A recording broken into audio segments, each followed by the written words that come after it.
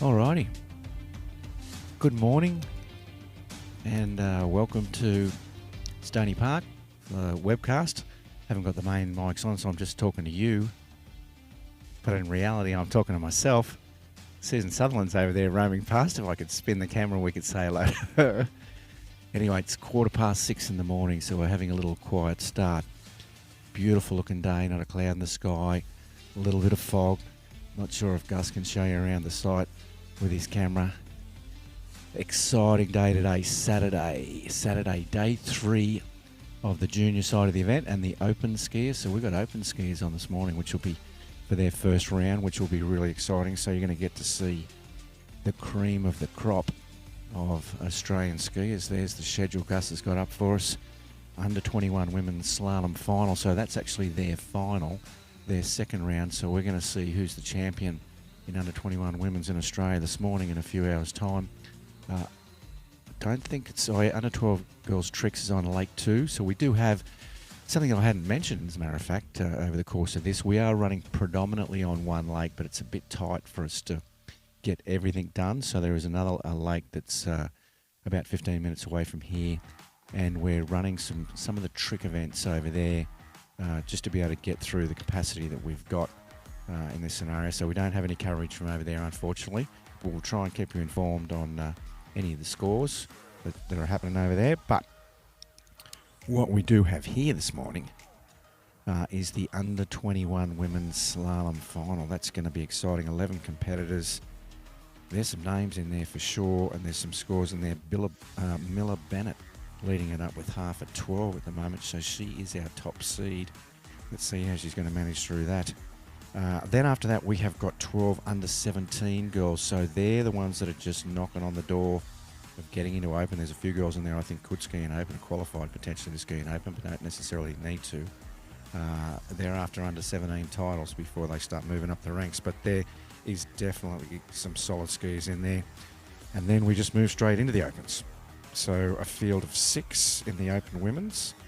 Courtney Woombs from New South Wales, Jada Sweeney, Victoria, Erica Hayes, New South Wales, Lorraine Moroney from Victoria, Ruby DeSalvo from Queensland, and our top seed at this stage of the game, Sadie Ferguson from Queensland as well. All right, good morning.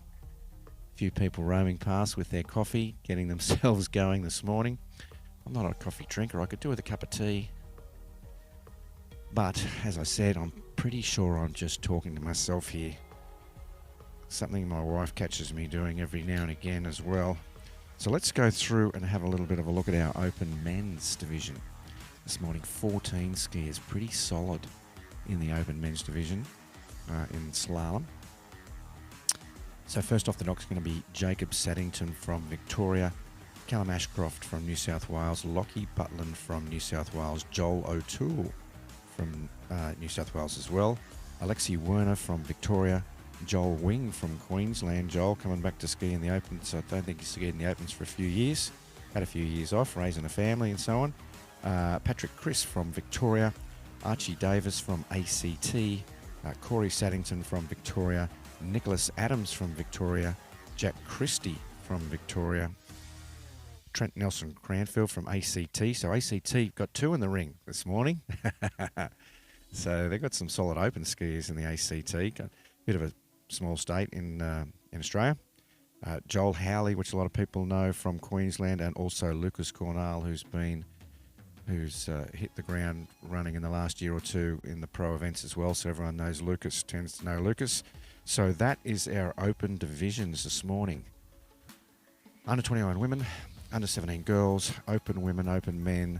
There's going to be a lot of stuff going on that's going to be pretty exciting. So it's busy around Stoney Park. Not only are we running the national tournament here, it's sort of a bit of a popular camping spot for local, when I say local, probably Sydney, Newcastle people to come and get away for the long weekend. Easter being a long weekend in Australia, 4 days off. You get Friday, Good Friday, then Saturday, Sunday and Monday. So a lot of people like to get away with their caravans and tents and so on, and there is a tribe of people hanging around this site, which is kind of good. It gives it a good feel. There's lots of stuff going on, but I'm just slightly mindful of the fact that it's 6:15 in the morning and I'm not 100% sure they want to hear me blaring out over the speakers. But they're going to hear a Malibu boat blaring up and down the lake in a minute, so as soon as we're getting underway, I'm going to go live on our local speakers and wish everybody a good morning. Yeah, like we were talking about earlier in the week, the weather looks on the improve, which is sensational. So we dealt with a little bit of wind and rain in the Famils and on that first day of competition as well. And the forecast was showing it getting better. We've got fog this morning, and normally fog means you're going to have a beautiful day, and that is definitely the way it's looking. Not 100% sure where we're going to stand on the wind factor. We still had some blustery westerlies yesterday, which I think right in the middle of the day did affect a few of the skiers. So, but everyone was keeping their eyes on their fries, so they're aware of it, and certainly all these divisions that are coming up this morning, they're cunning enough to be able to keep an eye on conditions and know what they have to do to get the scores they need. Don't see much stirring from any of our campers over there. I think everyone's still in Nine Eyes land on the other side of the lake. Can see a car heading over, which I'm pretty sure is going to be heading over to a judge's tower over there. So maybe he can get on the horn on the way through. Lucky he can get through, actually, just looking at it now. There's so many cars. There's only one little path that he can sneak through. Not sure. Actually, I'm not sure if I have a judge's sheet. They usually give me a judge's sheet in my little PA folder to see who's potentially got to make their way over to that other side this morning. Need to have a little tap on the phone here. We've got 6:22, and I know that they want a skier on the water at 6:30. Maybe Gus can show me what's going on down on the start dock. I'll see if who's milling around down there, if our link down there is still operational. His little countdown timer is saying 7 minutes, which is probably about right. Thanks, Gus. Nothing much happening down there at the moment. So maybe just a little bit of a slow start to the day. Maybe I should... There we go. We've got Gary Pollock in the boat. Shane Coulter looks like he is the boat judge. Or maybe not. Maybe they're just tuning that boat, because Shane Coulter is the chief boat driver for this event. Gary out of North Queensland, who is going to be driving the event first thing this morning. They might be running up and down. I'm sure they will be, checking shore path. Maybe doing a little bit of tuning down there as well, as far as adding a little bit of weight just to trim the boat the way that they like it. So it tracks beautiful right up the middle, so it's very fair for all of the skiers. That's definitely the way we like to play. Now, maybe if I wind up my speakers here, Gus, we can see whether there's any reaction out in the outer world. Just have a little wind up. Good morning, everybody. Here we are again, day 3 of the 2025 Malibu National Titles. What's the old story? Hey, Troy there. Wakey, wakey, wakey, hands off Snakey. Here's the scoop. Yes. Easter Saturday. Have we got anyone stirring in the distance in all those fancy caravans? Come out and see some beautiful skiing at 6:30 in the morning. Sorry if it's a bit of an abrupt start to the day, but unfortunately that's the way it's going to be in this Waterski game. We like to get started early, and we've got lots to get through today. So we're going to have a skier on the water pretty soon. I'm sure it's going to be under 21 women's slalom. Welcome everybody here to Port Macquarie in New South Wales, Australia, Stoney Park, for the 2025 Malibu National Waterski Titles. That's what we're here for. The highest ranked amateur tournament, waterski tournament in Australia each year. We do it Easter time.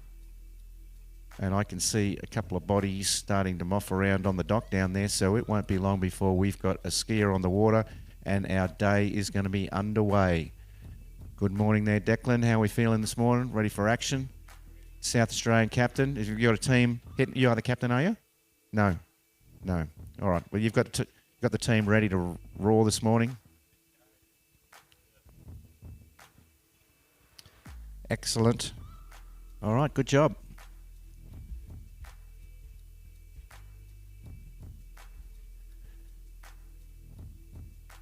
Maybe everybody needs to head over for coffee first thing this morning on our slow and steady start we've got here. I'm pretty sure Dougie and Viv are over there. Not sure what colour shirt. I came down with Dougie this morning, but I'm not sure what colour shirt he was wearing. But I know it'll be bright one way or the other. And he will be firing up that coffee machine ready for action. So anyone on that far side of the lake, any of the campers hanging around as well, if coffee is what gets you going in the morning, head over to this side. You're more than welcome to. We've got a little canteen bacon and egg rolls. If it's all too hard this morning, I know what it's like when it's all too hard. We've got some good coffee happening. Sorry. I have trouble getting there myself. Thanks, Pam. Good on you.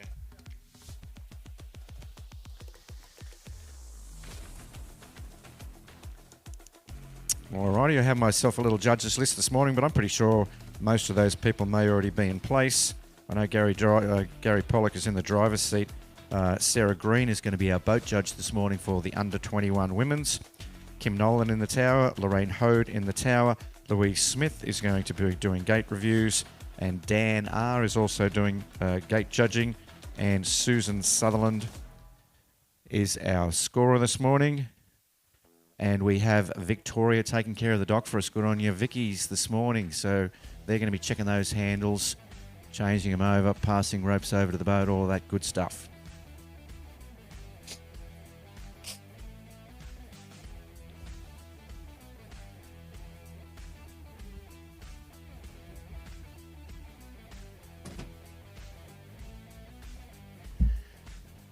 Only a little bit of fog still hanging around at the moment.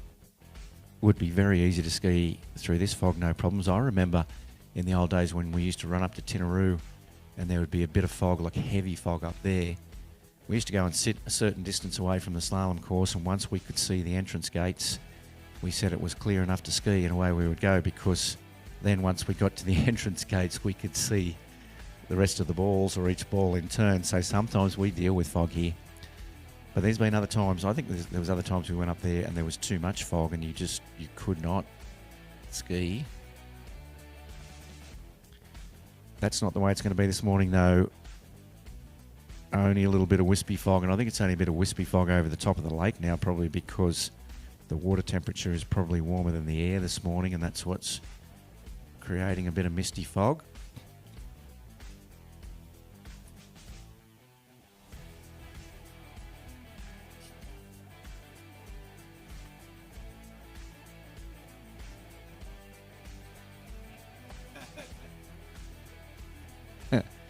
Shane, the chief boat driver, is telling me don't worry about the skiers. He said worry about the boat drivers and see whether he knows where he's going.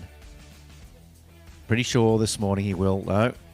I reckon we're good to go. I'm getting a bit of a thumbs up. I think we're about to have a skier on the water, and we're going to get this day 3 of our 2025 Malibu National Waterski titles underway. And I'm excited about this morning because everybody, we're excited about everyone, but we've kind of got the cream of the crop this morning. So excited to see what these guys have got in store for us. First thing. Surely all under 21 women get up at this time of the morning and feel fresh and good to go, don't they, Gary? I said surely they all under 21 women are good to go at this time of the morning, fresh as a daisy, ready to go. They're making it happen. I've got Gary Pollock in the boat. No doubt he's awake. He'd be wide awake because I think he probably knows, I'm sure he knows, that this is a final. This is crunch time. So just to go back over it again, I've probably have done it 100 times. Under 21 women, it all comes down to the score that they score in this final round. So the prelim round doesn't really matter. We're interested in what they score today, and that's how they are going to place on the podium at the end of this event. Oh, I need my pen. I need a pen up here in order to keep track of the scores so we know who's going to take it out. But we have got Billy Bressington on the water. I did hear from the boat there, 49k. It sounded like a start speed, 49k, 18 metres for Billy Bressington from New South Wales. They're tightening that line up behind that boat. I reckon he's just about ready to put the hammer down, and we're going to be underway in this under-21 women's slalom final. This is the final.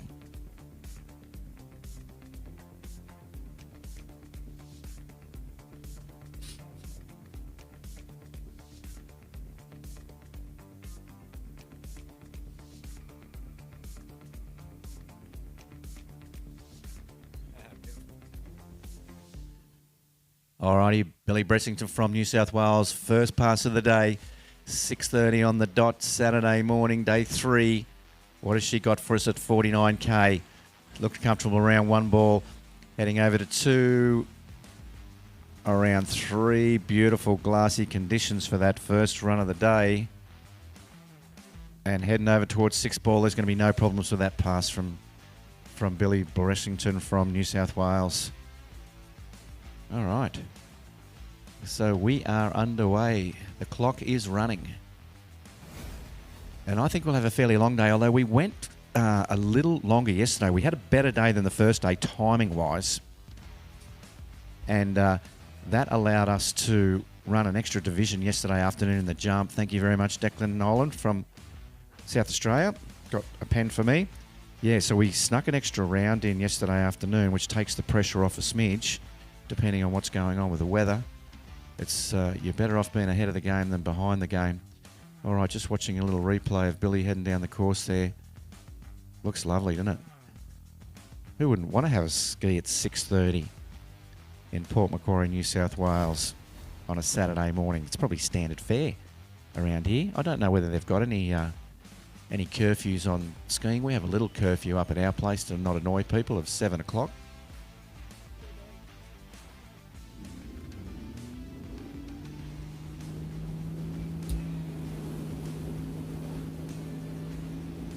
Alrighty. Billy Bressington, New South Wales, under-21 women's slalom final. She is coming back at 52k. What has she got for us? Oh, I do have scores from, look a little closer, the scores from the first round. She scored 1.5 at 55, so she got through this past first round. Hopefully she can get through it again. A little bit of fog there. Actually, she's skied through that foggiest part there. Round 4 ball pretty good. Over to 5 and heading to 6, no problems there. So that is a completed pass, 52k. So she's going to get a shot to ski a little better than round 1. Just scored 1.5 at the next pass in round 1. And where does she need to push her way up the line here a little bit? Ada Richards and Caitlin Robinson, they were deep 18. In round 1, so she probably needs to get through it. I'm not 100% sure whether she normally does or whether this is where she's at.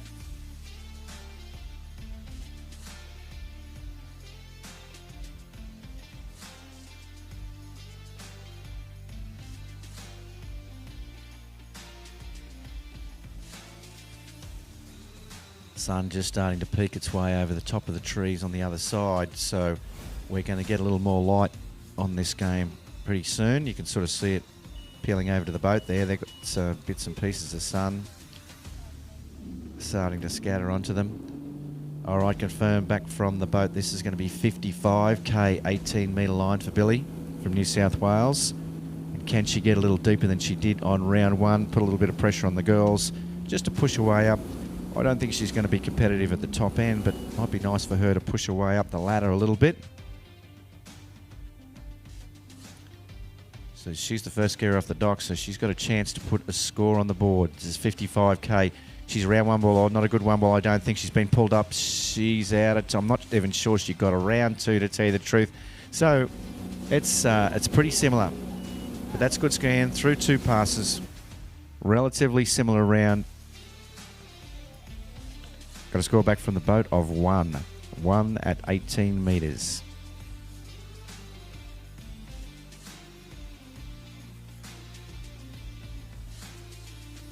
I'll probably have to do a review there. Oh, Gus has given me a review. I should have been watching. Some of the towers called that she got around that. Having a little look there. Gus is giving us a bit of a look to see whether we think she got around 2 ball or not. I don't really think she did, but I'm going to leave that to the judges on that one. They've got their own review computers in there, and no doubt they'll sort that out and get the correct score. They have confirmed that score of 1 at 18 metres 55k for Billy Bressington from New South Wales.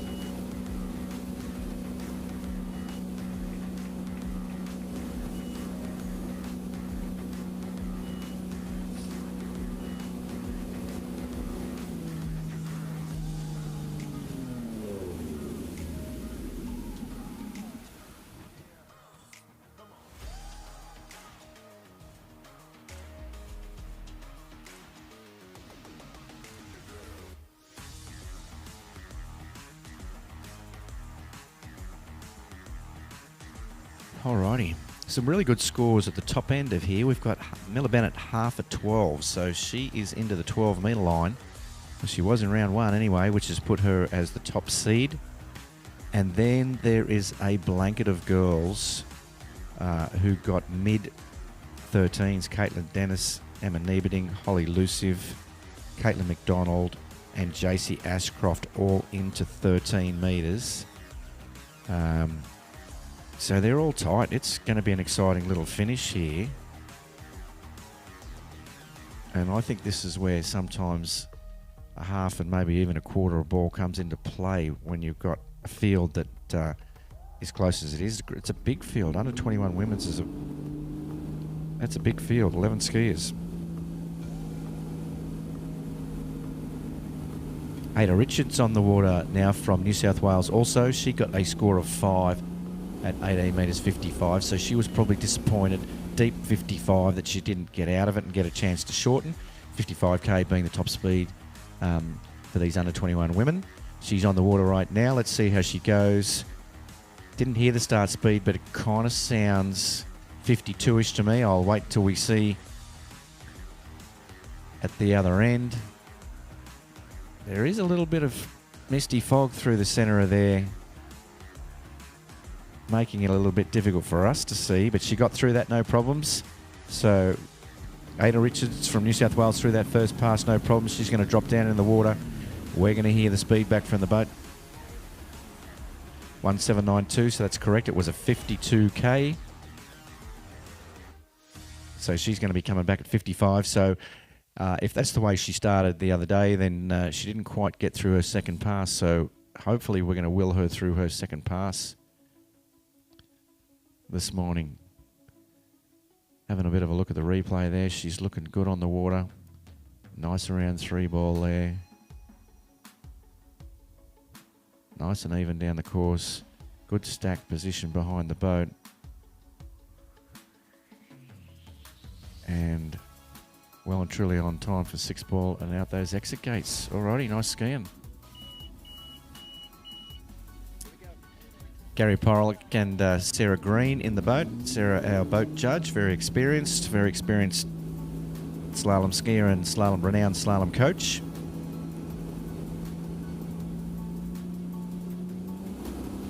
It's nice little look down there, the trees as they head around the turnaround island. All right, we're coming back in. 55k, 18 metres. Current lead is 1, but we're pretty early in the pack here. She's certainly skied around that, and she's heading down the pass around 2, over to 3. Maybe a little iffy. I think she's in a smidge of trouble. She's around 4. She's going to need a big 5. I think she's got it. I think she's going to get around 6. Oh, yes. I think there was some moments going on there, but she stayed with it the whole way. I'm not sure she felt overly comfortable, even early on in the piece. Didn't look super comfortable, but just stuck with it, which is the name of the game. It's the old saying that there's no style points in slalom skiing. We've just got to get around the balls. Maybe a little bit of a narrow entrance gate might have put her down course from the get-go, and then she just had to give almost a little double pull, or just hold on a little longer to get to the width of 2 So I think it was a narrow gate that caused her trouble from the get-go. So she's narrow there and just turning down course. But she just stayed with it. And she got home no problems. So good job for Ada Richards from New South Wales.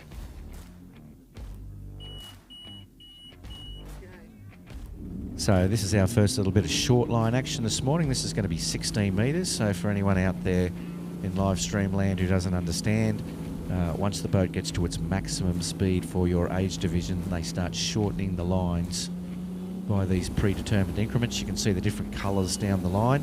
And this is the first shortening, 16 metres or 22 off in the old scale.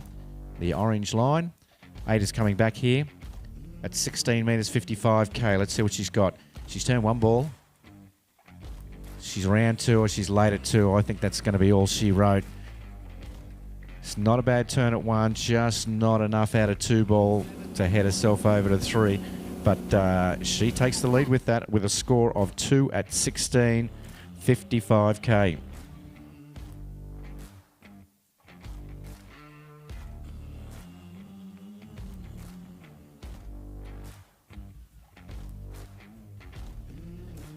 Alrighty, nice little start for the morning.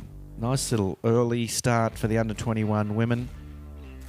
Couple of skiers off the dock, breaking the glass, waking up our campers on the far side to some early morning skiing. That's what we do.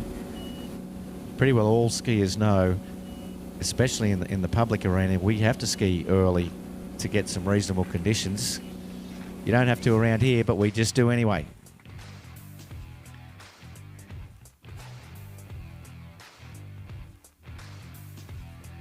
Alrighty, so next skier up, we are going to have Caitlin Robinson from New South Wales. Now, she scored just a tiny bit better than Ada Richards with 5.5, so she just didn't quite get her exit gates in round one. And Ada has raised the bar with 2 at 16, so we're going to see if Caitlin Robinson from New South Wales can maybe do that as well, as she is waiting down on the dock. Mark Lauder, their team captain, hanging out with those first New South Welshmen. I think it's the first 4 are all New South Welshmen down there. They've got a strong team, New South Wales, this year. There's lots of skiers, lots of blue around. I suppose we are in the middle of New South Wales, which makes it maybe a bit easier for those guys to get here, but I think they're just kind of strong across the board. Not really?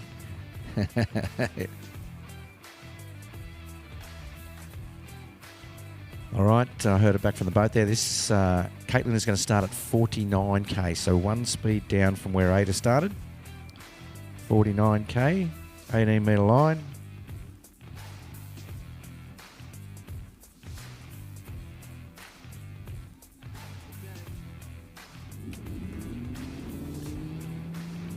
Alrighty, don't forget everybody to head on into the canteen. They'll have bacon and egg rolls already getting cooked up, I think. Definitely coffee on the go over there. Probably everybody's already hit their coffee this morning, have they? It's definitely ready to go. Alright, Caitlin Robinson from New South Wales, under 21 women's. Let's see what she's got for us at 49k.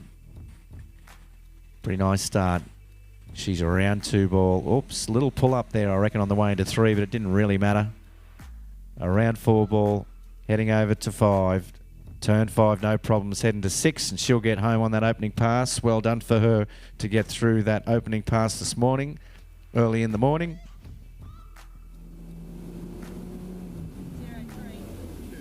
I was mentioning it yesterday. I'm not sure. I didn't really get a chance to talk to anybody whether maybe the sun comes into play a little bit.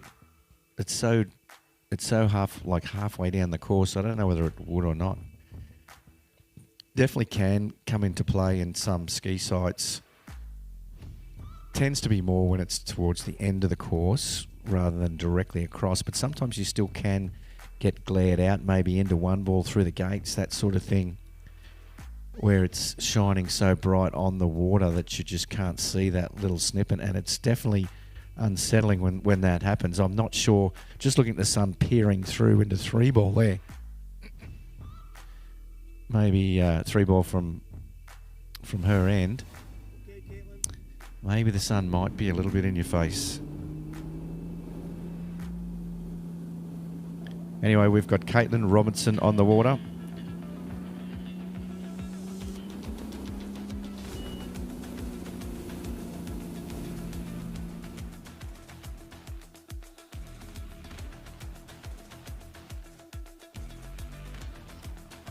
Alrighty, we've got Caitlin Robinson on the water coming through on her second pass. This is 52k now. She's around 3 ball, no problems, heading over to 4. Out of 4 ball, looks like she's on track here. She's going to turn 5 and get home. No problems for Caitlin Robinson from New South Wales. Alrighty, that's 2 passes through. No problems there for her.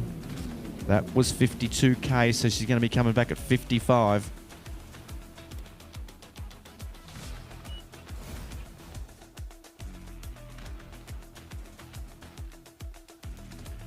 Have a little look at the replay. It looks so nice on the replay. It was the same as yesterday afternoon. The colours, when that sun is bright across the shot, beautiful colours we're seeing here at Stoney Park for this event with the weather being beautiful. Nice around 2 ball, easy peasy. I think this pass might have been nicer than her opening pass because she got a little bit of a better start. She probably, down in the water, she said, let's get a better gate than that opener here. And I think she skied it a little earlier and a little easier all the way. And that's going to make her feel good for this next one, for sure. All right, 2 completed passes for Caitlin Robinson. 5.5 on this pass is what she scored in round 1. Can she do better than 5.5 in this final round? Let's see what she's got in store for us here at 55k, 18 metre line.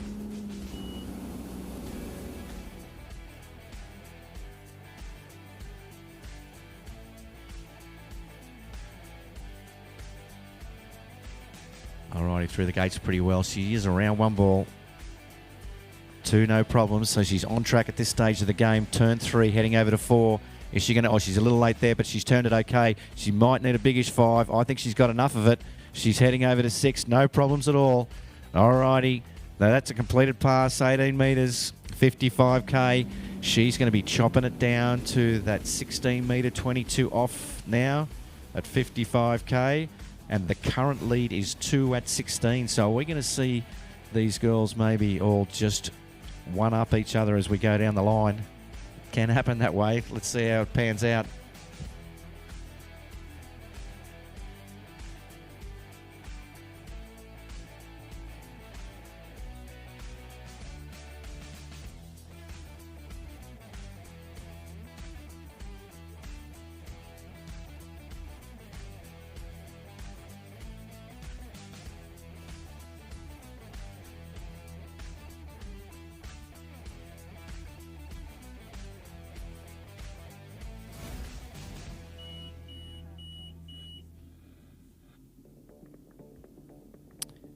Pretty sure there's a whole bunch of these girls in the under 21 women's who are overall skiers, so 3 event skiers, so these scores can help out here. So definitely looking to get as many buoys as they can in order to bolster any overall scores we've got going on here. But we've got Caitlin Robinson from New South Wales coming back 16 metre line. This is the first shortening at full speed, 55k.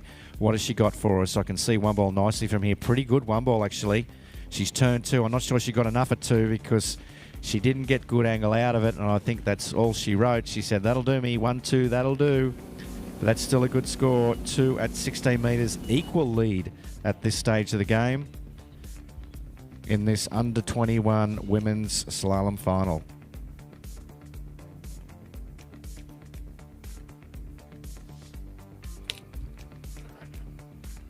Something we haven't been paying much attention to, and maybe we should have,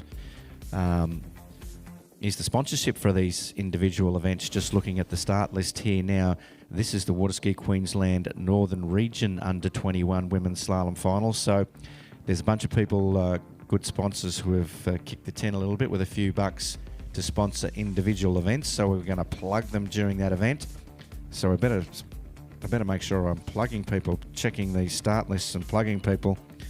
The Northern Region of Waterski Queensland is sponsoring this particular event. The good guys up there, I know some of them pretty well.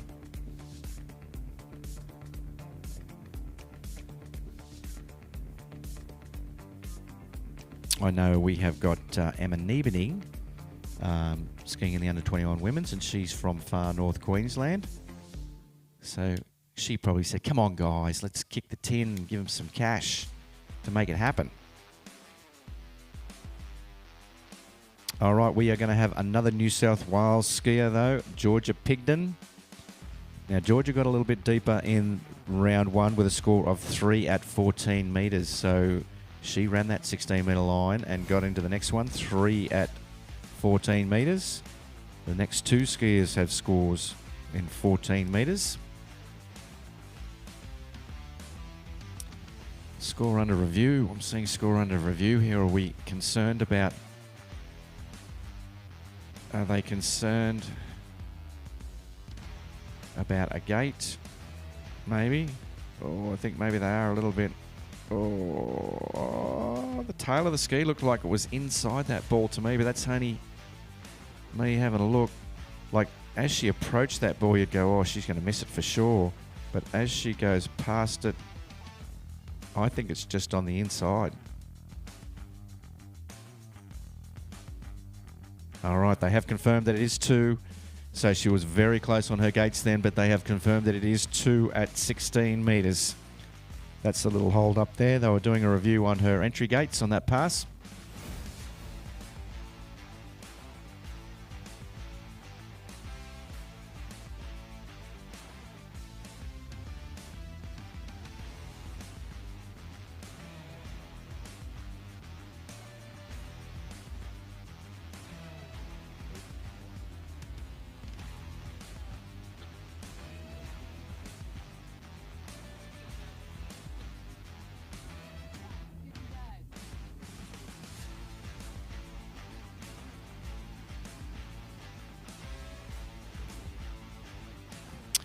Alrighty, word back from the boat.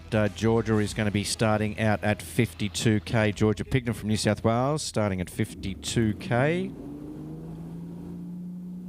I can hear that boat powering up. She's heading towards the course.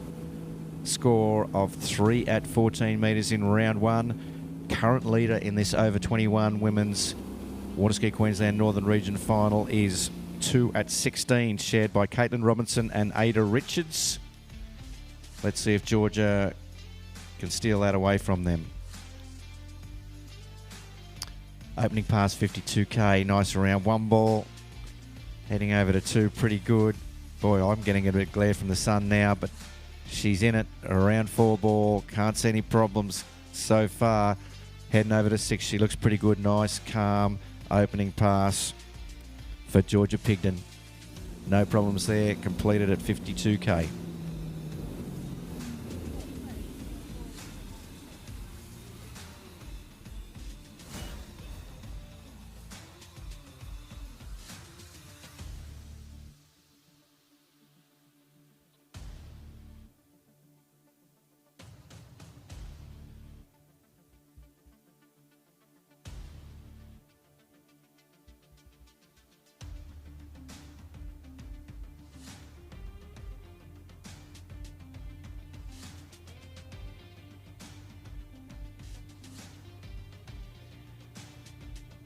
Lucky I brought my sunnies with me because that sun has really poked its head up above the cloud now, hasn't it? And above the trees. It is pounding down there. It's pounding down directly at me. If I was going through my entrance gates now, there'd be trouble. But I'm hoping out on the water it's a bit of a different angle and those guys are right. You know anything about it, Murray? No. Has anyone complained about it or anything? Normally you hear pretty quick if there's sun issues, so I don't think there is. Alrighty. Georgia Pigden on the water, coming back second pass. This is flat out for her, 55k, 18 metres. Got through it in round one. Let's see if she can do it in this final here. Turn 1 ball nicely, pretty good. Heading over to 2. Looks on track at this stage of the game. Has turned 3 pretty nicely. Over to 4. Can't. Oh! I was about to say can't see any issues, but there's a little one. Then when the handle gets away from you, it's all over Red Rovers. So let's have a little bit of a look at the replay there. Going down at 4 balls, so 3.5 is going to be the final score for Georgia Pigden. Disappointing for her. Pretty sure she would regularly get through that 18-metre line length. Turn 3 ball pretty nice. Not sure what happened over here at 4. Gus is slowing us down for us to see. Maybe she was a little narrow. She had to stretch, and then when she went to complete the turn, she dropped the shoulder in a little bit, and it bit a little bit too hard and pulled that line away from her. So that's disappointing, but that's the name of the game. 3.5, 18 metres.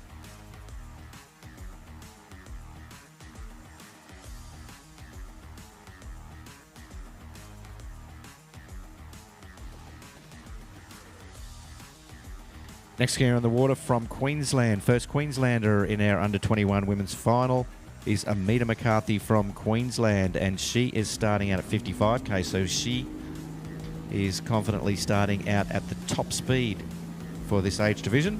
55k, 18-metre line.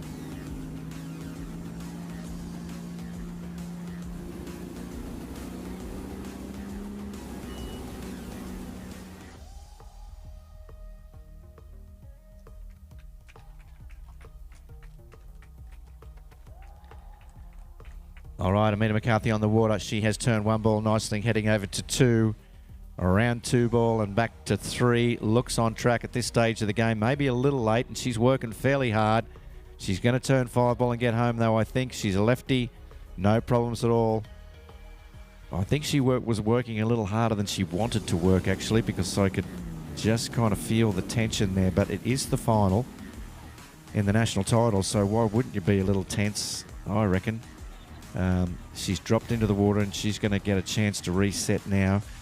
She got a score of 4 at 14 in round 1, so she skied through this pass, she skied through the next pass, and 4 ball.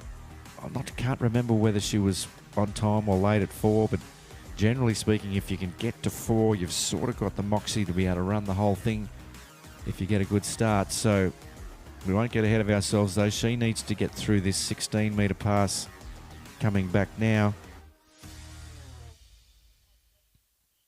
But just a reminder that the current lead score in this division is 2 at 16. So if she gets a piece of 3 ball, that is going to push her into the lead. But to be honest, that's not going to cut it, though, really. She's going to need to go deeper than that if she wants to hold the lead. Anyway, we have got Amita McCarthy from Queensland, under-21 women's slalom final, the Waterski Queensland Northern Region final here. We've got, she's from Queensland, she's coming back in, 16-metre line. Piece of 3 ball is going to push her into the lead. What's she got for us? Get a good view of 1 ball here so I can see what sort of start they get. Oh, I'd say a really good start, actually. Pretty good at 2. She's around 2, heading over towards 3. It's all there for the taking. I think if she can hold it together, she's turned 4 ball. Over to 5, in time at 5, no problems at all. Right from the get-go, she had a lovely 1 ball, set her up early for 2, and then turned 2 nicely as well. So that's the sort of pass you want, one that's right in the wheelhouse for you. All right, confirmed back from the boat. So she has pushed herself into the lead because we are going to have a score of 14 metres now. Is going to be in our lead position.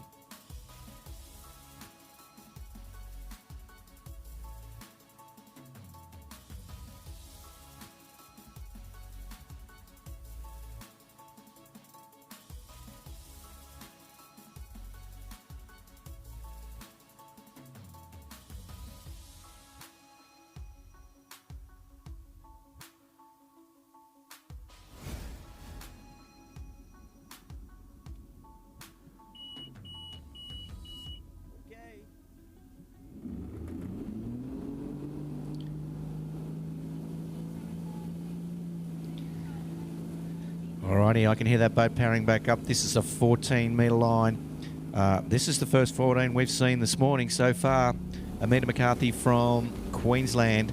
She got to 4 ball in the first round. Can she get all the way through it in this final round? Let's see what she's got for us. Pulled out wide for her gates. Nicely through those entrance gates. 1 ball's important here. She didn't get a bad one. I'm not sure we was 100% in control. Oh, she's a bit down course at 2. Could be trouble. She's still turned 3, slack line there. Hard to see from here. She's got around 3 ball. So I'm kind of thinking we might be at 2.5-ish at 14 metres. Just looking at that replay there. She's a little narrow at one ball. She's turned tight and held onto it though, but that's given her more speed. Lost a little control in her edge change, so she's running hot into 2. She's turned 2 though, but ended up really late and narrow at 3, and she's just tried to give it a bit too much, and it's taken the handle out of her hand. But that's still very good skiing, and it is the new leader. Amina McCarthy from Queensland, 2.5 at the 14-metre line.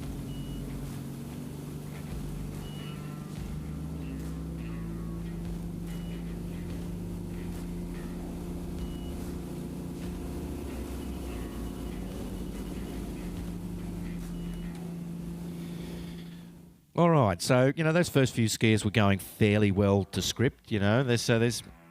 There's different levels of skiers, and all of those guys skied pretty well. So I think everyone will be happy. Maybe Georgia Pigden was definitely a little down on where she was before, so she'll be a smidge disappointed, unfortunately. But now we are heading into our group of skiers that all got into 13 metres. So this is the pack that are all very close together. So it'll be very interesting to see how this is going to pan out.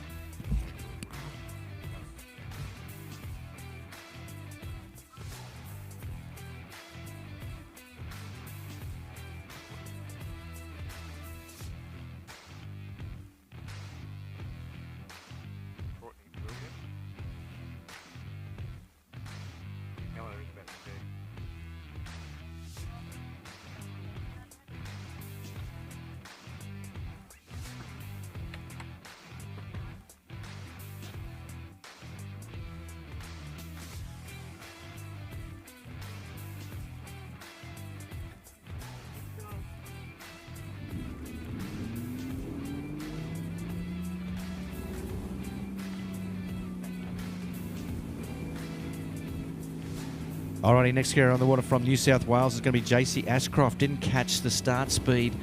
Got a feeling it's either going to be 55 or 52. And Georgie Cooper, who's about to join me in the tower here, tells me that she is the under-21 women's jump champion. So this slalom score does matter a little bit, because I'm pretty sure it's going to come into play on her overall score. She's heading down her opening pass. Kind of sounds like 52 to me. Could be 55, actually. I'll be interested to hear what they've got to say at the other end, but she made that look pretty easy, so comfortably through her opening pass. That was 55 for sure, so that was 1695. So she's going to be coming back at 16 metres. So she had the lowest score in that blanket of girls that ran 13 metres, or into 13 metres, with 1 at 13 metres. Not 100% sure where she is, normally speaking, but she's in the pack, that's for sure. What do you know about JC Ashcroft, Georgie Cooper? Good morning, everyone. I don't know a lot about JC. I know she spent a bit of time in the States last year with her brother, had a bit of fun over there, skied. Nice. Do you know what part? Were they over Florida side, or you don't know? No, I think California, but I'm taking a total guess there. All right, cool. So this is the final. What have we got? Any standout good scores? Well, we've got, at the moment, leading out, we have got Amina McCarthy from Queensland. 2.5 at 14 is the score to beat currently. I don't really think that's going to stand for too much longer. But anyway, we're about to see. We've got JC Ashcroft from New South Wales coming back in, 16 metres. This is 55k, full speed for these girls. We get a nice view of one ball, and she's turned it pretty well, and a lovely around 2 as well. So she is on track to head down this course. Over to 5 ball, looks pretty standard fare at this stage of the game, and she'll get around 6 and out the exit gate. So that is a full completed pass, 16 metres for JC Ashcroft from New South Wales.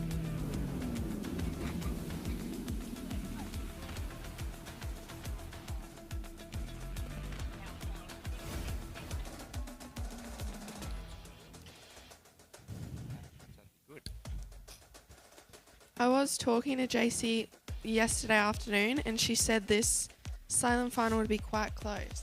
She said all of the girls within the next two skiers are half a ball, if that, Yeah, I between each other. Yeah, I think they're all probably pretty tight. I'm not even 100% sure if... Well, Miller certainly got through 13. Looking at it now, she looks like a clear favourite, and I do remember her looking comfortable at those 14 and that 13-metre pass.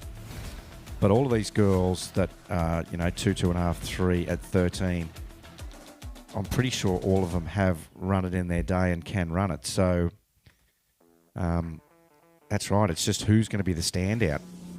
This one's the real pressure cooker one, I reckon, because it's the final routine where it all comes down to this final. So anyway, we've got JC Ashcroft coming back 14 metres. I think she needs to run this again today. She ran it in her first round. If she's going to be a player, I think she needs to run it again. Can she run it again? 14-metre line, 55K. JC Ashcroft, what have you got for us? She has turned one. Pretty good one ball. Oh, she stood up a little out of two. She's going to need a big 3 ball. I think she's got one. She's still there, she's staying in it. She's going to need a big 5. I think she's done it. Yes, that was she nice. has. I think that was a nice saviour after the 2 ball. I think she had a bit of a heart palpitation around 2 and went, I've got to get back down on this thing. And she got back down on it and stayed with it. And I still say, when you can run a pass, when you can make a fairly glaring mistake and get back on the game and run it, I reckon that means you've got the next pass in you if you run it well. You might not be able to afford those same sort of mistakes, but I think it sort of shows that you potentially can. Anyway, she stayed with that nicely. She was late at 4 ball, but didn't panic, didn't overturn it. Made some ground back up by the time she got to 5 and 6 balls, so nicely done for JC Ashcroft from New South Wales. So her being the jump champion, does that mean, well, no doubt she's going to get the most overall points in jump, potentially, but is she the favourite potentially for overall? She's at the pointy end of slalom as well. How does she trick? I'm not sure overall-wise, but I know Miller Bennett will definitely be up there. And Caitlin Dennis. There's a lot of good 3-event girls and under 21s. Yeah, fair enough. All right, here she comes. This is an important pass here. This is 13 metres. I think what they get at this pass really going to determine some placings here. A little slow out of 1 ball. Yep. But she's still there. She's long into 3. Not sure if she even got around 3, to tell you the truth. So kind of thinking that is going to be a score of 2 at 13 metres, which is 1. Yep, confirmed from the boat, 2. That's still 1 better than she got in her prelim round. 2 at 13 metres is the new leader.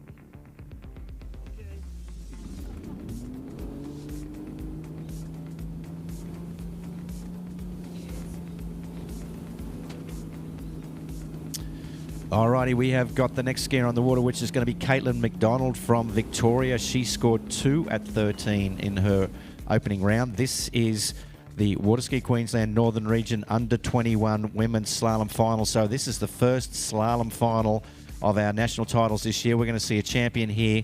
And is it going to be Caitlin McDonald? She's on her opener there. Sounds a little bit like 55, I would say. Heading down the course, certainly looks like an 18-metre line. She's turning around 5, heading over to 6, so she's got no problems with that opening pass. I will just check. Might have been 52. She looked very comfortable on that opener, getting the nerves out.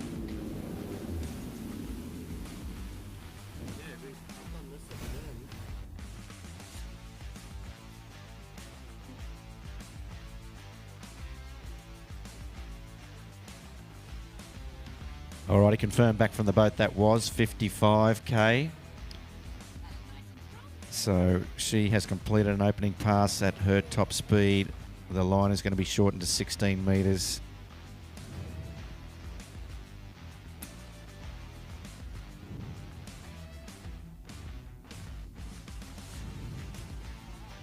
So after this under 21 women's slalom final, Georgie, the under 17 girls.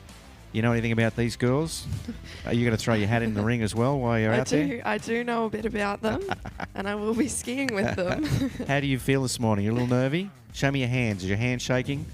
No, I'm a little nervous, but not too bad. It's only a seating round, and it's colder than home, so we're going to have to deal with that. I think they've been very nice to you, really, because it's warmed up enough now. Surely we're warm enough now to be okay to ski. The under 21 women's are the ones that have taken the hit this morning, being on the water at 6:30. Credit to them. Alrighty, we have got Caitlin McDonald from Victoria on the water. This is her second pass. This is going to be 16 metres. She got a couple at 13 in the opening round. Lovely one-ball, great start. Nice and early for two. She's hooked up nice. Looking very, very comfortable out there. All over that pass for sure. Yeah, looked good, didn't she? Never in doubt, that one. So nicely done. She's going to give herself a chance. Needs to get through the 14-metre line, though, really. We're one pass ahead of ourselves, really. She needs to get through this next one to be a player. Current lead score 2 at 13. I don't quite think 2's going to hold up. That might hold up as a podium position, maybe. I don't think it's going to hold up as a gold medal position.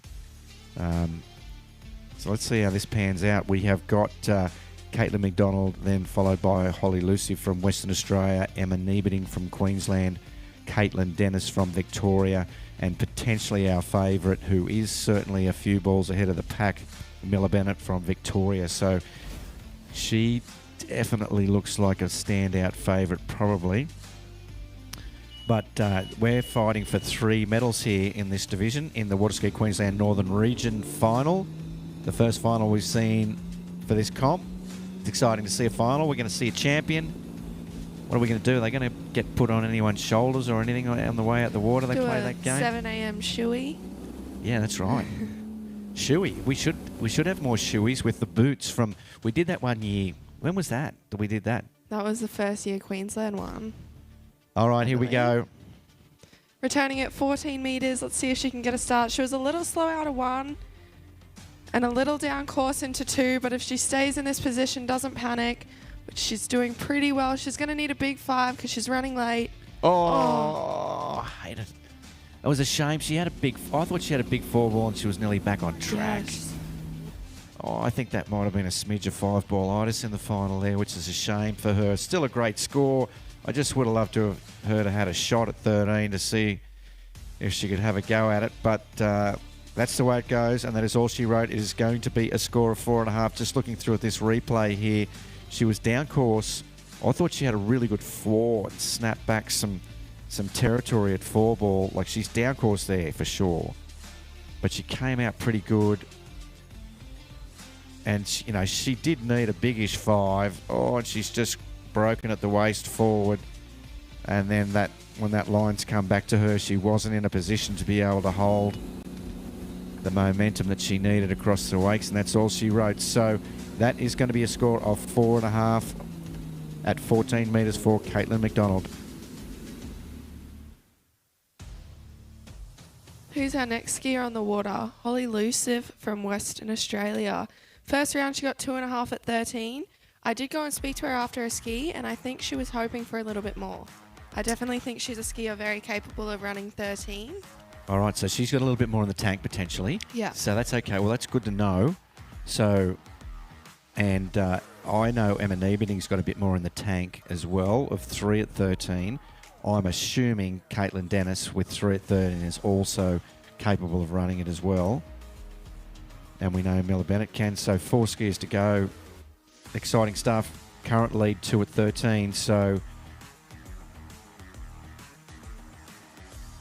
we're about to see how this thing's going to pan out.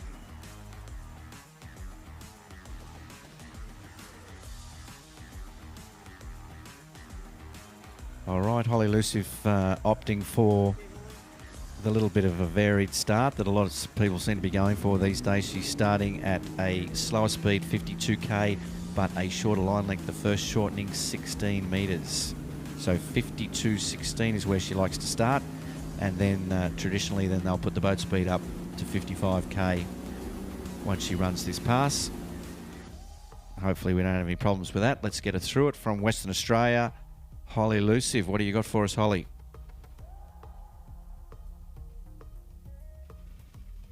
Lovely start. She's got a good hook up out of 1, good out of 2. She's looking very comfortable out there. A nice relaxed pass to shake the nerves and have an opener under her belt. She's looking great out of the ball. Very, very comfortable. Yeah, we're starting to get to the pointy end now, and we're starting to see some lovely skiing, some quality skiing. Those opening passes looking easy and controlled. And that was one of them from Holly from Western Australia. I think she'll be feeling pretty comfortable in the boat with Sarah Green as her judge. She does a lot of skiing with the greens, so she'll feel a little more at home with the boat crew. Holly doesn't jump though, does she? So No, so she's not an overall contender. yes. Neither does Emma Nieberding.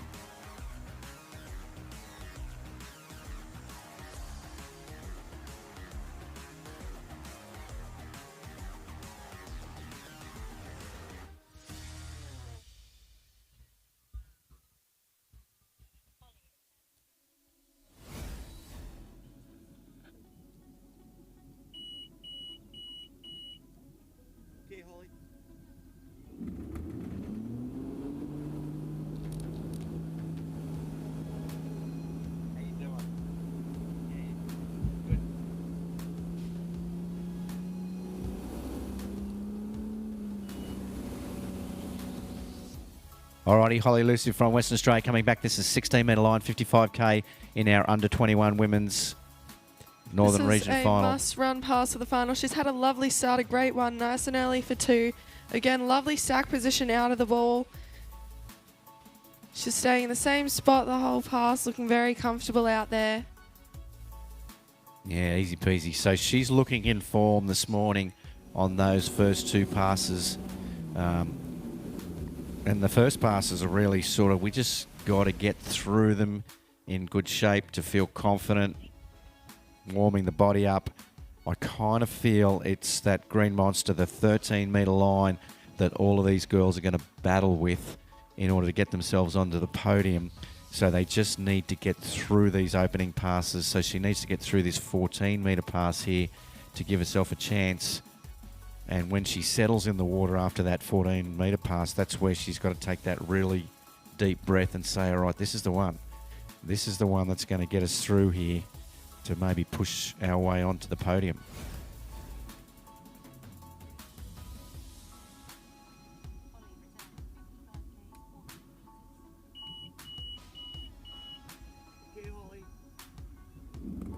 Holly Luciv from Western Australia coming back in 14 metres. George, what do you think? Do you reckon she's got it in her? I definitely think so. Her think first she 2 does. passes have been great, and I know this is a pretty standard run pass at home for her in training, so I think definitely she'll be wanting to get through this and focus more on the next pass.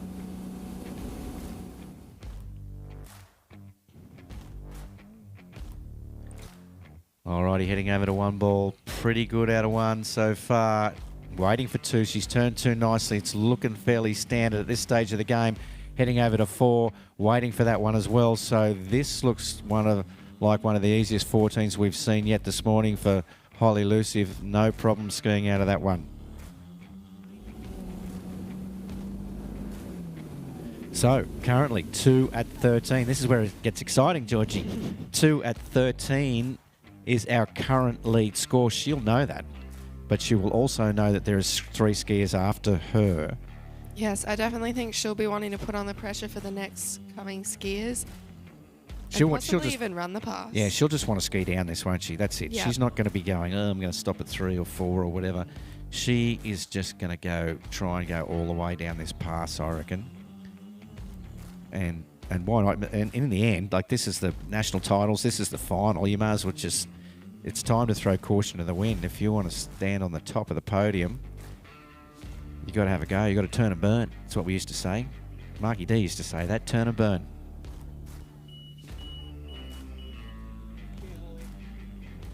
What's Holly going to have for us? This is 13 metres. The only skier in this division to get through it has been Miller Bennett so far in round 1. Are we going to see some more 12-metre action here? Alrighty. 13-metre line, Green Monster needs a start. I keep saying we've got a lovely view of one ball here. It's so nice to see. We can kind of get the groove of how the start has gone. What's Holly got for us? Pretty good one ball, actually. One ball. Yeah, she's going to turn 2. She's around 2. Pulled forward a little bit there. That's trouble, but she'll get it back at 3. Hopefully, she needs to turn 4. She's going to turn it heading over to 5. Can she get around 5 and home? I think she can. I think she's going to run it. All right. 13 metres. She's throwing the fist. She's excited about that. She's given herself a shot at the title. I think she will be stoked with that skiing. We'll see if we've got a skier's bio to check PB territory, because this will definitely be close. I think if we have a look at this replay, George, she had a little bit of trouble out of 2 ball. I went, oh no, it's going to be trouble. She turned 1 well and was early for 2. And then the handle just got away from her out of 2 ball there, and she was bent forward a bit, but she dragged it all back together at 3 and really thrust her hips forward, so got good angle over to 4. Then she just had to stay in the game and was at reasonable shape at 5 and went, I'm coming home no matter what here. And we'll see her waving her arm around through those exit gates. She's excited for sure. What a round to do that. That is awesome skiing by Holly. She has got a PB of 2 at 12. 2 at 12. So Miller skied it beautifully. And I'm not saying she's going to run it this morning. I don't want to put pressure on people or whatever, but only got half at 12. And that's the way 12 can tend to be. Do you get a start or not? She wasn't under pressure because, she was the only one to run it, so it didn't really matter. But now it's going to come into play. How many balls here at 12 is Holly Luciv going to get to put the pressure on Miller and the rest of the pack? Lovely. Let's see. Wide gate.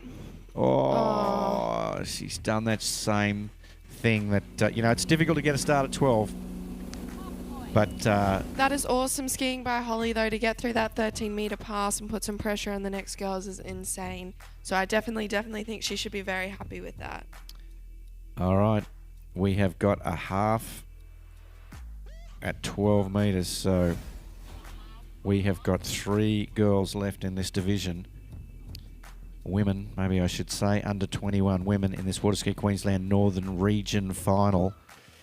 And now they all need to run 13 if they're going to make a play on this game. Well, that's sponsored by Waterski Queensland Northern Region. I should have really been saying that. I think there's been some other ones prior to this. No. No. We are amateurs. I can take a pay cut and it'd be okay. But I'm going to try and say all the names today if we can.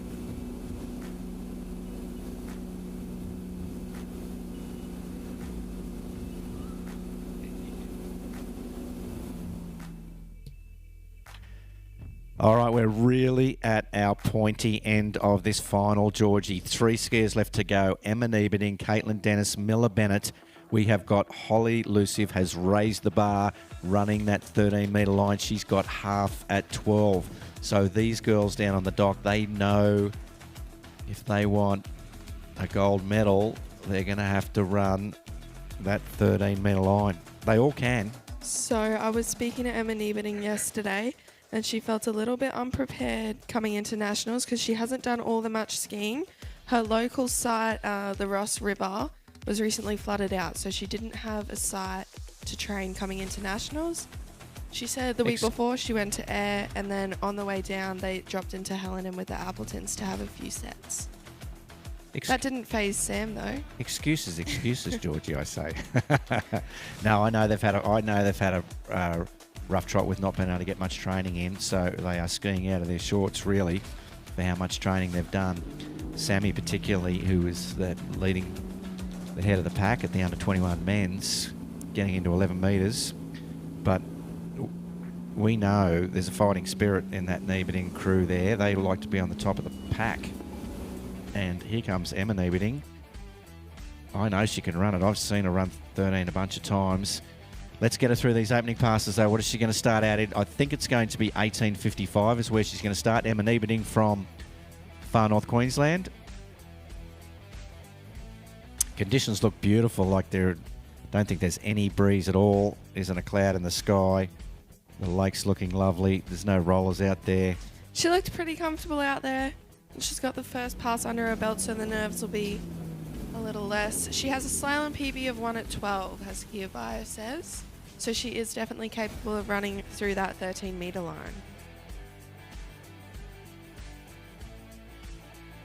Did she maybe run that 13 metres at a previous Nationals, like a couple of Nationals ago or last Nationals? She ran a 12, maybe, Sam? 13, 13, sorry. Yeah, it wasn't. So she likes the big events. Same as you, Sammy. You like the big events. You need more people watching you is what it is.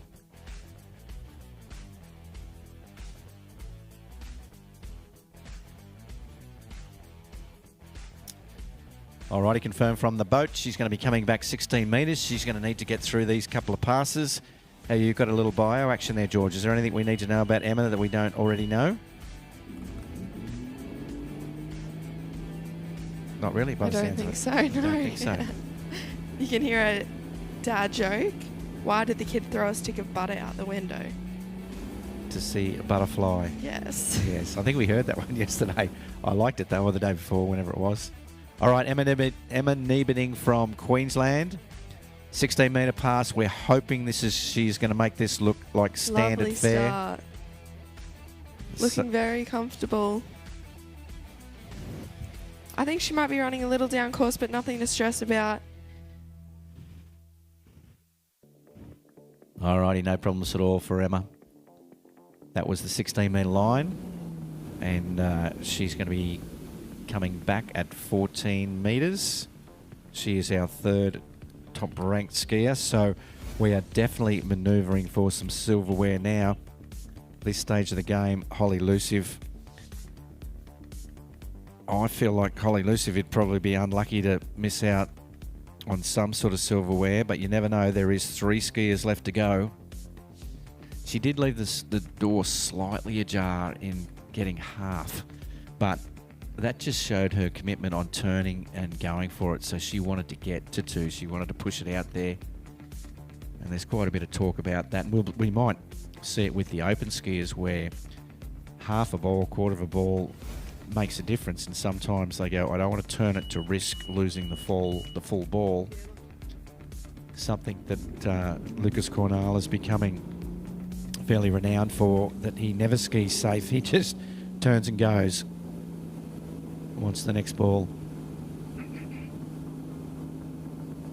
All right, Emma Nieberding from far north Queensland coming back in this under-21 women's division final. It's their slalom final. This is 14 metres. She needs to get through this if she wants to be a player. Talk us through, Georgie.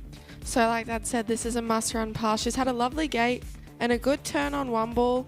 I do know this is a little slow out of 2. She needs to stay in the same spot, not panic. She looks like she's doing that. She's going to need a big 5 ball, and I think that she has gotten it. Oh, yeah, yes. She's through that pass, so that one is under the belt. She's going to get her shot at it. I just love them to have the shot at it. I don't want them to go down on early passes. I want them to have the shot at the money pass, which is 13 metres at this stage of the game, and then even see how you've then got to react to the one after that. So the leading score is half at 12, but then we have Amita McCarthy. We've got JC Ashcroft 2 at 13. 2 at 13. Yeah. So at this stage of the game, it's half at 12, followed by 2 at 13. With 3 skiers left to come. Emma Nieberding is about to get her shot at 13 metres to see whether she can get down this pass. And to almost, she still won't guarantee herself a medal, but if she can get past 2 ball, then she's certainly a solid chance of getting some silverware.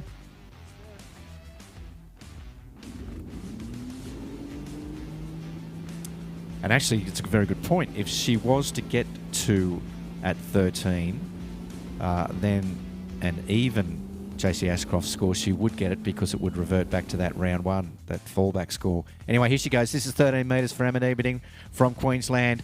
What's she going to do with this 13-metre line? We get a good view of one ball. She's turned one pretty good, so she's heading to two. She started the pass. She's come out at two, not too bad as well. Turn three tight. She's down course a little bit, but she's in it. She's going to turn four. I think it's trouble at four ball. That is going to be all she wrote. Four at 13 metres. That is still a very solid score. Yeah, it's still excellent skiing. She's definitely a player. That is definitely putting some pressure on Caitlin Dennis and Miller Bennett to get down the deep end of 13, which isn't always easy. That's not a common must-do. Yeah, well, it's half a ball. Oh, sorry, it's a full ball better than Caitlin Dennis did in round one. So it is going to put her under pressure for sure. So we had 2.5. She scored 3 at 13 metres.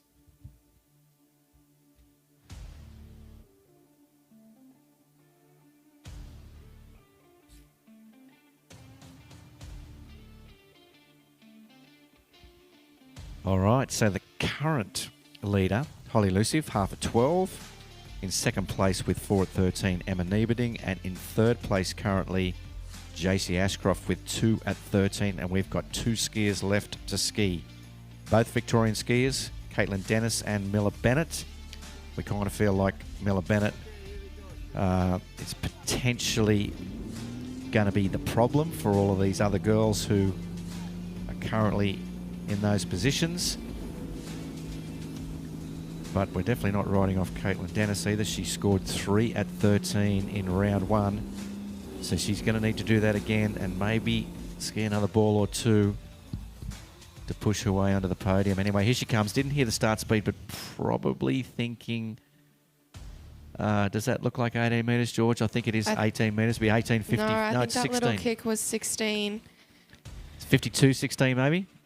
I think so, yeah. Yeah, I think it looks a little slower, so it might be 52.16, which is coincidentally the same speed that Holly Luciv started at.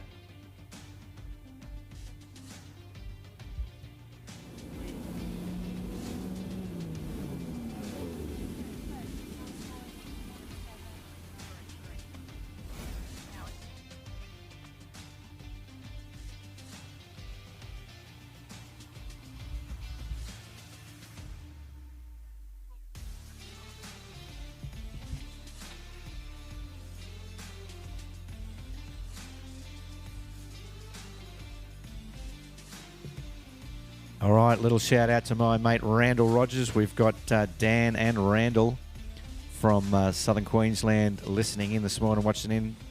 Hello to you guys. We are watching the under-21 women's. We've got, you guys are probably glued somewhere. I wonder whether you're having morning beers. There's a chance of that, potentially, because this morning's I reckon it's almost, not the start of the event, but it's where there's lots of fun stuff going on.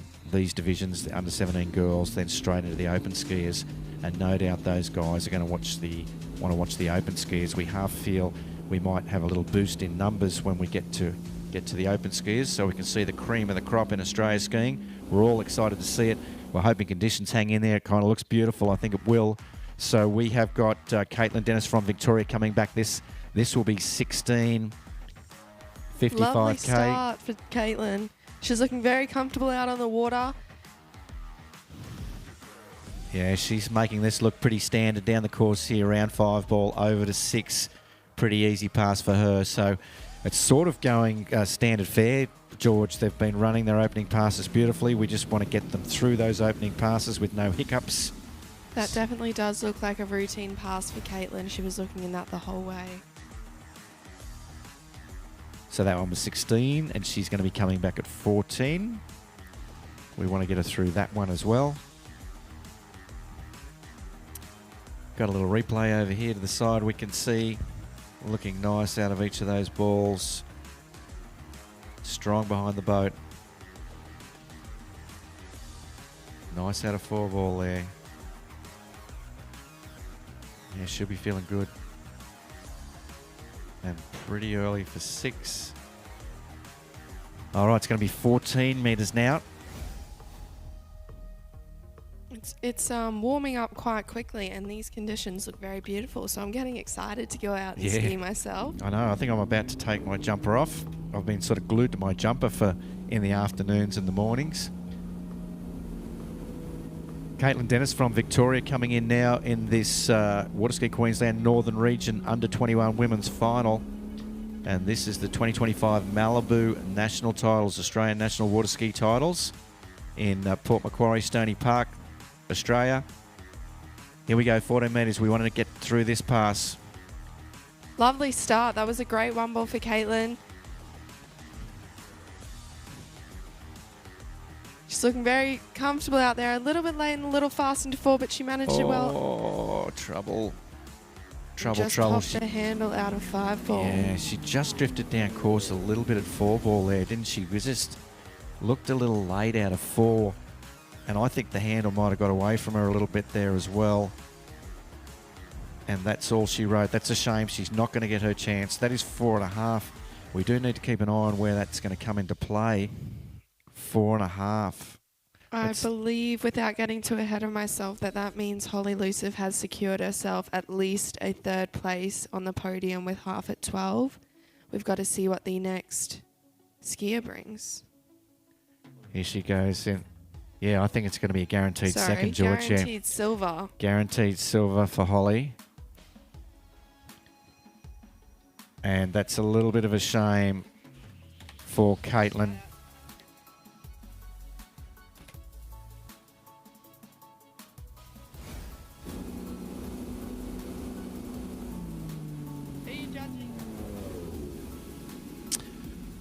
Alrighty, so that does, what have we got there then? So we've still got Holly in the lead position, and she's guaranteed a silver medal now with half at 12.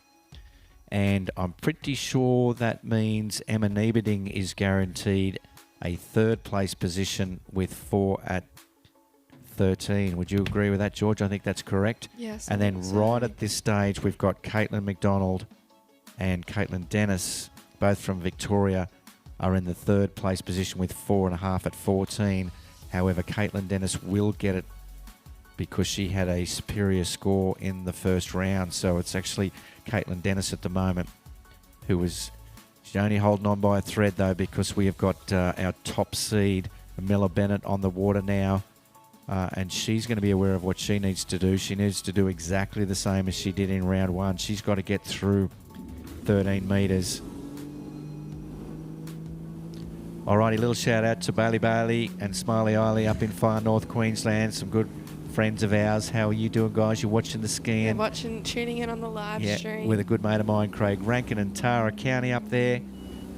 They'll be on it. He knows that the Opens are on this morning, and they'll be sitting glued watching the live stream. Yeah. Good on you, Smiley Eiley. Okay, Miller, what is she starting at? I think she is starting at, I do recall this, I think it was, well, maybe I don't. That looks like 16 metres. Yeah. I think it's going to be 16.55. Yeah, the boat does look like it's... Yeah. But beautiful pass. Yeah, she's got really lovely smooth technique. So, don't want to put the mocker on her, but she kind of looks the goods. Let's see if she's got the moxie to get through and get herself into 12 metres and get herself one. That's where it was just a tiny, the door was just a tiny bit open with the half. If she can run that 13 metres, she knows that she's just got to turn one ball to be the champion. Having a look at this replay there, yeah, she looks great on the water. Nice and smooth. Nice even swing from the boat. Plenty of time in front of the ball. Alrighty, Miller Bennett from Victoria. She jumped yesterday too, didn't she, Miller? I'm sure she did. Maybe I'm not sure. Should know. I'm just wondering whether she's an overall skier. I know usually, yeah, she does jump. Yeah, and she is certainly not going to hurt her overall score. So JC won the jump, but I think Miller was in there as well. All right, here she comes back. This is going to be 14 metres straight off the bat, so she's taking it from a little bit of a different direction to the other girls. All the other girls were 13 from the other end. If Miller can get through this 14-metre pass, she's around 2 ball nicely, over to 3, heading over to 4 ball. At this stage of the game, it's looking pretty standard fair, around 5 ball, and she's going to get home for sure. So all the other girls were taking 13 metres from the other end, and Miller is going to be taking it from this northern end. Miller made that 14 metres look very, very comfortable. And I know that 13 metre is not a pretty routine pass, I believe. So she'll definitely be wanting to try and get through this.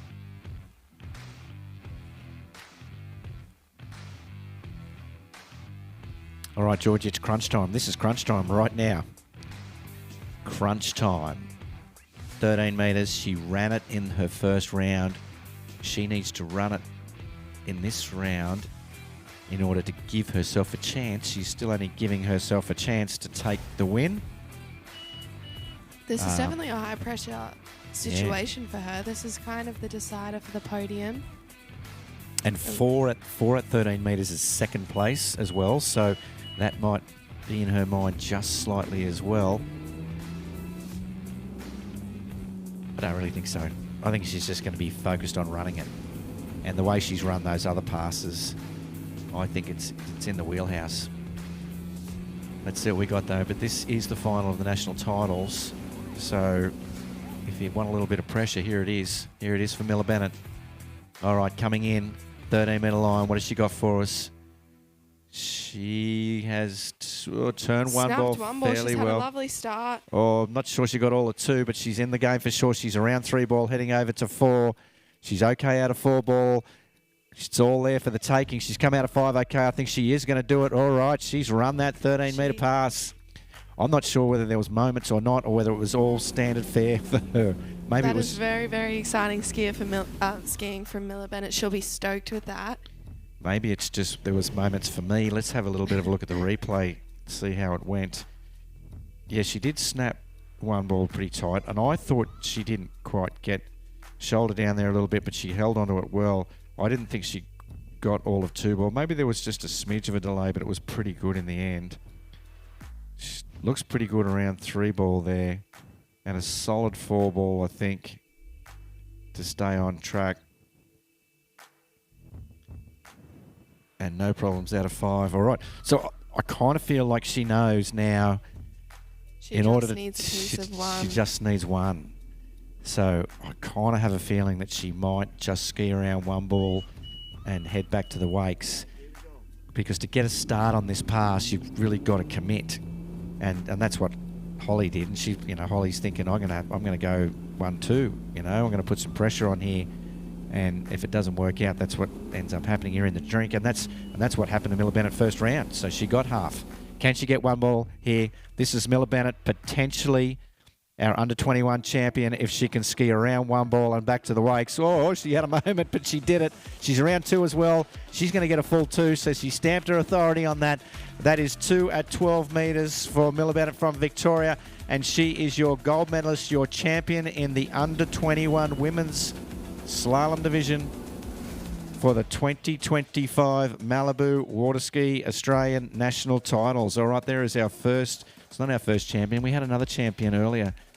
Yesterday there was a champion. It was in under 10s or under 12s. Can't remember who it was, but this is maybe the first slalom champion. She should be absolutely stoked with that skiing. Last off the dock, she knew what score she had to chase, but it is also definitely a high-pressure situation with Holly putting out such an amazing score so early. So she's done really, really well in this situation. She's turned 1, and I think once she realised she still had a hold of the handle, she goes, I might as well go to 2. I might as well put a hammer in this thing. The New South Wales and Victorians getting behind her with a tunnel of love. All right, exciting stuff. Exciting stuff for day 3, for the morning of day 3. Getting a start. How you doing, Hayden? Yeah, good. Maybe you're coming up to join us, I don't know. Oh, you're judging. Good on you, Hayden. All right, that is the first event for day 3, Saturday morning. Weather is beautiful, sun's shining, no wind. We're going to have a great morning of skiing. I'm under gonna have 17 to. girls. I think you better go and I'm get gonna have yourself to love you prepared, and leave Georgie. you and go get ready. Well, good luck to you out there. I'll obviously be rooting for you. Thank you. No pressure, though. Doesn't always go to plan, but let's make it go to plan. Let's have some fun. Let's have fun. That would be good. Having fun's the main thing. Everybody wants to see everybody ski well here. No one wants failures. No one wants tears. We just want smiles. But we love good, hard competition, you know? I'll see you all later, but Yeah. out on the water instead. Get out there and get amongst it. Good on you, George. Thanks very much.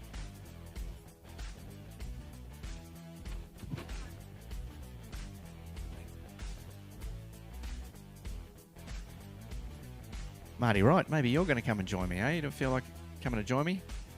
Maybe you can.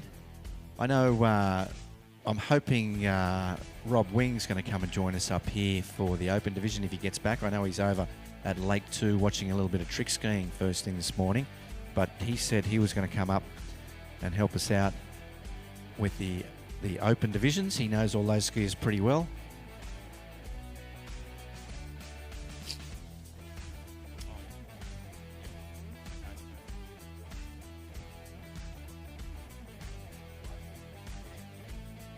Yeah, that was exciting stuff. I do like the finals too, because it's exciting stuff, you know.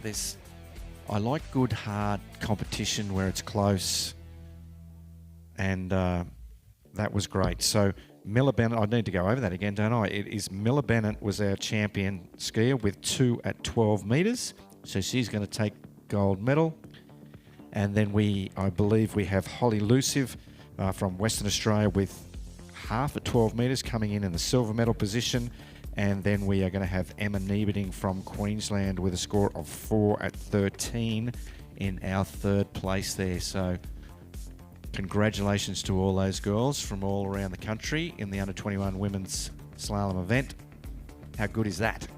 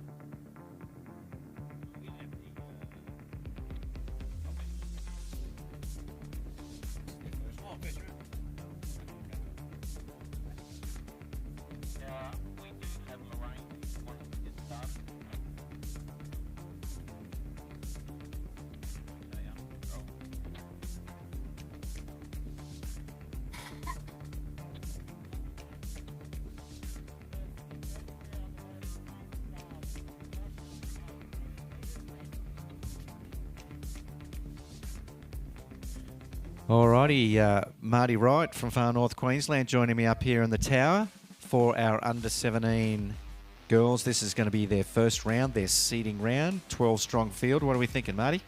Mate, I've just gotten up and it's beautiful out here today. Coffee is fantastic this morning out of the cafe, and I've sat down and watched the under-21 girls, and pretty exciting, Coops. Great calling there, by the way. Thank you very much. Yeah, it is exciting. I love it. I love the finals. And I love the competition. I love the fact that there was really tight competition there. Any of those girls could have grabbed that really. And Holly, well, not necessarily, but Holly Luciv jumped in there and said, I'm going to get a piece of that pie. Miller Bennett just kind of had the wood on him through that. And good on her for that. Now, pretty exciting. The under-17 girls. Lainey Stiles is coming in to the course. First skier up, ice of the water. Didn't hear a start speed, but we've got Lainey Stiles from Victoria. If I was to have a little punt, I would be saying possibly 49k. Definitely 49k. I heard the call, Coops, and she's looking like she's going quite nicely. That is glassing out, that water, isn't it? It's beautiful out there today. So these under-17 girls have had to wait a couple of days to be able to have a slalom ski. I know they tricked yesterday, and they also... Actually, they completed their tricks yesterday. They've had 2 rounds of tricks. And they jumped yesterday afternoon. Christy Appleton heading out there 44 metres, I think. Zali Reeves, 39 metres. There's some big stuff going on in the jump division. That's really strong, competitive division, the under-17 girls and the under-17 boys, for that matter.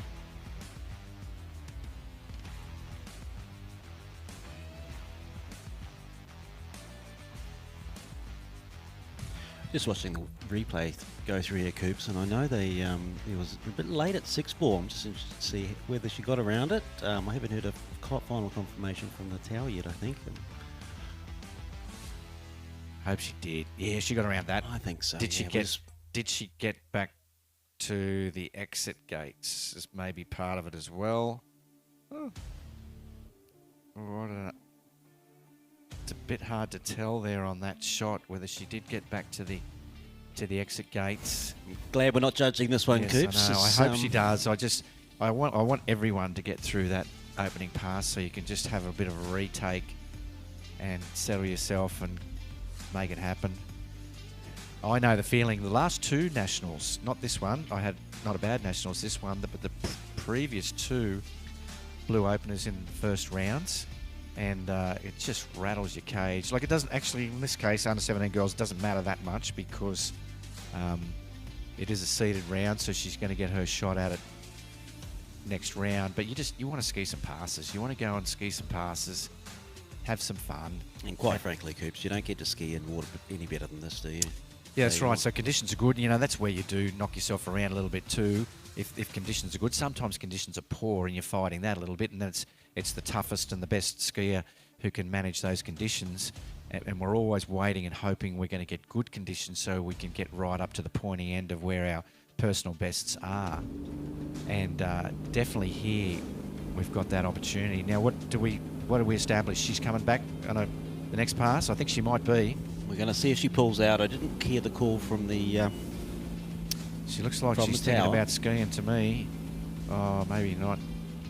Maybe not. So I think, unfortunately, for Laney Style, she might have been pinged on her exit gates at the other end, which is a shame for her. She got pretty well all the way through that pass and just didn't quite sneak out of those exit gates. So that's going to be all she wrote for round one for her. They got a lot of support on the bank there, and they're getting around her, and a big round of applause from those guys, and I'm sure she'll be back for round two.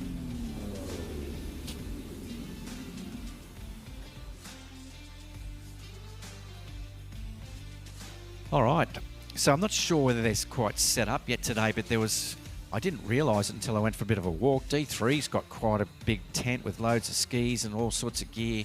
I love national title sort of stuff when lots of people come and bring gear for us to buy. So it's almost like going on holidays and you need to take something home with you as some memorabilia. I do also know, Susan Cooper was saying, you still have the opportunity to buy merch. So if you see people roaming around with merch, that jacket, that big swimmery jacket for maybe some of the people down south where it gets a little cool, the quality, people were saying the quality was beautiful and pretty good value for money. If you hunt Susan Cooper down, she has a QR code that sends you straight to their website where you can order online and it will be delivered directly to your house. So if you haven't got any merch and you still want to get some merch, it's definitely still available. The shirts are great, the towels are great. Hook into that. But what headed me in that direction was the D3 tower. They'll be going again today. But we've got a skier on the water now, Marty. Right, who have we got? Abigail Sutton coming in. Abigail Sutton from New South Wales, got that blue bib. Not sure, didn't hear the start speed for Abigail, but let's see what's going on. 49, you reckon, Marty? 49? We've definitely got an 18-metre start 46. line, I think, so. But it's not going at the Making it look pretty good. She's going to turn 5 ball, head over to 6.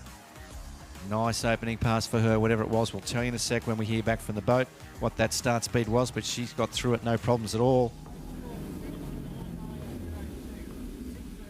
1902 is going to be 49k, so that was a 49k start speed for Abigail Sutton from New South Wales. We've got 12 skiers in this under-17 girls slalom event, and this one is sponsored by Waterski Queensland Central Region. So Central Region of Queensland, this fucking bore you with what's going on in the world. Queensland's obviously a big state, and we are separated into northern, central and southern, just so we can manage the regional events in those areas and so on. And they've got separate bank accounts and separate little committees managing all of that stuff. So each of those committees kick the tin a little bit with a few bucks to make this all happen a little bit easier. And it was the central region that decided they wanted to sponsor the under-17 girls divisions. Yeah, and Coops, a little bit of distance there, 3,500 Ks or thereabouts for the northern region to come down and ski in the southern region. So it's a little bit more than a little bit. It's Yes, a plane that's flight right. for most of us. It's a big state. All right, Abigail coming back. This is going to be 52K for her from New South Wales under-17 girls slalom event. This is round one. This is a seeding round for them. And she is turning one ball, heading over to two, looking pretty good. She's turned two.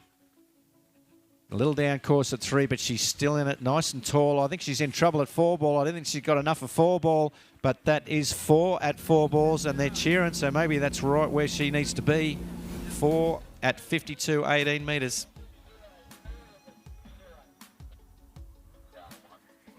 Yeah, we do.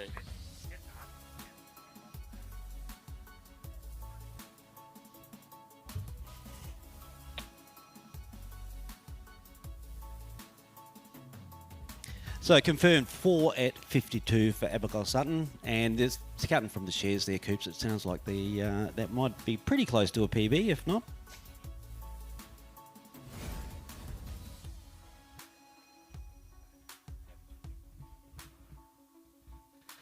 All right. We've got a whole pack. It's an interesting looking little dynamic here. We've got a whole pack of New South Wales skiers coming up here. Abigail Sutton, we've got Summer Craig, Georgie Richards, Lara Hayes, and Bridget Maloney. All New South Wales skiers, and then we go into the Queensland skiers. Hannah Pollock, Georgie Cooper, Selena Appleton, Daisy Green from Western Australia is throwing her hat in the ring there as well. Zali Reeves and Christy Appleton is our top seed. So we have got Summer Craig, Jamie Craig's daughter. I met her a little bit earlier in the weekend. Not sure whether she skied national titles yet before or whether this is her first one. 49K. She'll be excited to get out on the water. What's she got for us? Turn one ball pretty nice. Heading over to two. On track at three ball. Looking pretty good so far at four. Heading over to five. No problems at all for that opening pass for Summer Craig. All right. That's a little start. We've had a couple of starts. Everything's looking pretty good. 0-2, so that was 49K for sure. She's going to be coming back 52. What do we think of Jamie? What's PB territory for Summer? 455. 4 at 55's PB, so she's going to be hoping she can get through this next pass, 52K, and maybe sneak through the next one would be lovely. A little bit of short line action. Am I being a bit too optimistic there? Maybe. This is the national titles. This is first round, so it's not super important. It'd be lovely to ski well and get through as much as you can, but it's not super important for the end result for this event.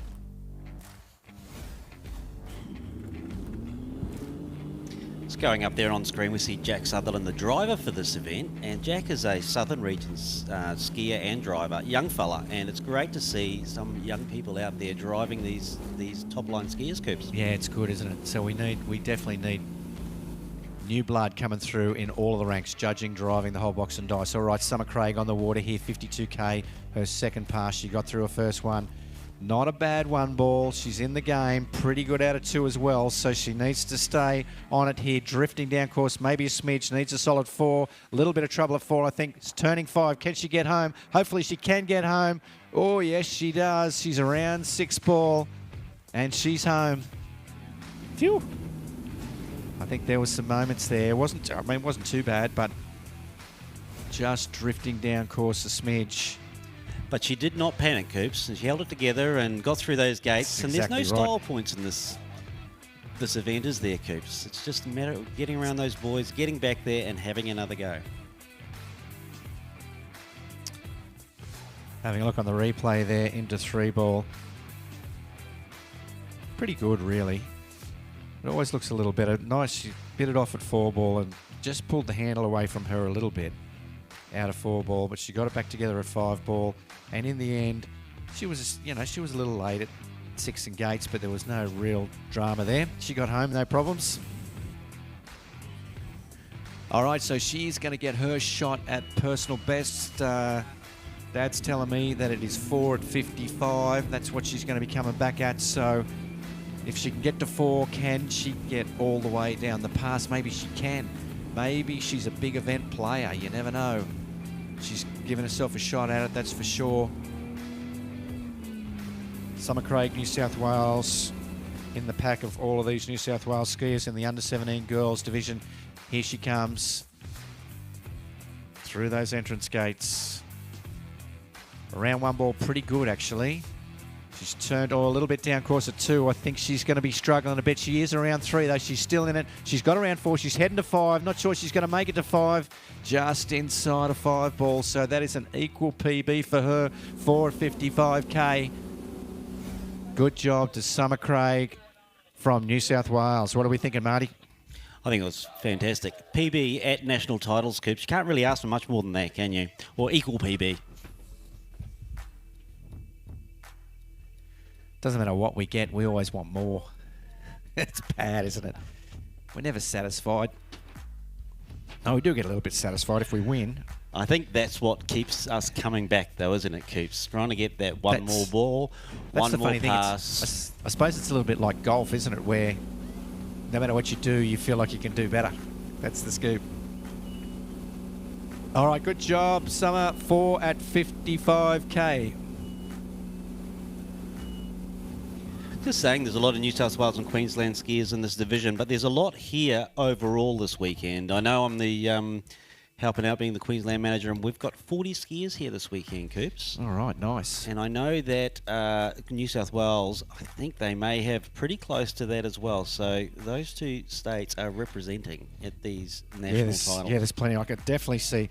I half feel that there's more New South Welshmen than there is Queensland. When you look down the list, there's like Queensland is strong as well, but there's a lot of New South Wales on there, and there's a half reasonable amount of Victoria as well. So they're certainly in the game too. What do we think about the pointy end of this under-17 girls? Where do we think we're going to be? Like, I know Christy Appleton can run 13. I know Zali Reeves can run 13. I don't know about Daisy Green, but I half assume she can. I haven't seen any scores through from Daisy on the 12-metre line, but, you know, look, she's got her mother, Sarah, coaching her, and I'm sure Ryan's in there as well, Yep. and a couple of world champions there, so pretty sure she's going to be right up there. But, you know, Zali and Christy are tit for tat in titles over this summer. Yep. It's been great to see. I've been to a lot of those events, and Zali might get one, and then Christy might take one off her, so it's going to be a humdinger at the end there. When the final comes around in the next round. And Selena Appleton skiing potentially up a division a little bit, so was probably running 52 more often, and now she's competing at 55, wants to compete at 55. Selena and Daisy are up a division, I believe. Oh, nice. Coops, so they could be in the under-14s, and they've opted up, but we're on them. Georgia Richards on the water from New South Wales in our opening pass. Oh, come on. I thought I saw a little bobble there, but she's around 4-ball. Happy days. Over to 5, and then heading to 6-ball. Nice. She's got through that pass. Georgie Richards, New South Wales. Score of 6 with a 1792, so that's going to be 52k opening speed for her.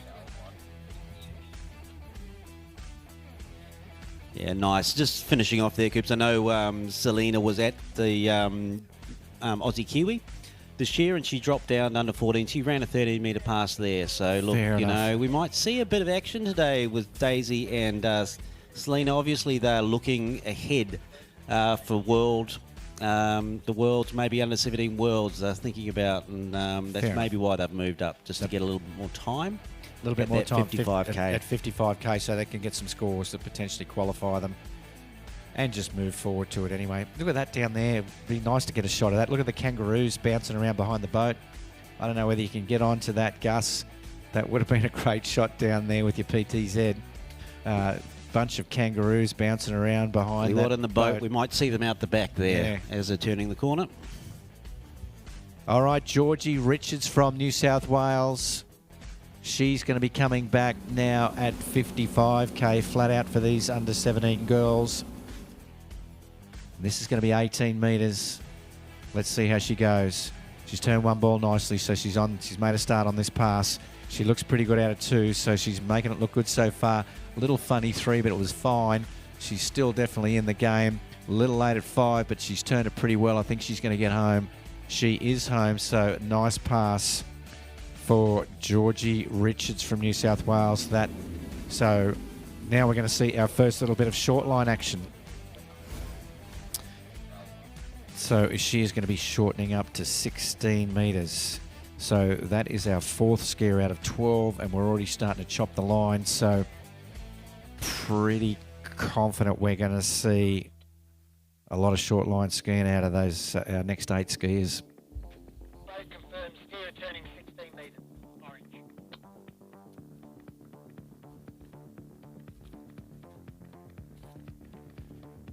So everyone hang around for the morning. There's some great skiing. We're going to be moving into the open women's slalom and the open men's slalom after this under 17 girls. So all the big guns have come out to play this morning, and I'm pretty sure they'll be rolling up now and they'll go, ooh, conditions look pretty good. I've got a shot today. No wind, beautiful blue skies, pretty well roller-free water. Big crew of people to watch over it. I think they even like that as well, having a few extra punters around. That's why they like a bit of Moomba action, I think, because there's so many punters around watching them. It's a bit of fun. All right, we've got Georgie Richards on the water here. This is our first 16 metres we've seen this morning from under 17 girls. She's around 2 ball. I think she's a little late and in trouble. Yes, she is a little late and in trouble. She skied inside a 3 ball, but that's still a good score for her. 2 at 16 metres.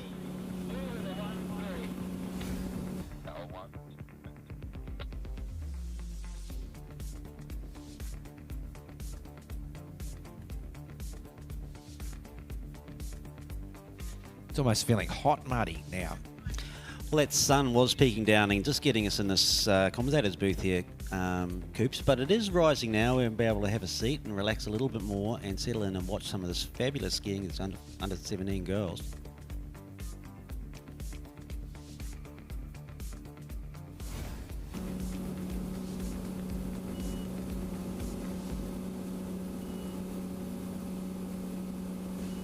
All right, New South Wales, there is your skier, Georgie Richards, 2:16, current leader.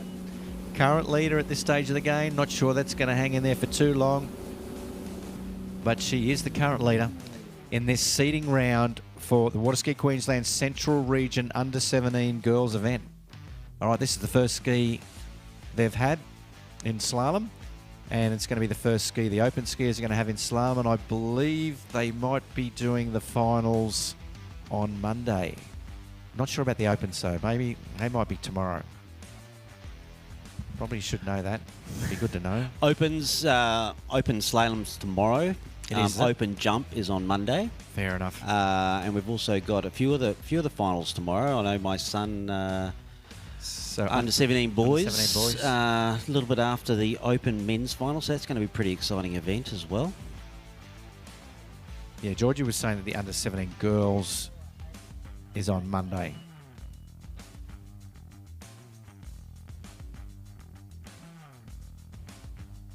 Is it going to be over in a blink? We're already at Saturday. So a couple more days to go, really. We've got Saturday, Sunday, and a little bit of Monday. Not much of Monday, usually Monday morning. And then we go and have a party on Monday night. We think this is start speed 49k, do we, Marty? I think that's what I heard, 18 metres. 18 metres. Laura Hayes from New South Wales, under 17 girls. Sounds like she was starting at 49k.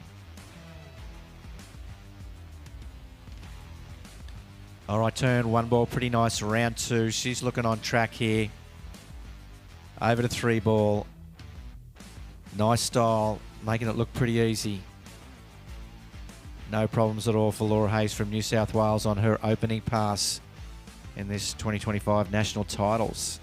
Well, look, yesterday we had the under 17 girls trick final, didn't we? Coops? Yeah, we did. And Laura was featuring very prominently in that. I think she got just pipped by Christy, but a massive score. I think it was over 5,000. Yeah, it was tight at the top. I think there was just a couple of hundred points in it, or a few hundred points in it. Christy Appleton taking the gold. But did Laura take second place in that one? I believe so, yeah. I think it was pretty tight between those two. And they are always fighting it out in the trick one. Laura's a fantastic tricker. It's great to see her trick ski, but she's also pretty handy on the slalom ski as well. And we're going to see that today. I'm hearing something that I don't like hearing. I believe they might have pinged her on her gates. And that's going to be a 0 score for Laura there from New South Wales, which is a real shame. I have played that game a bunch of times myself before. Wasn't watching the review or any replay there, but apparently she has missed her entrance gates on that first pass. So that's going to be a 0 score for her. So she'll be really disappointed about that. What it will do for her, though, is put her first off the dock in the final. And I think she's a lot better skier than that. So she'll get an opportunity to go out and put a score on the board as the first skier in the final.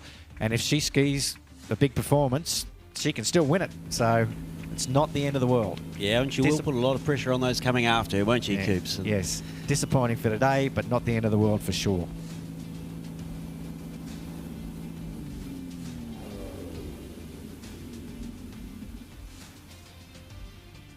Yeah, for anybody, and maybe there will be a few out in live stream land that don't 100% understand slalom skiing, Marty, if we just give them a quick recap, there is 2 orange balls that I think are about 2.5 metres apart at each end of the course, and the skier needs to ski through those orange balls, and then around 6 balls in a slalom course, 3 on the right and 3 on the left, and then they need to ski out of those orange balls at the end as an exit gate to run a completed pass. And there it's a smidge tricky in a way to time going through those entrant gates at the start. You've got to pull out just the right place, and then you've got to cut across between those balls, and every now and again it doesn't go to plan. I've definitely done it. I think I did it at state titles, and when you do it, you sort of ski across and go, oh, that was close, and in your head you go, I think I might have been on the outside of that. And you wait till you get to the end for somebody to tell you. We've all done it. It definitely happens. It's not good for anyone, Coops. I've been in the boat calling them. I've been on the ski getting called. No one enjoys that one. Alrighty, next skier in the water, we have got Bridget Maloney from New South Wales, our last New South Wales competitor in this under-17 girls event. So this is the last blue bib we're going to see. I believe it was 52 Ks, Coops. 52k start speed, 18 metre line by the looks of it from here. And she is looking pretty good so far, heading down the course. Turning 4 ball, heading over to 5. And over to 6 ball, no problems. So pretty sure that's going to be a full completed opener for Bridget Maloney. She's pulling down there, and I see we were talking about those kangaroos a little while back. They're still sitting there over the bank, got a little bit closer. Yeah, and still hanging. Sitting on our side of the lake now. What are our kangaroos crawled up our way? Because they're not as big as these guys down here. These are real kangaroos. We've got wallabies? Coops? Wallabies, yeah, that's right. The smaller ones. Yes. We've got compact kangaroos, wallabies. These ones here are almost a little scary. Some of look at the shoulders on them things, big muscly looking bits of kit. I don't know if they occasionally get aggressive or not. You see videos of kangaroos getting aggressive occasionally, but generally speaking, I think they're pretty good. But there's certainly plenty of the big variety hanging around here. Most definitely. I've seen a few, and when you get a little bit down out near Charters Towers up our way, but around Cairns they are the little variety, and I'm pretty happy when I see the little ones. All right, Bridget Maloney from New South Wales. She's runner opener, 52k. She's coming back at 55. Is that correct, Marty? I think it is, isn't it? Yep. That's what I understand. Coming back at 55k here. 18 metre line still. She's turned 1 ball pretty nice, heading over towards 2. She's turned 2 well. She's on the game. It's all for the taking here. Still in it at 3 and 4. Just going to need to turn around 5 ball comfortably. And as a lefty, she's got a nice turnaround 5 ball. Come home easy in the end. So nice skiing from Bridget Maloney there. That was a lovely style. She looked very in control on that pass, Coops. And love her position out of those balls. It looks nice and solid. I think we might be in for another good little round for her this time.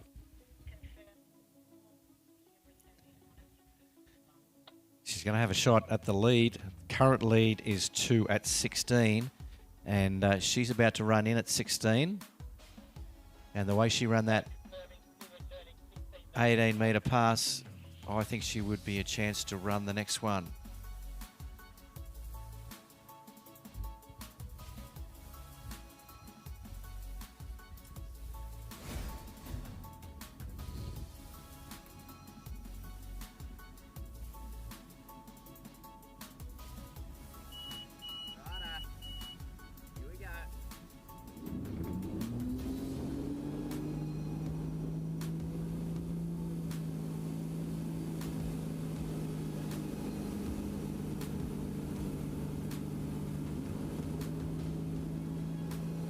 All right, we are still in our under-17 girls slalom round 1, our seating round, and we have got Bridget Maloney on the water from New South Wales. She's run her first 2 passes.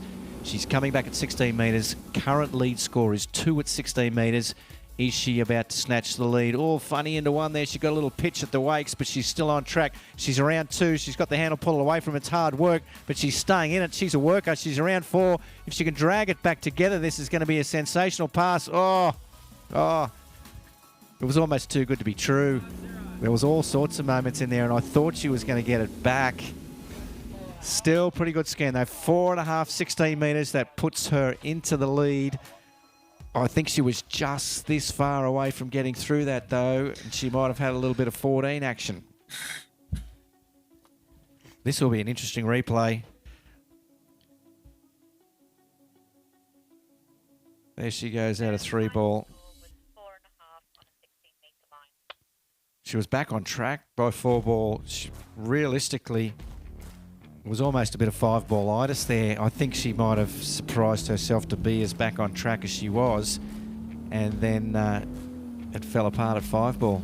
It almost looked like she worked so hard getting that nice, getting back all that line at 5 and then thought she'd done the job. But look, I'm sure she'll bounce back in the second round. I think she's got a few more in her, Coops. I think she might surprise a few people in the second round. 4.5 is such a horrible score. I remember it from years ago, 4.5 at 13. I had a bunch where I just couldn't turn 5 ball to get home and run 13 metres. It was always 4.5, 4.5. Because basically if you don't fall at that ball, you're pretty well home. But if you do fall at that ball, it's only 4.5.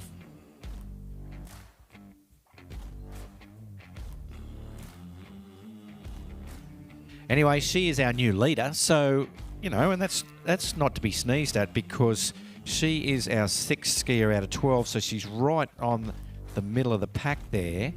And at this stage of the game, there is 6 skiers to go, and she's leading. So at the very worst, she'll be the 7th last skier off the dock. And that's if everybody out skis her, which is definitely not a given. You got a little bit of skier bio action going there, Marty. Got a bit of a skier bio action. For the next skier up, we've got Hannah Pollock, I believe. So 3 Queenslanders coming up for us next. Yep, Hannah, I believe this is her first year in under-17s. And she's been skiing very, very well. She's got a couple at 13 as her tournament PB. And so I think she can actually, looks like cool. I've been watching her skiing. She might be a player. She might get a few more today in these Give us the conditions. dad joke, will you, Marty? I go straight for the dad joke. I might let you read that one out, Coops. Has Gary Pollock filled that out? Maybe he has. All right, Hannah Pollock from far north Queensland, Queenslander, coming in. I think this is going to be 55-18. That boat sounds like it's moving for sure. And she looks like she's moving as well, but she's making this opening pass look pretty good. She's got through it. We finally get to see a maroon bib. There was a whole lot of blue bibs happening there, and now we're into a maroon bib. 9.4, so that is a confirmed 55k pass for Hannah Pollock from Queensland. So she is going to be on the lead pass immediately here. The 16-metre pass she's going to be coming back at. And if she can ski through that, she will end up pushing herself into the lead position. Yeah, look, she's a great slalom skier. We've been watching her for quite a few years, haven't we, Coop, slaloming up in the far north? Yeah. She has done a lot of training this year to get her tricks and jump up so she can make these nationals. And I know her parents have been travelling around trying to get those scores, and she managed to get into the nationals for trick and jump as well as slalom. So 3-event skier. So she's overalling for sure. Overalling in her first year under 17s. Is she maybe a player for overall a little bit? Like, I know there's some solid overall skiers. Christy Appleton, obviously, Zali. Actually, sorry about that. You've got Christy, Zali, Daisy there. So it's going to be hard to compete with that pack. Well, look, she's competing, which is great. But yes. at slaloming, she's got a chance. She's into that 13-metre line, and she's coming back now on her second pass. 16 metres, all right. So this is 55-16 for Hannah Pollock from Queensland in the under-17 girls slalom division here. What has she got for us? She's turned one ball beautifully. That was a lovely one ball. Waiting for two. Pretty good out of two as well. So making this pass look good so far. She's got a 3-ball, and she's going to, a little bit of a shoulder dip at 4, but still pretty good. She's always tenacious. I do recall that about her now when I see that, and she's through that pass. Every now and again, she looks like, she's about to go, and she doesn't. She doesn't let go of the handle. She grits her teeth, thrusts her hips up, and gets on with the game. And I've seen her look in semi-out of control positions and regroup and run passes, So she's a solid skier. Hannah Pollock from Queensland. So she's through. She's pushed herself into the lead because she's run that pass. So she's guaranteed of some sort of score at 14, and she's every bit of a chance to maybe run through the 14 metres and put a score on the board that's going to put some pressure on the leaders.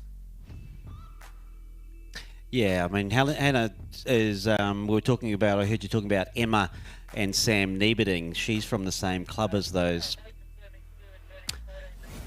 And her preparation's probably been a little bit shortened because of all of that weather they had up there in Townsville. She hasn't had a huge opportunity to ski either. I know they got down to air and skied a couple of sets down there where it was less affected down there, but yeah, not an ideal lead up to this event. But look, also skiing in Townsville, you get used to some conditions that are not ideal. So when she comes down here, it's just nice for her to get out there, and I think she's finding these conditions to her liking. All right, 14 metres. Can Hannah Pollock from Queensland get through 14 metres? She's got a shot at it. Here it goes. Let's see what she's got for us. She has turned one ball in pretty good shape. Waiting for two. She's turned two, so she's on this. She needs to stay on it. A little trouble at 3-ball there. Thought she was on it. Not sure what happened there. It's hard to see 3-ball from here. We get covered in spray. We just can see that she didn't come out of it.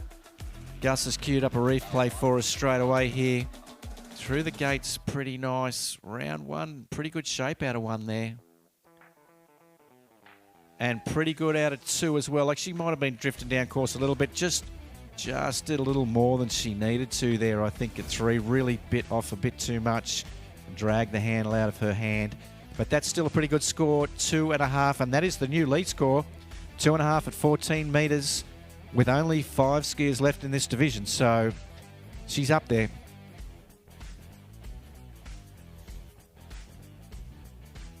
And we can see the Queenslanders coming down to give her a bit of tunnel of love as she gets out of the water, and I think that's a pretty good first round score there, Coop. Something to build on for the second round. Yeah, that's right. Once again, it still is just a seeding round. And at very worst, she will be coming off 5th last off the dock because she has the lead score with 5 skiers to go at this stage of the game. So she's definitely in the pointier end of the pack, and a score of 2.5 at 14 is really pretty reasonable score. And it's good to get that first one out of the way too, isn't it, Coops? And get on the board, yes. Get a pretty reasonable score, and just relax a little bit and enjoy the rest of the sitting. Get ready for that second round. I kind of think this will be a little bit similar to the under-21 women's, where a bunch of these girls at the top here can run 13, but will they? And it'll be the person that lifts and gets through 13 and gets a score at 12 that's more than likely going to take the title in this one. So need to get through 14 probably, and then I think one or two of these girls might push it to the next level as well.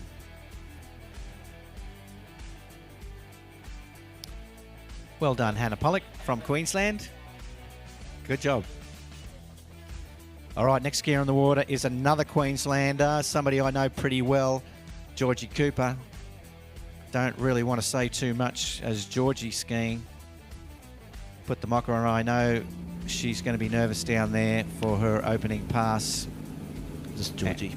Georgie Cooper, yes. Yeah, fairly familiar with Georgie. I'm in the boat a lot with Georgie, and I might take this call. So, Yeah, Queensland junior captain. Yeah, you call it for me, Marty. Well, so look Coops the can other just way. sort of bite his fingernails as Georgie comes through. And I know she's on a really nice Syndicate Pro. Skis a little with Nick Adams, and he has probably been having a bit of a chat to her about how to settle down and do this. And man, Georgie looks really good out of ball 2.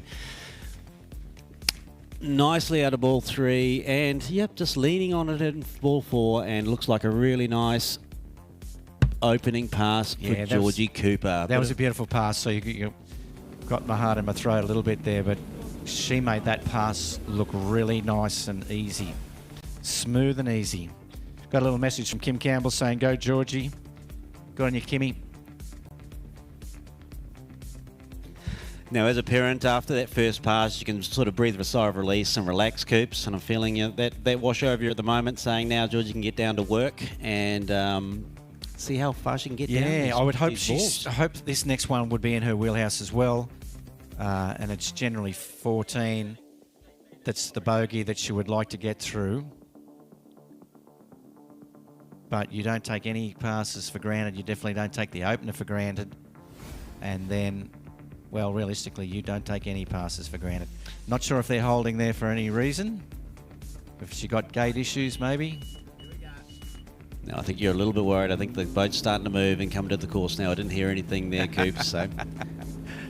But Georgie's been working hard. She's a junior captain, and she's been up here doing commentating, and she's been around getting everybody into their jobs for the week. She's fantastic. As she pulls out for the gate, now it's all on Georgie, her skiing, and she's through. And a nice 1 ball, nice and relaxed and calmed. 2 ball, she's out of 2 good. 3 ball looks lovely as she moves down through this pass. And we do get a little bit of a funny look out of 4 ball, but there was nothing wrong with that 4 ball as she goes through the pass, out the exit gates, and made it look easy, Coops. That was a nice pass. So she's looking in good form at this stage of the game, and it's lovely to get through 2 passes, so she'll be able to relax down there. I'll have a little bit of a look at this replay. Yeah, she looked pretty good. She had a lovely 1 ball, and she was waiting for 2 ball. And I must say, she is looking kind of smooth, so at this stage, she's looking kind of nice. This next one, the 14-metre line, is a bit of the bogey pass. She would love to get through this and throw her hat in the ring a little bit with some 13 action. But anyway, we're going to see what's going to happen out here. Can't get any better conditions. The sun is shining. The water's glassy and calm. With the wait time that we're running, there's virtually no rollers on the course at all. So everyone's getting their shot at it. And these under-17 girls are all getting a shot at it. The current lead at the moment is 2.5 at 14 metres. So if Georgie Cooper from Queensland can get a piece of 3 ball, she'll push herself into the lead. But I know that she would. She'd really like to get through it. Talk us through it there, Marty. Here we go, Georgie Cooper coming into the course. Pulling out for the gate. Nice and important gate pull. It looks nice and wide. And it's a nice one. Out of 1 nicely, waiting on 2. Hooks up beautifully out of 2 ball. Oh, and just grabbed the handle a little bit fast at 3 ball. But I think she'll be not too unhappy with that, Coops. I'm not sure. I think she came out of 2 ball a little too easy. And then she needed to do a little bit too much at 3 ball. So almost identical to Hannah Pollock there, actually. So we're having a look at the replay now, and yes, she did hook up pretty nicely at 2. I think she just dropped her shoulder a little bit at 3 ball. But look, I think she's got it there, and I think we're going to look for a good second round. All right, so we've got 2 scores of 2.5 at 14 metres in this under-17 girls division. And we're getting to the pointy end of this division now, so we have got another Queenslander, Selena Appleton. is going to be our next skier. And then we've got Daisy Green from Western Australia, Zali Reeves from Queensland, and Christy Appleton from Queensland as well. So this is the first round for our under-17 girls division. Beautiful conditions. Currently 2 at 14 is our lead score that's shared by the two Queenslanders. I don't think that's going to hold. 2.5. I think they're both 2.5. 2.5 at 14 metres. Yeah. Alrighty, we've got Shane Coulter coming up to join us as well. We don't have an extra mic for you, Shane, but you can come and join us for sure. You can definitely borrow mine anytime you like. Shane's our chief driver for the weekend. How's it been going, Shane? It's been going well. Boats are running perfectly, and the conditions at Stoney Park are absolutely spectacular this morning. Yeah, it doesn't get any better than this. So everyone is getting their shot. So there's no excuses this morning here. You're getting your shot at it. Alrighty, Georgie Cooper just coming out of the water, getting a little tunnel of love. I'm sure she would have liked to have got deeper than that, but she's a player, and it is a seeding round, and she'll be coming off the dock. At this stage of the game, they all look pretty well in a line, maybe apart from poor old Laura Hayes, who had a funny gait. She'll be coming first off the dock. All right, we've got Selena Apple, and I've got a bit of a bio for Selena here. Her slalom PB is 3 at 13 metres. Right, and we've got Shane here as a D3 rep for the era, and Selena's on a D3, Ion 2. So we'll see how she turns and burns out on this round. Yeah, the story with this Ion 2, sorry, we set it up actually for Christy to try, and Selena jumped on and loved it. So Jason was had his arm reached up his back and said, "Dad, you got a blow for me." That's it. That's the way it works. That's the way it works with daughters. I can guarantee you that's the way it works for sure. All right, Selena Appleton on the water. She starts 52.16. I heard it from the boat. So a little bit of a slower speed, but the first line shortening, there's a bunch of people doing that. Holly Luciv did that to come in second place in the under-21s, and Selena's got through that pass beautifully, 52.16 metres. So she's going to be coming back at 55.16 on her second pass.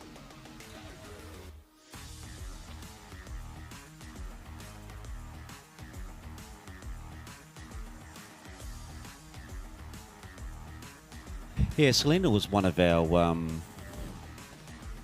under-17 world representatives last year in Canada, Coops. Went over there, and she, you know, tricking is phenomenal. She has just recently tricked over 5,000 for the first time. Nice. I think she may have been a little bit disappointed in her performance yesterday.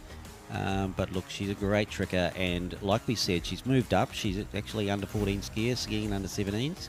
She's got a few years to go. And I saw her jump yesterday, and she jumped well too. I'm not sure of the distance, but just remember seeing from the angle there, I think she was doing a full double cut and really making it look good. Really had nice air form and so on. So she's going to be a really solid overall contender 3-event skier down the track. And she's making a start early. Like you said, she could be skiing under 14s, but she's skiing under 17s because she wants to get into it. Here she comes. This is going to be 55.16, her second pass coming back. And we're kind of hoping that she's going to make this look fairly standard fare. She's turned one nicely, around two as well. Looking on track at 3 ball. This stage of the game, I can't see anything going to go wrong. Hate the commentator's curse though. She's around 5 ball and out at 6. No problems for the second pass. Selena Appleton from Queensland in this under-17 girls prelim round. So this is the seeding round for this event. Alrighty, current lead score held by Georgie Cooper and Hannah Pollock, 2.5 at 14 metres. Don't know whether that's going to stand. Don't really think that'll stand too much over these next few skiers. But let's see what Selena's got in store for us. She's got scores in 13, so she obviously can run 14. Is she going to run 14 metres this morning?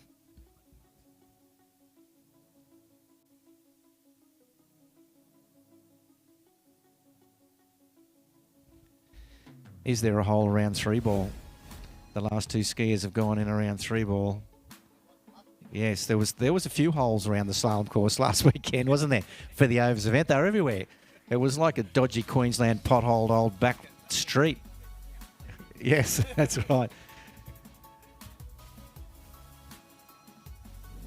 Anyway, I don't see any potholes out there right now. It actually looks pretty good to me. Beautifully maintained lake, this one. Nice edges. All right, we've got Selena Appleton, under 17 girls, coming back 14 metres. She's got her chance to push away into the lead here in this prelim round. How is she going to go? She is around one ball pretty nicely, I thought. Out of 2, so she's on it at this stage of the game. She's going to turn 3, I'm pretty sure. She's heading to 4. She's a chance to run this. She's come out of 4 pretty good. She just needs to turn 5 and head for home. I think she's a little late there, but she's put that shoulder down. She could see it from this angle. She put that left shoulder down and powered away over to 6 ball and skied around 6 and out the course, and that is going to put her into the lead with a completed pass at 14 metres. So this is the first little bit of 13 action we're going to see out of these under 17 girls.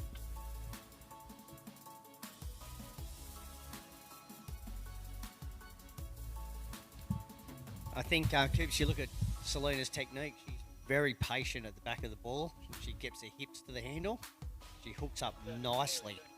She's a little bit height challenged, we'll say, but her low centre of gravity actually helps her get back to that handle. Yeah, it's a funny one, isn't it? There's lots of talk about whether short or tall. The traditional routine is that tall is an advantage. Tall with a big wingspan is an advantage in slalom skiing, but I think it might have been Marcus Brown talking about the stockier ones, the low centre of gravity, have some advantage in a leverage scenario, but maybe they don't have so much advantage at the ball when that line gets really short. Yeah, and we have a look at some of our top pro men's skiers, like the Dane Mecklers, Joel Poland, Terry Winter, Lucas Connell. They're not that tall. Yeah, that's right. They're not massive, are they? So anyway, we've got Selena come back. This is the first 13 metres we've seen in this under-17 girls. What she got for us, had a big one ball, really threw it in, grabbed the hold. She's around 2, heading to 3. Can she run this? Can she really upset the apple cart? She's heading over towards 4. She's still in it, heading to 5. She's going to turn 5. Can she get home? I think she can. I think she's going to run at 13 metres. She's got to be happy about that. Is that like a crazy PB in the first round of the under 17 girls? Her first round, 13 metres. Yeah, right, definitely excellent confirmed job. by Pam Appleton. Big PB. I know that she's run 13 metres at 52k. She did that, the Aussie Kiwi. But that's the first time she's run 13 metres at 55k. And look, you know, she wasn't letting go of that handle, was she, Coops? She was hanging on. No.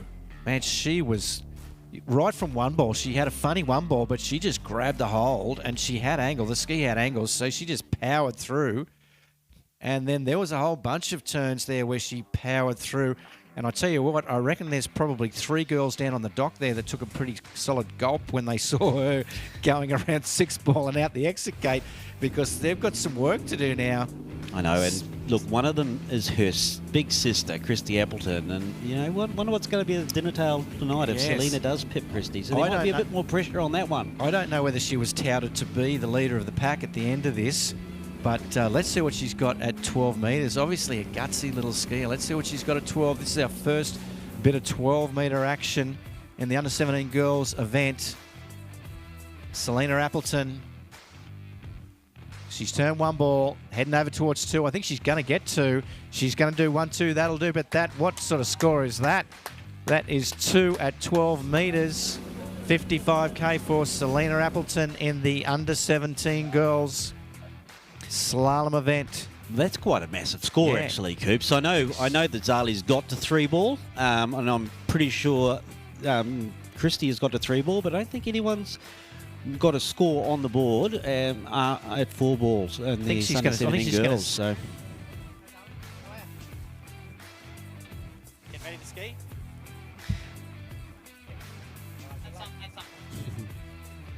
and All that- right, I'd be interested to see down at the dock now if Selena's going to ski back. I don't know whether she's going to have a tunnel here or go all the way back to the dock. And is she going to give those girls a good look and say, all right, beat that, you guys. Beat that. How much fun is that? It's always great fun when you pull out a great big score. And she's definitely going to be at the pointy end. She's, you know, at the worst, she's going to be the fourth last skier off the dock, but I'm not sure she'll even be that. She may well be the last skier off the dock. But Christy can get deep at 12. She can get a start and get deeper, and Daisy can get deeper at 12 as well. So there's... And don't forget Zali, who's been pretty much the form slalom skier out of these bunch. So, you know, she's taken the chocolates the last couple of events. Aussie Kiwi, I think. Zali just pipped Christy. So there's going to be a huge competition.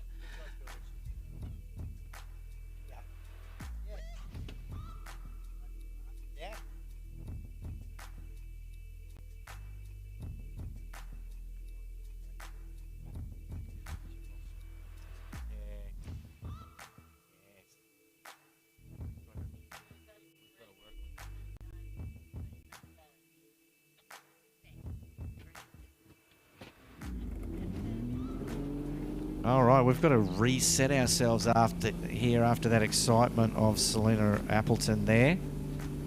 Let's go back a peg to an opening pass. We have got Daisy Green from Western Australia, so she is our only competitor from Western Australia in this under-17 girls slalom division.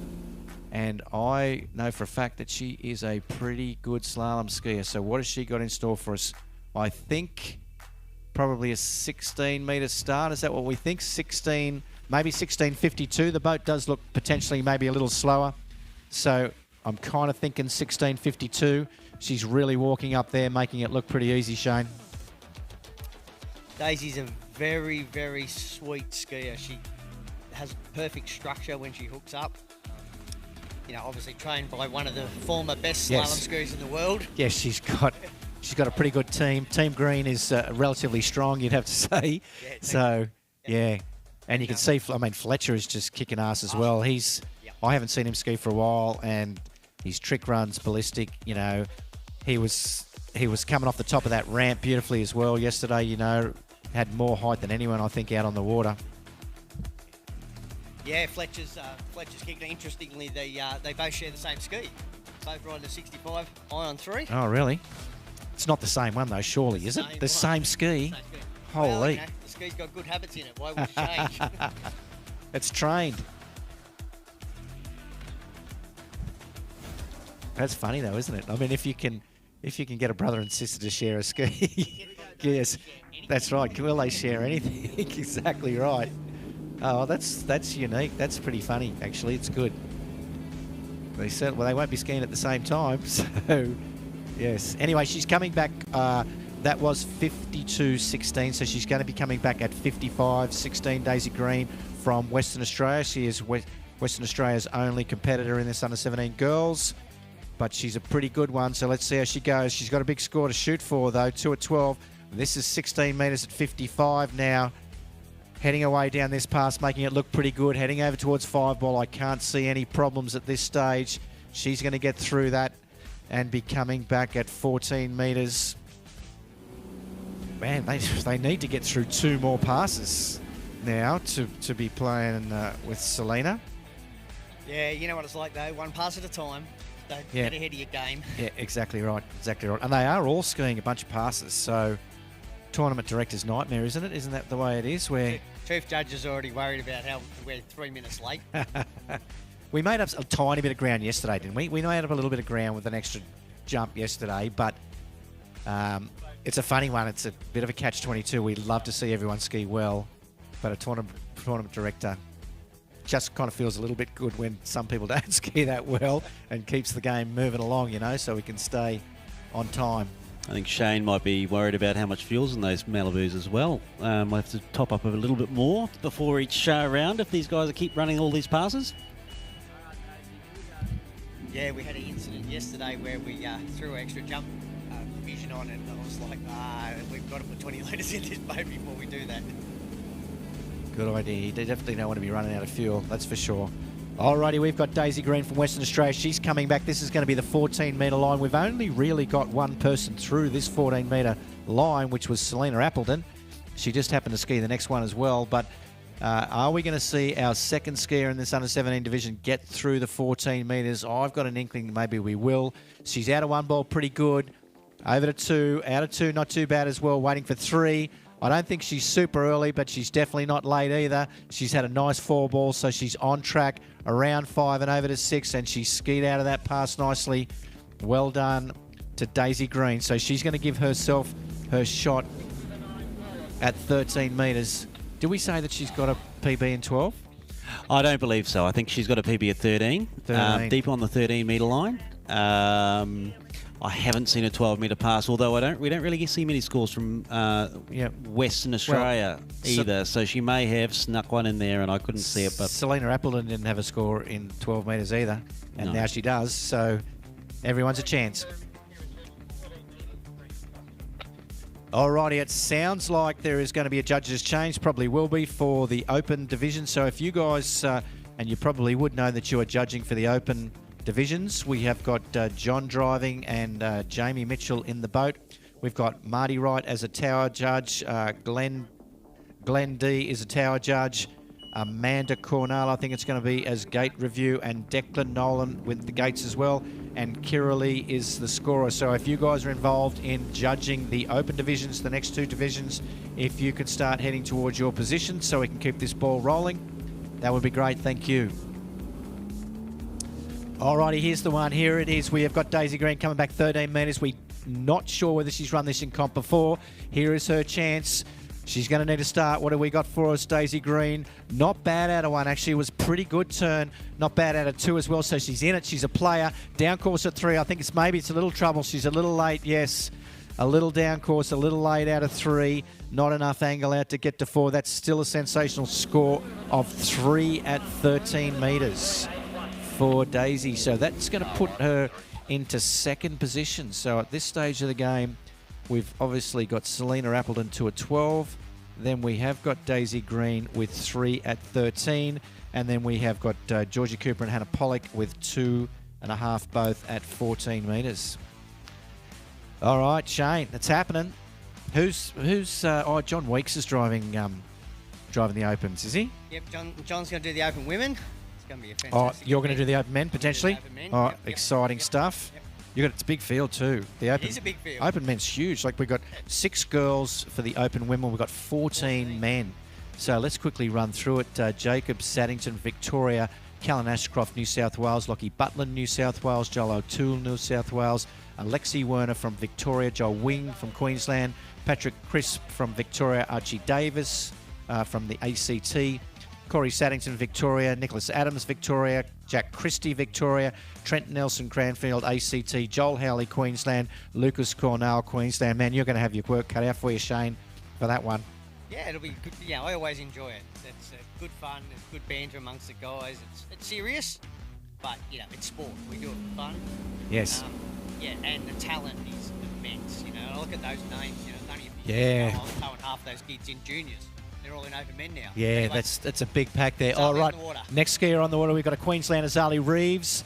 Definitely a player in the overall game as well, but she is a solid slalom skier. She's our 2nd top-rated slalom skier, and she's going to be starting, I'm pretty sure, 16:55, making her way through that pass, making it look fairly comfortable. So she's got through that opener. She can take a breath. She's going to be fully aware that it's 12 metres is where we're at with this thing. If you want to be a player, you need a little bit of 12-metre action, but I know Zali has got into 12 metres a couple of times. I'm sure I've heard scores. What do we got there? 1 at 12:55. Yeah, 1 at 12:55 Fair PB. enough. Yep. And she's a great 3-event skier all round. She's really, really gutsy as well, as far as can see her a little bit out of shape, and she just grips and rips. What they used to say. If that handle comes out of her hand, it's ripped out of her hand, is the way it is. Where does she get that from? Yes, I'm not sure. With parents as soft as she's got. Exactly. Her dad doesn't like, pushing the limits of anything. Yes. And the little brother, Taji, he's kicking it too. Yeah, they're definitely a skiing family. They're all having a go for sure. And we're going to see Scotty out in the open jump. What is that this afternoon maybe as well? Probably round 1 of open jump's going to be this afternoon. Don't miss that for sure. Who doesn't like seeing people fly through the air for 60 metres, 50 to 60 metres? Alrighty, we've got Zali Reeves. She's going to be coming back in. I'm pretty sure this is going to be 14 metres, so she needs to get through this pass for sure. Give herself a shot at the next one. It's no gimme though. 14 metres is still a little bit of work, but she's had a nice one ball, looking pretty good, waiting for two, so looking good at this stage of the game. Turn 3 all right, looking on track at 4, hoping that this is all going to come together for her, and heading to 6, no problems at all. That's 14 metres, Shane. No worries at all for Zali Reeves. Yeah, I'm sure she'd like to go back and do that again, but, you know, same thing. Just keep skiing. She had a few little gaps, a couple of late edge changes, but she got through the pass and forget that one, move to the next one.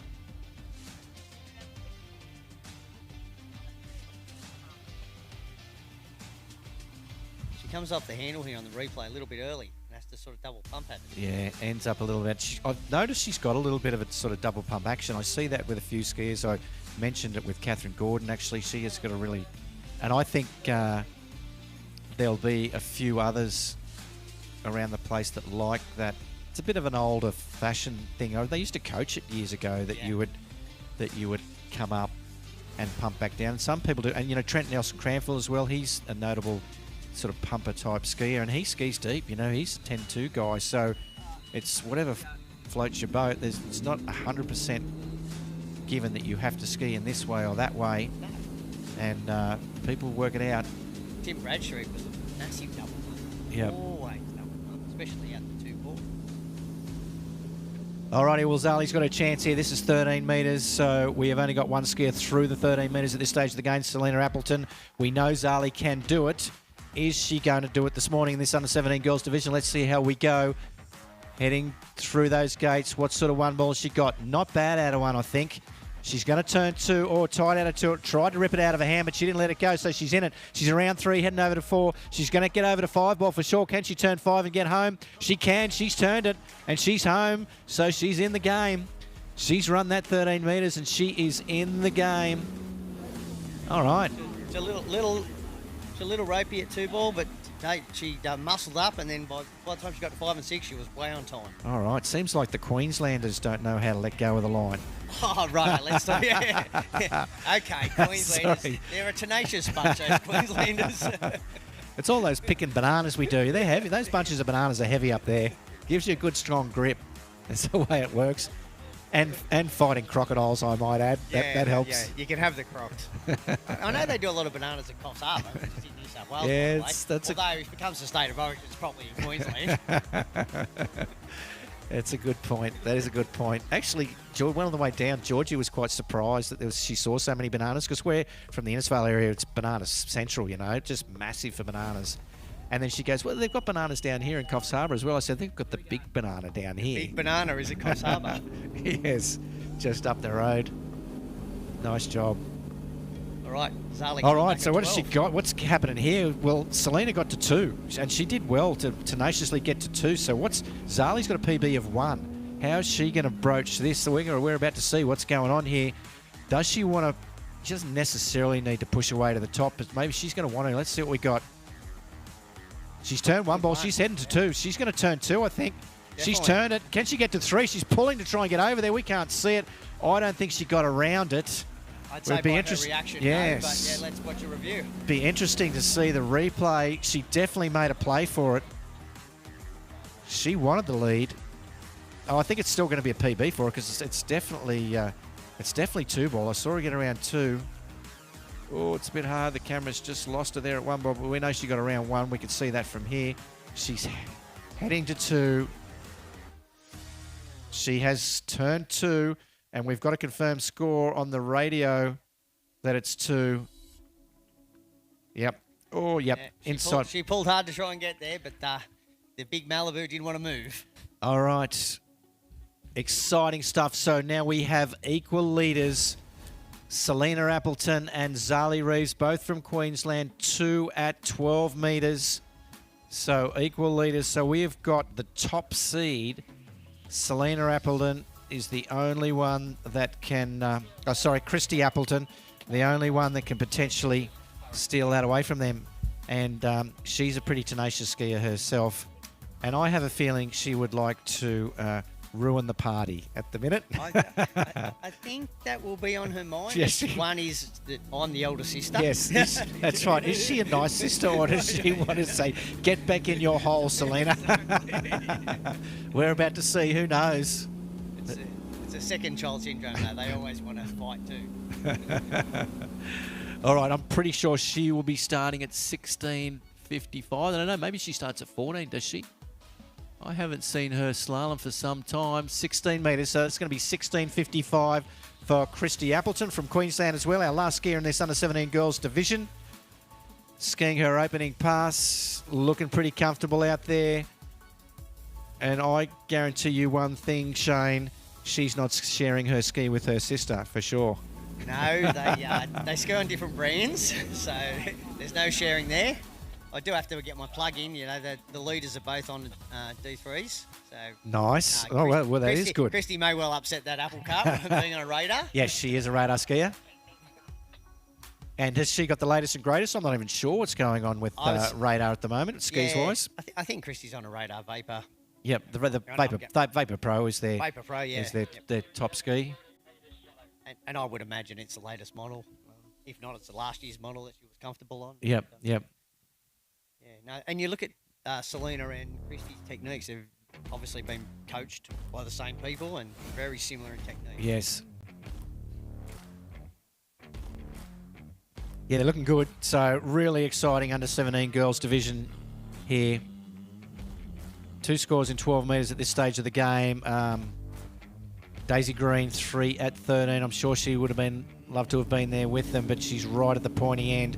And like I keep saying, this is just a seeding round. So Daisy is still going to be at this stage probably 4th off the dock. Either 3rd or 4th off the dock anyway. So she's going to get her chance in round 2. Anyway, we've got Christy Appleton from Queensland coming back in on her 14-metre pass. And once again, we're kind of hoping she makes this look fairly standard. And at this stage of the game, she is. She's got that little double pump action there as well and making it look good. So probably as on time and as easy a 14-metre pass as we've seen out of all the girls. So we can kind of see the quality there in her skiing. Yeah, that was a sweet pass. That was. You'd like to say it was a walk in the park. Yes. Very nice second pass for Christy. So all of these guys are pretty experienced, skiing in a bunch of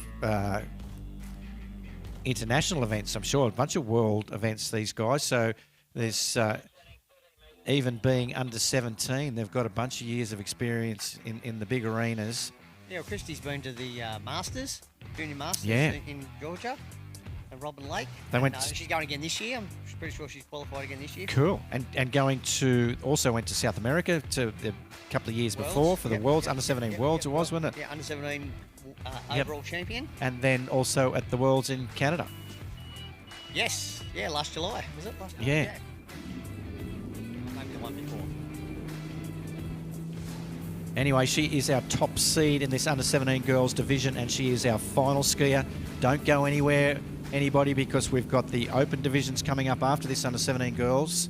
So the big guns are coming to town this morning. But we have got our final skier, and we are really excited because we kind of think Christy Appleton would like to stick Selena back in her box as far as the skiing goes. So this is 13 metres. No gimme this pass. Let's see how she goes down it. Christy, nice at 3 ball, heading over to 4. She looks on track at this stage of the game. Oh, really big four. It's folded up. There's trouble. Can she get out of trouble? She can get out of trouble. That's how tenacious she is. That's how much she wanted the biggest chop on the table at dinner tonight. She folded in half at 4 ball and still dragged her way over to 5, turned it and came home. So that's those bloody Queenslanders that just won't let go. That's right. That was a big bunch of bananas, that one. That was a big bunch. All right, let's see if we can see it on the replay here. I don't know whether that's 2 or 4 she's heading into there, but folded her in half for sure. Now, that's 2 ball, and she's got enough momentum, or she had enough momentum to get over to 5, but you've really got to regroup and throw it back in. She's turned tight. Yeah, she just went a little on her shoulder there at the back of 4 ball, but still had enough swing. Yes, outside 5. Around 5. She just had to make sure she worked it here. Yeah, she gets... I've seen it before quite a few times. One of the little traits I have noticed about her, being a right foot forward skier, she'll get that left shoulder down out of her offside, which sometimes looks smidge dangerous, but it gets the job done. That's what it is. That's what she did there. She gets that shoulder down and gets that lean away from the boat, even if she's slightly broken forward, and gets the job done, and then wraps herself back up on the other side and back in business. Anyway, the current score to take the lead here is 2. This is important stuff. It's 2 at 12. What has Christy Appleton from Queensland got for us here? She has Good turned one. one, yeah. Round 2 ball 2. heading over to 3, so I think she's maybe going to take the lead here. And I think she stood up at 3 balls. She's going to take every bit of it. It's a seeding round, so she did what she had to. Yes, she did it all right.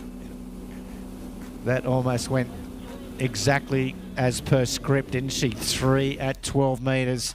Exciting stuff. So she's coming off the dock last in the final round. I'm pretty sure it's Monday. I'm pretty sure the under-17 girls is Monday. 3 at 12. Excellent skiing from all our under-17 girls skiers in their prelim round. Yep. Congratulations, girls. It's a great event. We're moving to the Open Women now. I think we might be putting a splash in the boat. I'll have to... Probably should be there doing that, but anyway, I'm here with you, Coops. Happy to have some company.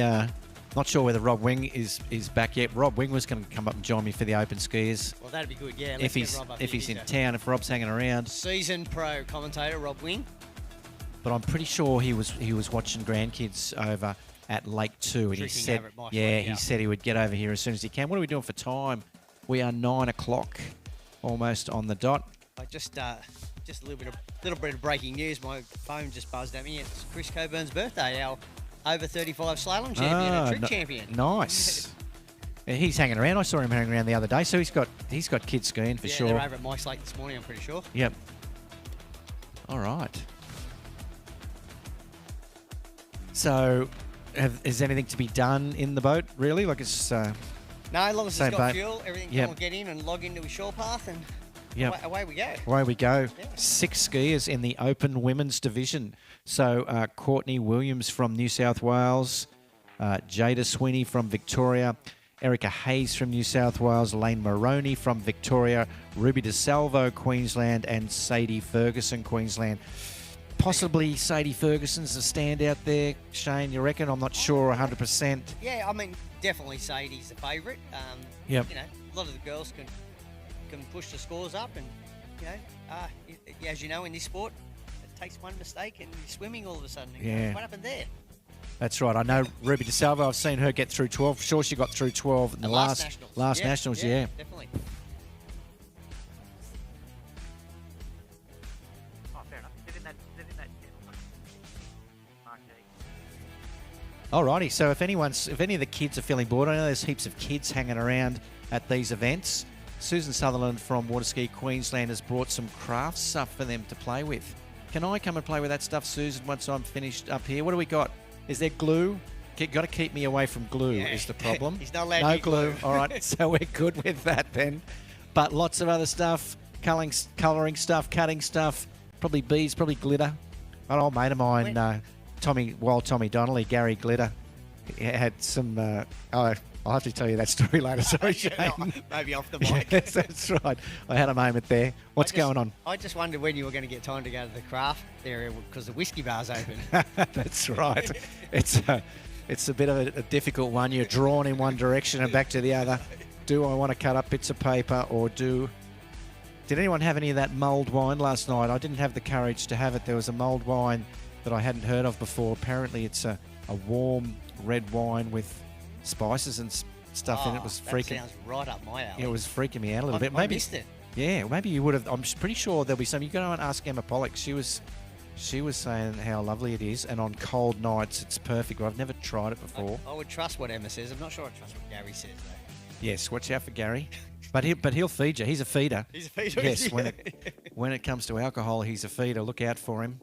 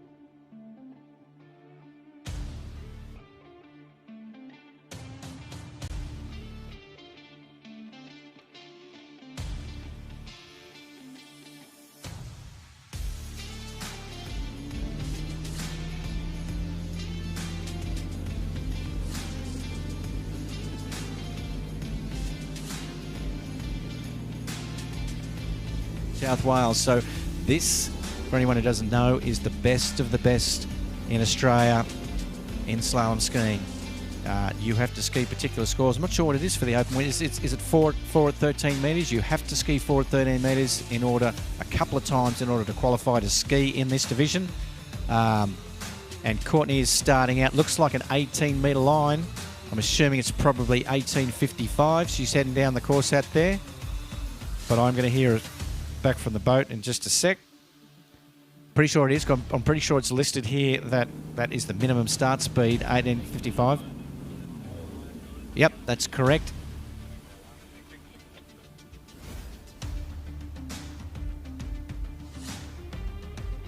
Alrighty, yes, minimum start speed of 18.55 for these guys.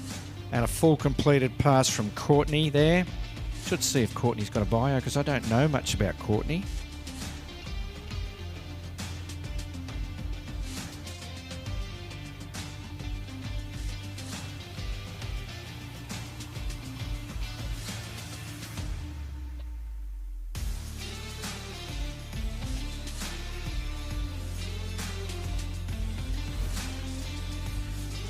Alrighty, no bio there. But Courtney's going to be coming back 16 metres. So starting at 18, you're probably thinking she might be able to make a play at 12. Maybe Mark Lauder can tell me what the PB territory for Courtney is. Don't know. Oh, fair enough. So she sounds a little bit like maybe this is only her second or third nationals. Maybe she's a little bit late into the game of skiing and has skied pretty well and skied herself into the open division. We know she can get 4 balls at 13. That's what's put her here. She's running 16 at the moment. Over to 3 ball, coming back towards 4. She's on track, maybe a little skitterish on the water. She's late at 5. It's a solid 5, though. I think she's going to get home. She's got home. 16 metres. So she's still in the game. Pretty sure. I'm not sure whether maybe it's the first time she skied open, maybe. Yes, first time she skied open. Boy, that's going to make you nervous for sure. Oh, fair enough. Skis at Moodamere. Comes from Deniliquin. Oh, fair enough. So she skis a little bit down there with Nick Adams. We know Nick pretty well. No doubt he's on site here getting himself limbered up for the men's division, which is coming up just after this women's division. So sounds like this is the first Open Nationals for Courtney Williams from New South Wales, and she's going to get a shot at 14 metres here on her third pass. So she'd be fairly happy. She's into her third pass.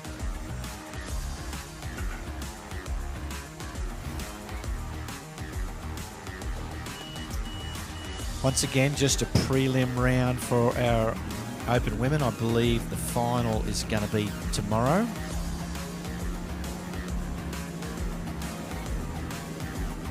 Interesting to see where our scores end up. All right, Courtney Williams from New South Wales. Can hear that boat coming back. This is 14 metres. We know she can run this one. Is she going to run it this morning? Let's see.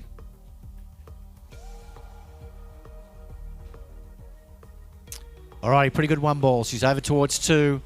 Not bad out of 2. She's definitely in the game here. Around 3 ball, heading to 4.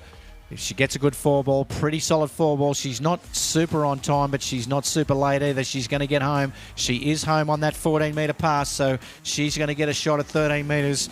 And this is probably where I expect it to be more so for the women's division, the Open Women's Division. They're going to be pushing the boundaries. She may well run through the next pass too.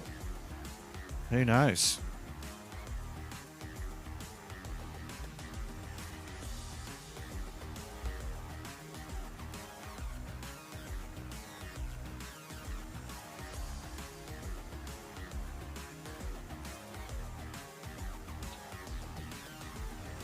Alrighty, first skier in the Open Women's Division is going to be coming back 13 metres of the green line.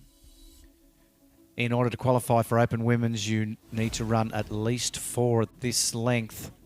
And generally speaking, if you can get to 4, but generally sort of speaking, if you can get to 4 ball, it kind of means that you can run the pass.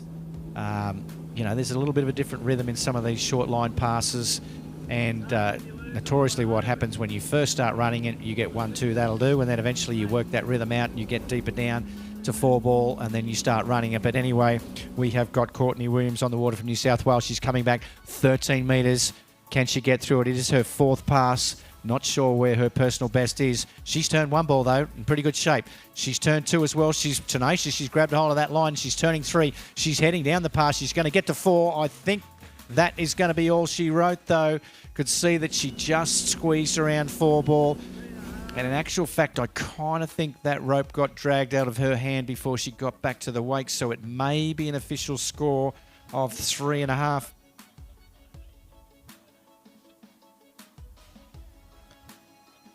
Yep, hearing scores back from the boat of 3.5.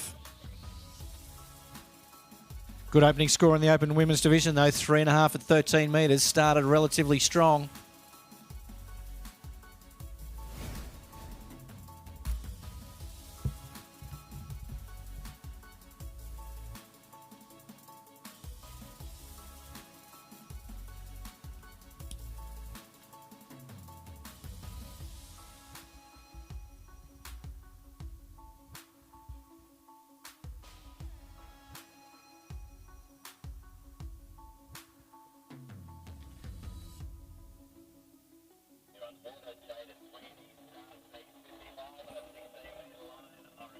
Alrighty, we've got 6 competitors in our Open Women's event, our Radar-sponsored Open Women's event. Our first competitor, Courtney Williams, with a score of 3.5 at 13 metres, and we have got Jada Sweeney coming back from Victoria, our second competitor. Pretty sure she's starting at 18 metres as well, 18 metres 55. Let's get a little bit of a look at that line. Does kind of, no, looks like 16 to me. I think it's going to be 16.55 for her. Round 4 ball in pretty good shape. Heading over to 5. She's got through that opener, no problems. Jada Sweeney from Victoria. So she's going to be coming back at the 14-metre line.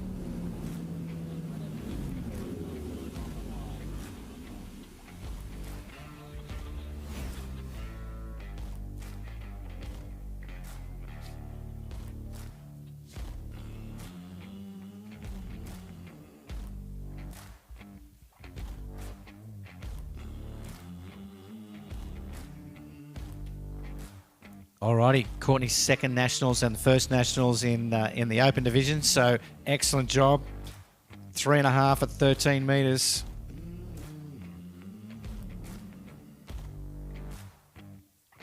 See whether Jada might have a bio. Looking for some bios. A few people filled out bios, but quite a few didn't.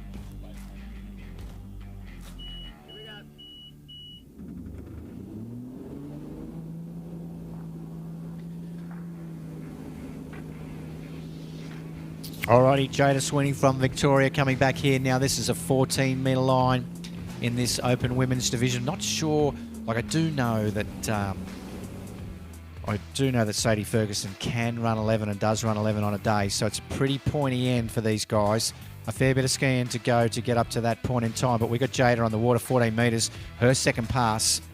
Being her second pass, I'm half thinking she's probably solid to get somewhere into the 12-metre line. She's around 5 ball, making that pass look pretty good there. 14 metres completed for Jada Sweeney. She's going to be coming back at 13. The current lead, 3.5 at 13 metres in the open women's division. So everybody so far into that green line for sure, and I'm pretty sure we're going to see some blue line, and I'm pretty sure we might even see a little bit of purple line as well. It's really lovely to get the opportunity for these guys to show exactly what they can do. Sometimes we were sort of touched on it before. Sometimes you can be fighting conditions. I mean, you've got to ski in whatever it is, and the weather gods do what they do. But fortunately for us, the weather gods have been really nice this weekend, and the site itself is beautiful as well, renowned, good quality site. So these guys are getting an opportunity to get to their PBs. That's why we're seeing some PBs as well. Really fierce competition, but really good conditions. The boats are sensational, obviously. The water's sensational. There's virtually no wind at this stage of the game, so these guys love getting an opportunity to not necessarily have to fight the conditions. I mean, it's fun sometimes when that's even happening, and it's the most tenacious, strongest skier who can deal with the conditions.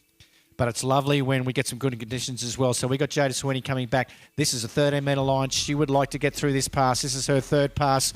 Can she get through it? She's turned 1. She's around 2. I'm not sure she got enough at 2. She's going to be late for 3, yes. She didn't look like she got out of 2 well and headed over towards 3, but I was feeling she was a little bit on the back of a ski. Didn't get the angle. Watching a little replay here. Gate looked pretty good. And she's turned a smidge down course maybe, and maybe folded a little bit, but she was not too bad. You know, maybe late and then back, so you could see that ski rearing up, the front of the ski rearing up, and not getting the angle out of the turn to get over to 3 ball.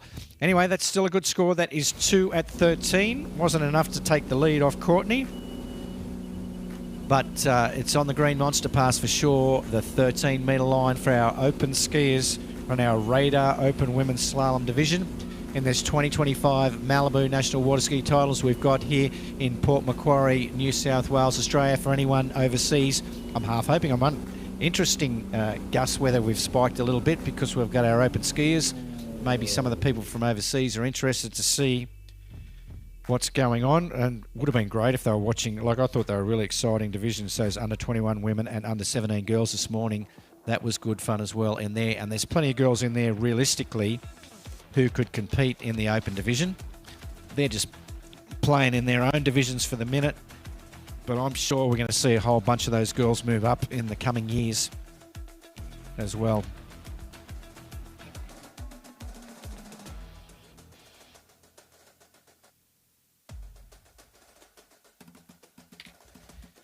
Yes, so send me a message on YouTube if you are watching us at the time. We'll have a shout out to you from wherever you are around the world. Who is interested in skiing in Australia? I think there's lots of people that are just interested in skiing in general, especially when you've got some nice, good quality coverage like we're getting from Axial Productions Services, which is Gus Mitchell in Australia, who's running our webcasts for us this year and doing a superb job. We can see our boat driver there and our judge. We've got Johnny Weeks behind the wheel, Jamie Mitchell judging there, and we have got Erica Hayes from New South Wales, our next skier on the water.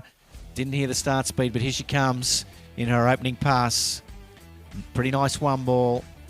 She's around 2 and she's on track. Looks like 16 metres to me, so I'm pretty sure this is going to be a 16:55 pass, opening pass for her.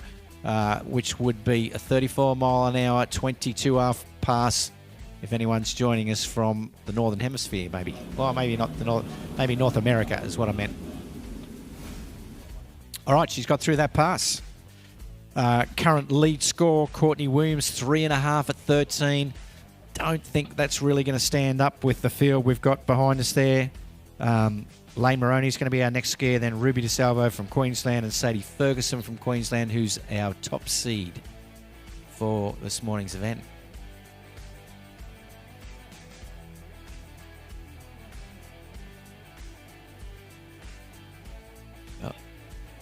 All right, just looking at that replay there of Erica Hayes. Nice, easy pass for her. In good control there. All right, Johnny Weeks, our driver, Queenslander. He had a little bit of a ski last weekend himself in the overs part of our national title. So just a quick little recap. We sort of separated this year. Our nationals titles are separated into 2 weekends, and the overs skiers skied last weekend and had a bit of a party. And now it is the junior skiers and the open skiers, and we're on the open women's event right as we speak. And we have got Erica Hayes on the water from New South Wales, our third female open skier. She's coming back 14 metres. She's going to need to get through this one in order to vie for the lead. Oh, she's turned tight at 2 ball. It happens every now and again. She had a beautiful one as well and was really early into 2, and I think she just stomped on it a little too hard and came unstuck. And that's all she wrote there. Positive that is well under where she would like to be, but you know, like I keep saying, it's not It's not the end of the world for these guys. They would love to show us their wares in the opening round and would love to push the boundaries to push themselves to the back of the pack. But if they don't, it's not the end of the world because they're all starting on a level pegging in tomorrow's final. All right, so halfway through the women's division now, and then we've got a massive men's field coming up, 14 skiers in the men's divisions directly after these female skiers. A few New South Welshmen heading down there to help Erica Hayes with her gear and just offer her some little condolences. Didn't work out for her that particular set, never mind.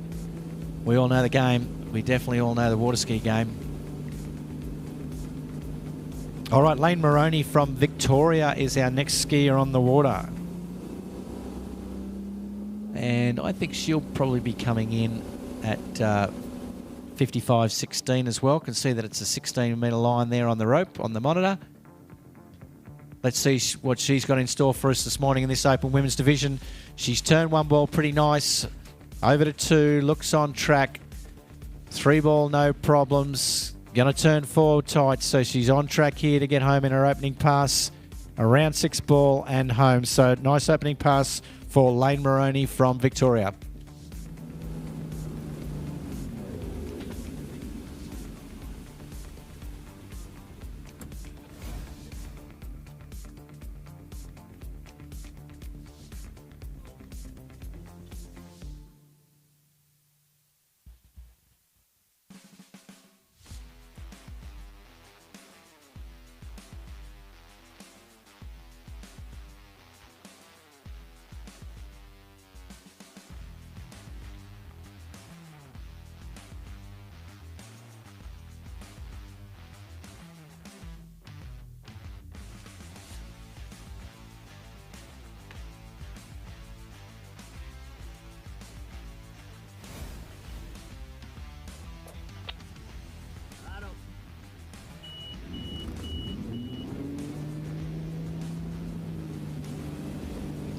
Alrighty, we're halfway through our Women's Open Division Slalom here. 2025 Malibu National Titles.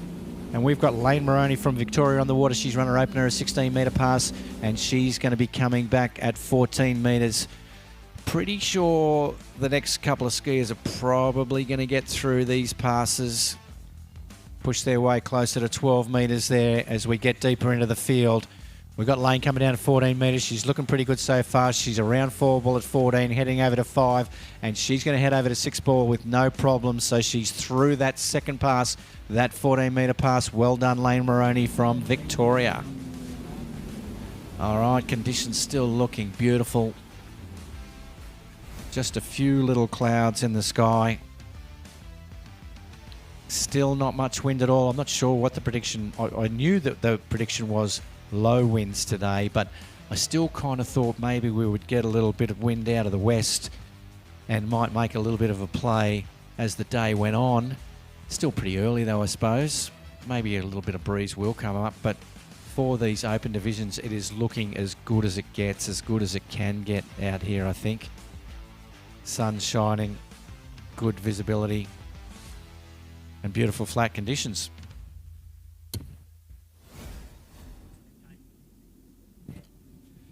Alrighty, I've just been told by the tower that there is a judges' change for the men's divisions, for the men's open. So if those people that are judging the men's division could have a little bit of a think about it, and it's going to be Shane Coulter is going to be driving and Scott Reeves is going to be in the boat. We have got Mark Quinn as a tower judge, Ethan Nolan, Kylie H is running our video. Christy Appleton is going to be a gate judge as well, and Amy Reeves is going to be our scorer. So if you guys can have a little bit of a think about it and head towards your judging positions. We are still in the Open Women's Division though, with Lane Moroney coming back at 13-metre line. What has she got for us? Current score to beat is 3.5 at 13. She's heading down this pass.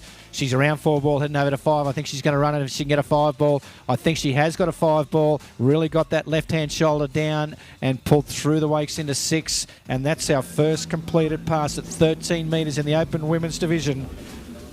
We're going to see a little bit of 12-metre action here now. Alrighty. So Courtney was holding onto the lead with 3.5 at 13, and now we've been propelled into the 12-metre bracket.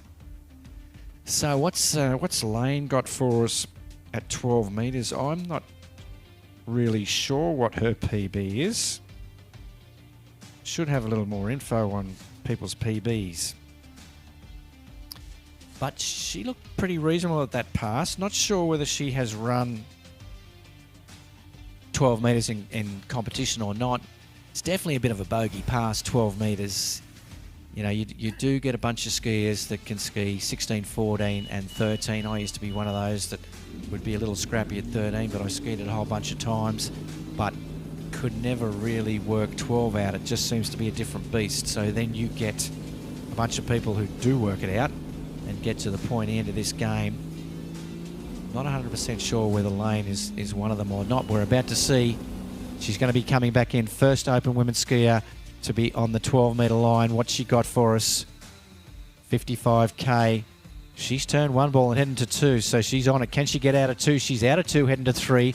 She's over at three, heading over towards four. Maybe she can run it. She's just clipped four ball. Tried to make a play back for the Wakes. Not 100% sure whether she snuck around four or not. We'll have to look at the replay to see whether she snuck around it. But it's still sensational skiing. It's going to be a minimum of three. Pretty sure they're calling three, so they don't think necessarily she got around four ball, but she definitely got around three ball, and that is a solid score, 3 at 12 metres. She is our new leader in the open women's division. Just checking on that replay there. She's around three ball for sure. Heading back, and she got out of three pretty good too. Headed over to four, but just ended up a little bit too narrow. Maybe she got caught on that left shoulder for just a bit too long, so she couldn't let the ski swing out to the width of getting around four ball. Anyway, still a great score for Lane Moroney from Victoria. That is 3 at 12 metres, our new leader.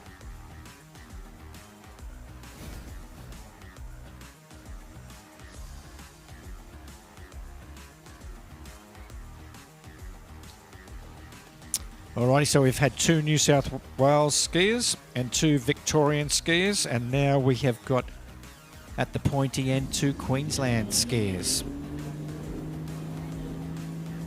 All right, we got Ruby DeSalvo on the water, and she is up in the ante a little bit because I'm just hearing back from the boat that she is starting at 14 metres. So this is a 55, 14 metre pass, opening fast for Ruby DeSalvo from Queensland.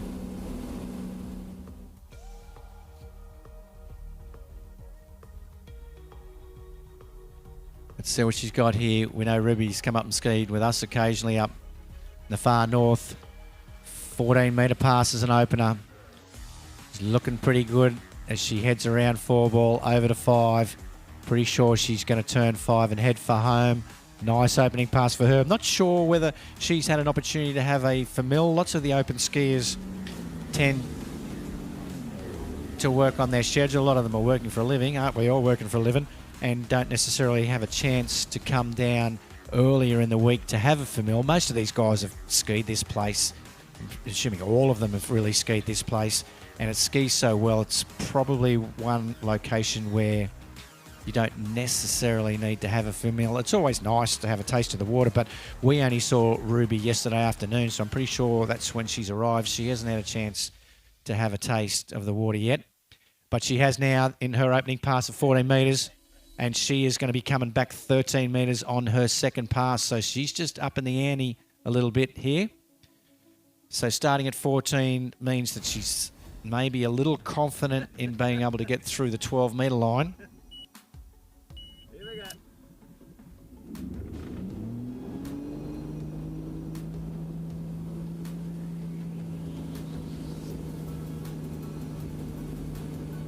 All right, I've got a bio for Ruby DeSalvo. 1 at 11 is her PB. Anyway, she's coming back 13 metres, the Green Monster, and she is riding a D3 Ion 66 with a hard shell binding. So Shane will be happy to hear that down there. What has she got for us at 13? She has turned one ball pretty good. Around two ball, heading over towards three. Not bad at three. I think she is on track here. Around four, maybe a little funny out of four. Oh, yeah, trouble out of four. Oh, yes. talked it up too much. Funny out of 4 ball, and it was worse than I initially thought.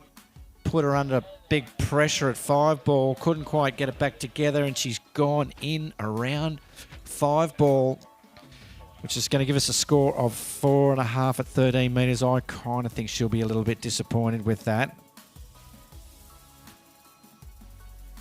But it is what it is. Just a seeding round for these open women skiers.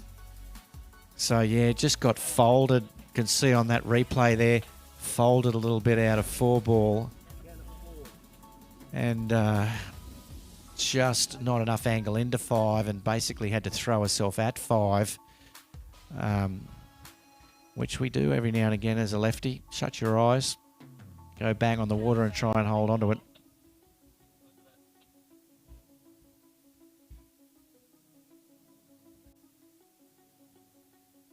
Alrighty, so we are going to be down to our final skier in this open women's division. Sadie Ferguson from Queensland. So once again, just a reminder, if you are a judge in the open men's division, if you can start heading towards those judging areas, that would be great.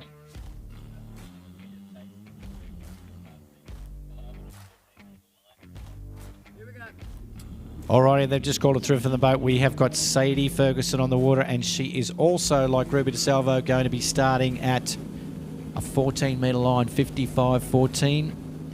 Our top seed, great 3-event skier. Been a great 3-event skier for a bunch of years. Sadie can trick, can jump, and the whole box. Probably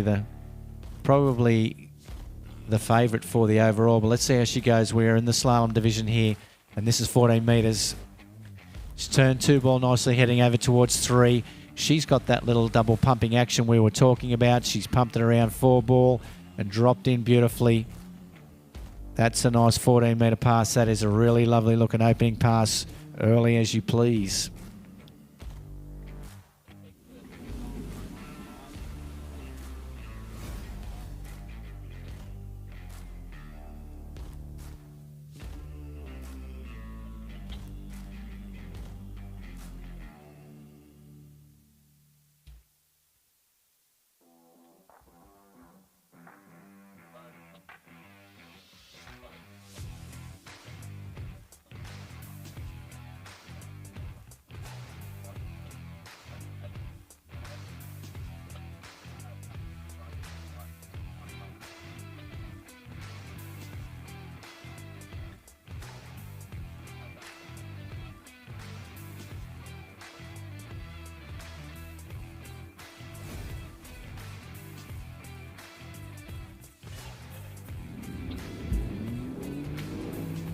All right, continuing on here with our open women's slalom division. We have got our top seed, Sadie Ferguson, on the water, coming back in 13-metre line. She ran her opening 14 metres. Current score to beat is 3 at 12 from Lane Moroney. So she's going to need to get through this pass and halfway down the next one if she wants to be the last off the dock in the final. All right, Sadie Ferguson, round 1 ball, really nice, waiting for 2 ball. 13-metre line, she's looking good, heading over towards 4. Looking pretty standard fare for her. I think she is a little bit of a cut above the rest, Sadie Ferguson. And easy as you please around 6 ball and out the gate. So that's a full completed pass for the Queenslander. She's going to be coming back in at 12 metres. And I've kind of half got a bit of a feeling watching her ski there that she might get through this one as well.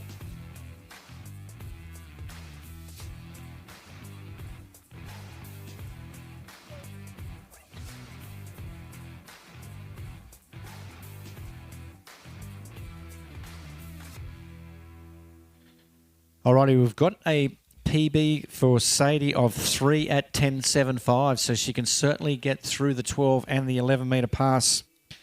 She's another one skiing on a D3 ski. Shane is going to love to hear this, all these D3 skis hanging around the traps. So another D3 skier. 6,700 is her trick PB, which is sensational, and 47 metres in jumps. So I'm hoping we're going to see her on the water in all of those divisions. And she loves a palmy. Her favourite food is a palmy.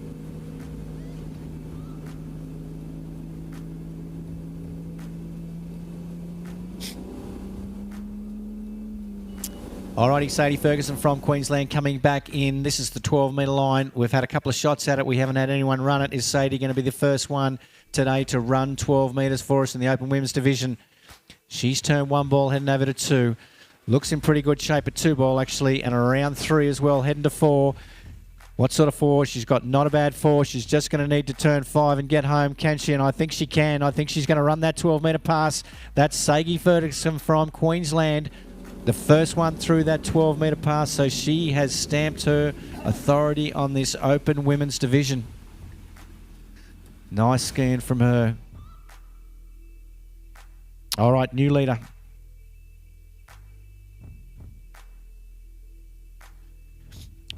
Can she run 11? So now she knows she's the top seed. It doesn't matter if she gets any extra balls, really. She is the top seed. But all of these open skiers love to push the boundaries. They love to push their PBs. Conditions are perfect. The driver's right.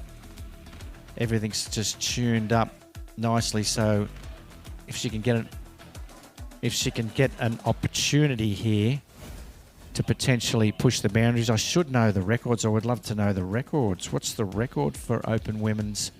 I do believe there's been some girls in the past that have run 10.75, so it's going to be a 10.2 score, I'm pretty sure. So Sadie hasn't got through 10.7 anyway. We want to try and get her through this 11. We certainly haven't seen, I'm not sure we've seen anyone at all through 11 at all. Is Sadie going to be the first one for this event to get through 11 metres? Let's get behind her here for Queensland. Sadie Ferguson, this is the 11-metre line. She's turned 1 ball. She's made a start on it. She's over to 2. She's turned 2, all right. Maybe didn't get all of 2. She's around 3. I'm not sure it's going to be enough. She's heading to 4. She's staying in it. She is going to get around 4 ball. A little double pump and back to the wakes. That's going to be a full 4 balls at 11 metres for Sadie Ferguson. So she's definitely going to be the top dog in the Open Women's Slalom Division by a fair old margin, realistically. So next closest was 4 at 12. She's got 6 ball start. It's great skiing. 4 at 11 metres, Sadie Ferguson. Let's have a little bit of a look at the replay here. Turned 1 pretty nice and headed over to 2. Really solid position there through the wakes. Maybe pulled a little long, like I'm not 100% sure. Oh no, I'm seeing the end of it, sorry. I'm seeing her pulling long into 4 ball there on that replay. So, and then she's cut back to get a full 4 balls. Yeah, I was thinking she was coming out of 1. I'm going, man, she's pulling long. But she was pulling long into just to be able to squeeze around 4 ball there.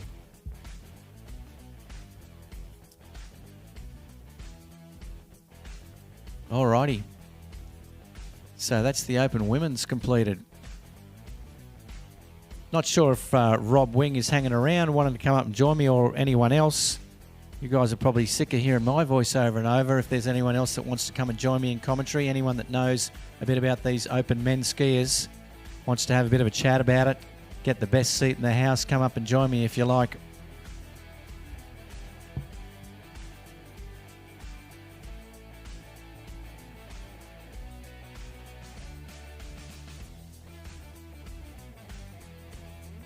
Yeah, if you want to, Rob was going to come, but I think he's watching this video.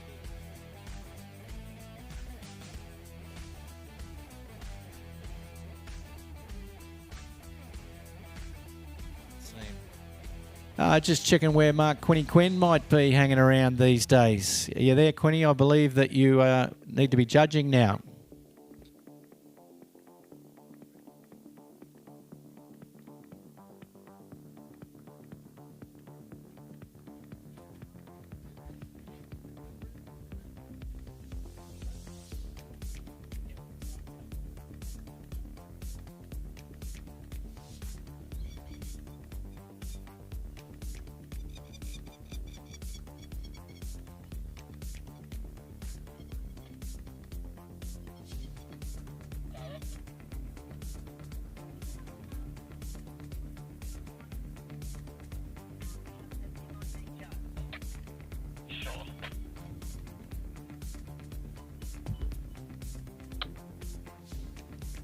All right, I've got Gary Smith coming up to join me in this Open men's division. How you doing, Gary? Yeah, good, Coops. It's been a wonderful tournament here so far at Stoney Park. It's come together quite nicely, so really looking forward to seeing what these open men can pull out. Conditions are great. The boat is skiing extremely well. Just doing some fine adjustments again. Look, I'm really excited to see what scores we can get into. You know, like I think this is set. The scene is set. Yeah, I was saying before, sometimes you know, the weather gods don't play nice, and sometimes the competitors are fighting conditions. It almost seems like a lot of the time competitors are fighting conditions because they don't necessarily like us weather gods. But today they're on our side, so these guys are going to get an opportunity to show us all of their wares. Now, as we look through that pack,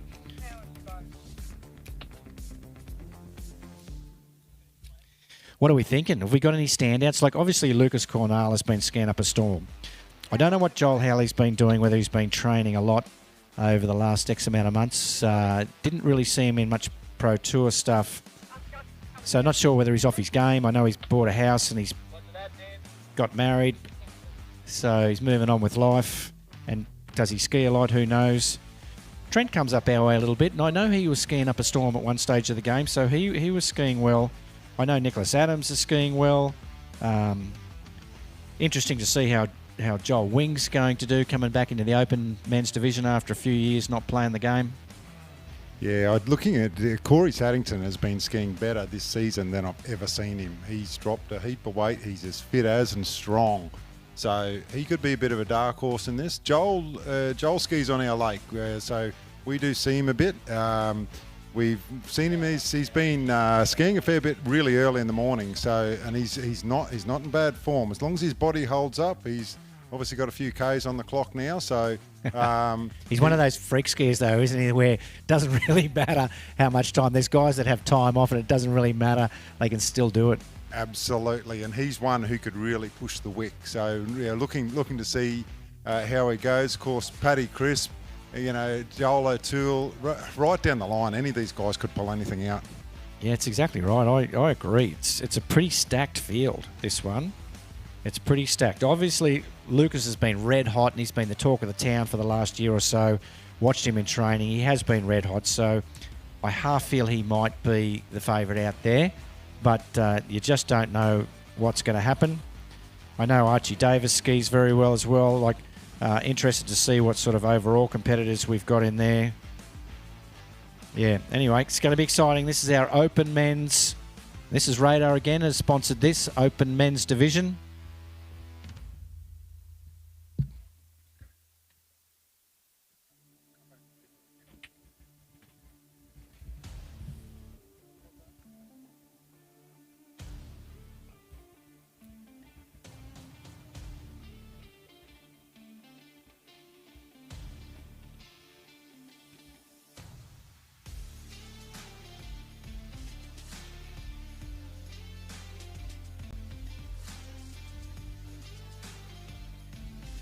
Alrighty, we are looking for Mark Quinn if you're on site.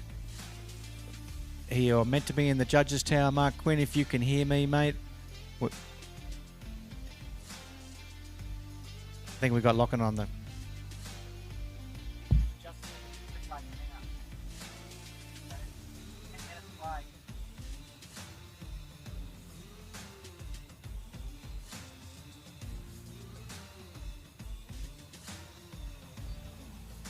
Tell him his name's Mud. Tell him his name's Mud. Do you want us to mess up the water? What do you want, Jacob? 58B1.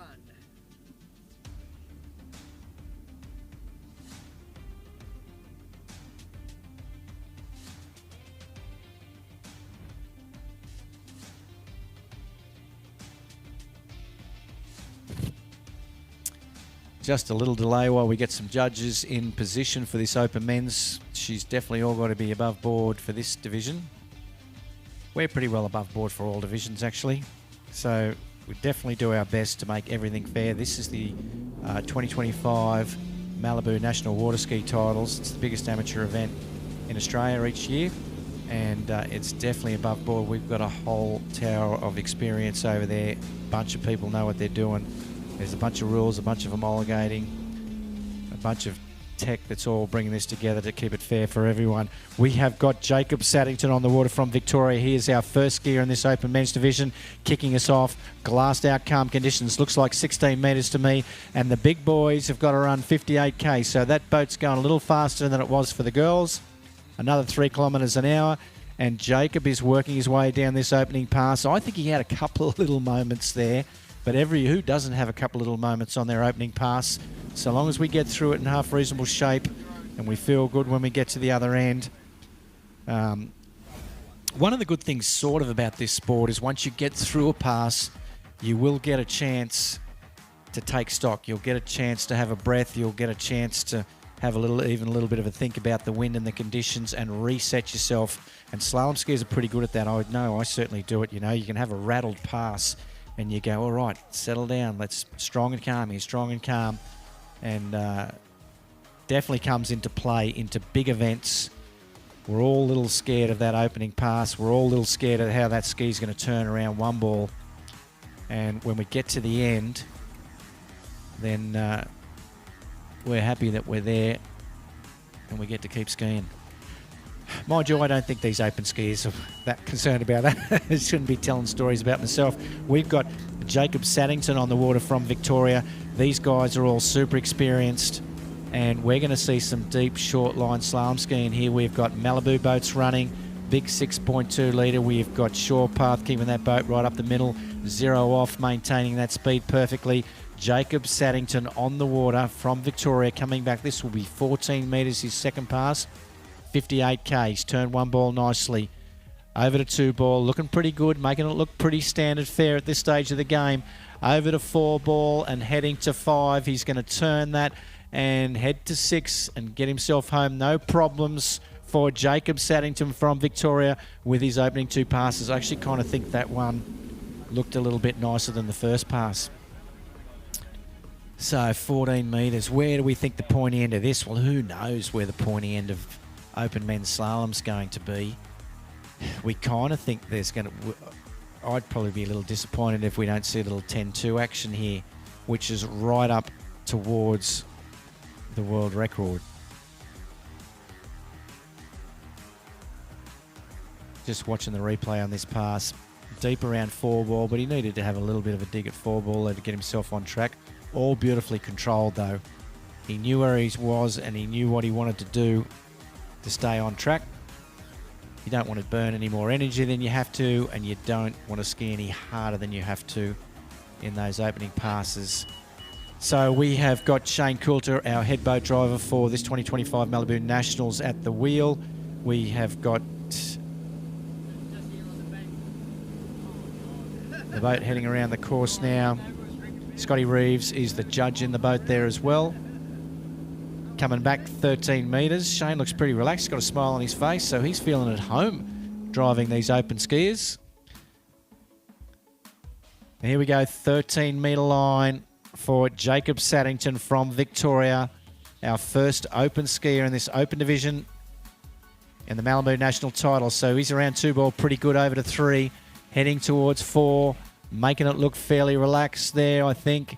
Out of 5 ball, and he's going to get home. So we're going to get a bit of 12 metre action right off the cuff in our open division.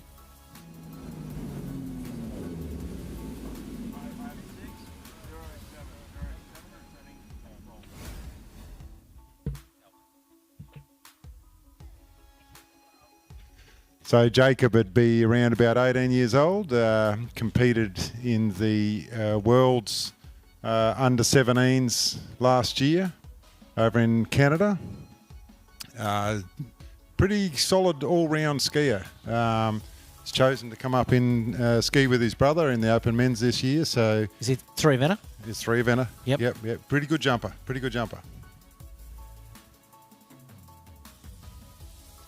So he would, right now, he would be in under 21s division if he wasn't skiing in opens. Yeah, correct. Yep. He's aged out of the 17s now, so choice is to ski under 21s or in the opens.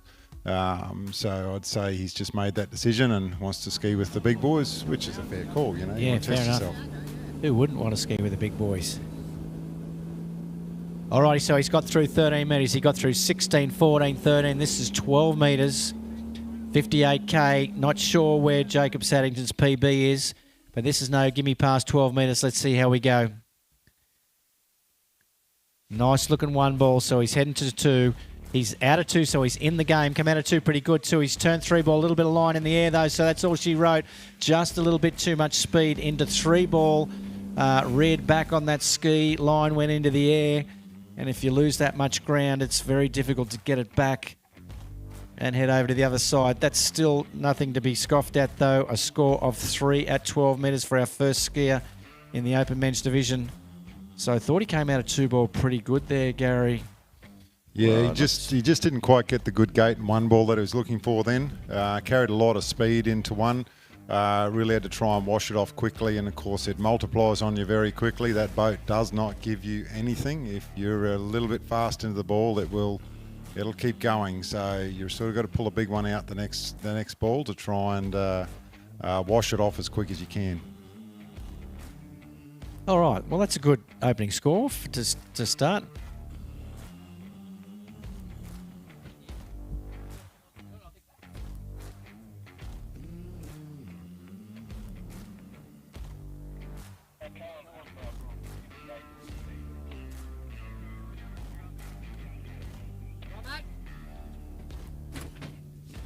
Alrighty, just welcoming up to the commentating area, Mr. Rob Wing, and I'm very happy to see he's got a Sharks hat on. He knows I'm a Sharks supporter, Rob Wing. So actually we could work pretty well together, but I'm going to hand the mic over to him for this open division. Good on you, Rob. Yeah, thanks, Greg. Actually, we'd be like Sparkles McGaw and E.T. from back in the old days, wouldn't we? With the Sharks jersey on.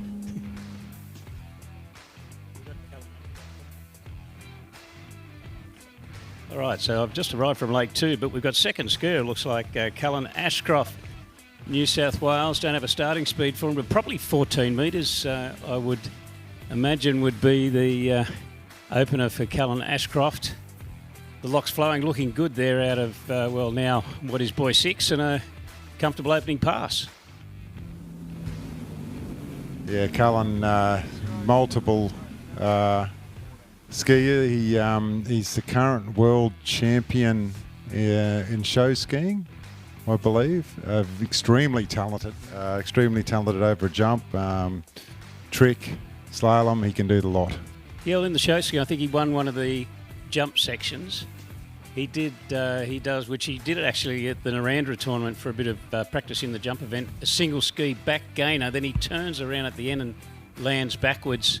I don't know what it's called, some discombobulation type name in the show skiing world, but he actually jumped around about 85 feet doing that trick and took out the world title down in Mulwala just a couple of weeks ago. So absolute super talent is Cullen Ashcroft. Yeah, he certainly makes it look easy. He's one of those guys. He's a great young gentleman to be. Yeah, pretty handy on the trick ski. So he'll be jumping as well this weekend. So very well-rounded water skier is Cullen Ashcroft. Well, he completed the 14. I'm pretty sure we confirmed that he did start at 14 metres, coming back on a 13-metre line. Well, gee, the conditions are absolutely beautiful here at Stoney Park.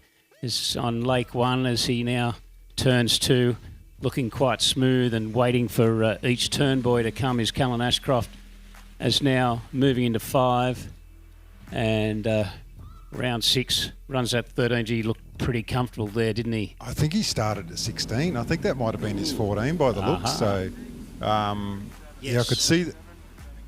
Yes, there we go. He's taken the extra pass. He's taken the extra pass to feel the water. But I'll tell you what, as water skiers, we always want good conditions. But to have conditions like this at our national titles on a lake that's skiing so well behind a boat that's so strong, this is 1 in 100 chance to have this sort of field coming onto these conditions.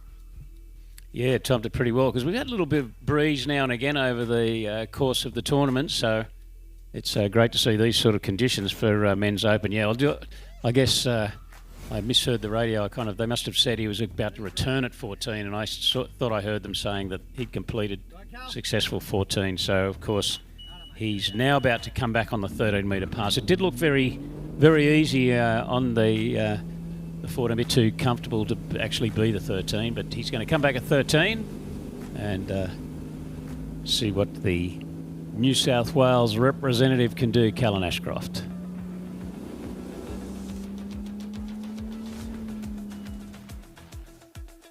Got a beautiful hum to it, that Malibu, hasn't it? When it just sliding on the course there. And here's Callan at 13. He's really going to have to run this one. Now, turns around 2. I think he's looking pretty good so far at 2. So he turns 3, now 4, heads out to 5. Good, strong pull to 5. Great turn around 5. And well done, Callan Ashcroft completing 13 metres. Gee, I tell you what, he made that look really easy. He was always in control. The line was tight. He was early, waiting, patient. Yeah, he'd be really happy with that sort of performance. Yeah, well, you could see he was skiing pretty aggressively, but he was always, as you say, just always under control, always just looking very solid through that 13-metre pass. So I'm not sure what Callum's PB is, but he's going to be coming back on the 12-metre line. But if he can do anything like that, I reckon he's in the real crack of getting through this one.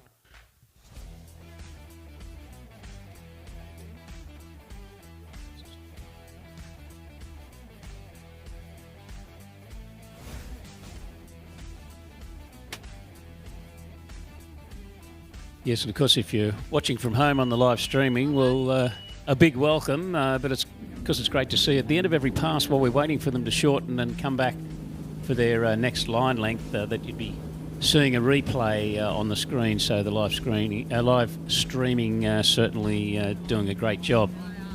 Well, 12 metres, things start to get a bit interesting here. I think our whole field would be capable of running this 12-metre pass in the men's open field. And see if Callan can do it today in these good conditions. Turns around 1. I think he got a pretty good start there. Now turns 2. He's still looking good on this 12-metre pass is Callan Ashcroft. Now turns around 5. A tiny bit of slack rope, but gets around 5 now and stretches to 6. A little bit of slack rope, takes a hit without a problem and runs the 12-metre rope. Yeah, he was in a bit of trouble around 4 ball. He pulled long and he had to do a fair bit of work and threw it into 5. Hoping he was going to come out of it okay, and Callum being Callum, he's pulled it back and he's pretty happy with that one. Big fist pump at the end of the lake. Yeah, well, he definitely had to work out of 5 and fairly late into 6, but really, once again, pretty controlled.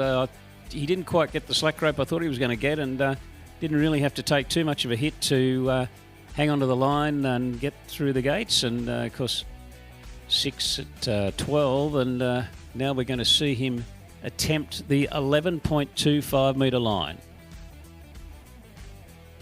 I mean, it's what we'd expect to see out of these guys, but we've got a field of 14, the who's who of Australian slalom skiing that we're going to work through this field. So it's a very high quality field we have here today, these national titles for 2025. All right, we can hear the Malibu spooling up as he comes around the island. Just coming into sight now. Shane Coulter's at the wheel, one of the best drivers in the country.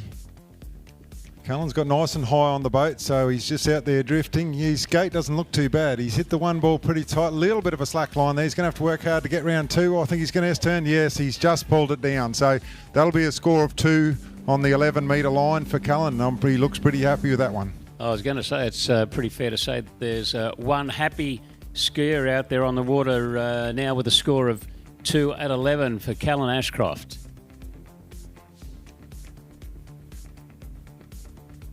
That might even be a PB for him, you know. I reckon it's going to be pretty close. Yeah, it'll be interesting to know, because from that reaction, it's maybe a PB by a couple of boys. But I don't know if he's run 12 in tournament. You would think he would have, but great work from Callan Ashcroft. Yeah, judges confirmed the 2 on the 11-metre line, so not sure where the New South Wales team are. I dare say he'll ski in, or is he going to go back to dock? He's heading back to dock.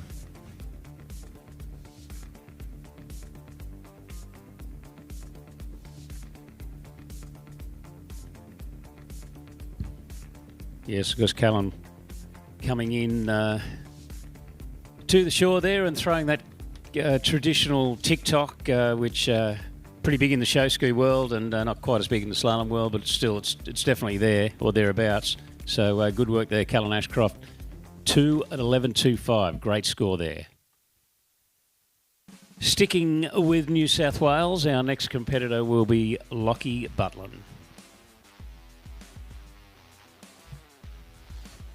Yeah, Lockie will pretty familiar with these boats. Of course, his dad Darren's been a promo boat owner for some years now, so he'll be loving the chance to get out there and sort of feel the water out and see where he gets to. I think he'll probably start on the 16-metre line.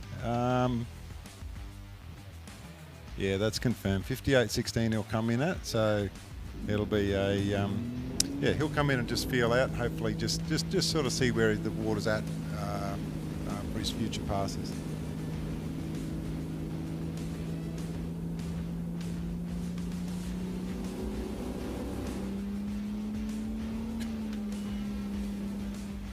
Of course, great for the guys. I mean, starting at 16 is probably a pretty good choice for a lot of these guys, getting a feel for the conditions. They're absolutely glorious out there, but warming up the body on that opening pass at 16 and then starting to move through the rope lengths, it certainly worked pretty well for Callan Ashcroft as we see Lockie Butlin on the opening pass. A bit late out of 5, I'm thinking there, but probably just didn't want to rush or panic or overturn anything and mess up that opening pass. So he's got that opener under his belt, so now he can come back and start to get a little bit more serious on the 14.25 metre rope length. Yeah, it's always that catch-22. You know, you want to be a little bit conservative on your open pass. You just want to feel the water and get the job done. It is easy to get a little bit late, but you sort of see a lot of skiers. They come in sort of around 3-4 ball, and they might be a little bit late, and then they'll just dial it up a bit to make sure they get the pass done. Coming back, of course, on the 14-metre line, they can use a bit more swing on the boat and use the boat to their advantage. So I'm sure Lockie will be. He'll be good for a few passes, I reckon. Well, let's hope so. And I guess you're going to hear us saying it a bit through the morning, but the conditions are absolutely looking fantastic here at Stoney Park. Oh, it's unbelievable. Like we're so lucky to put this sort of event together and have this, you know, have these as conditions. It's just, yeah, with the skiers where are coming, it's really exciting. Actually, I can't wait to see it.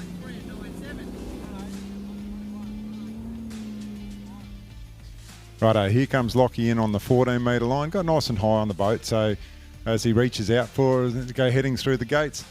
Not a bad one, ball, just rock back there a little bit. Seems to be in control. He's getting nice and early. You can see he's starting to get that swing off the boat, which he'll be liking. The line's nice and tight. He's carrying the handle right into it as he heads around 6 ball, and yeah, I think you can mark that one down. Yeah, comfortable looking 14.25 metres there for Lockie Butlin. Probably just, in the live streaming, we're just having a bit of a look at the repeat of the pass. Just a little on the back of his ski coming out of 1, but being the 14.25, quickly got things back together. Maybe bobbled a fraction with his upper body just coming out of 3, but still a good-looking 14.25 metre pass for Lockie Butlin, and now we'll shorten up to the 13-metre rope length. There's plenty of action for the Nationals here at on day 3 for the unders, because Lake 2 at Mike's Place, I think it, as we call that lake, great facility where we're running tricks at the moment this morning. We've seen some of the younger juniors, under 10s, under 12s, girls and boys going through their paces, some over 21s as well. So that's all been happening on Lake 2, and then of course great slalom events here on Lake 1 here in the main arena of the Nationals, Stoney Park, Lake 1. Yeah, it's really good to see, Rob, isn't it? As I can just hear the boat coming up around the corner and Lockie coming in on his 13 metre pass, sorry. A little bit lower on the boat. He got sucked in there a little bit for his one ball. He's dumped it into one, so he seems to be okay. He's going to have to work pretty hard. They're just rocking back off 3, heading the 4, pulling across to 5. I think he's going to be okay. He's still going to have to work, though. This is no walk in the park for him. Oh, that 5 ball, he's pulled it out, and he's had to work harder for that one than what I think he needed to, but it's always good to have that bit of a buffer there. So, yeah, good skiing, Lockie. Yeah, it looked like a big turn out of 5, and his ski even, once again, that's something we noticed, or he mentioned on one of his earlier pass, the ski kind of reared up a little bit, but he got great angle out of 5, and really no problem there with running the 13, so should be looking pretty good coming back at 12, so hopefully he can do what Callan Ashcroft did and run the 12-metre pass, but still it's a tough one. It's a pretty big ask, and but we've got a star-studded field here today, so as we work our way through our last couple of skiers, of course, Lucas Cornell, Joel Howley, and quite a few others that we will get to shortly. So crackerjack field here for men's open slalom round 1. Yeah, I have to give a shout out to the Port Macquarie Hastings Shire Council when we started to put this event together. They've been on board since the get-go as one of our sponsors for this event, and they've really embraced it. So much so, we've had it, both Channel 7 and Channel 9 have come out in conjunction with the Port Hastings Shire Council. So a big shout out to them for their support of the event. They love to support anything new, and of course this has been all over the news, which is great. All right, just seeing Lockie come back in at he just got pulled forward out of the 1 ball. He's a little bit slow out of 1, and I think the boat got him as he came in around that 2 ball. Yeah, it's a bit narrow into 2, and then the big turnaround with the ski became airborne, and unfortunately Lockie there just not able to continue any further down the 12-metre line. Well, just looking at the replay, he was actually pretty coming into 1 with a heap of speed, and he ended up a little bit late out of 1 and just narrow into 2 though, so probably didn't get the start that he needed to run the 12, and 1.5 on a 12-metre line for Lockie Butlin. Yeah, notice Lockie's gone to a D3 too these days. He's seems to be rocking it.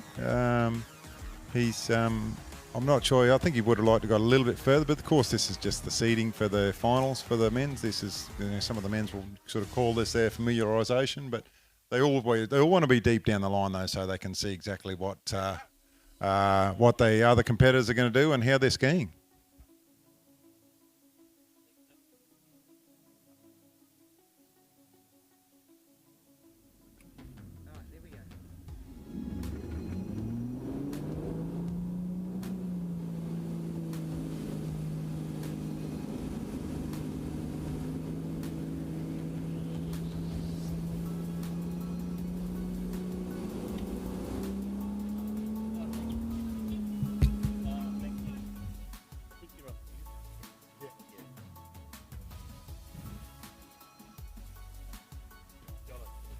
All right, we've got Joel O'Toole coming in. I tell you, it looks like he's coming in on the 14-metre line. It's got 58 Ks for all the big boys. So, not very strong skier, Joel. Been around for quite a while.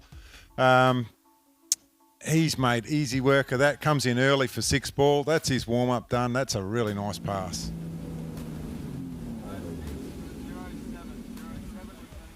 Yeah, nice opener there for Joel O'Toole. Newcastle lad, so representing New South Wales.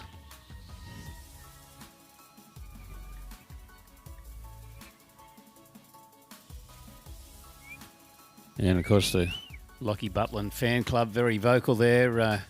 Sort of getting mobbed like the Beatles, so he's had to protect himself by threatening to hit one of them with his slalom ski, but good work there for Lockie Butlin with 1.5 at 12. And of course, we'll see all our men's open skiers skiing again tomorrow in the finals. So we have this first, the opening round, and then the event will be decided tomorrow in this men's open slalom, who will be champion of Australia in men's slalom. So it'll be a pretty big title on the line here as Joel O'Toole about to come back on the 13-metre line.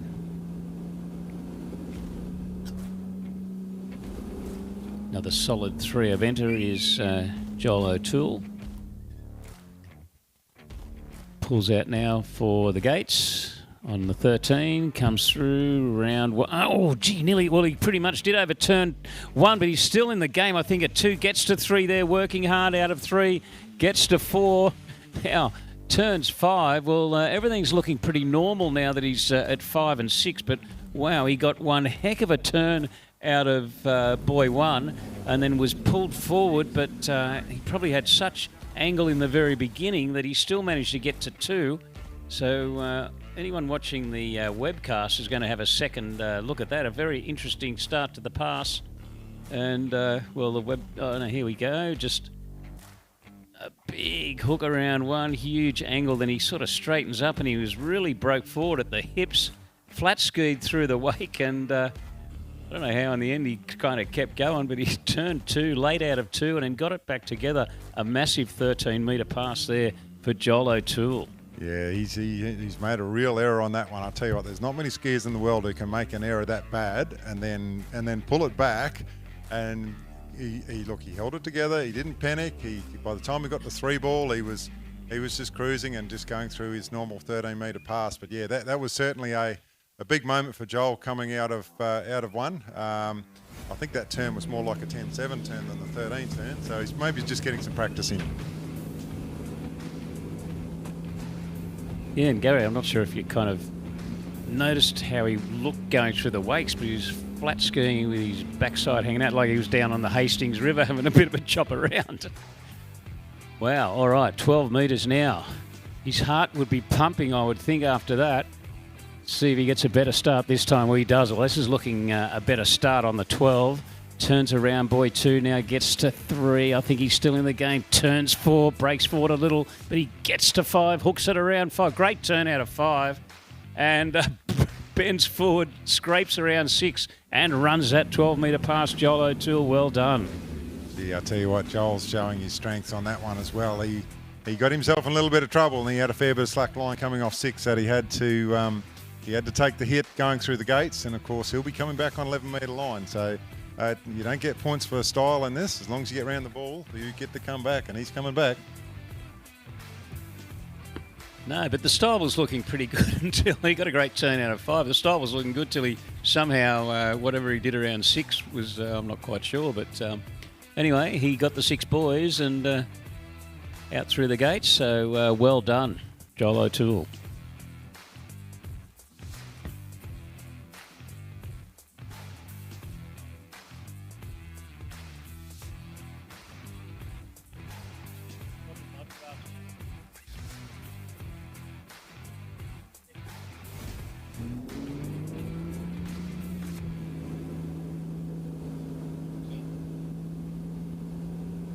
One of the future champions of water skiing, riding around on his bike, young Xander Wing, had his first round the other day in the subbies.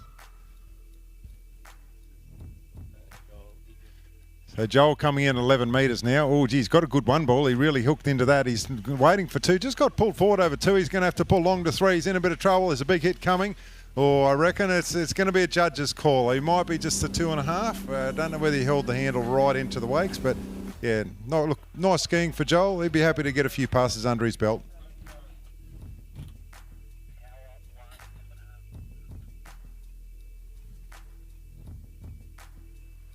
Yeah, just confirming. I think 2.5 is going to be the call for Joel.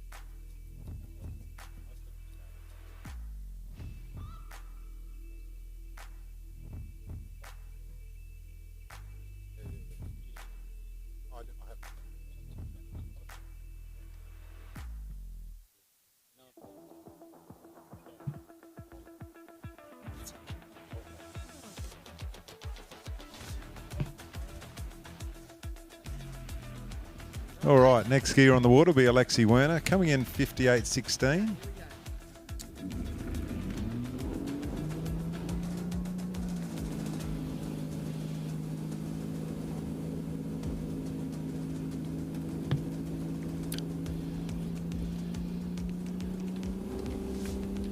Okay, so Alexi Werner from representing the state of Victoria, 58 k's the boat speed, but will be the speed for all of these guys. He's starting on a 16-metre line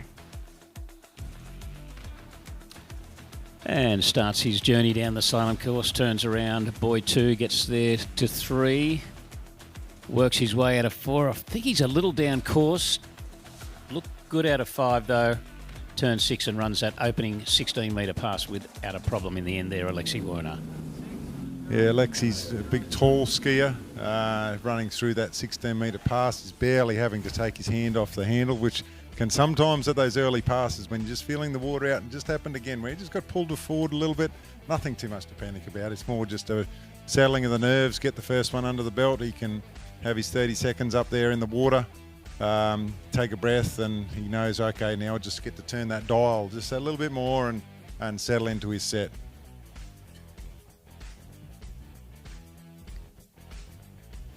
Yeah, because I guess normally that 16-metre pass would be relatively easy for Alexi, and he's probably sitting in the water thinking, okay, now I've just got to start working it up a little bit more aggressive, and start not leaving anything out there, because as the rope gets shorter and the degree of difficulty increases, the guys have to be really on it out there on the slalom course and make sure that they ski very aggressively to on those shorter rope lengths to get the width that's needed and get around each and every turn, boys. He comes back now. This is 14 metres. The lead, bearing in mind, is 2 at 11, so a big score has been laid down by Callan Ashcroft as Alexi Werner now turns around the third buoy, gets now to 4, just waiting for 4. Good, comfortable turn out of 4. Stands up a fraction out of 5, maybe a bit of a conservative turn out of 5, but not a problem there in completing that 14.25 metre pass. Yeah, Rob, he really drove his shoulder in on that 4 ball to really get that ski round. It seems to be a bit of his style when he does that for Alexi. He tend to pull it out though, like he dropped the shoulder in hard, get the ski round, and then just use his sheer strength to try and pull it back again. It's been confirmed, so Alexi has got through the 14-metre pass and he'll be coming back on the green monster. 14-metre is just one of those passes. It just can be a little bit funny. Your style of skiing has to change between 14 and going into 13. The 13-metre pass, of course, you can really start to use the boat and get the swing off the boat. And it's actually just holding that position. It's less effort. It's less effort at the end of the day. Yeah, although they do say you've got to be mean to run the green, so just see if Alexi can turn this into it. And then on the webcast, we're seeing a picture each time they come into the course. We're seeing Shane Coulter, the driver, from a front-on angle. You wouldn't want to play poker against him. He's looking pretty serious behind the wheel, which is what we want to see here for Men's Open for our top driver, as Alexi now comes on in this 13-metre pass. Turns around 1 there now. Gets to buoy 2, still on time at 2 as he turns 3. Stands the ski up a fraction out of 3. A little bit late out of 4, but I think he can do it. He turns 5, pulls hard to 6, and runs the 13-metre line. Yeah, gee, he really carries the handle for a long time into this 2-4 ball. He had still had plenty there. I sort of get the feeling that he's got a lot more he could give if he. Because he's so tall, I reckon he's probably got an extra foot on everyone on the opposition just to get around the ball, but he seems to do it, and he's doing it well. Yeah, well, if you've got the height, you may as well use it to your advantage in slalom, which, of course, over the years, plenty of our slalom skiers, they haven't all been giants, but there's been plenty of big, tall guys over the years that have certainly been great slalom skiers. Yeah, absolutely. And the geometry where you get You get an advantage if you're a bit tall because you got a better reach, but that's the positive. The negative is the boat can pull you because it's got more leverage over you due to your height. So it's harder to hold that handle in against your hip. So seeing Alexi come back now, coming back on the 12 metres, coming back on the 12-metre line. So he'll be looking to run this, and sort of get up near the top of the field for the final.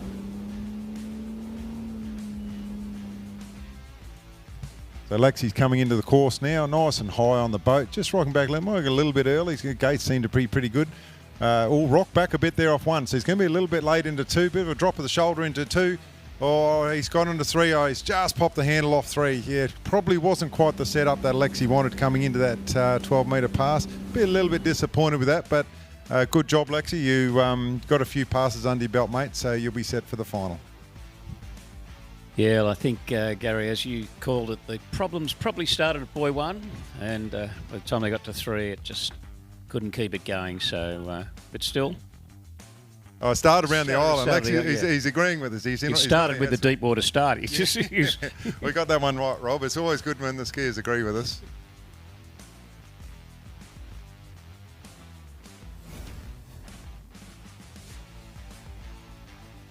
Oh, I reckon we don't have a buyer on this next bloke, but I reckon you might have a bit of goss on him, Rob. What do you reckon? Oh, look, he wouldn't like to think it. He's probably the oldest bloke in the field, though. Is it trouble? He might be the oldest bloke in the field, but I'll tell you, this bloke can ski.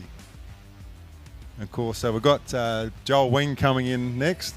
I'm going to hand this one over to Rob, and he'll look after the commentary on this one, I think.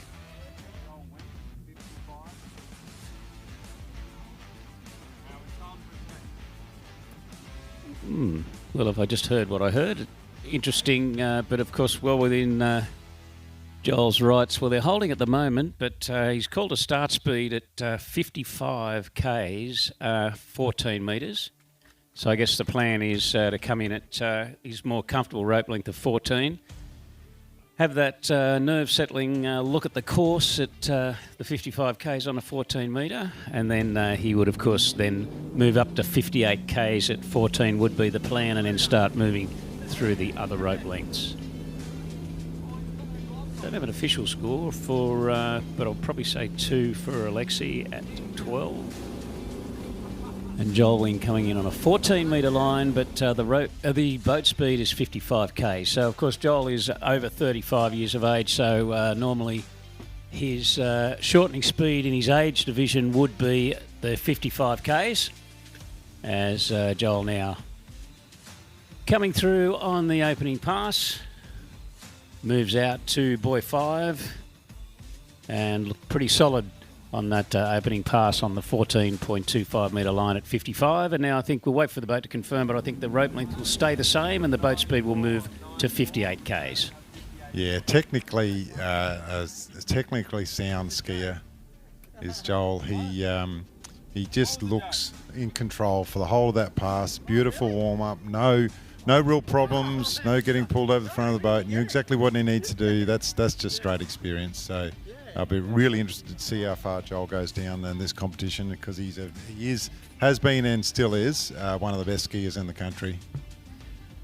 Yeah, so of course Joel has skied in a number of tournaments at 55 k's, but a few weeks ago he did compete at the 58k boat speed up at Waterski at Emma Shear's site. So he's been skiing at 58 a bit in preparation for to ski in this open event here in the Nationals Men's Open Slalom here for 2025. So we just see the boat starting to get into position. So as the line comes tight, so this will be Joel coming back on the 14 metre line at 58 k. So this is the top speed. Yeah, he's got, well, I did mention that he's in the over 35 age group, but he's got plenty of experience over the years of previous Moomba Masters slalom finalist, and actually a slalom finalist. I don't know what's happening here. We might have had a issue. Just Joel's come back beside the boat, so once we know what's happening, we'll let you know. Because at the moment, we don't actually know ourselves.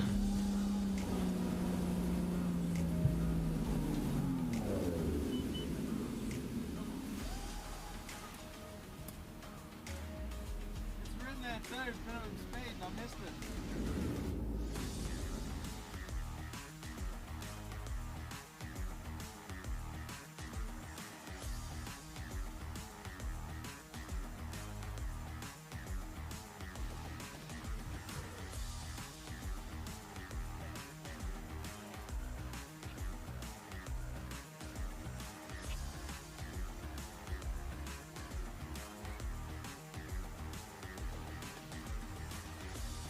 Okay, so we think we've worked it out. That's right, Rob. We think we've worked it out.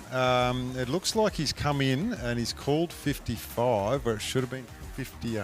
Yeah, it must be a 58 start speed. So that's what's happened. So that's why they've taken Joel back to the initial start position, and he'll come back at 58.14. Yeah, so it's a bit of a discussion point for us. So I guess he's thought that he was allowed to start at 55, and we sort of discussed the plan and the tactics, come in at 55 and leave the rope length the same and then up it. But then maybe the boat crew weren't aware that he wasn't allowed to start at 55, so I guess it wasn't his fault.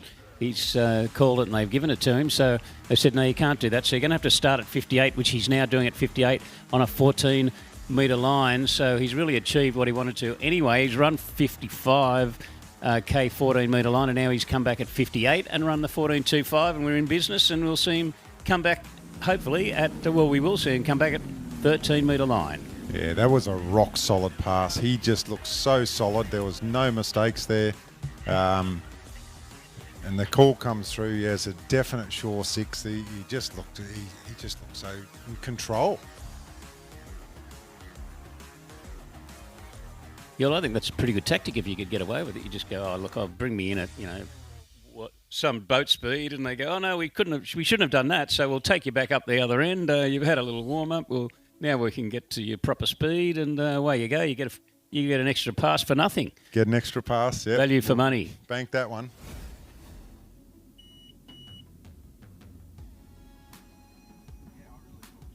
It's still in the context of the whole event. The 14-metre rope length, there's a fair bit of work to go, so Joel will be definitely wanting to, you mentioned, Gary, the 14-metre pass looks solid, but as it would want to look, so he's now got to work his way through 13 and hopefully complete 12 to look at anywhere near what is a lead score at the moment of 2 at 11 by Callan Ashcroft. All right, see, Joel has the one here to turn in for the gates. Comes in nice and early for one. Good one. Ball comes up, hooks up nice and light. Very, very firm on the line. The line is always tight. He's a great stack position. He comes round 3 and heads into 4. Yeah, I'll tell you what, he's a very strong skier. He's never out of control on that pass. That is how you run a beautiful 13-metre. Yeah, so should be pretty happy with that, running the 13, and would very much love to run the 12-metre pass, I'm sure. Well, Joel, I'm not sure what he did first round at Waterski at Emma a couple of weeks ago.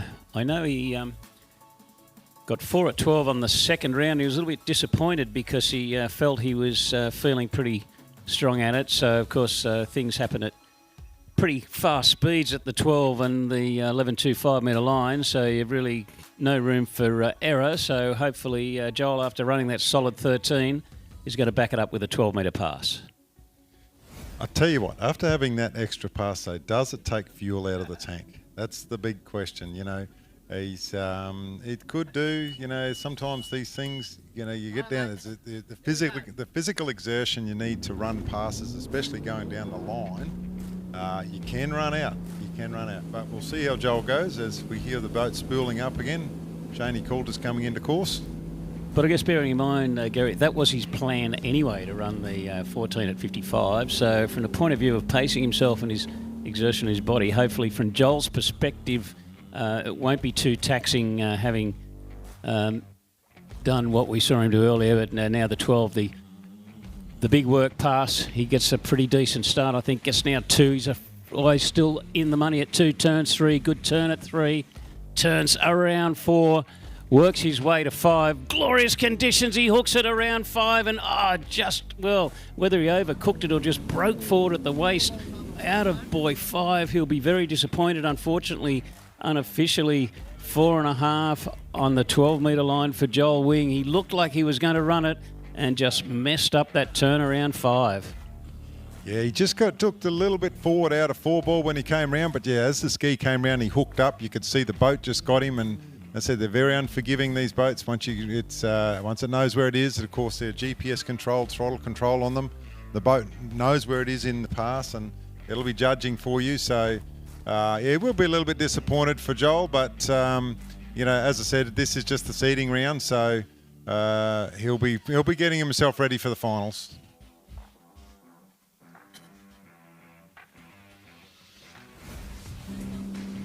Yeah, well, I guess just looking at the replay, the front-on camera angle, he did actually lose a bit out of 3, but managed to keep in the game around 4, and then, of course, as he turns 3, we're just seeing spray, but unfortunately not being able to run that pass, but still a pretty decent score of 4.5 on the 12-metre line.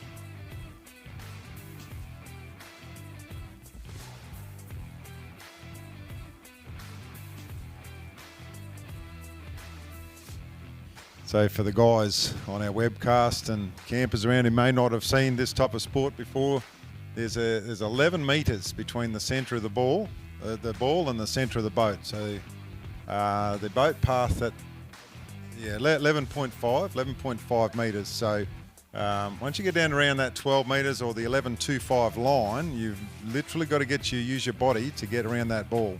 And the boat deviation, it can be no more than 100 mil. So these guys are pretty much spot on with what they do. They run a system called shore path, and every boat path is tracked, and they know exactly if they're going to be in tolerance or not. So very specific and in tolerance and how they run this sport.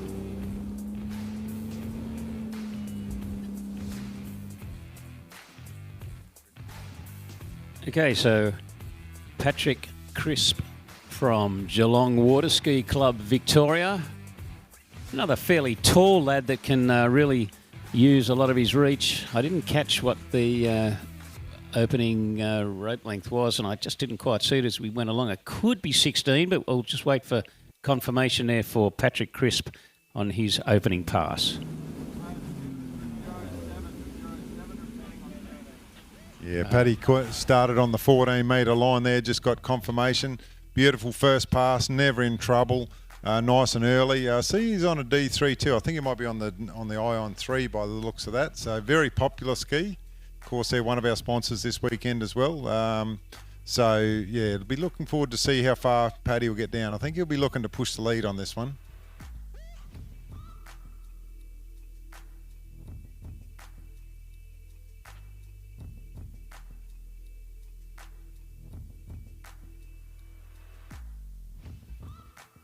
Yeah, because mentioning the length of the rope, the centre of the course to the turn buoy is 11.5, and when you get down to 11.25, you really, as you're turning the buoy, you're really absolutely in line pretty much with boat driver Shane Coulter. And then, of course, the G-forces to get back to the other side of the wake and level with Shane again with the next turn buoy in just a matter of seconds is quite amazing, the G-forces in this men's open slalom event.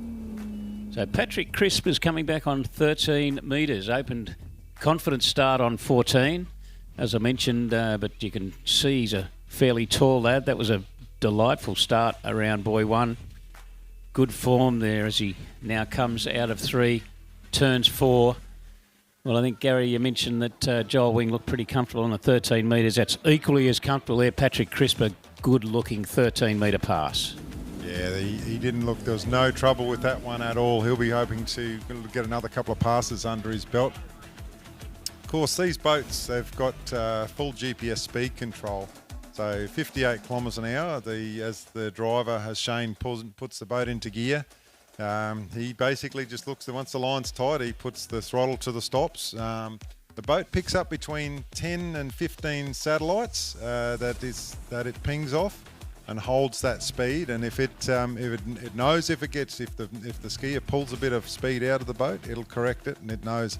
I think it's around 16.2 is the speed, is the time that they run. 16.08. There you go. That's about how long it takes for the boat to go through the gates at the start and gates at the finish, and that'll be the average of 58 kilometres an hour. Yep.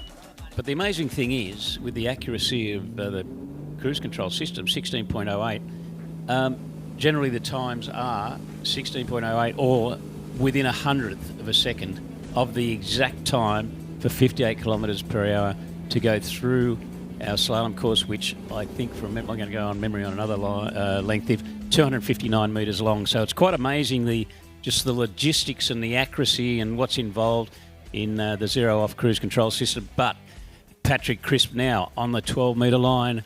Let's see if he can run this. Turns around 2. Great turn out of 2.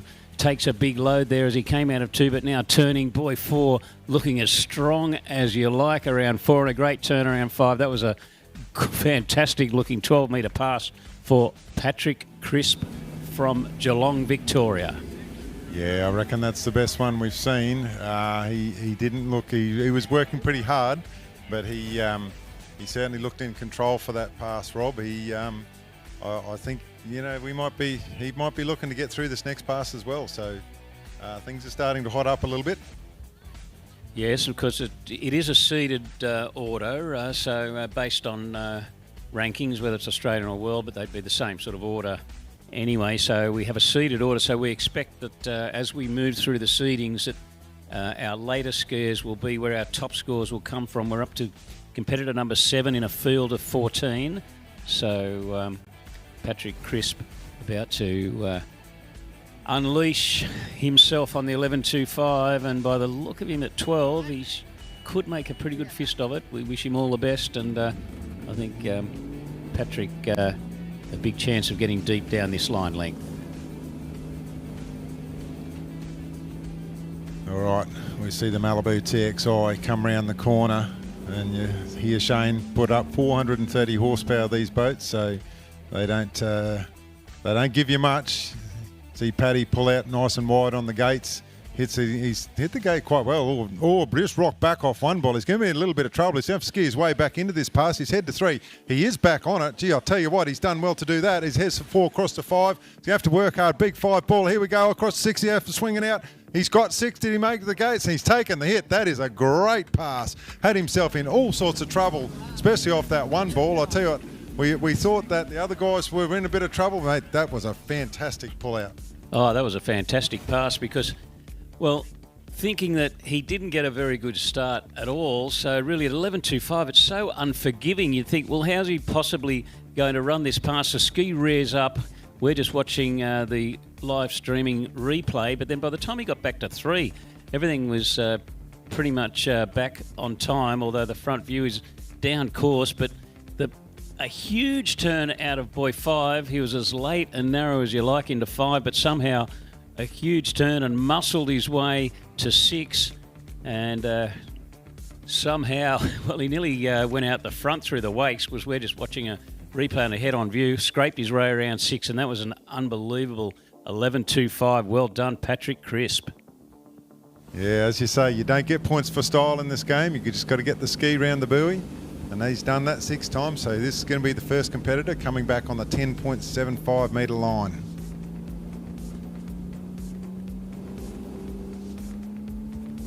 Yeah, well, I think it's fair to say things are starting to get a little bit serious in this men's open slalom event.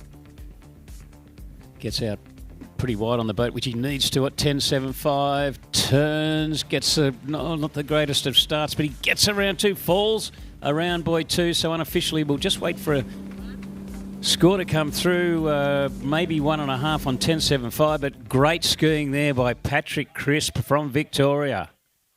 Yeah, didn't quite get the start he wanted to, but he'll be pretty happy with that, I think. He's got a good feel of the water. He's worked out he can make a mistake, pull it back, and he'll be pretty happy. He'll have a good feel of the water with that. He can sit back now and watch the other competitors and just sort of see how they're going and work out what he needs to do and start his prep for the finals.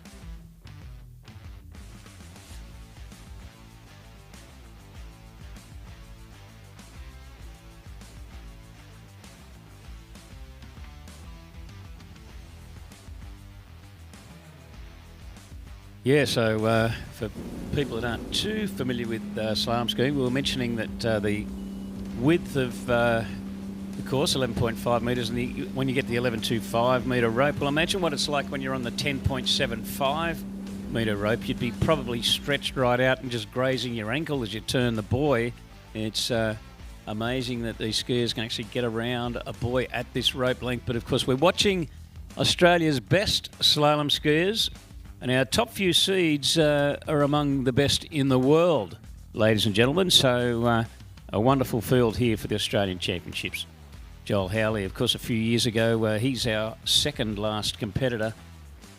He won the World Slalom title in a three-man runoff in Malaysia in 2019. And, of course, Lucas Cornell from Queensland has been setting the slalom world on fire over the last 12 months. So a great field here for the Australian Championships.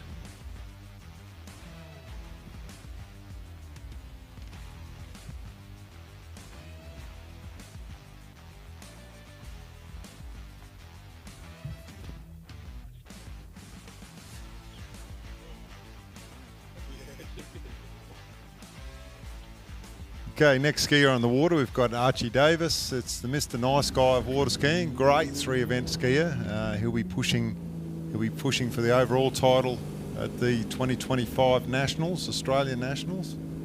I'd say Archie will most likely come in on the 14-metre line, maybe. Just watching here, I think it's definitely got the yellow one. So we'll see what Archie can do.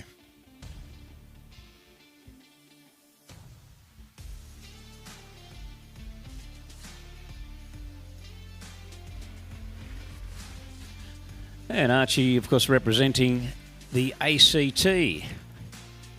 Round 4, good solid pull out of 4. Good opening pass there for Archie Davis from the Australian Capital Territory. They don't have a huge team, but certainly plenty of quality led by Archie Davis. Of course, Archie will be in the jump competition as one of our number one jumpers in the country. Pushing probably well over 60 metres, I'd say, in the jump competition, maybe around that 65 metres. So if you think about half a football field, that's how long he spends in the air before he lands. So, yeah, this will be just one of his three events that he'll try. I believe he checks up around the sort of 8,000 points too. So, yeah, quite a talented skier. Yeah, well, I think he pushed the distance at Moomba up near the 65 metre mark, which, yeah, a pretty good analogy, jumping past the halfway line of a football field. And I always like to say clearing the length of an Olympic swimming pool, which is only 50 metres long. So the guys in this jump event really get some huge distances when you kind of put it into that context of just how far they fly through the air. So Archie now is going to shorten to a rope length that's only 13 metres. The mean green length we mentioned earlier. Nice tight turnaround one. Good transition as he went through the wakes there. That edge change now out of buoy 4 as he turns the fourth buoy. Just waiting for 5. Tight turn, hooks it around 5, and good looking way to run the 13 metre pass there for Archie Davis. Yeah, Archie's got that style where he really dumps his hips in off the ball and gets the ski round quickly and preps himself for the load of the boat. Really gets his stack position right so that he can really use the boat. And it is all about technique and position. You watch him as he comes in, nice counter rotation, and really leans back and gets that stack right so he can get that swing off the boat. He's wide and early and does it again. Great pass by Archie. So Archie will be coming back on the 12 metre line.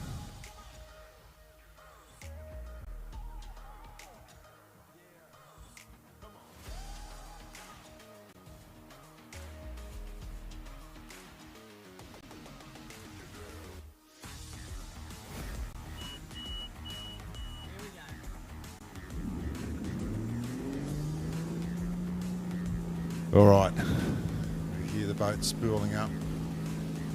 Shane, as he brings the Malibu TXI around the island, finds finds the course, picks it up, dials it in, puts the throttle to the stops, and we're in.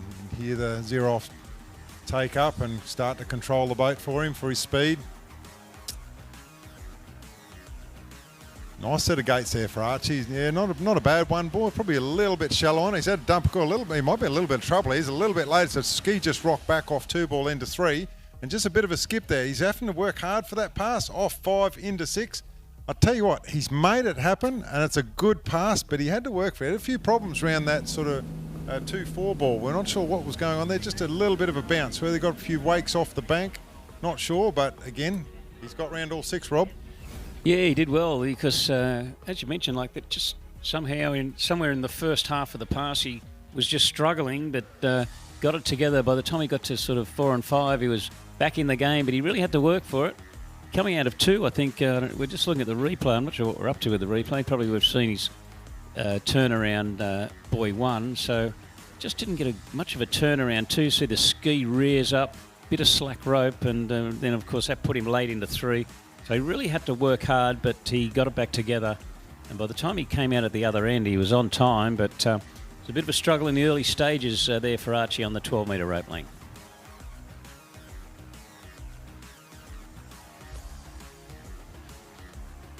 But in the end, as you mentioned, no points for form. If you get through the entrance gates, go around 6 turn buoys and come out through the exit gates. As we all know, that are competitors here, you're good to go on your next pass. It certainly is a talent to have that bit of the ability to be able to scrap to get through the pass when things aren't quite right. That's certainly a good talent to have, especially in this sport. Oh, he's got a great 1 ball on this 11-metre line. I'll tell you what, he's really using the boat. I don't know what he's done, but he's actually right into this pass now. You hear the thump of the ball as the leg come round it, so he's really, a big pull. Big fall off 5 ball. He just got forward off 5 ball. Pull of the boat got him, but he wasn't letting go of the rope, so I think that one's got stack of the day, Rob. Oh, absolutely. Well, lucky I wasn't holding the microphone. You probably heard me screaming as he went through the wake with no ski and hanging onto the rope.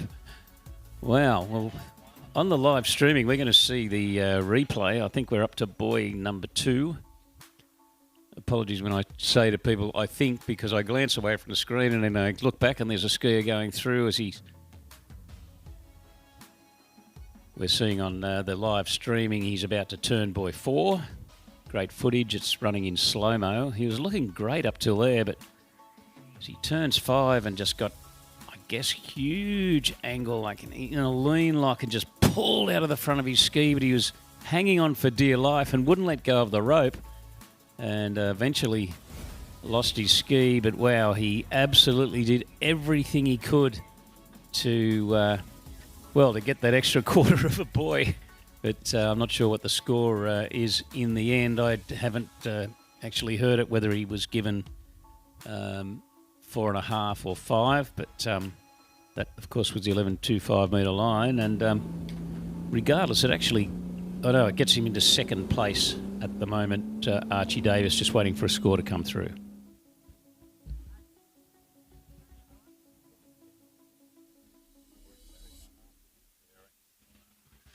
All right, next skier on the water is Corey Saddington. This would have to be the skier who's improved a lot the most this year. He's really concentrated on his slalom, as Corey. Of course, the older brother of Jacob Saddington, who was a little bit earlier in the competition.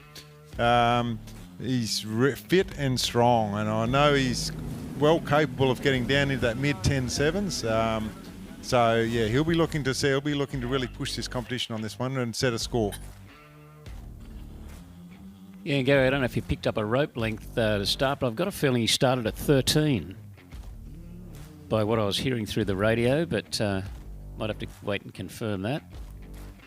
Yeah, I didn't catch it myself, Rob, but it did look like a 13 the way he's getting the swing off the boat. Yeah, just confirming, coming back on the 12 metres. So first of our skiers to start on the 13 metre line, and of course you'd expect a lot of the skiers from now on. That's probably where they'll start. Of course, in a general competition, you have to run the 13 metre line just to make it into Division 1. So that's where these skiers are starting. So you can see the talent coming through now. Yeah, you'd think from here on in, because Nick Adams is going to follow Corey Saddington, and then, of course, Jack Christie, Trent Nelson Cranfield, Joel Howley, and Lucas Cornell. That will wrap up our men's open slalom first round. Then we're going to move to under 14 girls slalom. It's now on the 12-metre line.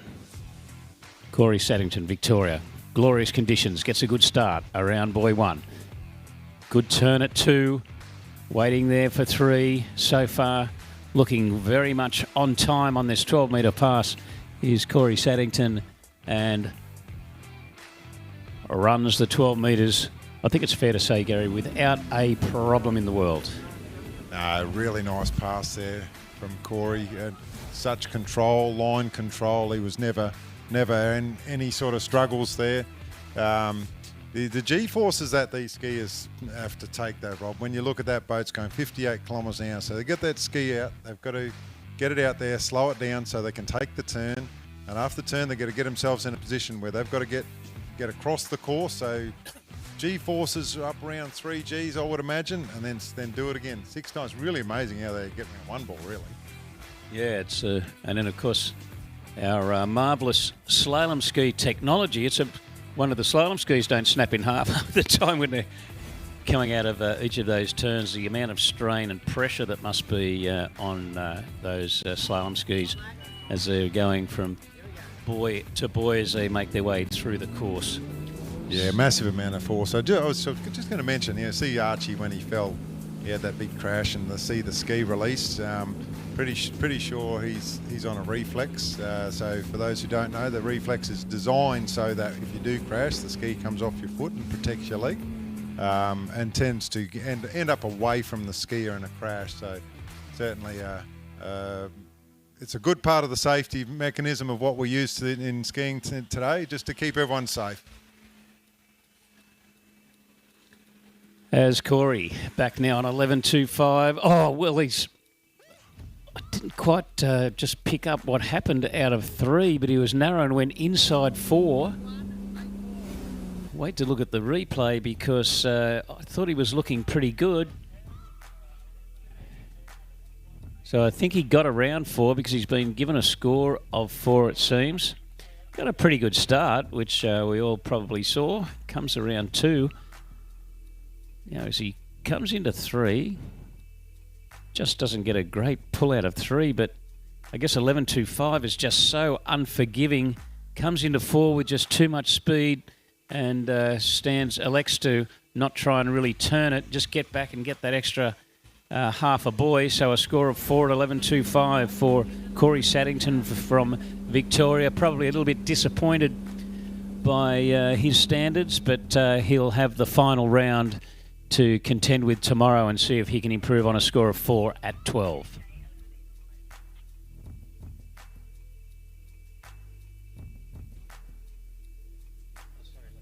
Yeah, correction there. I got a bit carried away. 11, of course, was the rope length.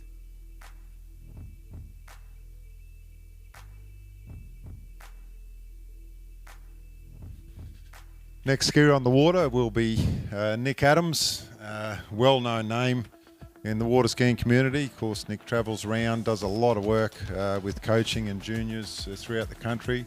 Right up to Cairns, Babinda. Really supports the kids, Nick. He's been around for a long time and still skis at the highest level. So it'll be interesting to see how Nick goes. I'm not sure how he's been skiing of late. Of course, got the traditional double boot, so he's bolted right into the ski as Nick. And so he'll... big, tall, strong bloke. It's funny seeing the different styles, but yeah, I'm sure Nick will be keen to give this one a rip. Yeah, look, I'd like to think he's probably been skiing pretty well, because I think he made the finals at Moomba, so he's hopefully he'll definitely think he has a chance at trying to take out an Australian title here. So Nick probably starting at 13. We'll need to confirm that. But Nick Adams from Melbourne, Victoria, our next competitor.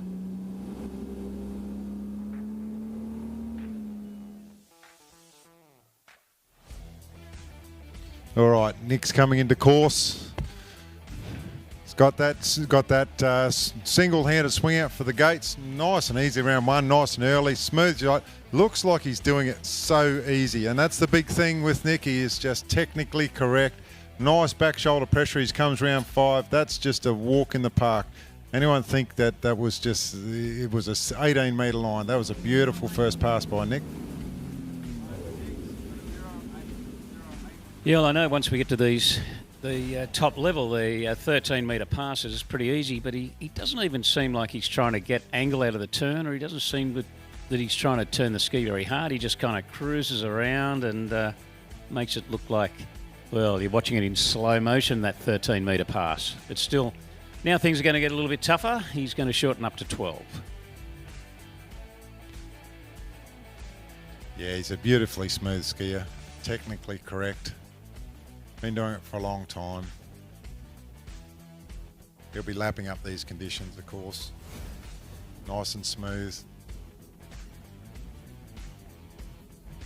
Yeah, it's funny to think that even a 25-year-old skier in this event might have 20 years of water skiing under their belt. It's just sort of absolutely amazing the amount of experience all our guys out here in the men's open slalom must have had over the years. They would have all obviously come through the under-12s, the under-14s, all the age groups to work their way through to really the pinnacle, the men's open division at an Australian Championships. So Nick Adams now on the 12. Once again, I'll mention the glorious conditions as he turns around one. I thought he kind of hadn't got a great turn there, but once again, he just does it so effortlessly, does Nick Adams, just waiting for 4 now. Turns around 5, a great lean and pull through the wakes there and running the 12-metre pass. Yeah, I'll tell you what, when you watch him ski that pass, the line stayed tight the whole time. You can see it, and and that's a really important part of it. There's no big hits, nice and smooth. He had no troubles all with that one, of course. The traditional one-handed swing off as he goes through the gates and gives his hands a bit of a rest. Just prepping up for the next pass, which will be 11 metres.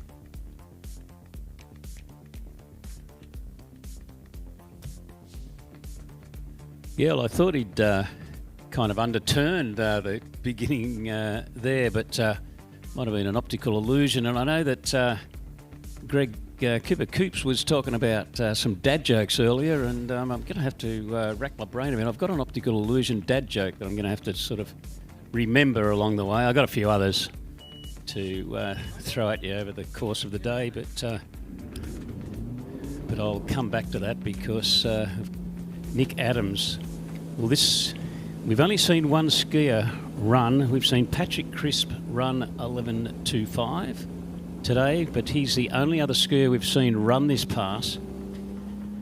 Nick Adams, of course, fellow Victorian teammate to Patrick Crisp. 11.25. Well, if he's going to run it at a Nationals, which he would have done many times before, the conditions are absolutely ideal for Nick Adams to run the 11.25 as he turns 2. Now he gets buoy 3. He's still in the game, turns 4. Great lean from 4 to 5, turns around 5, and that was a glorious-looking 11.25 metres for Nick Adams. Oh, I get the feeling we just went to another level because that looked in control, start to finish, no mistakes. Of course, Nick he'll be wanting to get as deep as he can into this positioning, so in the final he can see what the other competitors are doing, and it does give him a real advantage. Everyone wants to be last off the dock. You know exactly what you need to ski for then. If you don't, well, then you're just going for broke.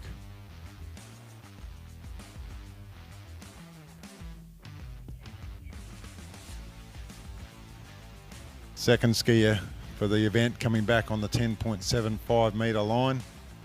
So Nick, he can run this. He can run this he runs this quite regularly. I absolutely would not doubt it. I think in these conditions today, we're going to see, we may well see 10.75 run by at least a couple of these skiers. It's on the card. It has to be on the card.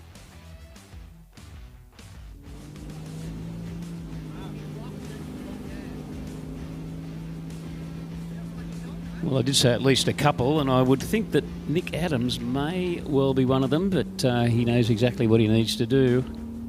Skis at a lot of sites all around Australia and the world. But Stoney Park, he'd be pretty knowledgeable of the feel of the waters here at Stoney Park. He turns at 10.75, turns around 2, still looking good. Takes in 3, he's a little bit down course, but he's working hard as he turns forward now, does Nick Adams.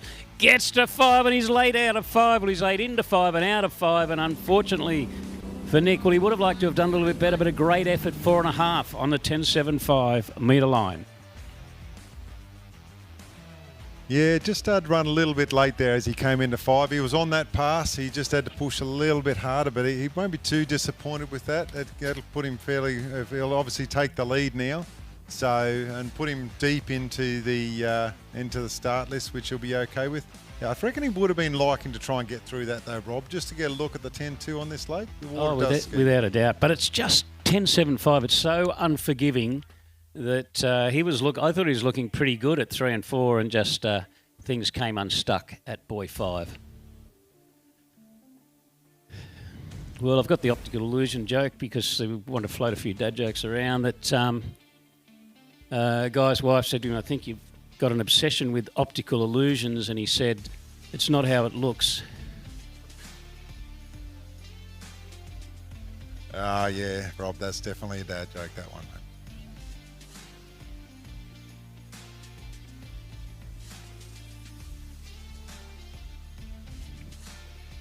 Well, then she said to him, you're acting too much like a detective, so I want to split. And he said, that's good, we can cover more ground that way.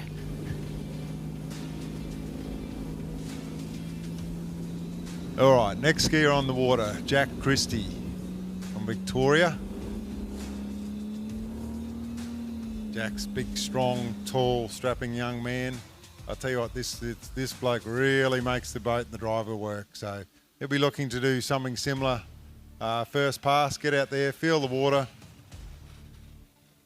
Pushes a huge amount of water as he heads rounds through 3 into 4 ball. Locks and loads, no problems with this pass at all. Through the gates he goes. That's a nice opener for Jack. Yeah, we have a great view from 4 to 5, and wow, that was one heck of a strong pull from 4 to 5 there. They breed them tall in Victoria, don't they? The slalom skiers. Yeah, trying to take advantage of the height, that bit of extra reach to get around the ball. So once the line length gets down under that 11.5 metres, of course, you've got to use your body length. So Jack certainly got an advantage on that one.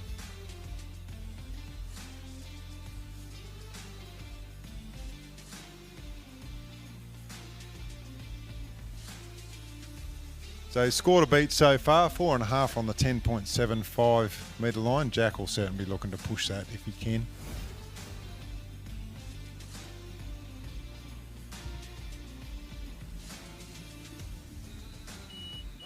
Got to give a shout out to Gus and Actual Productions with their coverage of this event. I'll tell you what, from a webcast point of view, it is absolutely top class. It's one of the best we've seen in Australia.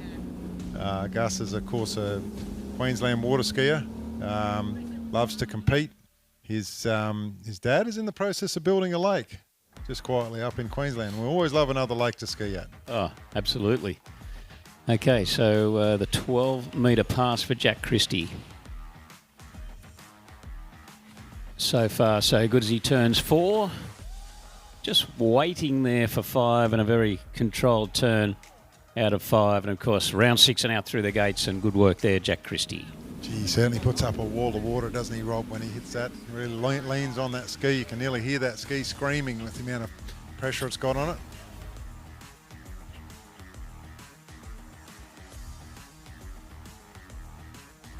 Yeah, and, of course, some beads of perspiration probably coming off the rope as well, with the strain of some of these skiers, such as the load they're putting on the line. But Jack Christie there running the 12-metre pass.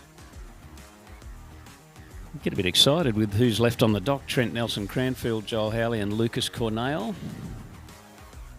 Jack Christie out there on the water right now, mixing it up in this men's open slalom first round.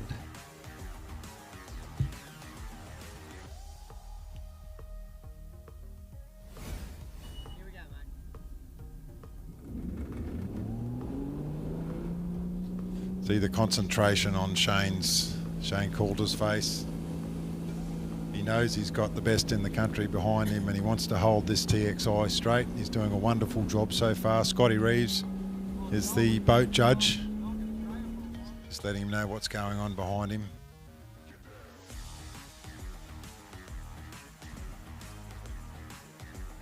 We see Jack come in on the 11 metre line.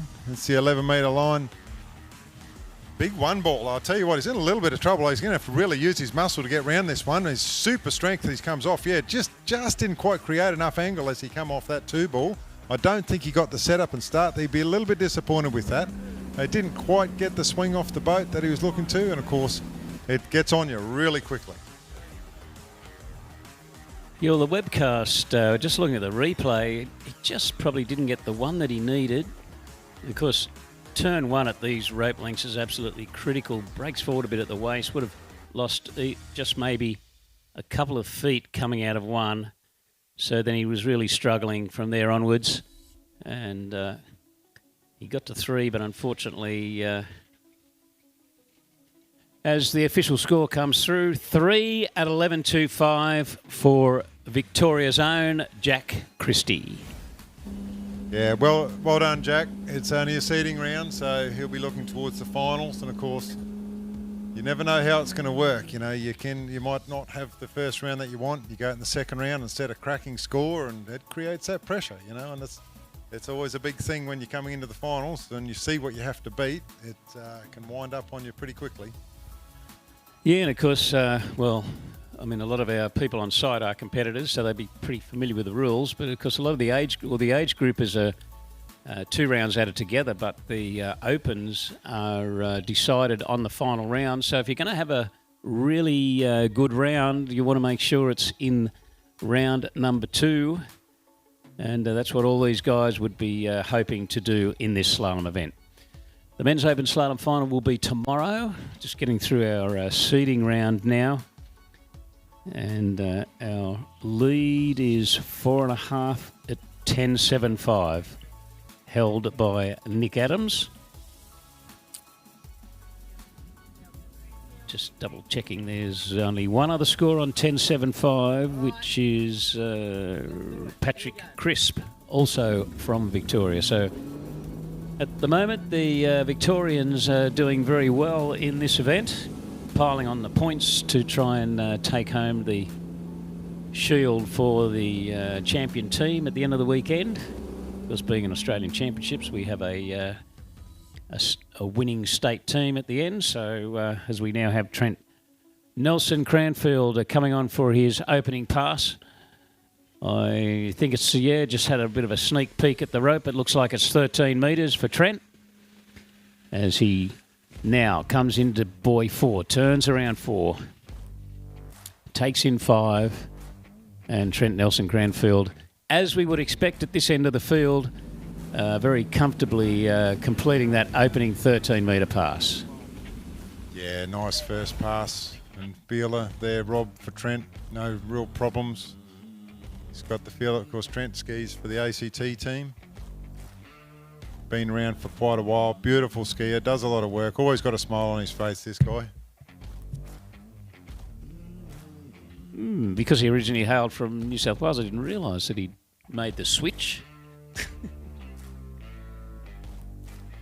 But it's there in black and white, so we'll assume he's moved to Canberra.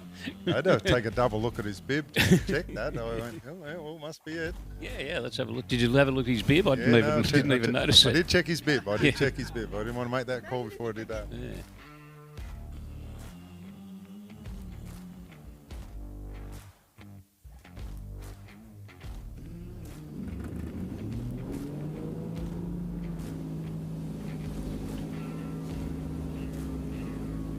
All right, we can hear the TXI spooling up as Trent will come in on the 12-metre line.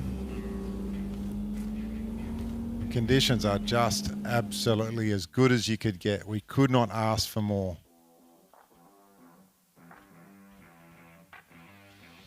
Beautiful one ball for Trent on this pass. Oh no, he's had a bit of a moment. He's just popped the line coming off too. It looks like he's just created a little bit too much angle. something's happened. He looked in position, but it's whether he's had a bit of a glove failure. He's looking at his hand, but it just, as the line came tight, it just seemed to pop straight out of his hand, Rob.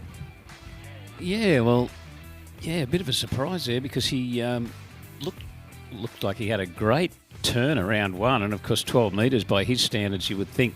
I'm just looking at the replay now.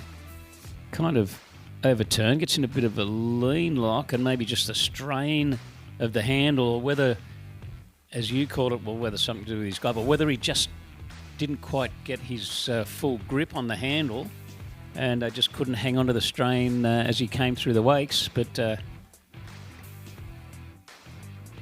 nonetheless, with I'm just pausing to listen to the radio that the official score coming through at 1.5 on the 12-metre line. So disappointing there for Trent. But as we mentioned, in being one of our top seeds, if you're going to have an issue, you want to make it in the first round, not the finals. So Trent will live to fight another day, and we'll see him in the finals tomorrow. Yeah, I can just hear him as he's swimming in. Just came off 2-ball and just missed the handle with a couple of fingers. And of course, the load that comes on from the boat when you're swinging from one side to the other. These skiers are incredibly strong in the hands. Their grip strength, they call it, is absolutely off the charts. So if you drop a couple of fingers off that handle, it makes it very difficult to hold on.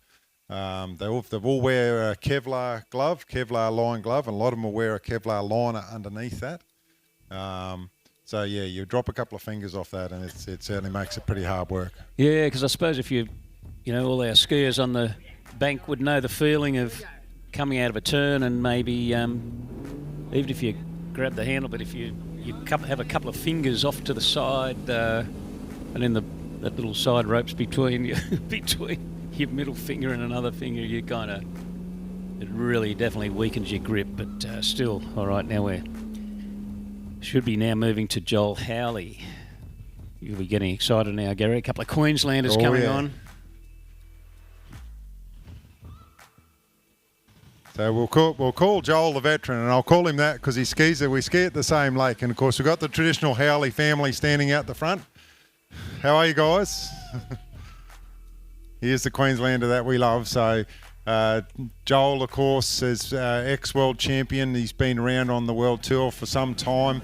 Has been doing a bit of training. As I said, a bit of a sneaky insight, been to get a bit of early training in. We've run into Joel and, of course, his dad, Gav, when it's still dark and waiting for lights to come on to light the turn up a bit so we can see the course. So I reckon he might be okay. I reckon he's quietly feeling pretty good for this tournament. Yeah, unless he's got a bit of a tactic that his competition doesn't know what he's doing. He wants to train in the dark, so he's just gets out there just a bit before sunrise, and so no one can see him. And then by the time it's daylight, he's just packed up and gone home. Yeah, of course he's had to come into reality these days. He's got himself a job because Joel is an architect. And of course he's married and got his first little one expecting. I see Rebecca floating around here somewhere. So he's still training, he's still doing his work. He's obviously still quite fit and quite strong. Got that traditional yellow boot. Yeah. Brings a tear to your eye though when someone has to actually get a job and really do proper work. Life of a water skier.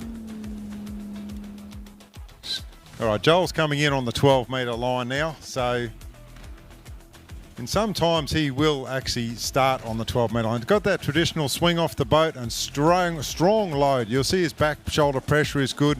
Very smooth skier. Really rips around. On the Connolly, of course. Nice deep riding ski so he can really chuck it in and load. No problems at all with that 12-metre pass. Yeah, great good looking Joel. 12 there for Joel Howley.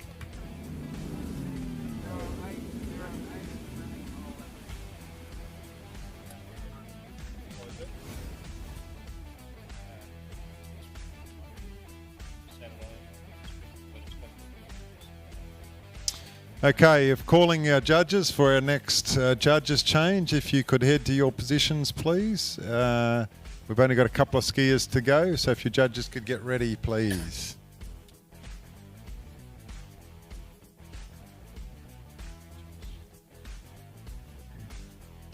And of course, I'm sure all the team managers are right on the ball with the order of events, and particularly communicating with all modern ways of communication. However, a reminder that our next event is under 14 girls slalom. So all those competitors need to be heading to the dock, or at least be at the start dock, which you probably are, but just a reminder that our next event will be under 14 girls slalom round 2.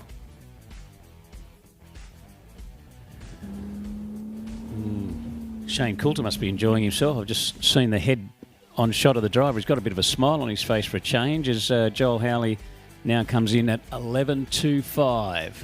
Needs to get a good start. It does get a pretty good start now. Turns around 2. Good angle out of 2. Turns 3 now at 11.25. So far, so good as he turns around 4. Strong pull out of 4. Takes in boy 5, and Joel Howley completes 11.25 metres. Gee, I tell you what, he's turning the dial on this one. That looked very comfortable for Joel. He looked extremely strong. He was never in doubt for that pass. He deep riding Connolly's ski, really throws it in around the ball. You'll hear that thump, and that's his leg hitting the ball as he comes around it. Always in control. Nice, strong stack. So, yeah, he's really starting to turn the dial now, Joel is. So Nick Adams leading at 4.5 at 10.75 at the moment. It'd actually be an interesting stat to see how many times Nick Adams and Joel Howley have actually competed against each other in a slalom event. It could run into hundreds, but... Yeah, they've been fierce rivals for a lot of years now, and of course, with a bit of a changing of the guard with our next skier after Joel, with Lucas coming along, he's obviously the young gun, so... but I don't think these guys are ready to let him have it all his own way just yet. No doubt about it. So Joel Howley from Queensland is on the water, and he's going to shorten up to 10.75. The lead is 4.5, which is, for the uninitiated, getting to boy 5. Get back to the wake, and you get the extra point to get the 5, but he would like to run this 10.75, I would think. All right, here comes Joel. Pulls out nice and wide on the gates. Great one ball as he hooks up with that ski and heads across to 2. He's got across to 3 right. He looks in control. A little bit of slack off 4 as he comes in, heading through into 5. I'll tell you what, we've got a new leader here. He's going to give this a real push. Here we go. Comes into 6. That is the 10.75 run, ladies and gentlemen. He said, I might have a bit of age on me, but I'm not ready to give this up yet. You guys have got to come and chase me. Well, considering that was 10.75, I think it's fair to say that was a picture-perfect 10.75. Fantastic reach. Well, of course, you've got 3/4 of a metre less rope than from the centre of the course to the turn buoy. And then Joel Howley, it was a beautiful start around buoy 1, and he just kept it going. And a wonderful 10.75 there for our new leader. Super line control. Never really looked like he was in trouble. You could see him grimacing when he came off the ball and the line sort of took up. Just got a little bit of slack as he went through the gates, but nothing too much that he can't handle, of course. You've got to be careful how much you do slow down. And we talk about the shock load. When you get a lot of slack line, it's a massive impact on the body. So, but Joel, having the experience that he does, no problems there. So he'll be coming back on the 10.25 metre line.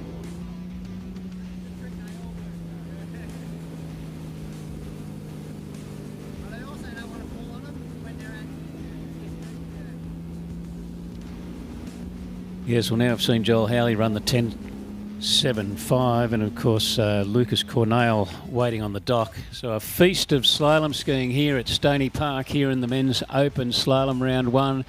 See how Joel can handle the 10.25. Turns around 1, gets a lot of slack rope, but a great pull out of, and then gets maybe around 2. Now he wants to get back to the wake, and he just can't manage to do it. So 1.5 on the 10.25 is the lead in the men's open slalom round 1. Joel Howley from Queensland.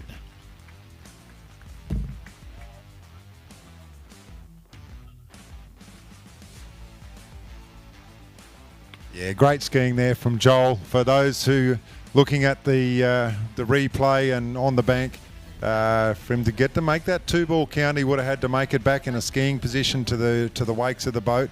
If you drop the handle before it, it's only considered 1.5. So yeah, Great skiing there from Joel, though. Like, he'll be pretty happy with that. He's going to look at that and go, yep, well, I know what I need to do. The water feels good. See all the Queenslanders starting to come round. Really a name is synonymous in the water skiing throughout Queensland. Yeah, so probably in Joel's eyes he would have liked to have got a slightly better one, but it's just so difficult and so critical, the start on the 10.25 metre pass. It's something that, well, I can only imagine really, but we see our Australian and world's best slalom skiers out there getting on a 10.25 line. It's quite amazing, and our next skier is quite amazing as well, a young Queenslander from, Brisbane, Queensland. I was nearly said from Queensland, but I've already said he's from Queensland. Lucas Cornell will be our final competitor in this men's open slalom event. Yeah, this is the one we've been waiting for. Top seed, 19-year-old from Brisbane, Queensland, skis out of Darryl Davies Lake, Lake Georgia, up on the north side of Brisbane. Of course, his dad, Pete Cornell, came second in the over 35 men's. About 4 on a 10.75 line, I think the score was. So not a bad score for himself. Of course, very accomplished skiers. Yeah, Lucas has been in great form. He had a little bit of an injury about a month and a half ago with the foot, and I think it's okay now, but he's been in great form. So really interested to see how far he can push these older guys.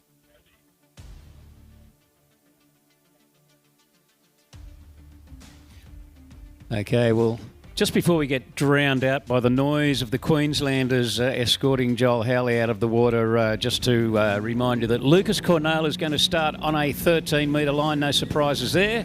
But when Lucas comes on the course, he'll be on a 13-metre line at 58k boat speed.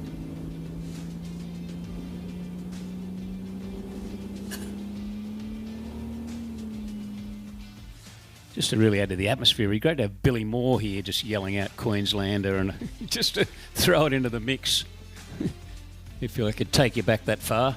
Okay, the 13-metre rope length here for Lucas Cornell. Let's see what sort of control he's got. Looking very controlled on a 13-metre line.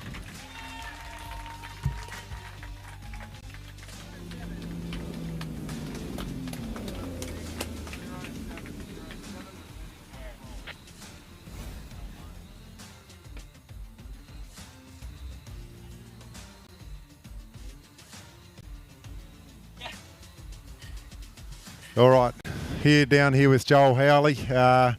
Mate, how was that? How did that feel? Awesome. Yeah, felt really good.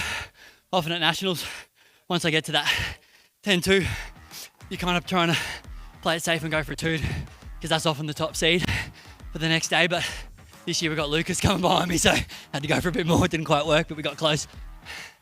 Yeah, look, and it is a bit of a changing of the guard, and we talk about your body and how you're feeling, mate. How's it holding up?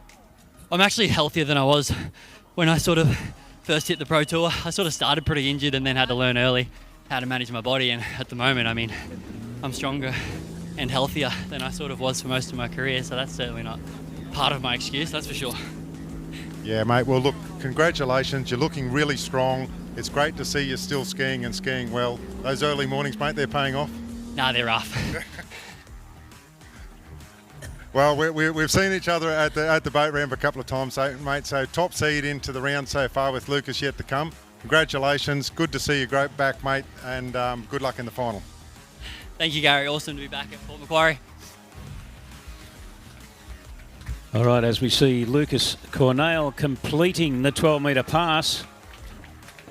Well, I'll tell you what, Gary, it must be a tough swim in, because the way Joel Howley was puffing and panting there, it's, as I say, it must be a bit of a tough swim into the bank. Couldn't be anything to do with the skiing, could it? Yeah, it's massive strain on the body, and you see the recovery time that these guys take. It'll take a good half an hour for his heart rate to come back down. He'll be puffing for quite a while, but yeah, very fit, these guys, elite athletes, extremely strong. So he'll go and rest up now, and he'll be looking at his diet, and he'll be looking at a few other things. maybe do some stretches, bit of a warm down, and start his prep for the final tomorrow. Yeah, well, his heart rate will be down about half an hour. The family will take another couple of hours, but that's kind of par for the course. Yes, generally the anxiety from the family who are watching skiers, they're generally more panicky than anyone else. So Lucas Cornell now is going to come back in shortly on a rope length that we really expect him to run, but of course the slalom event, anything can happen and often does, but we wish him all the best on this 11.25 metre rope length for our top seed Lucas Cornell, young Queenslander who's been taking the slalom world by storm over the last couple of years, a Moomba Masters slalom finalist, and turning around now on this 11.25 as he turns around buoy 3 now. Takes buoy 4. Oh, wow, what a lean out of 4. And turns around 5. Aggressive skiing from Lucas Cornell. Fantastic skiing. Got that unique style where he's nearly in a stacked position at all time. He's so strong, this guy. I can't call him a kid anymore. He's 19. But he comes off the ball, and if he hooks that turn round, he's in that stacked position so he can really utilise the boat. Gets on it early, makes it a little bit harder for the driver because he'll pull that boat sideways. So Shane's got his work cut out for him to hold that boat straight, but he'll be really happy with that 11-metre pass. Yeah, well, really, to ski as well as Lucas does at that age, you really pretty much need to have the old head on a young shoulders, but he's still a youngster at 19 years of age, is Lucas Cornell. So he's now going to shorten up to 10.75. Well, we've only seen 10.75 run once today. We've seen 3 people get into 10.75. Can Lucas Cornell be skier number 2 for the day to run the 10.75? We've just seen Joel Howley do it. All right, we can hear the Malibu TXI spool up as it comes round the corner, and Shane Coulter picks up the course. Lines are up through the pre-gate. You see the green pre-gate balls there, so he's locked and loaded. She's up to speed. Lucas will get nice and high on the boat. Oh, bit of a bobble off one ball. Probably not quite the start he wants, but he's well in control as he heads to 3. Locks and loads across to 4. I tell you what, he's back on it now. Heads across to 5. I tell you what, he's not panicking at all. Big swing off to 6 and through the gates. That is another 10.75 run. Great skiing from Lucas. Well, as you mentioned, Gary, look, he might have made a minute error in the early stages of the pass, but by the time he was coming into buoy 5, I think he was early. He was virtually just waiting for buoy 5. A fantastic 10.75 pass there for Lucas Cornell. Yeah, definitely not the start he would have wanted. Just rocked back a little bit and didn't have that traditional stack ready, but didn't panic, got into it. By the time he got across to 2, threw a deep 2 ball, but then threw his back shoulder back, so he's ready for that load. The rest of the course then, it was just a traditional run. He just was going through the motions, getting nice and wide and early, using his body to get around the ball. And see how deep he gets that ski into the water? But because his stack is so good, he does not get pulled forward.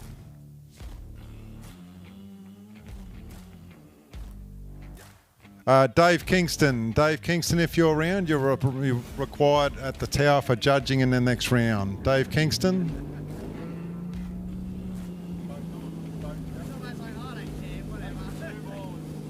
That's in the tower 1 on the other side of the lake, please, Dave. So Lucas Cornell about to come back on 10.25. The lead is Joel Howley with 1.5. Can he get around 2 and get back to the wake? Lucas Cornell, the young Queensland champion. See what he can do here as he swings out to 1. Oh, he doesn't get a great start at 1. Can he get to 2? I think he's got around 2. He's going to try and get back to the wake. Desperately does get back to the wake and score unofficially 2 at 10.25 for Lucas Cornell. All right, looks like we're locked up. We'll wait for confirmation. Didn't get the start he wanted there. Lucas's PB, I believe, is around 4 or 5 on that 10.25 metre line. So the start is just imperative. Without getting a good start, it's really hard to finish on when you've got to make up that much line length. But fantastic skiing from the men's open division. Can't wait for tomorrow, Rob.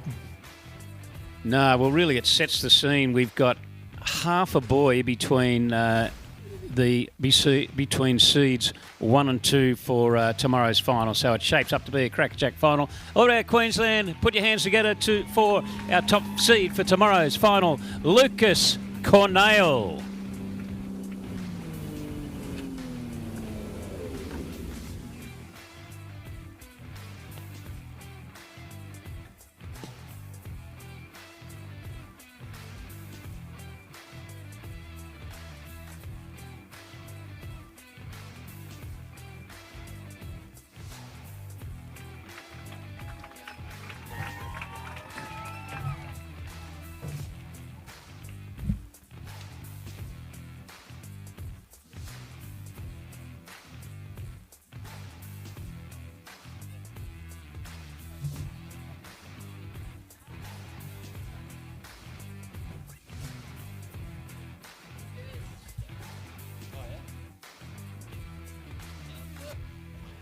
All right, ladies and gentlemen, here with Lucas Cornell. We've got it tied up with Joel Howley for the lead, heading into the final tomorrow. Mate, how did that feel? Yeah, no, it was actually pretty mint out there. Like, look at it, it's pretty sweet. Can't complain at all. But yeah, I'm happy with that. That's fantastic, mate. And let's talk about the body. Slalom skis is a massive strain on the body. You had a little injury with your foot not so long ago. How are you feeling, mate? Yeah, no, that's all sorted now, which is good. That's out of the way. Yeah, it doesn't hurt, but I don't know. Sometimes your necks get sore and your shoulders, but it's a shame Neil Peterson isn't here. He's the go-to. Yeah, of course. Neil is physio, skis out of Queensland, and helps out a lot of the skiers. So you're obviously 3 eventing this weekend, which is an extra load on your body. Before the men's finals tomorrow, what other events have you got, bud? We got jump the Savo. Yeah, keen for that. And yeah, I don't know when we ski tomorrow. We got to check, but yeah, I just know we jump the Savo. No, that's good. So coming into the final tomorrow, and your PB is 4.5 on 10.2 line. Do you reckon we can give that a rattle?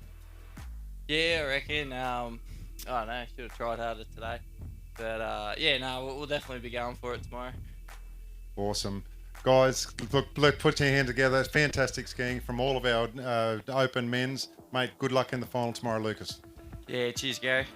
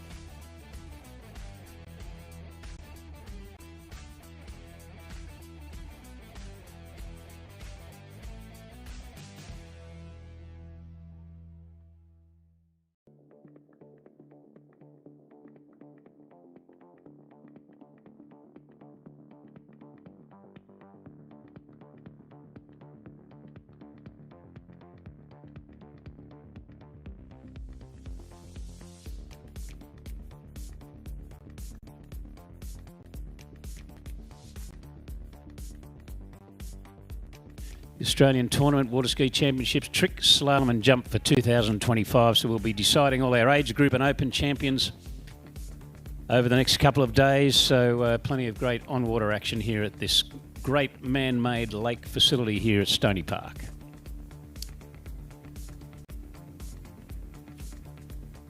So the judges have put out the signal to say they're ready to go. So as soon as our boats are all ready and the crews got themselves sorted, we'll be underway with under 14 girls slalom.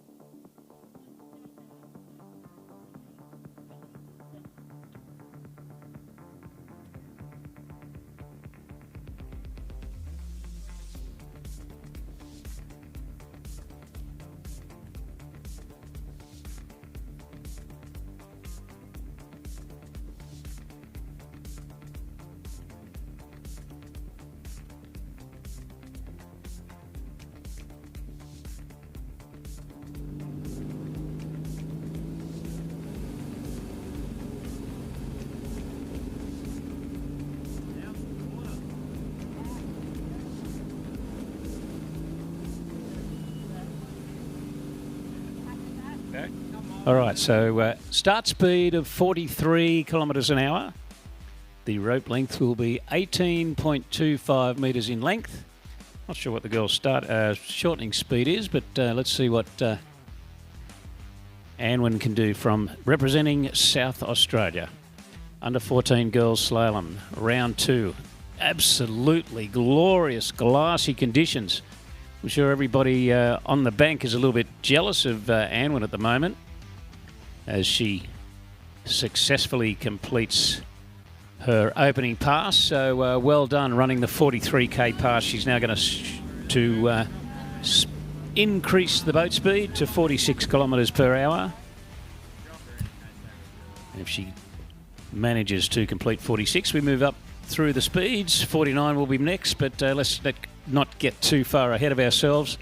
She's completed the opening pass of 43 kilometres per hour, and she's about to come back on a boat speed of 46 k's.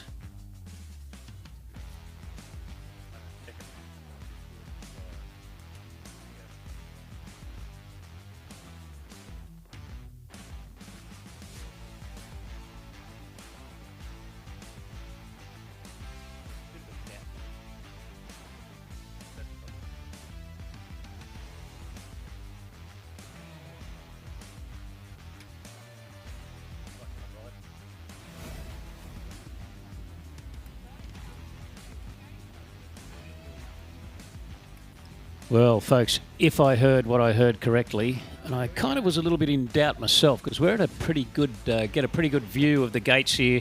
Anwin,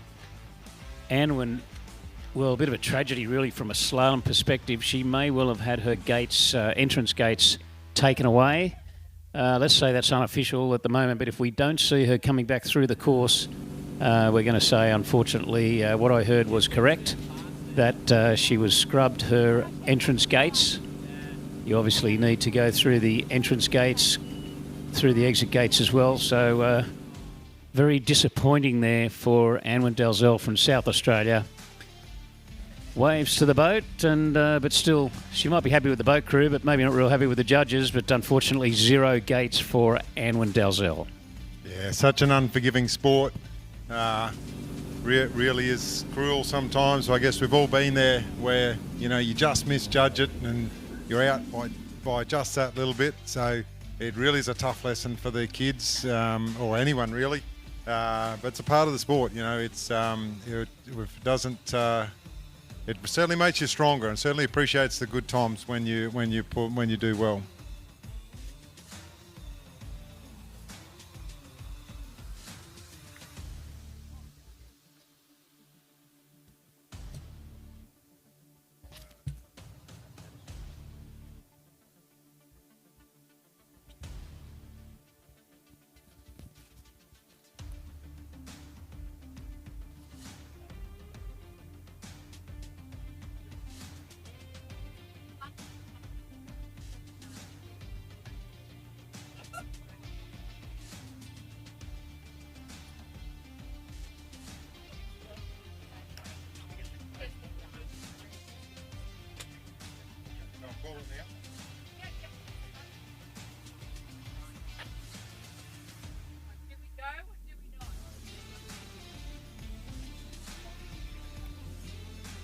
So for everyone here at Stoney's, the canteen is pumping. We've got a special of the day of loaded chips and gravy. It's double serve for $8.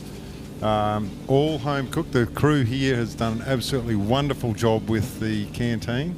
It's all top notch. There's a full complement of people out the back helping. So get down and support the team. So loaded chips and gravy for $8, double serves.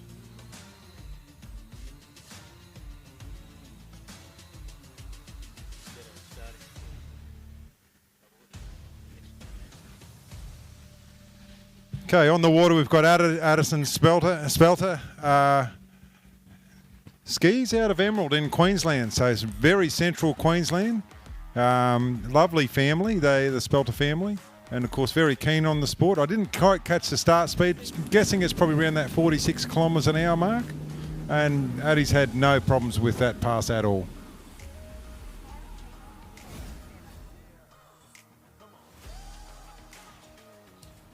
Just note there, Rob, Addison's on the radar vapor, and of course with another one on those reflex bindings, mate. They really are, I reckon. It'd have to be 90% of the skiers are in the reflexes these days. Seems like it. Yep. Yeah, you were mentioning it earlier, that hard shell, and they release. So it's sort of the probably technology that came from the snow ski industry or sport, but being adapted into water skiing for quite a number of years now, and very popular worldwide, actually, the reflex system. But beats the heck out of, because it's a release binding, if you have a fall and your foot doesn't come out of the binding and the ski's spinning around, can cause some very nasty damage. So it's a great system releasing if you have a hard fall. So the boat speed was 43. We now move up for Addison to 46. Goes up in 3 kilometre increments. She ran this in the early round, so we wish her the best as she comes in now on this 46k pass. Turns around 3. Could have been a fraction late out of 3, but so far so good. Now turns 5. She's probably going to be a little fraction late out of 6, but really, maybe I wasn't giving her enough credit there, because no problem with running that 46k pass for Addison Spelter from Queensland.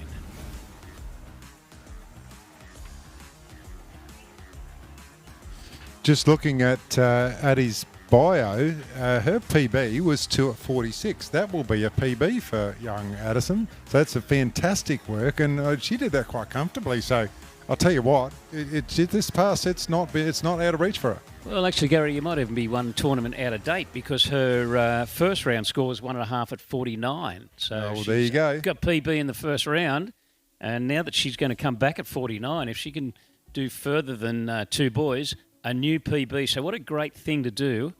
We're putting a bit of pressure on her here, but to get a PB in the first round of Nationals, well, let's hope that she can back it up with another personal best in this round 2.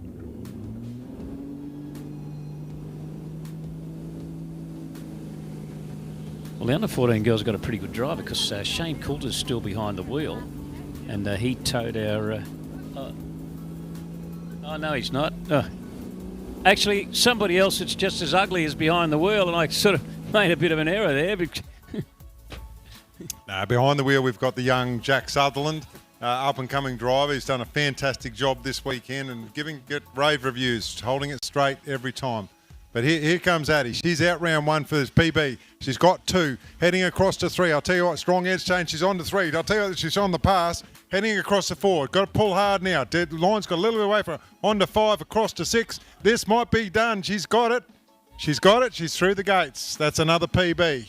Yeah, well, if our information is correct, she's the first time she's ever run 49 in a tournament was just then, and what a time to do it at Nationals. Well done, running the 49-kilometre pass.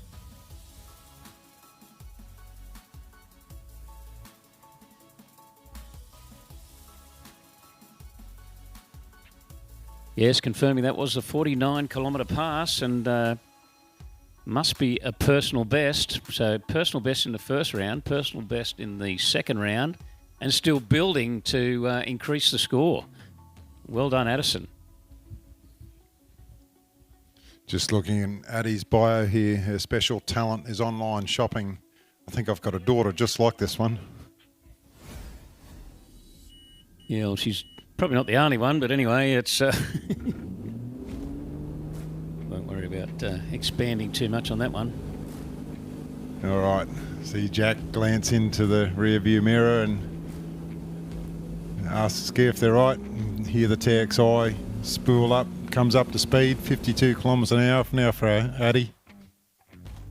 Nice and strong up on top of the boat. Heads through the gates, hits that one ball. Oh, she's had a good crack at one ball. She's going to get it across to two. A little bit late out of two. She's going to pull hard to three. She's got three. She's going to head to three. That's a great score, Addie. Well done. 3 on the 52 metre line. That's another great PB.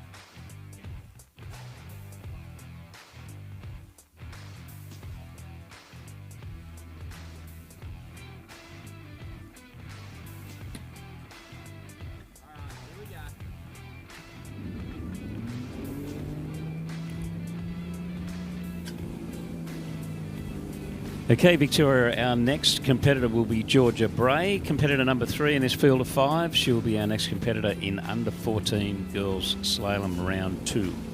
Score of 5.5 at 52 in the first round, so probably a disappointing score, getting around 6 and not completing the pass. But let's see how she goes here. Georgia Bray from Victoria.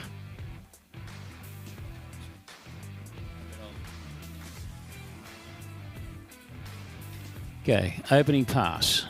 Turns 5. Good form out of 5 and comfortably runs that first pass. Does Georgia Bray.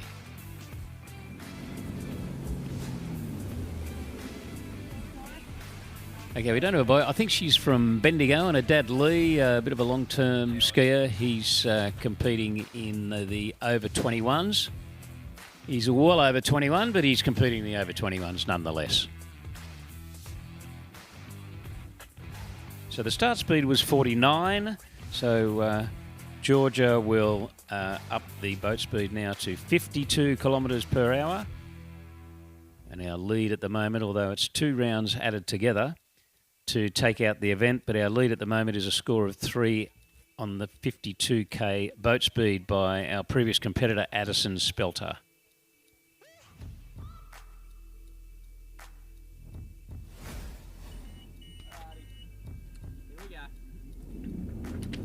So I'm sure Georgia would dearly love on this round to get around 6 and out through the gates to successfully complete 52. Now, under 14 girls, probably 52 would probably be their shortening speed, I would imagine. So if she can get through this one, we might see her have a crack at the 16-metre line. Yeah, actually confirming it is starting. The shortening speed is 52 Ks. Okay, so long line, 52. Very smooth turn around boy 1. And now gets to 2 now, turns 3. Once again, a very smooth skier is Georgia Bray in this under 14 girls slalom. Turns around 5, gets a great pull out of 5, and a more comfortable 52 kilometres per hour pass you will travel a long way to see as Georgia Bray completes 52 Ks.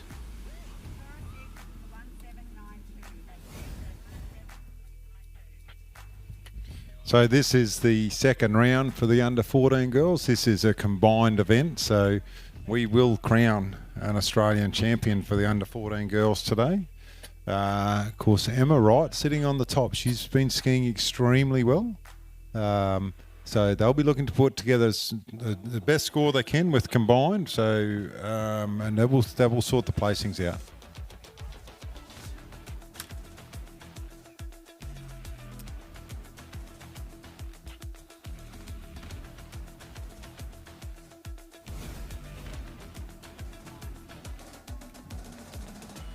Well, our next competitor, Chelsea Hare from New South Wales, scored 2 at this rope length in the opening round. So really, depending on what Georgia Bray can do on this 16-metre pass, it could make the event pretty interesting when we get to handing out the medals.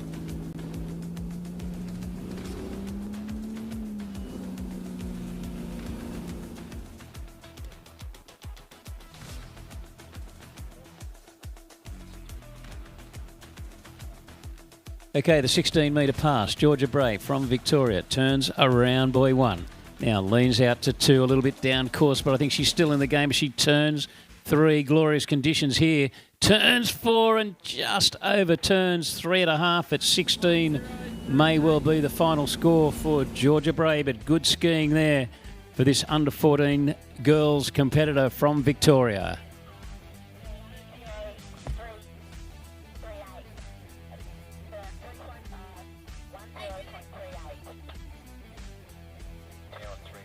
Great skiing there from Georgia.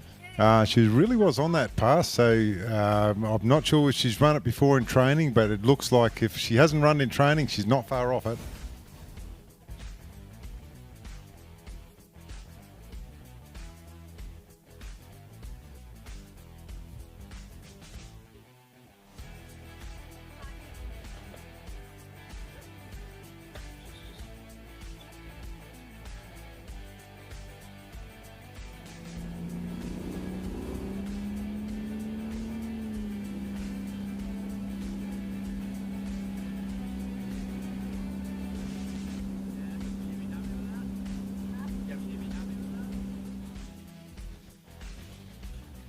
So with that score, that puts Georgia into an unofficial guaranteed third position. She's got her hands on a bronze medal.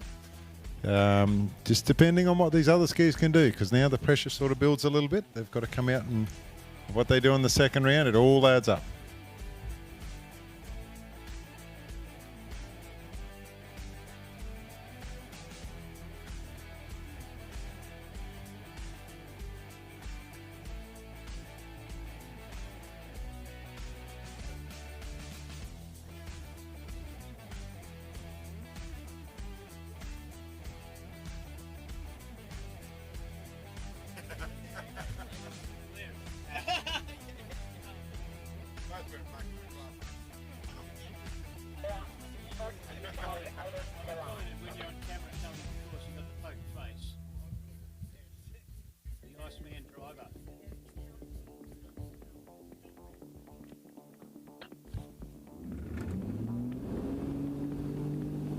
Next skier on the waters, Chelsea Hare, for starting on the 46 kilometre an hour, 18 metre line. Of course, these girls shorten at 52. You can hear the Malibu TXI come up to speed. And see just a bow wash coming off as it comes in through the pre-gates, the green balls.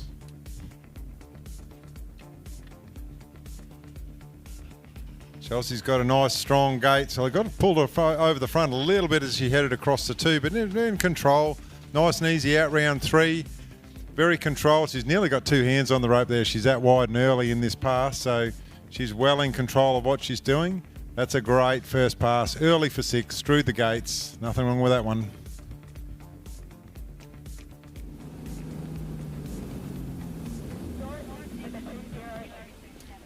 Okay, so Chelsea Hare from New South Wales skis around the Mulwala area.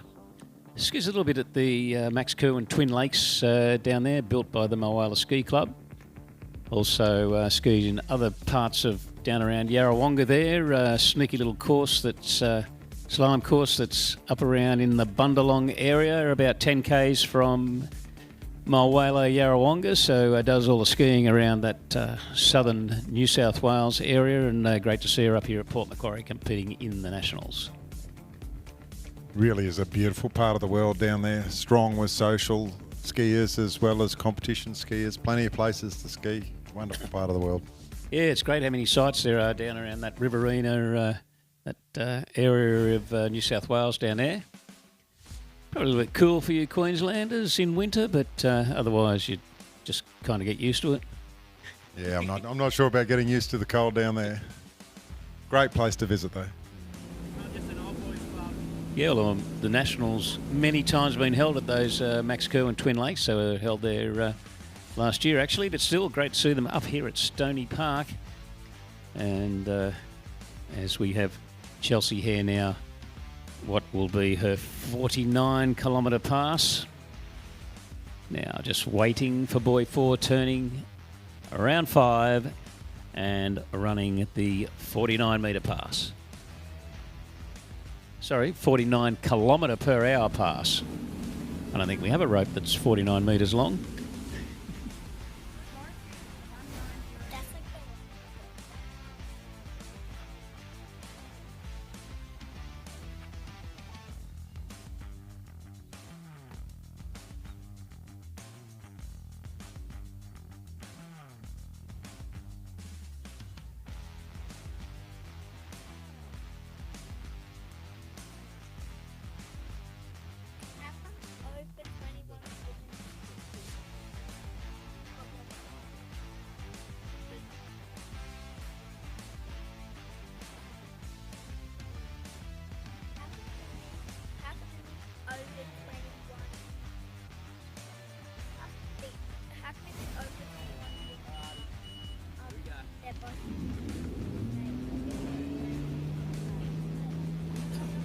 All right, confirming that Chelsea Hare coming back at 49 k's. Well, if she can run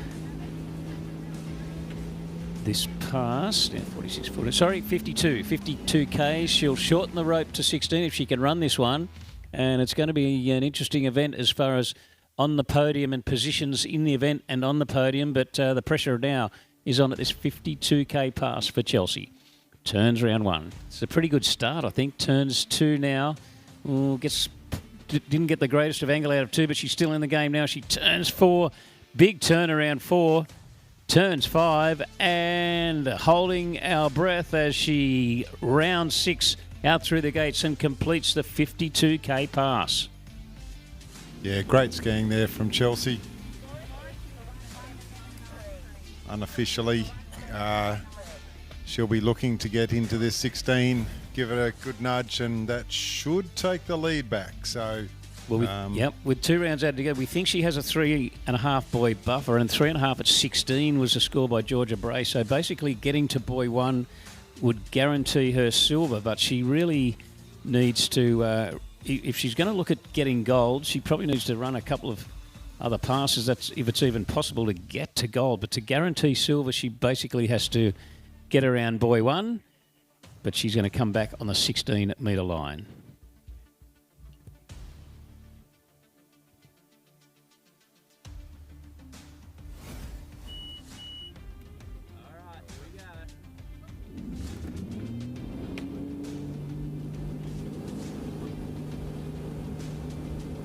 Okay, here comes Chelsea back in on the 16-metre line. She'll be looking to get as deep as she can into this pass.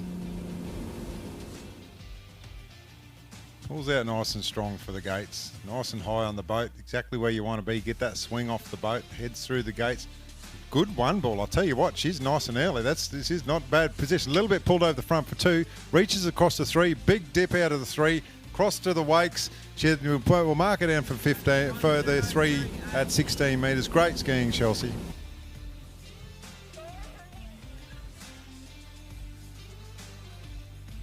Yeah, we're getting some scores confirming what we think in the tower here. We're getting scores of 3 through at 16, which to our reckoning guarantees Chelsea no worse than a silver medal. So congratulations to her. So we're watching the under-14 girls slalom second round. We have one competitor to come, Queenslander Emma Wright.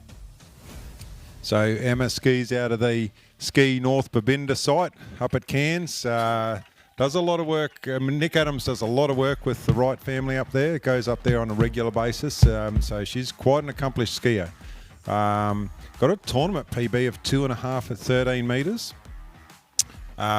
Really is a fantastic skier. She says here that she doesn't have any special talents. I can tell you first-hand experience, she is an excellent snowboarder. She is an excellent snowboarder.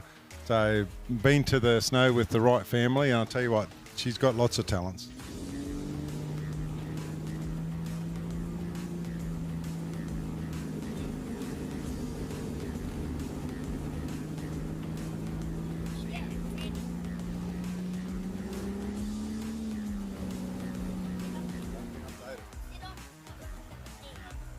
PB has just been updated. She actually run the 13-metre pass at the Aussie Kiwi event. So Emma's PB is half at it on the 12-metre line.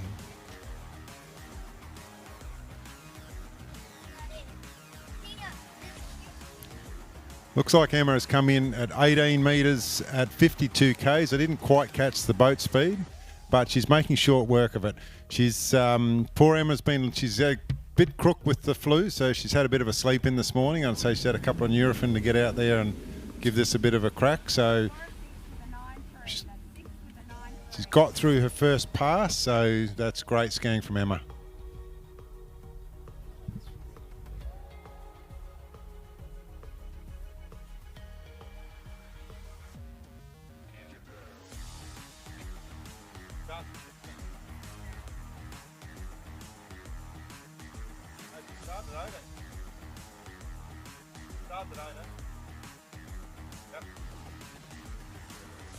Just confirming from the judges, she did start at 18. She's coming back now on the 16-metre line.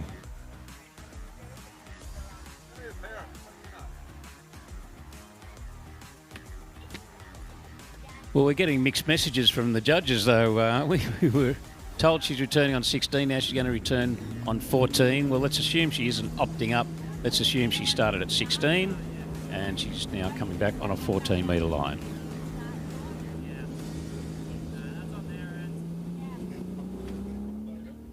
Yeah, hang on. No, they said she was coming back at 16, but then they changed their mind. Okay, they're letting her shorten up to 14 because they may as well. She's run 16. All right, 14.25 metres is the rope length for Emma Wright.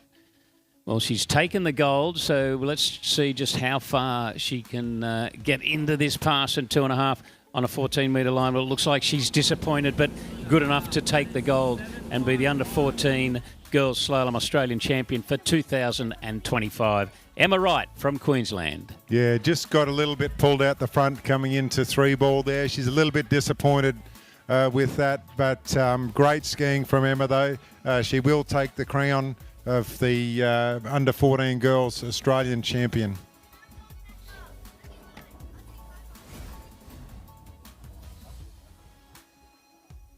But really gutsy stuff running that 16-metre pass for her opening pass because she has genuinely been a little ill, and great to see that she's muscled her way through it and become the under-14s slalom champion.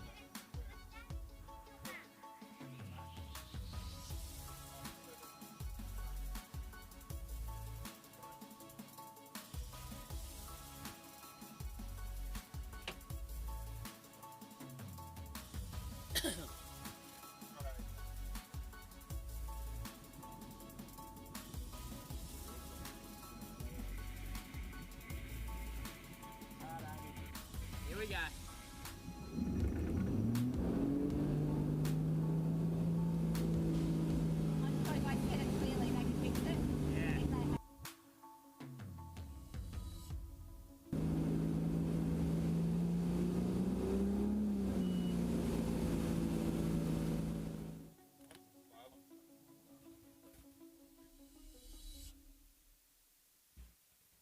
Okay, I think we're moving straight into over 21 women's slalom round 2. I just didn't hear the radio, but I'm thinking this is Amy Reeves from Queensland. Looks like Amy coming onto the course in over 21 women's slalom, round 2.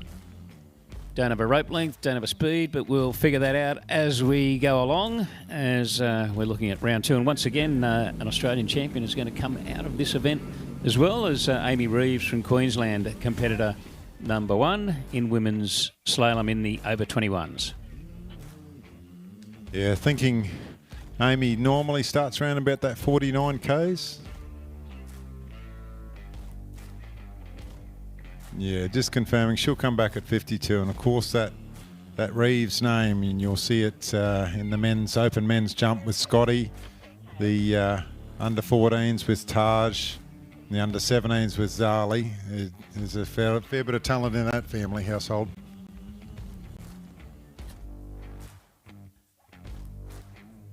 No doubt about it, and they're sort of, by the time you look at the Junior Worlds and then Scotty Reeves at the over 35 Worlds, they sort of been in a lot of world competitions between the Reeves family, which is great to see. But Amy on the water now, opened at 46, so she's, 40, 52, okay. I thought she started at 49, and then I wrote down 46 for some reason. All right, she's coming back at 52.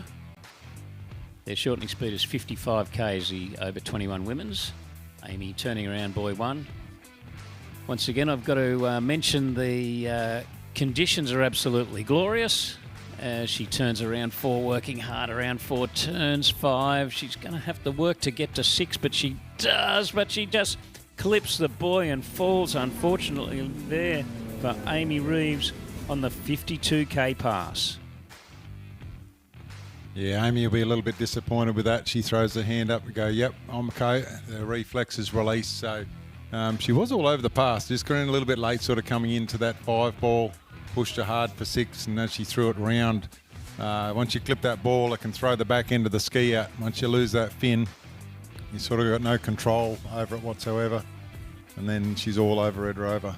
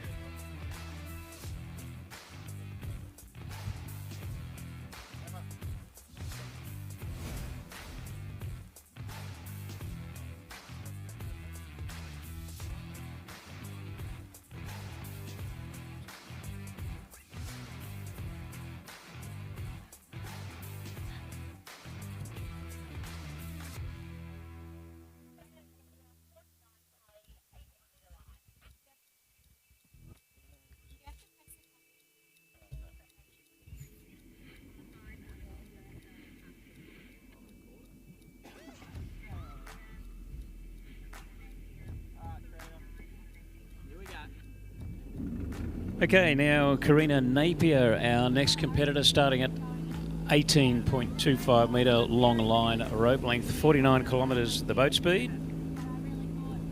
As I mentioned earlier, the shortening speed for these ladies is 55 kilometres per hour, just waiting for the boat to come around the turn island from the start dock, and it now appears, and here it is.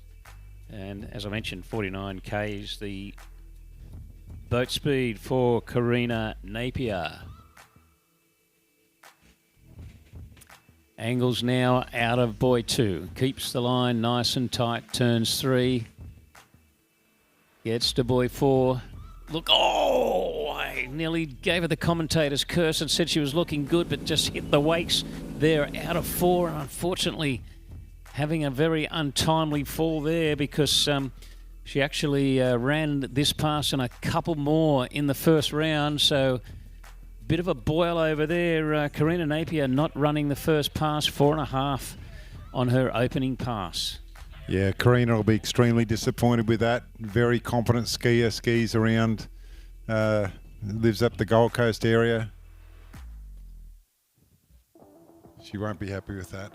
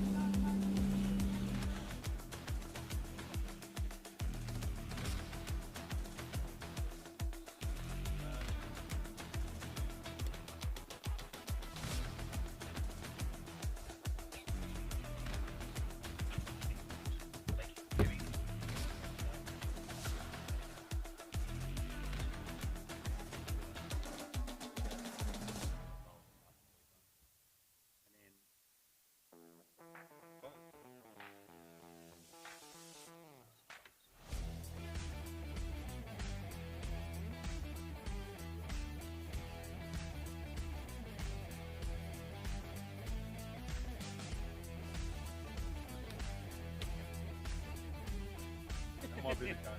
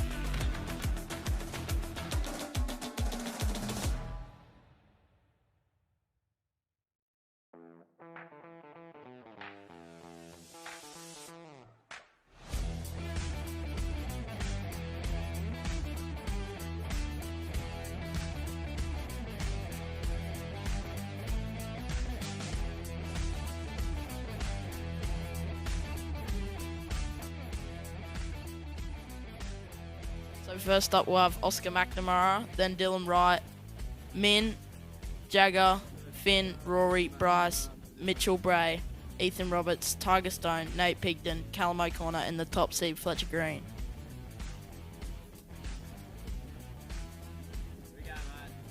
Looks like Oscar McNamara's just jumped in the water and he's taken off for his first trick pass.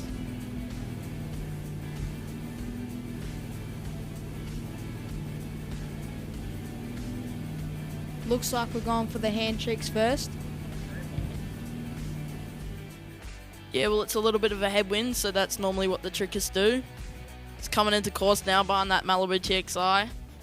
Going for the wake back-to-backs, the back-to-back reverse, into the back-to-backs now. Wake front, back, reverse wake front. Pulling out. Going for the flip. Nice, sticks it, lands it. Going for the reverse. Oh! Lands that one and just gets in a lean lock there. And what do you reckon about that? Yeah, his trick run looks pretty good. Just had a little stack on the second flip. Yeah, it looks like he normally gets that mostly, but it's alright. He can always do it in the next run.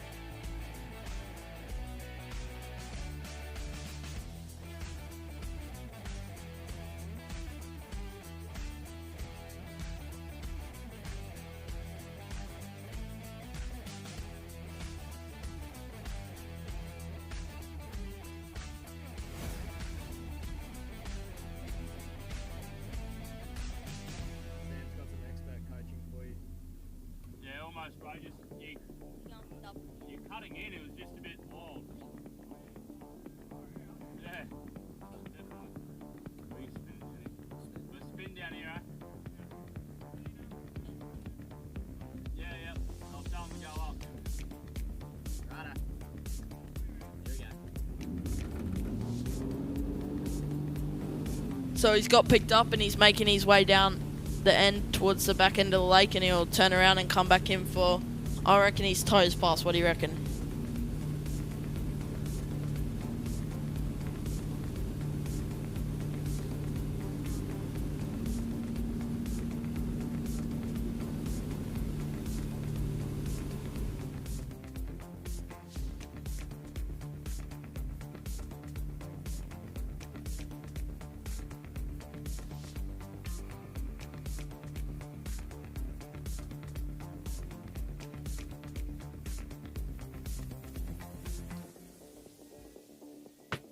Yep, he's coming up with some toes this pass.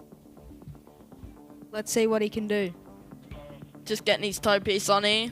He's not going to wrap up for a toe by the looks of things. Here we go. Toe back. Toe front. Toe wake back. Toe wake front. Takes that toe piece off. Gets the kicker in. Some surface 360s there. Reverse 360 slides. Oh, and just going down on a 5 front there. But overall, good skiing from Oscar. It should be an improvement for the last round.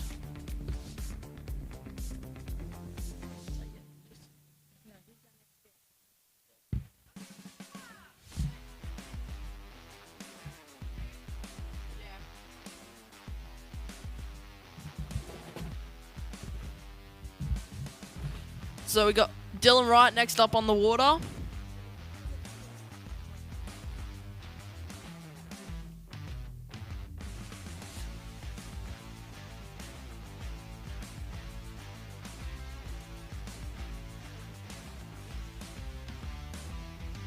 Looking at the replay here, Oscar just going for that 5 front and just catches a big edge there. Hopefully he's all good.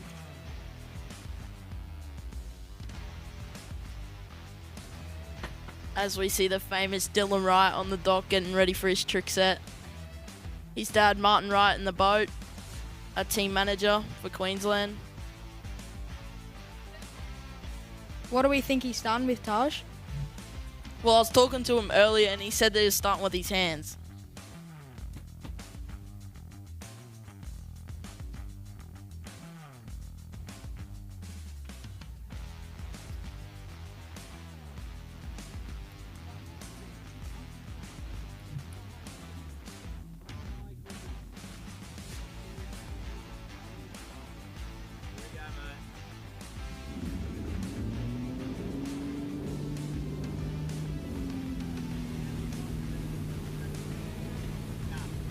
Dylan Wright coming into course now. Look like he's going for that hand pass. Talk us through it, Oscar. He's just wake jumping before he starts his pass. Yeah, and he's reverse back. Goes for the wake backs there. Reverse wake front into the back to backs. Goes for the wake back to back and the reverse. Good tricking there from Dylan. And in the wake O. And he's going for the flip. Come on, Dylan. Oh, so close then. Such a shame there for Dylan. He looked good on that flip, but overall, I reckon that was his last trick, so good tricking there from Dylan for his first pass.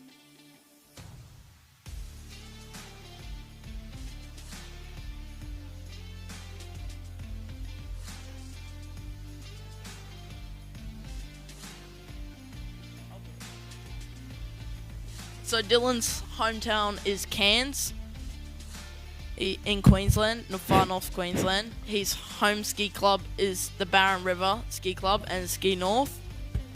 And his trick PB is 2160.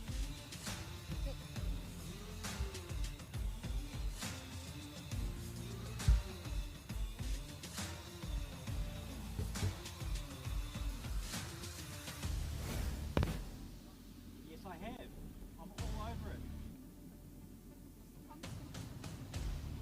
Oh my goodness. 2 at 5.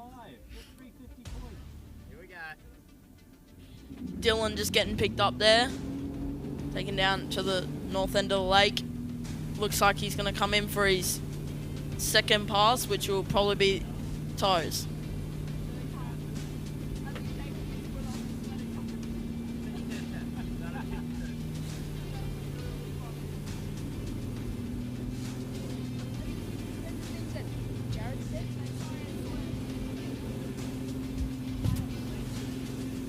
Jack at the helm there of the Malibu TXI with Martin Wright the boat releasing for Dylan.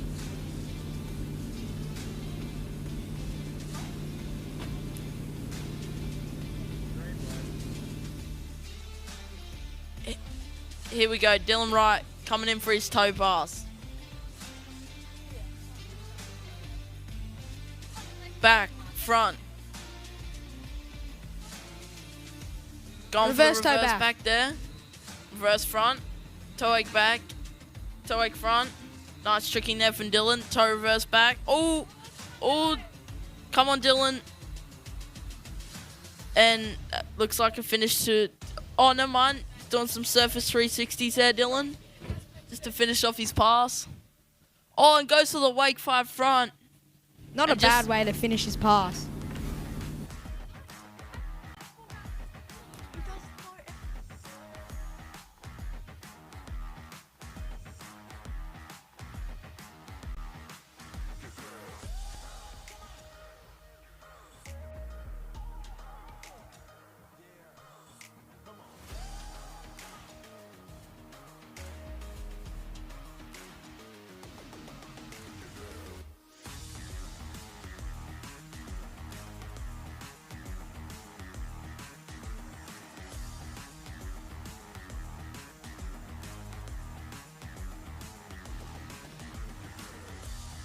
Looking at the replay there from Dylan.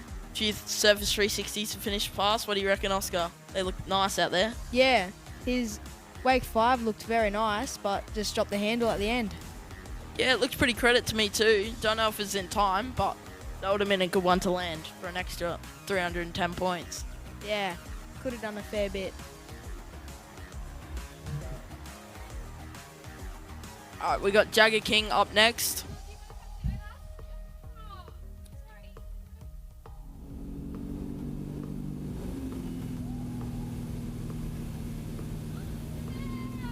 Here he comes, Jagger King, in for his first pass. Got Ryan Green in the boat.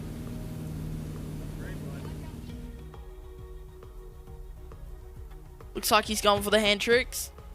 Good choice there from Jagger. Starting with the wake back-to-backs. Wake back-to-back reverse. Wake front. Pulling out for the flip.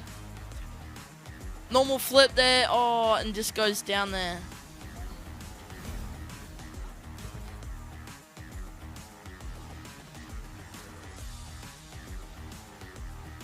All good there, Jagger. Make up for it in the next pass. You'll be good.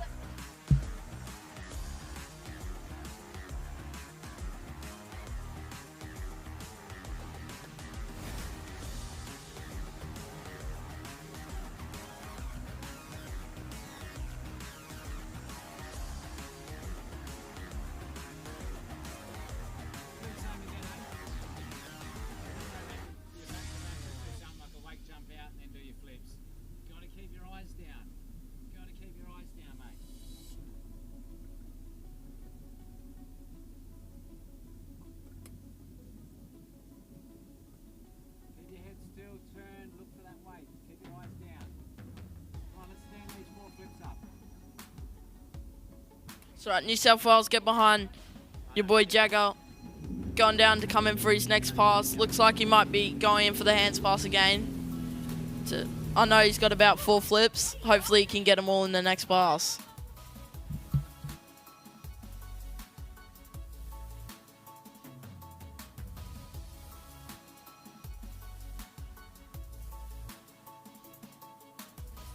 Alright, we got Will Belcher here. How'd you ski in the first round? For slalom, it was a bit shocking, but it's alright. That's alright, that's alright. Have you done any other events? Yeah, I jumped really well and trick okay this morning. That's good, that's good. Good luck for the next round. Thank you. All good, we got Jagger turning around at the end of the lake. New South Wales get behind him. Hopefully we can see a stand-up pass here from Jagger.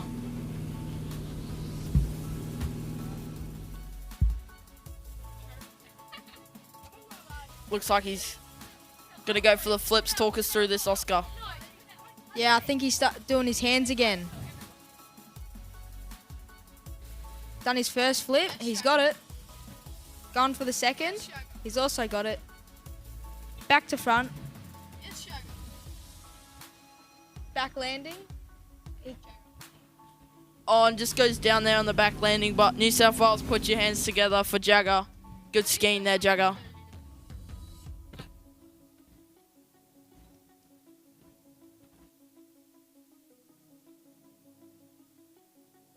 Looking at the replay there's some nice clean flips from Jagger.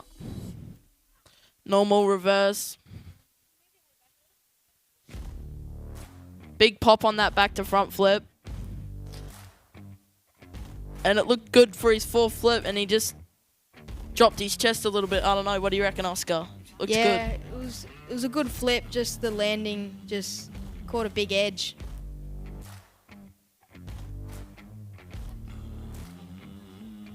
Alright, next up we got Finn Mitchell from South Australia. First round score of 2010. Let's see if Finn can improve on that.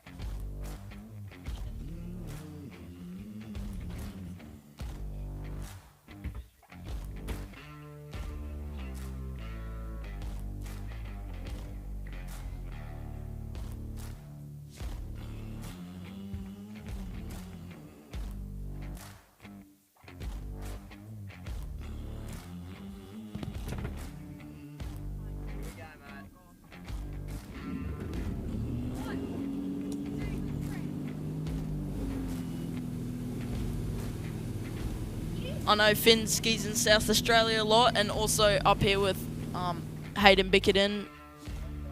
I believe he works at the aqua park down there as well.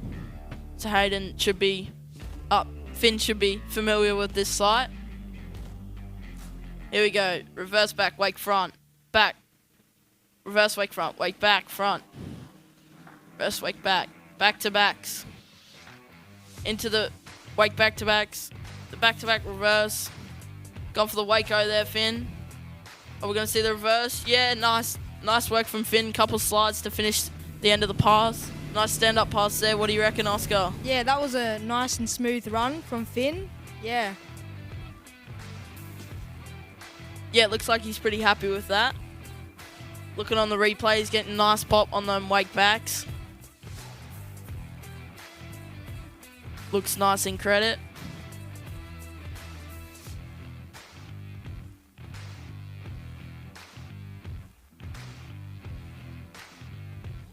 Nice Waco there from Finn.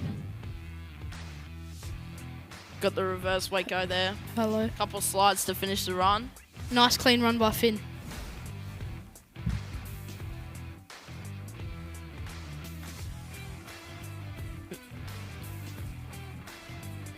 I reckon Finn will come in for the toe pass next run.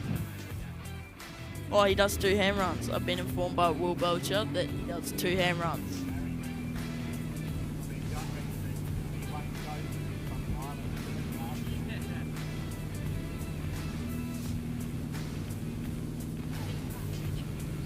Finn Mitchell coming in for his second pass.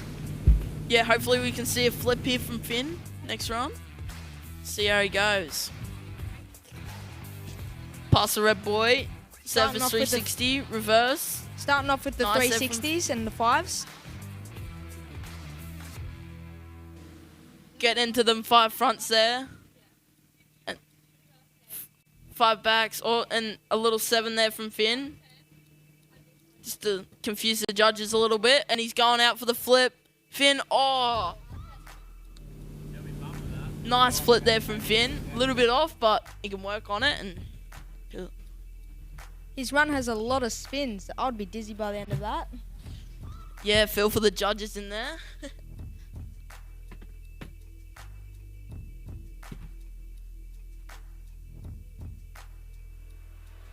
But nice skiing there from Finn. South Australia, get behind him.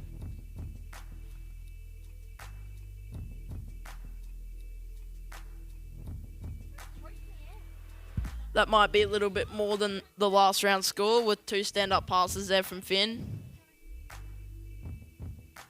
What's the replay of the flip? Just landed up a bit short there and let go of the handle, but it's right. Next up, we got Rory from Column Beach, Queensland. I know Rory's been training hard for Nationals. He'd like to get his flip.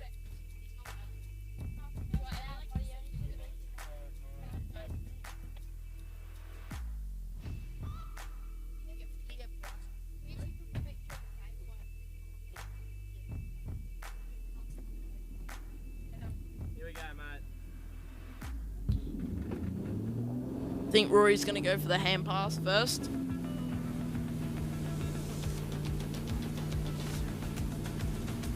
He skis at Waterski Resort.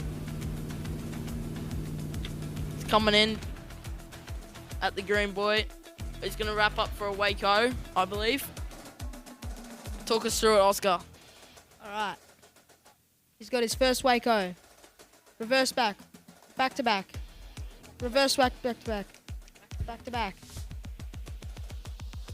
360. Reverse 360. Slide. Reverse slide. He's going for the flip. Gets the flip. Nice run there from Rory. I'm sure he'd be happy with that flip. Just rebounds straight back off. Looked good. Does he do two hand passes? Does anyone know?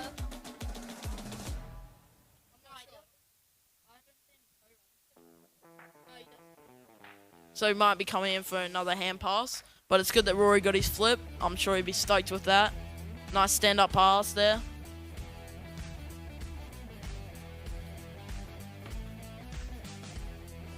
Watching on that replay. Digs in for the flip. Nice pop and just squats down there a little bit and rebounds back off the water, but I'm sure he's stoked with that.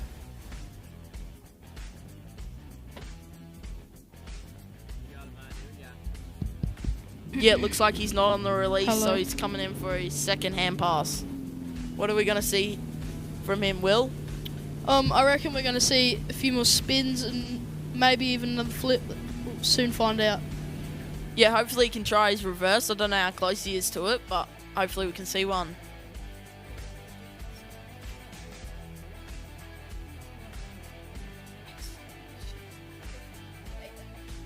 Okay. Wake fronts, back, reverse wake front, big pop off that, wake back. Reverse wake back.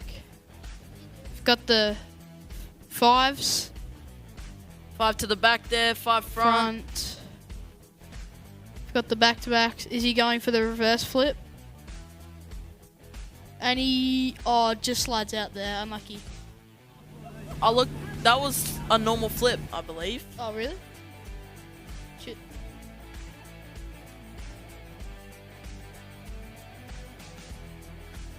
Huh?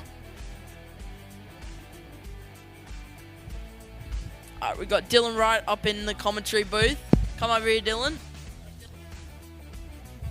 Hello. How was your trick set today, Dylan? Pretty average, but you know, it was good to get out.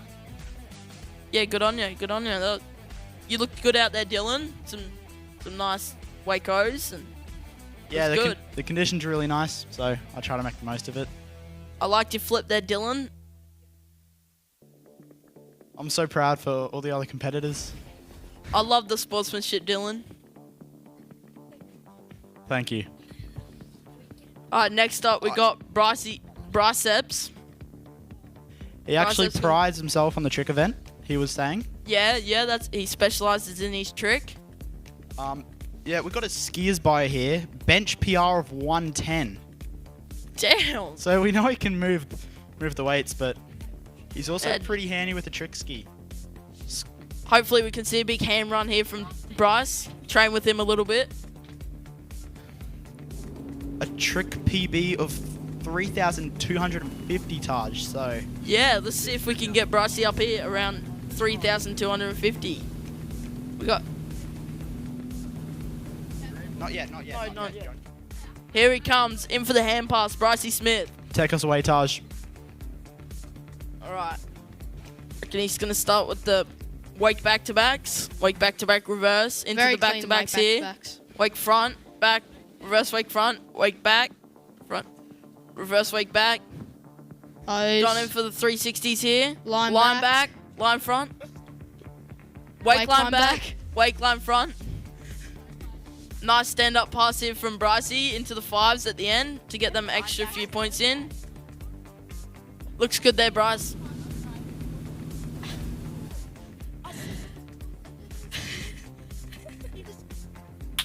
I said not.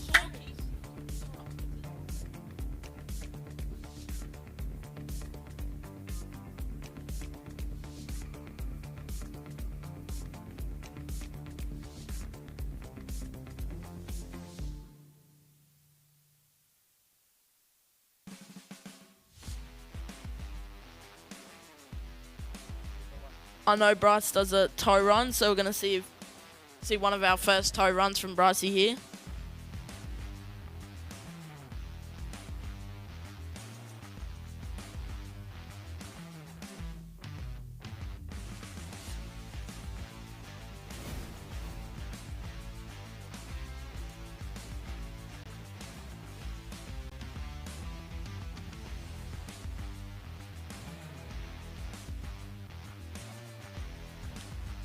So I reckon we're going to see a good toe pass here from Bryce, if he can stand it all up.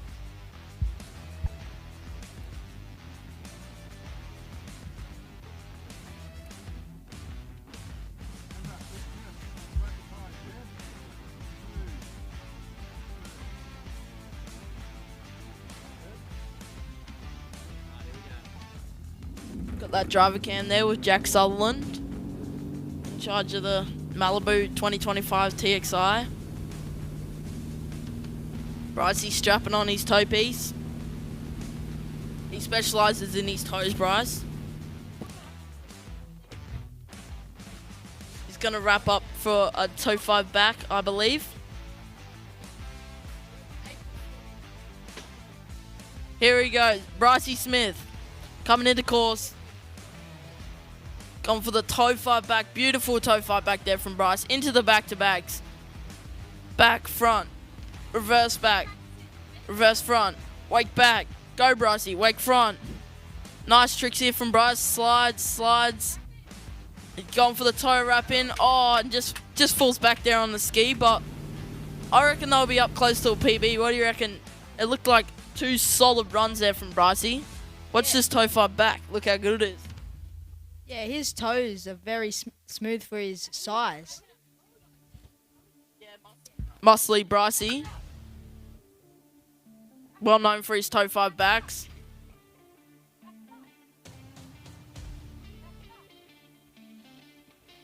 on the replay. Beautiful. Nice pop on the toe wake front there. Into the slides.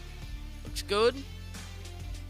And then goes for the toe wrap in and just back on his ski a little bit. But I reckon that'll be up over 3,000. What do you reckon, Oscar? Yeah, definitely. I think Bryce might have to take the lead at the right now. Yeah, I reckon we'll watch. We'll look up some scores coming in. Mitchell Bray is our next skier.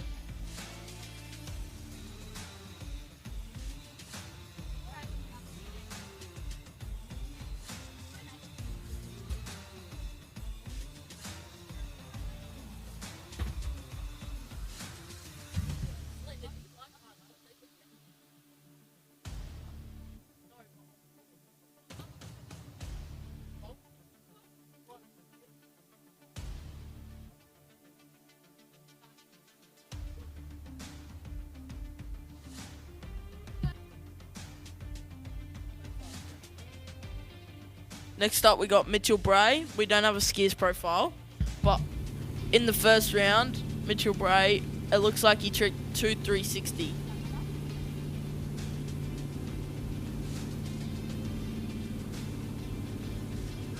No, 2,450. So Mitch is coming in for his toe pass here. Looks like he's going to wrap up for a toe wrap out. Coming into course, past that red boy. Goes to the toe wrap out, into the toe 5 back, into the back-to-backs. Nice tricking here from Mitchell Bray. Into the backs and fronts. Reverse back. Wake back-to-back. Nice there from Mitchell Bray. Wake front, slides. Nice slides there. Goes for the wrap in. Gets it, wrap out. Nice, looking good there from Mitch Bray. What do you reckon, Oscar? Yeah, that was a good run. So I want to see his hands because they look very good. Yeah, that toe wrap out was really good. Looking on the replay here, he's very smooth and controlled on his toe back-to-backs. Into his backs and fronts. Goes for his toe wake back-to-back. Toe wake front. Nice toe wake front there. Into the slide. Big toe wrap in. Gets to the front and wrap out. Nice. Overall, good run there from Mitch Bray.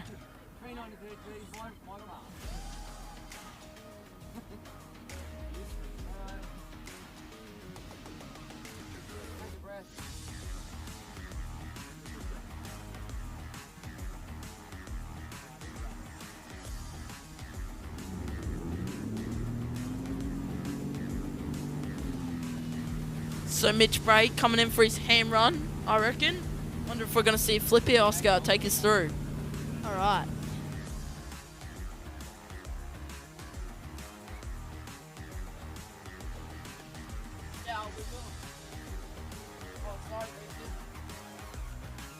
Come on, come up and do something.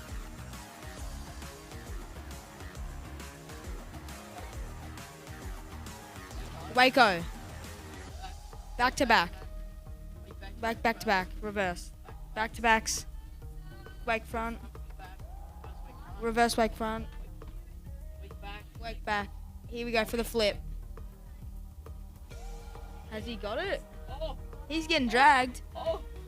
He's still getting dragged. Here we go. Oh! Mitchell Bray didn't hold on to that flip. He would have got some water down his pants there, I reckon, Oscar. Yeah, definitely. I've only done that once, and that hurts. He got his head out of the water though, so he would have been able to breathe. On this replay, some good wake back-to-backs.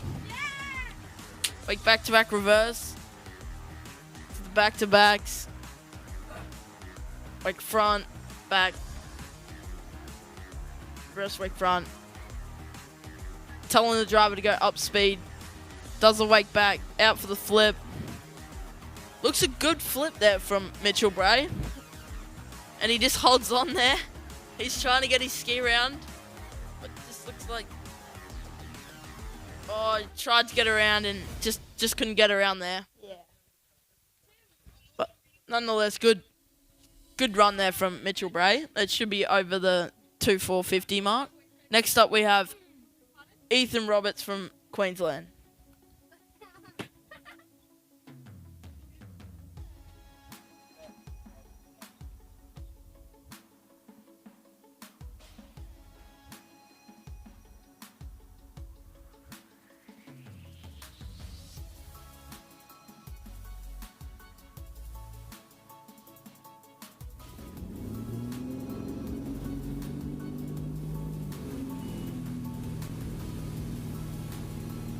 Here we go. Ethan coming into pass. Hasn't got the release on, so it looks like he's going for the hand run. Bring us through here, Oscar. Oh. I'll just talk. Looks like we're going to see a few flips here from Ethan. Pulling out. Starts with the normal back flip. Goes for the reverse here. Goes for the back landing. Oh! Comes front there. That's right. Back to front flip. Nice back to front flip there from Ethan. Goes for the front flip. Stomps it. Good stand-up pass there from Ethan. Few slides to finish, but Queensland, put your hands together for Ethan Roberts. Nice stand-up pass there. Let's see if he can stand up his toe pass. What do you reckon about that one, Jacob? And I know you do some skiing with it. Will he be happy with him? Yeah, he'll be happy about that. He'll be happy to land his front flip. Yeah, does he normally stand up that pass in training? I know you ski with him a fair bit, so how's he been tricking? Yeah, he's been tricking pretty good, so he normally stands it up. That's good, that's good. Let's hope he can stand up this toe pass. Yep.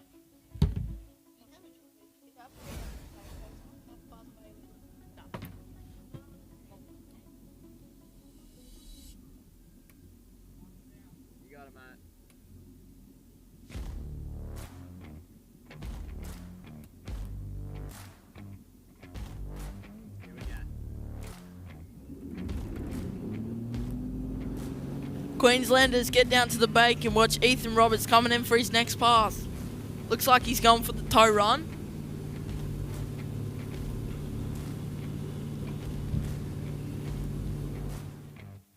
What?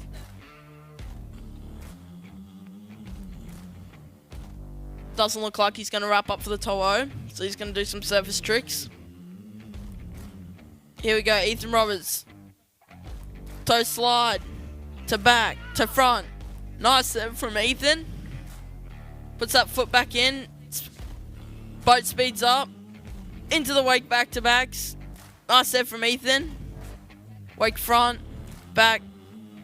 Reverse wake front. Wake back. Back. Wake front and clears the wake. Now goes for the half jack from... Oh! Ethan stands up the half jack. Nice tricking there from Ethan Roberts. Queenslanders get down there to support Ethan Roberts. Just stomped the half jack there. What do you reckon about that one, Oscar? That looked a nice half jack. We'll watch this on the replay. Best half jack we've seen today. Well, the only one.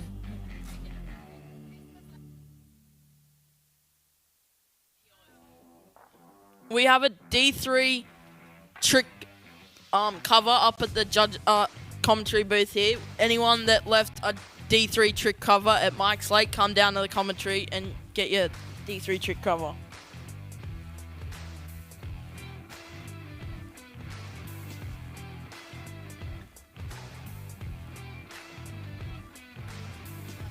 Goes for the wake front here. Ethan clears the wake. Gets into the reverse back.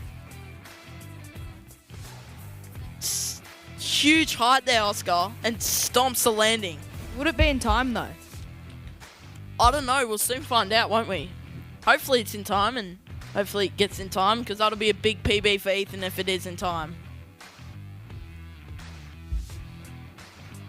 Next up, we got Tiger Stone from New South Wales. New South Wales get down on the bank and support Tiger Stone. His round one score was 3,160. Let's see if he can improve. Yeah, I know Tiger has a flip or two, so we'll see if he can stomp them, and yeah.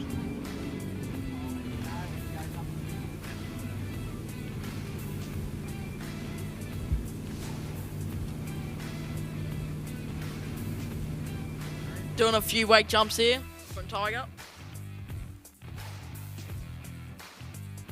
Most of these under 17 boys are being tricking pretty good. Oscar, bring us through this first pass. Reverse back, wake back to back, reverse wake back to back, back to back, wake front, back, wake, reverse wake front, wake back, reverse wake back, wake O, going for the flip, stands up the first flip, gets up, gets his Few 360s. Yeah, in the back end of the run there, looking good from Tiger. Most of these under 17 boys have been tricking really good so far this afternoon, so we'll see if we can see some PBs come in.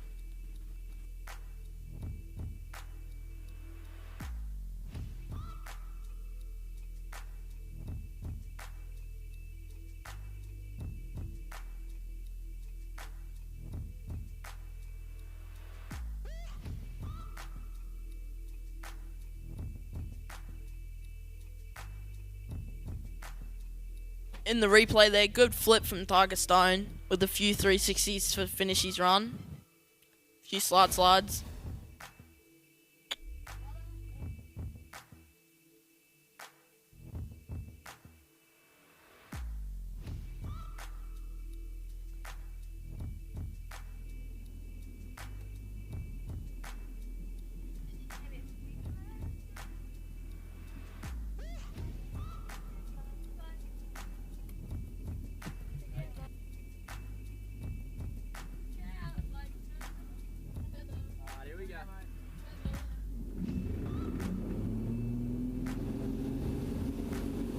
Alright, here comes Tiger Stone. Second pass. Looks like he's got his toe piece on. Looks like he might wrap up for that toe fight back. Hopefully Tiger can stand this one up and get close to a PB. Here we go, Tiger Stone. Wrapped in.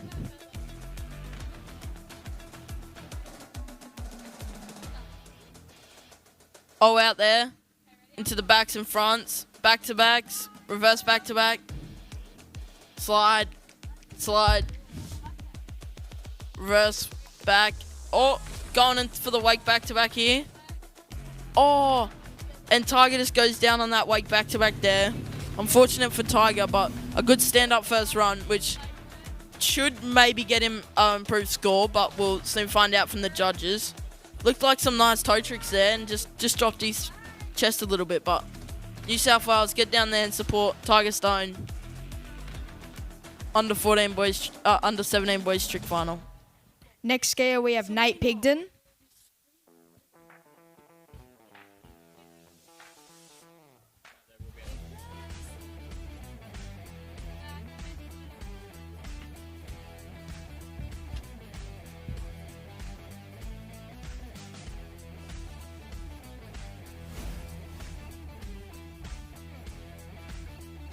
Next up, we got Nate Pigden from New South Wales. So New South Wales, get down there and watch Nate Pigden.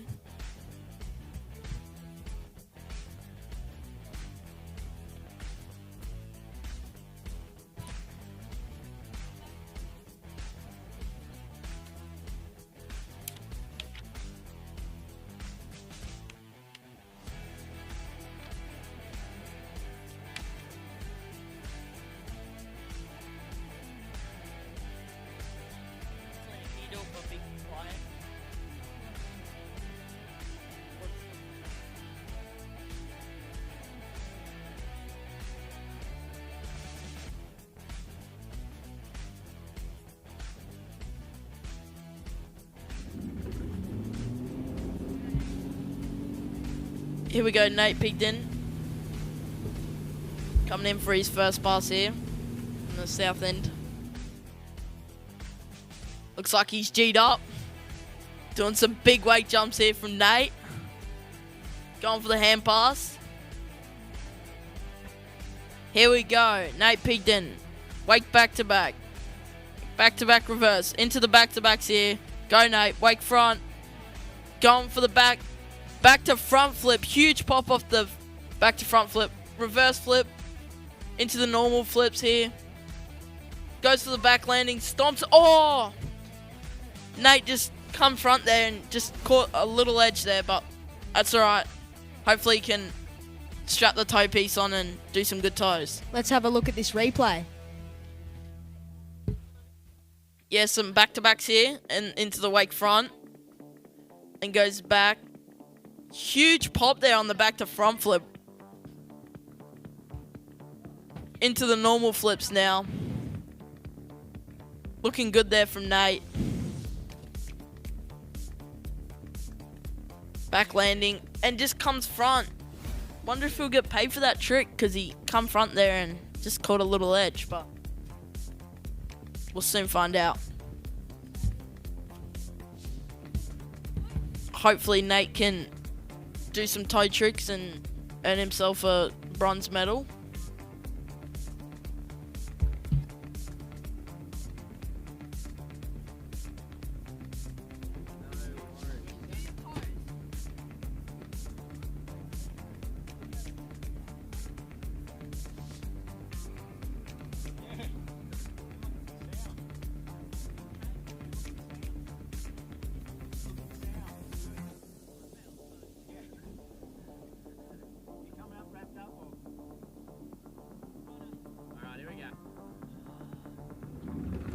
Any questions from the audience? Text Will Belcher on Will Belcher 1234 Snapchat. Text him and we'll answer all your questions.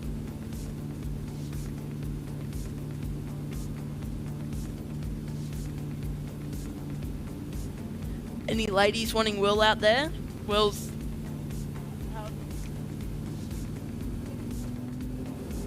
Will's 12 from South Australia. Where's he? From Tasmania, down there. He's a good-looking man. Anyway, we got Nate Pigden coming in here for his toe pass. Warming up here, doing some warm-ups, cracked his knuckles out. Here you go, taking some deep breaths. Nate Pigden. Going for the wake back. Wake front. Toe slide. Reverse, toe back. Reverse toe back. Toe front. Toe back to back. Reverse. Taking the toe piece off. Going for another flip. Back landing. Oh, he takes a stack there. Yeah, it's interesting he went for that back landing there because he had his toe handle on, so he didn't have much grip of the handle there. So maybe because he didn't have no grip of the handle, he just come off there, but it's all good. New South Wales, get down there and support Nate Pigden.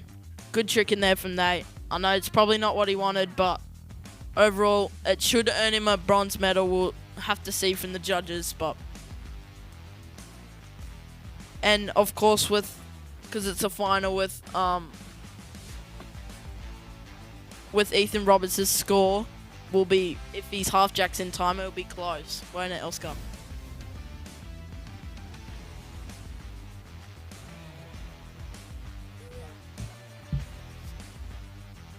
Next skier on the water, Callum O'Connor. Yeah, Callum's from Queensland. We ski with him a fair bit. He's got some huge front flips, folks, so get ready to see some big front flips from Callum here.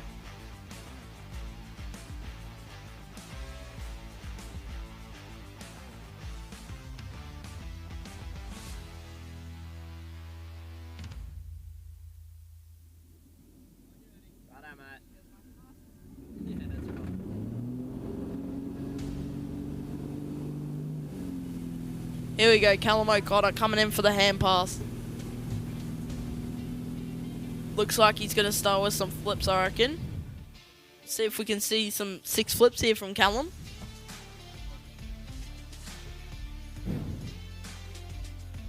Here we go, pulls out in the back position. Back to big front. back to front flip. Normal flip here. Got the reverse. Go for the big front flip, folks. And the reverse. Looking good here from Callum. Going for the half jack. Oh, just goes a bit early there on the wake and just trips up there on the wake a little bit. I don't think he'll be very happy with that, but some nice flips to start that trick run. It was some big point tricks there. He gets big pop off the wake, doesn't he, Oscar? Yeah. Every flip looked pretty clean there except for the last one. Yeah, we'll see what happened on the last one. See this huge front flip here. And the reverse, huge, massive. And then gets in the reverse position, cuts in, and just... I don't know. What happened there, Oscar? I don't know. It's just his head was in the way.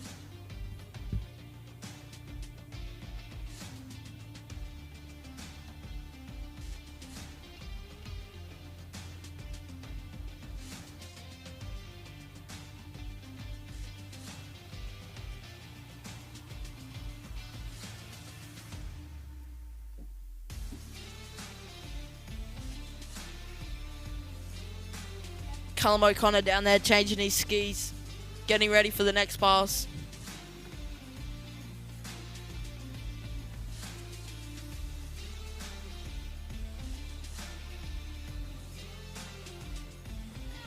Changing ropes there as well, Callum. Queensland get behind Callum O'Connor.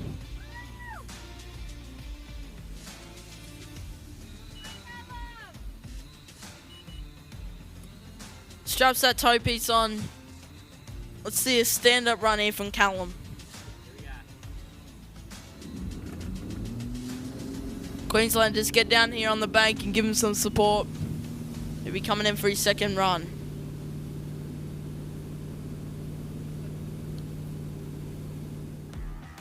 Any questions you got, drop them down in the comments and Will Belcher will answer them.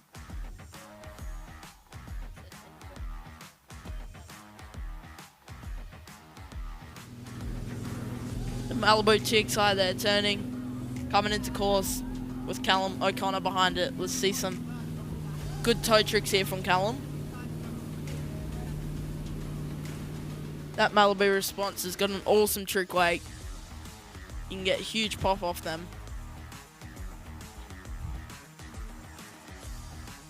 Here we go, Callum O'Connor. About to go past the red boy, coming in to course. Wrapped up for that toe wrap out. Here we go, toe 5 back. To back to back. To back to back reverse. To slide. To reverse slide. To back to front. To reverse back. Oh! Into the toe wake backs here. Nice toe wake back. Nice toe wake front. Into the reverse back. Oh, and just getting that lockdown, that toe reverse back. But overall, good tricking here from Callum. Queensland, get down there and give him a tunnel of love. He deserves it. That was good tricking there. What do you reckon, Oscar? That was a nice toe pass there from Callum. Yeah, it was. He got through most of his run. Just a couple last tricks. He got a bit slippery. Yeah, he did, but that's alright. There's some good points in there. Just looks like he got a little bit wobbly there. Did the toe wake back. Into the toe wake front here on the replay. Into the toe reverse back. And just drops his shoulders there and gets in a bit of a lock. But that's alright, that would have been towards the end of his run. So everyone put your hands together for Callum O'Connor. Next skier on the water, Fletcher Green. He has scored 8,850 points in the first round. Looking good here from Fletcher. Top seed leading into this final. WA get down on the banks and cheer Fletcher into a good trick run.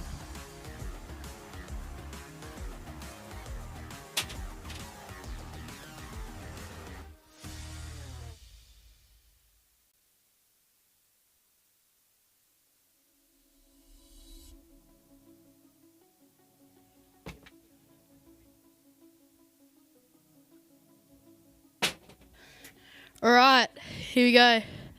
WA, Fletcher Green. I personally know Fletcher quite well. Very solid overall skier, so let's see what he can do out here at the Trick Lake. How's he been skiing, Will? I know you've been skiing with the Greens a fair bit. How's he been tricking? Yeah, he's been tricking pretty good. He's been tricking great. So hopefully we can see two solid stand-up runs from him today. Yeah, let's get down on the banks and cheer on Fletcher Green into the first hand run. Coming into course, perfect conditions here. Will, talk us through this run. All right. So I think first the back to front flips. He goes to the front. Big air for those flips. Back landing, reverse back landing there from Fletcher. Coming into the front flips. Nice front flip, big air. Oh. Just falls. Just goes down on that second front flip there. But I reckon with that run, that'd be good enough to get him through. I reckon to get him through to the goal position. He was around 4,000 points in front from the last thing, so he didn't need much. But nice flips there from. Solid flips. Yeah, he stomped that landing. That was nice there from Fletcher. I reckon if he has a very solid toe pass right here, I know he's got a few big toe tricks up his sleeve. I reckon he could still match his expectations.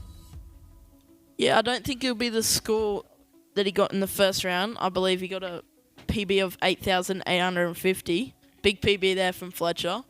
Is there any records, Will? Do you know? I think it was a WA state record. Nice. That's really good from Fletcher Green.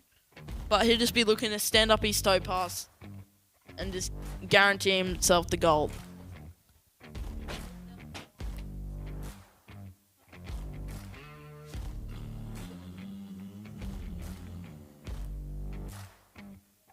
Alright, Fletcher. About to come into course. Has he?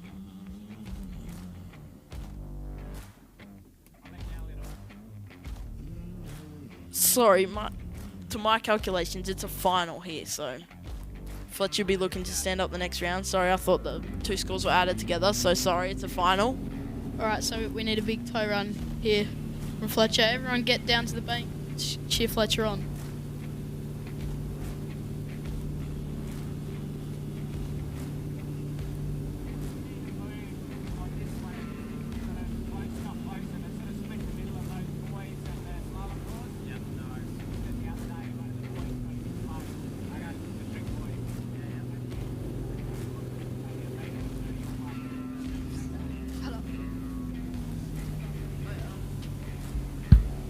Here we come, Fletcher Green putting his toe piece on.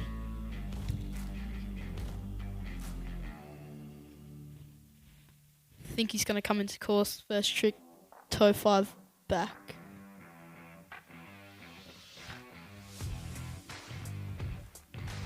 Sorry, folks. I thought the two scores were added together. Right. The final here. Here we go, Fletcher Green wrapping out into the toe 5 back, into the wake back to backs, into wake front. Back to backs. Very clean surface tricks. Toe 5 front. Nice toe 5 front there from Fletcher. Oh out, oh in. Grabs the rope. Toe wake O. Toe wake line O. Toe wake line back. Are we going to see the toe wake? No. Just a toe wake front there and a couple slides to finish off. But put your hands together. Not official. Unofficial. I reckon.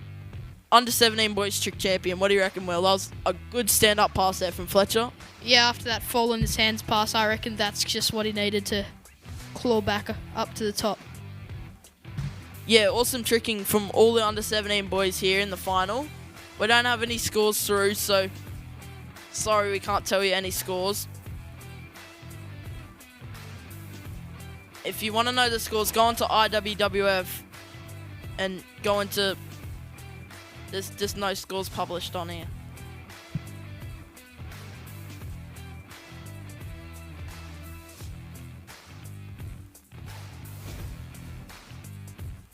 So we're into the under 21 men trick final now.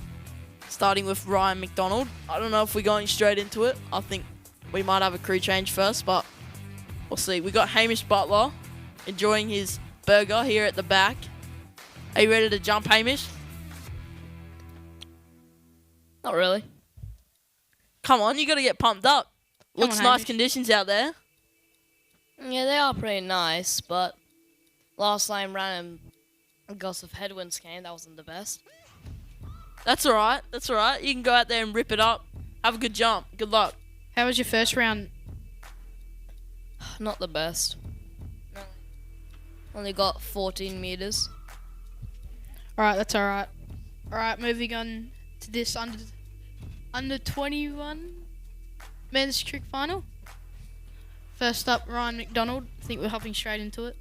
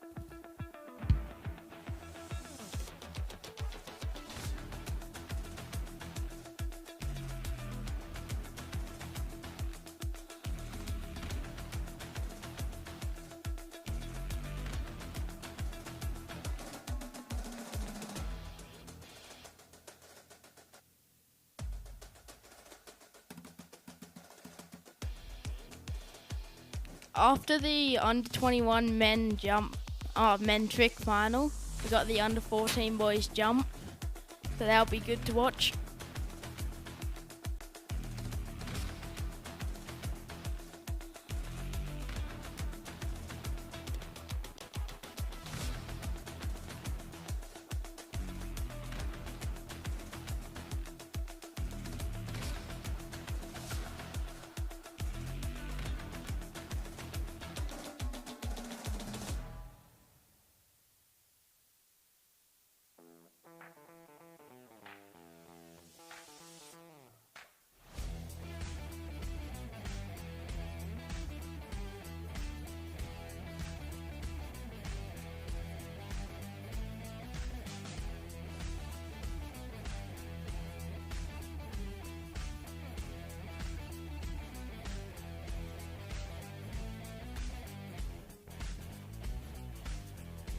Okay.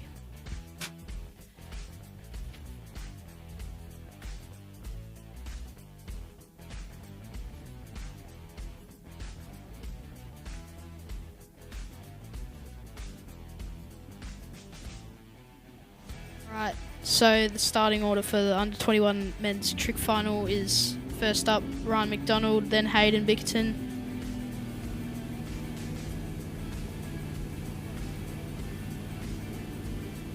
Sam Niederbing, then Will Moroney, then Kynan Spencer. Okay, Ryan McDonald coming into course right now. His hands. Alright, starting off with the wake back-to-backs. Back-to-backs. Wake 180s. Looking clean out there. Oh, just falling on that wake 5. Just falling. He looked really solid up until that.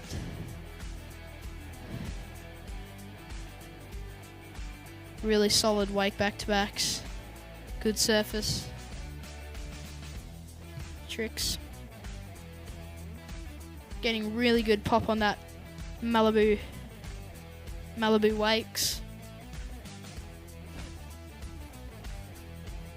Just catching an edge. Falling. Think he might be going in for another hands pass, but we'll soon find out.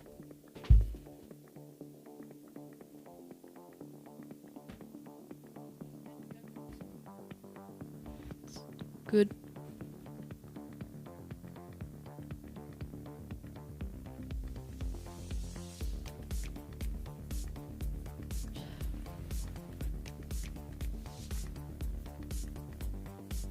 Right.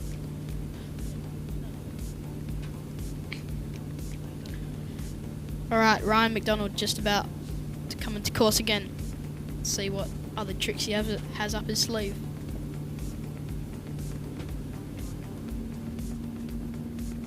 How do you feel about his first run, Jacob? Yeah, it was pretty good. I was probably hoping to get that wake 5, but now he's coming in with toes, I think, so we'll see how he goes.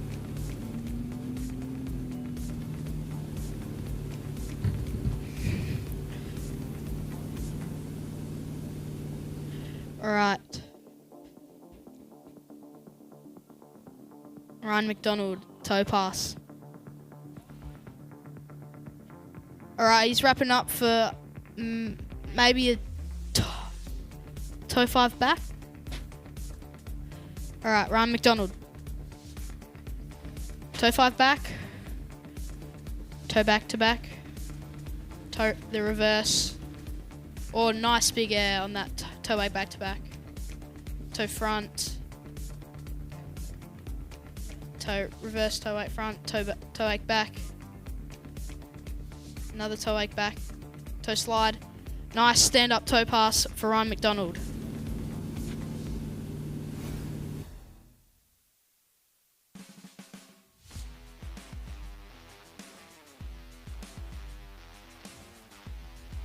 On this replay here.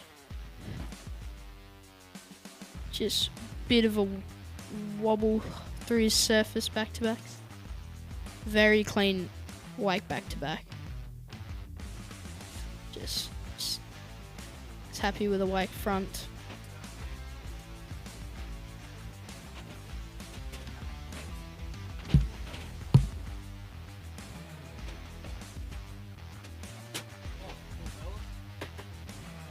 Alright, so up next, Hayden Bickerton. We have a bit of a skiers bio here for him. So, hometown Sydney, home ski site. He skis quite a bit here at Stoney's, I believe. Works at the aqua park. He tricks on a reflex Neo and a radar gravitation.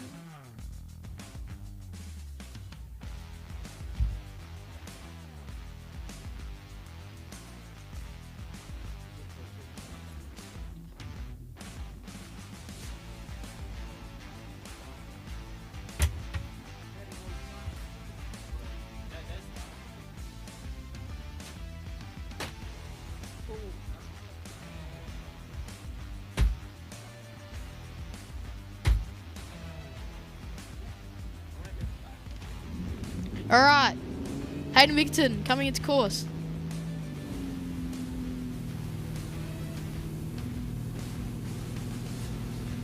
Starting with the hands on. Alright, Jacob, walk us through his hands run.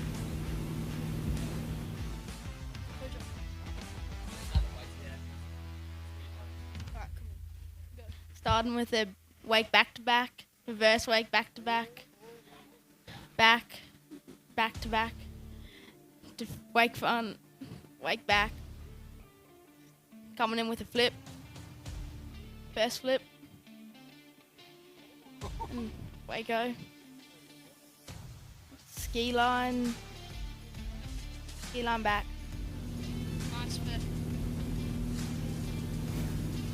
Nice stand-up hand run for Hayden Bickerton. On the replay here, big air on the wake back-to-backs. Just a bit of a wobble. I reckon that first surface back-to-back will be counted.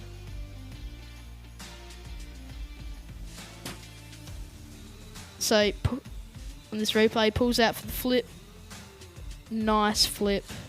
Straight into the, I think he wake 5, but not sure. He just missed the wake there a bit. Ski line back. And he punches the fist. Nice first hand pass for Hayden Bickerton.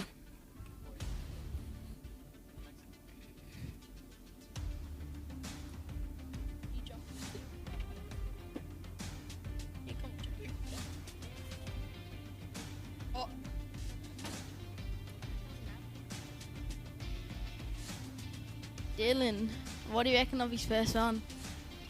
It was good, you know, landed his flip and ski line, so hopefully he gets a bit more on his toes. Yep.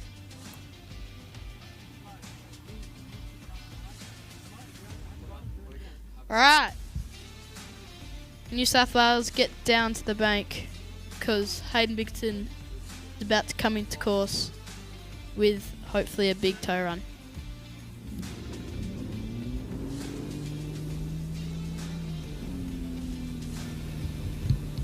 Yeah, so rightio, folks. We got Hayden Bickerton in pass number 2. So he, stood up that first run. There's going to be heaps of points on the board there. He's going to be throwing down. As this under 21s is a trick final, so he's obviously going for the gold. I know Hayden pretty well, so he wants to get that W. But yeah, let's see what he's got. Toe run coming in, toe piece on the foot. Let's go. Toe back, toe front. Oh, there we go. Gee, he's got a pretty fast pace here. Into that toe wake front. Oh, huge wake front. There we go. Back front. What are we doing now? Oh, gee, bit of a bobble there. Just saved it. Now he's all over the place here, but what can he do? Yeah, is that a back-to-back right there? I see. Yes, it is. And the reverse. Oh, goes down. Hayden Bickerton. What is happening? So, I don't know. Hopefully that's enough to put enough points to put him into first. I haven't really been paying attention this trick final, but who we got to come? Alright, next skier on the water, Sam Knee Bidding. Say it again. Yeah, that's how you guys. Alright, Sam Nieberding from Queensland. Skis from hometown he lives up in Townsville. Yes, of course. Sam is the best thing ever to come out of Townsville. If you've never been up there, believe me, that is facts. Skis at the Townsville Waterski Club and tricks on a radar. Yeah, definitely a great waterski club. Throughout the years, love going there. Great place. Rock run, every is it November, I think. Yeah, one of the best tournaments in Australia, if not the Southern Hemisphere, I'd put it. It's definitely one of the best there. Top 3 guaranteed. But yeah, Sam, what did you get in the first round, mate? Good chat. In the first round, he tricked 1,770. So I reckon he'd be looking to improve this score.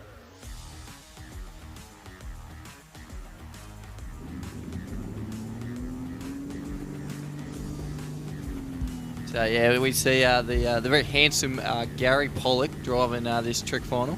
Kurt Nieberding, also very handsome, coming from Townsville himself, as well as Gary. But yeah, let's see what he can get. Starting with the hand run here. So this is going to be his highest scoring pass. Oh, huge wako there to start. Far out. Wow, he's bringing the pace right from the start here. Wow, into these wake backs and fronts, going super quick here. Where these judges going to be hard to keep up with this, the way he's going. Huge wake back-to-backs there. I do know Sam can flip. Let's see if he's going to put it. Oh, we're going out. Here we go, folks. This is the flip coming in. Oh. Nah, what do you reckon? Very solid hands run up until that fall there, but I reckon if he has a...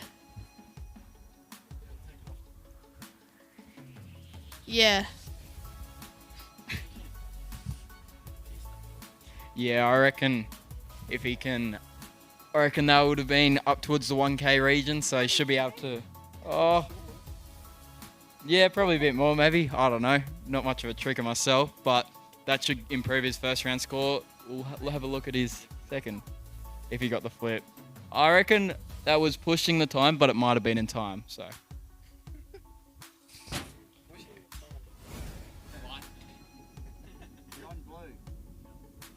Alright. Sam Nieberding has a dad joke here. There were 5 ants living in an apartment and another in another apartment. They moved in together and then there was 10 ants.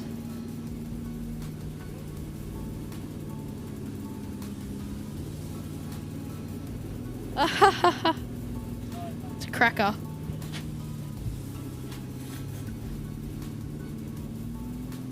Something nobody knows about Sam is that he can actually ride a unicycle. So it's pretty cool. Alright, Sam coming in for his second pass.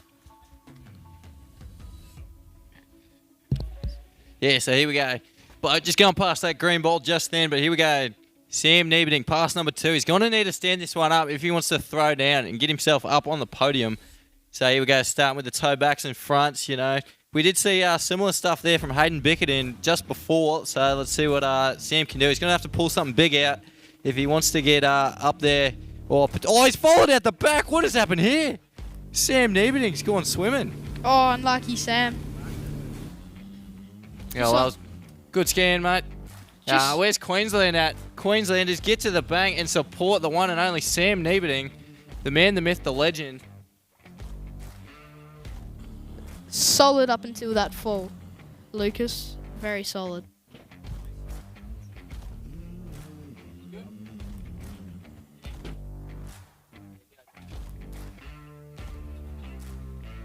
Alright, Queenslanders, get down to the bank. Give Sam tunnel. Yeah, so far this is probably the smallest tunnel we've seen all week. Only 2 people. Here we go. Now they're coming in now. They're coming in waves. Here we go. Got 3 coming in now. There we go. Julie Nieberding. She's getting there with the camera. She's ready. You know, also we see the rest of the family. Emma Nieberding coming in. Jason Roberts. There we go. Getting in quick. Bryce Smith, the big man. Marty Wright going in there. He's quick there. Wants to be right at the front there. But yeah, here we go. Now Sam's taking his time. He's obviously not satisfied with how big the tunnel is. Wants more people to come down. So yeah, the wise move there. Pretty smart, honestly. But where's the rest of the Queensland at, folks? Come on, guys. This is embarrassing. This is disappointing. There we Come go. on. Scotty Reeves coming in on the bike. There you go. Superman saving the day. But here we go. Sam Nieberding. He's going through the rocks there. The clap has started. Can he get through it? He's struggling. There we go. He's on the grass now, picking up speed. He's got the pace. There we go. That was great work through the tunnel there. Great scan, Sam Nieberding. Alrighty. Next skier on the water, Will Moroney.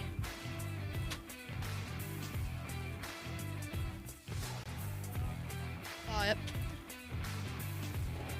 Will, home site, Moala. Skis there quite a lot. And yeah, let's first round score of 2020, solid score. He'd be hoping to improve this score. Alright, let's see if he can. Alright, Victoria. Get down to the bank. Let's cheer on Will Moroney. His first pass coming in with the rope on toe pass. Alright, toe 5 back. Toe back to back's very clean. Toe reverse back. Toe 8 front. Oh, toe line back. Toe 8 back to back. Oh, he's reversed and he's fallen. Unlucky there for Will Moroney. I reckon that was coming down to the end of his pass, so I reckon he's still be a bit happy with that. Yeah, so that's not the typical run that you see every day, folks, from Will Moroney. Very different. Obviously, he's calculated it, as he's a very smart man, Will Moroney, some would say. Some would disagree, obviously. But, inverted wake back. You don't see that very often. That is, pretty special. But, huge line back there. How good was that? And then, into the wake back-to-backs. So, a bit about Will. When he was over in the US, he was taking on the American diet. He went onto a bulk, thinking that it would help him. You know, needs to put some more muscle mass on, he said. And I don't know, gonna need some help if that's actually worked.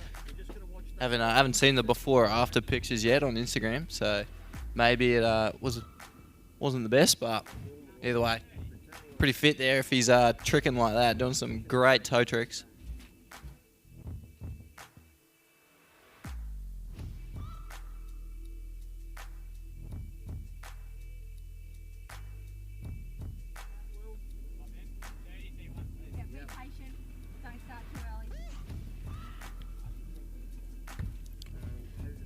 Alrighty, Will Maroney.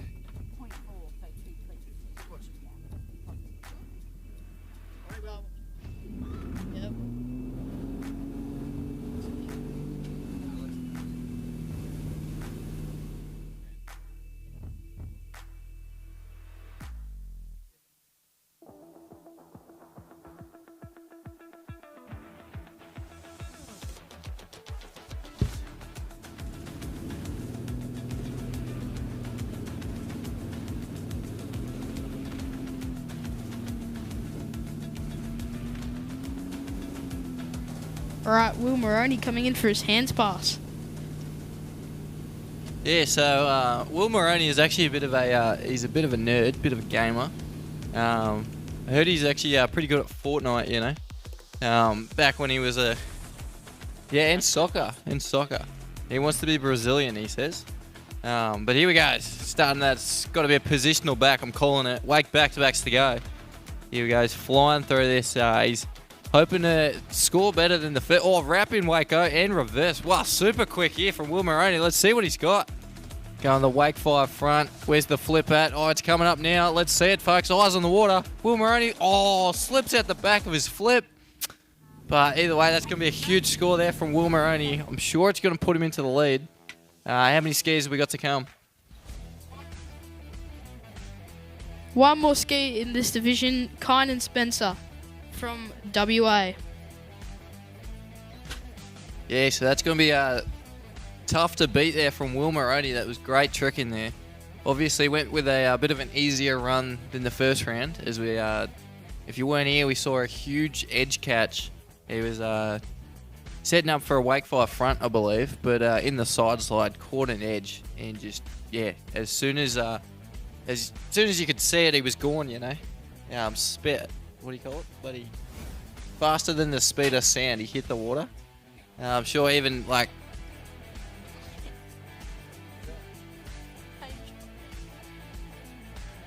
Alright, Kynan Spencer skis out of Bonnie's Waterski Park in WA. Actually spend quite a bit of time in WA, but and he recently went to the States as well. So let's hope. I know Kynan can do a flip. So, is that? And it looks like Ryan Green releasing for Kynan. Let's see what he can do. Yeah, so it was winter last year. He flew over to the US and I don't know how many months he was over there. It seemed like half a year or more. Got to be, at least. And he became a part-time vlogger. You know, every day on Insta stories, just posting random stuff. How he's going for runs around the lake or something, shirtless with some chicks. So yeah, obviously he's got that aura. He can pull. But let's see what he can do on a trick ski. You know, that's probably more important these days. But yeah, let's see what he's got. Starting with the hands, wrapping up. Pretty similar to our last couple of trick skis, just like Sam Nieberting, the legend. Starting with that Waco. Oh, huge Waco there. Plenty of clearance, as much as you want. But yeah, he's going pretty quick here through these wake backs and fronts. On that KD trick ski, seems to be a very common ski, the black and blue. I don't think it's pretty new. But here we go, what's he got? Oh, wake back-to-backs, beautiful there. Takes the hand off as well, straight into them surface O's. 5 back there, beautiful. Stand-up run there from Kynan Spencer, get around him. Solid opening run for Kynan Spencer. Massive Waco. Pops into the back. Wake front. The reverse. Wake back. Good back-to-backs. Good.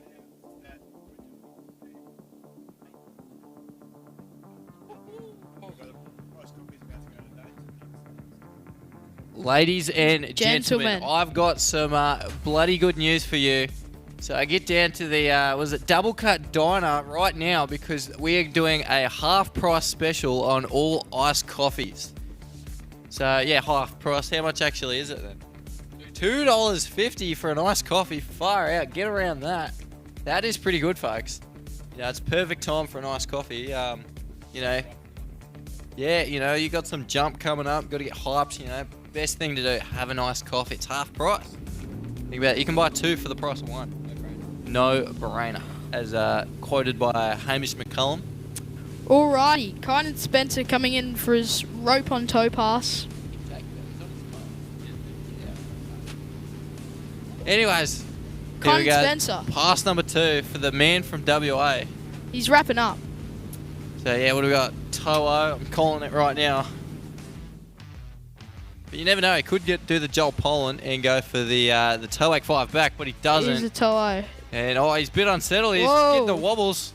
What's he got? Oh, recovers well in that wake front, into the back, into the front, speeding through it, reverse toe back. Oh, I thought we were going to see a back-to-back there, but now into the slides. What do we got? Oh, just falls on that reverse 180. Anyways, that's a great trick in there from Kynan Spencer. WA, get around him.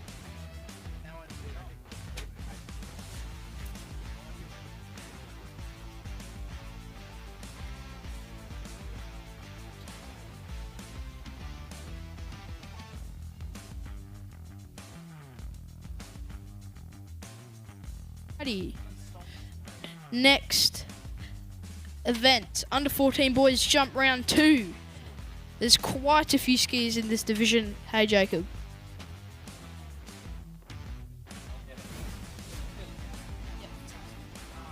Yeah, there's about 8 skiers. It'll be a good one to watch with Taj Reeves, one of the best.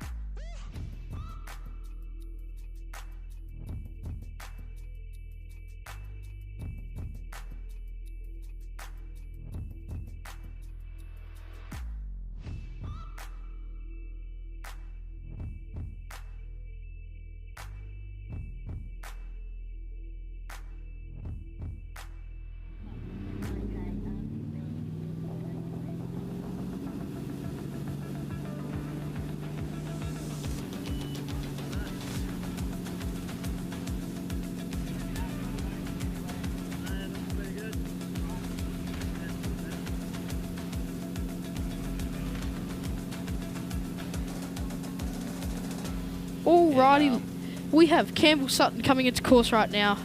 He's going for the single cut. Nice cut onto the ramp. Nice ramp work. Clean landing and skis that one away.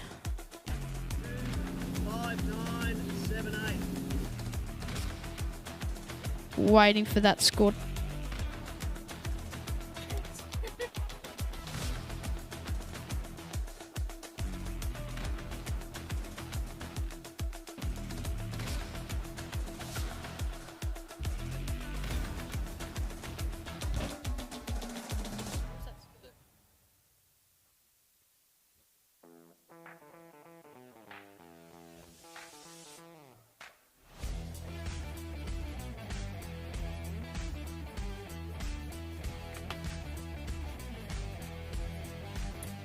So yeah, big Campbell Sutton here on the water.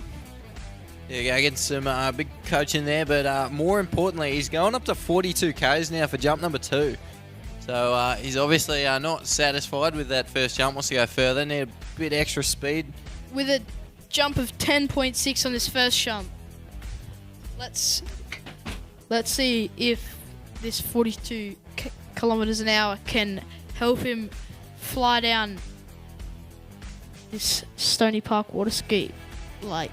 So yeah, a bit of news over here. Hayden Bickerton has just told me that his Wake O was not paid credit on his hand run, and he is absolutely devastated. But on a more happier note, we've got Campbell coming in, jump number 2. Let's see what he can do. Oh, he's brought it down. He's going late. Oh, this is a late cut. Oh, bit shaky. Oh, he skis away. Oh, no, he does not. Spoke too soon.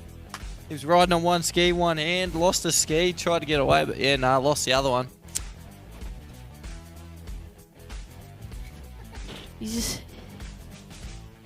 So yeah, second jump, fall right there. So yeah, now he's left it all to jump number 3. If he wants to send it and go big, oh, look at him there on the replay. He was hanging on to the last second, wanted to get that one on the board, but yeah, just unfortunately. So Mark Quinn, how's your coffee?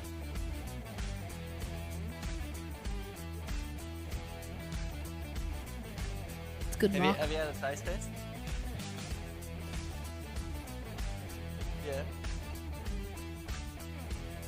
Yeah, fun fact, everyone, if you're interested or not, Mark Quinn, the president of TWSA, has never heard of oat milk before. I think we're bagging Hayden out for living under a rock. I think Mark was actually as well with Hayden. Maybe it was a double room, 2-room apartment, 1 bathroom.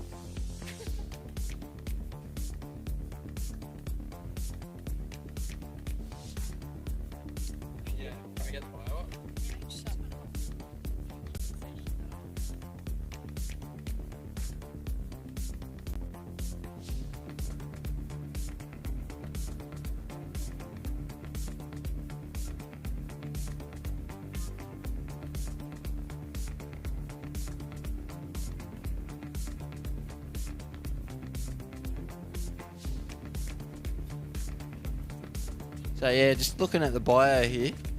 Doesn't have a bio, Lucas. You know he does. So we're seeing what he's got here. So his favourite skier here is in. Wait, who is that? I can't read it. Lucas Cornell. No, where are you seeing that, mate? Doesn't say that.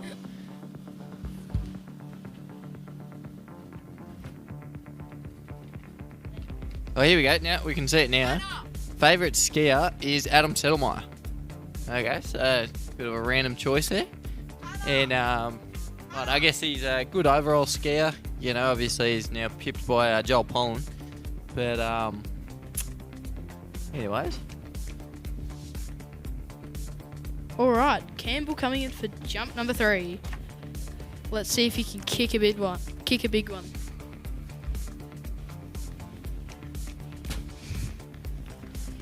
All right, So, Campbell, yeah. another single cut.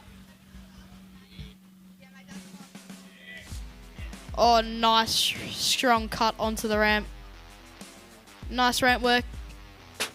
And skis that one away. punches the fist. Yeah, so good job on him there, able to keep both skis on his feet that time.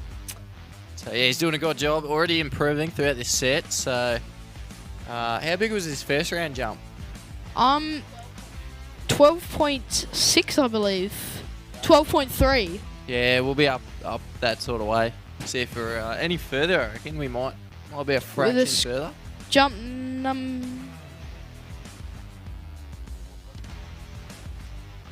Oh, he's waving to the crowd, folks. he's waving Get up to New behind South him Wales. as Come he on. skis in. New South Wales. What's the score?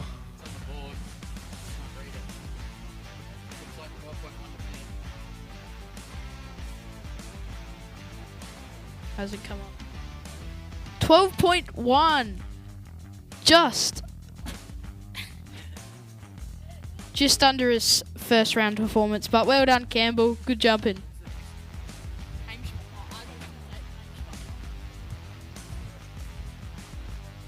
All right, Jacob, who is this next skier? Hamish Butler. All right, Hamish Butler. Hamish Butler, he's from WA. I know Hamish quite well. He skis out at Bonnie's.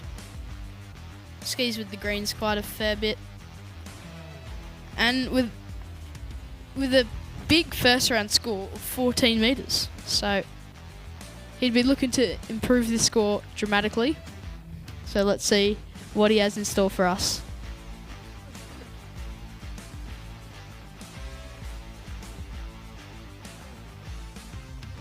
Does he have a block?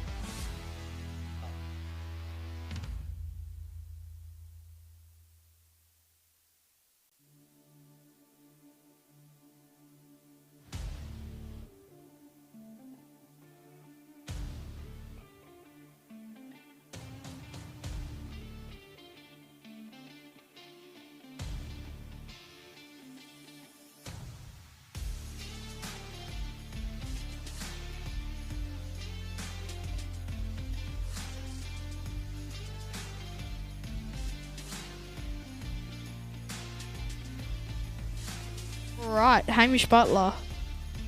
First jump, he's coming in at 45 Ks. Alright, talk us through, Jacob.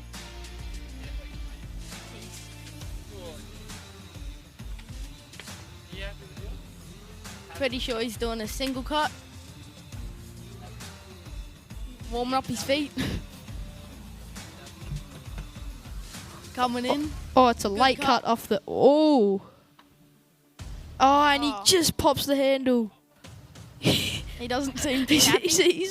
He's not too happy with the first jump, but let's see if he can kick a big one on this next jump.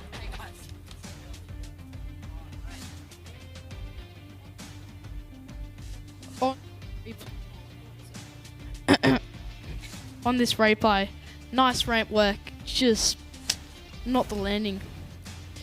Just not the landing he held wanted. on. No, he just-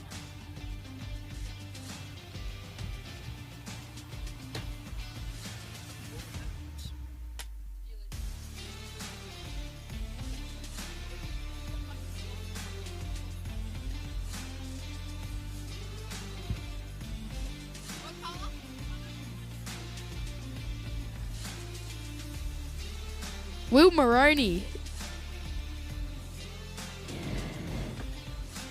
runs away. All right, Hamish Butler. He's warming up. Filling those skis out. Yeah. Hamish is 13 years of age.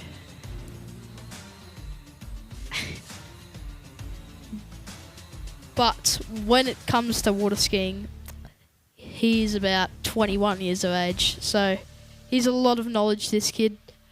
Know him quite well. Let's see if he can kick a big one. WA, get on the bank. Hamish Butler coming in for a second jump.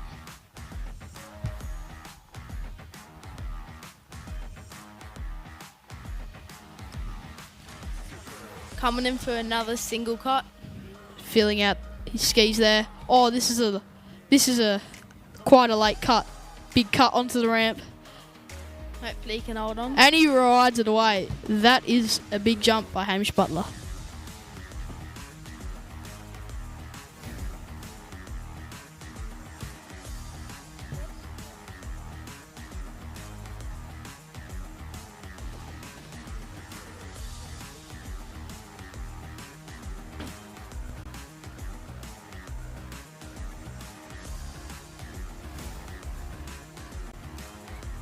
It'll come up on you.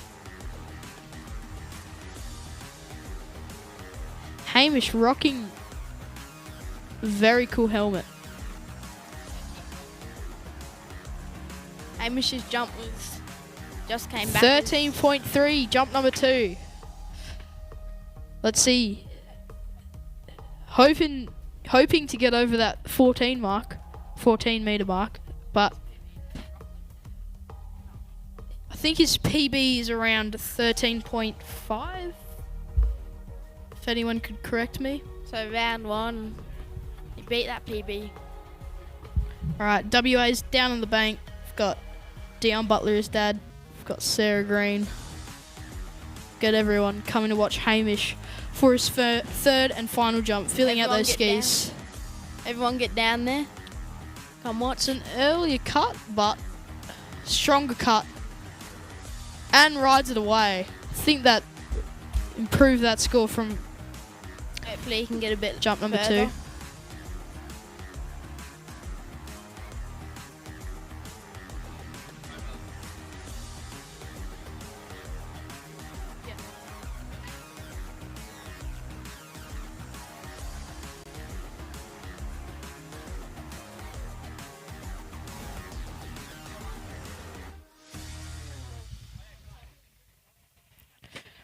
Alright, we're waiting for the score. Hamish doesn't look too happy out there. He's got his visor down in his helmet, but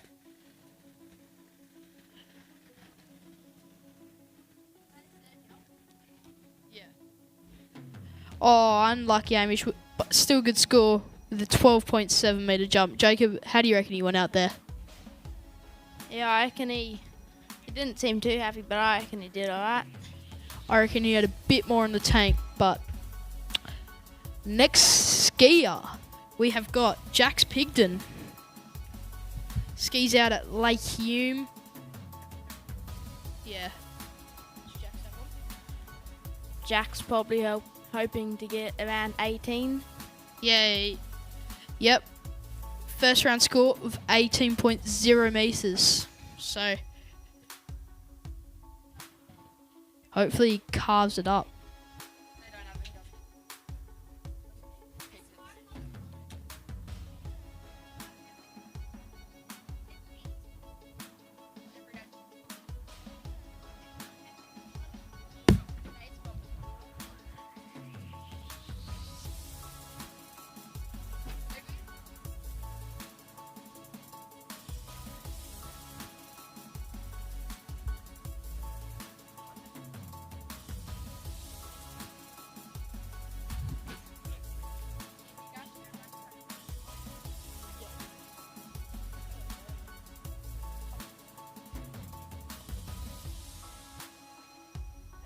Alright, Jax Pigden coming in at 48 Ks.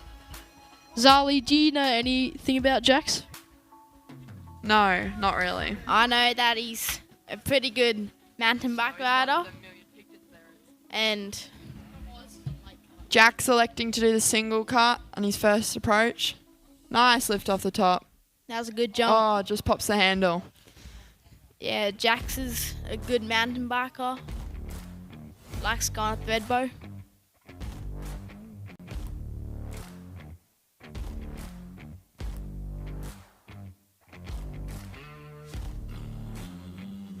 Very nice lift off the ramp, but just crushes.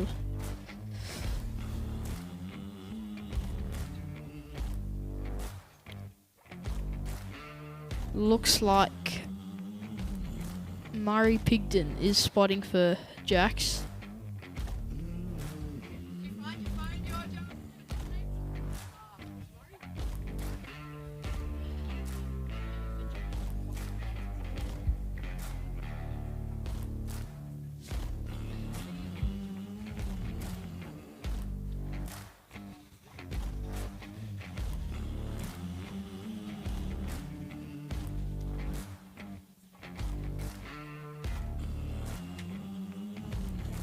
All right, Murray giving some wise signals to Jax.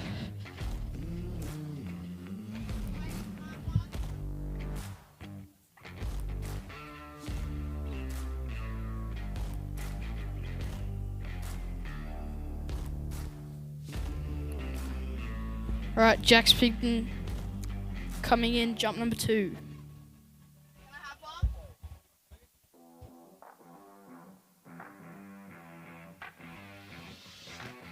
All right, boat set at 48 k's an hour.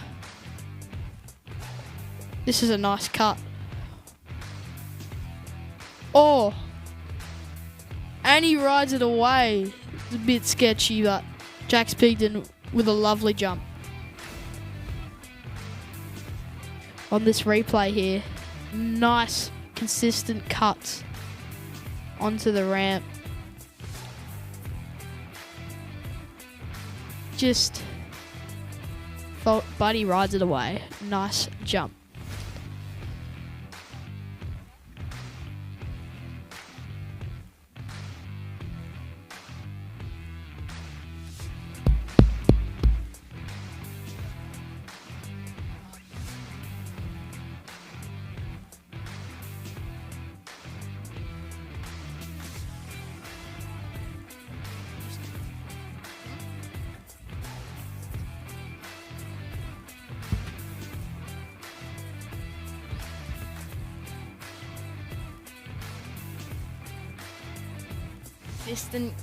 Distance came through over 17.8.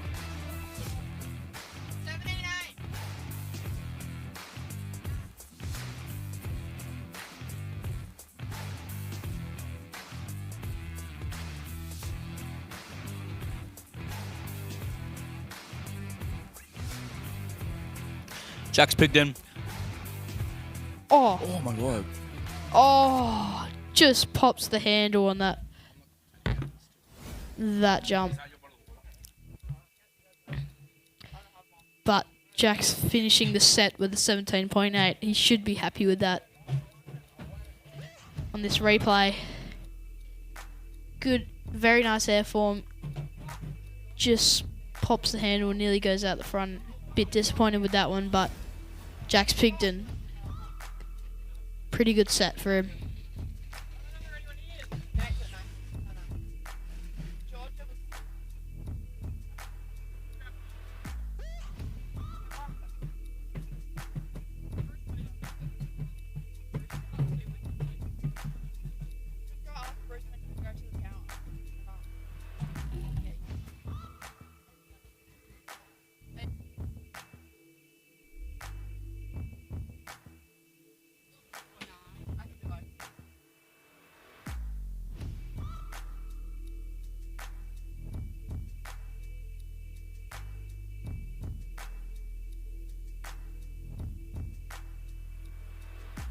All right, the man, the myth, the legend, Archie Downing, next on the water. Does he have a skid as well?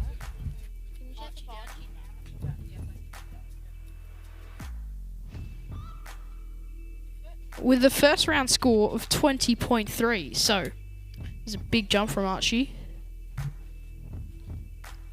Probably He's got the Goodmans on.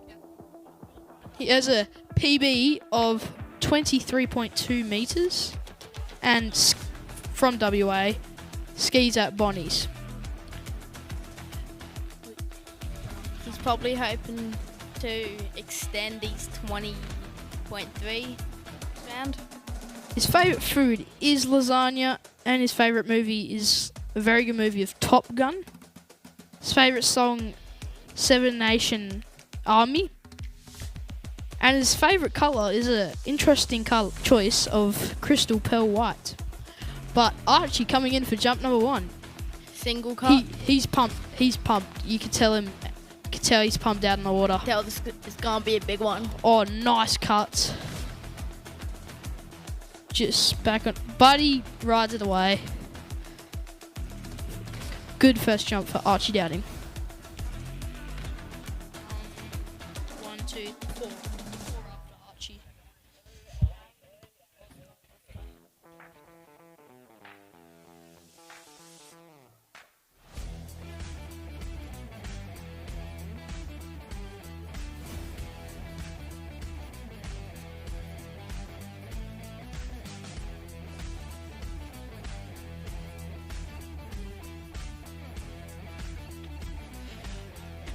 with a first jump of 17.5 metres.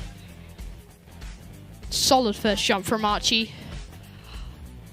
Since been over in WA for quite a bit. Nice.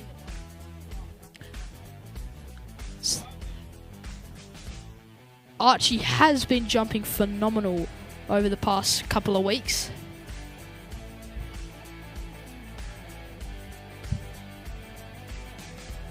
And I think his next jump, he's coming in for a 3/4 cut, everyone.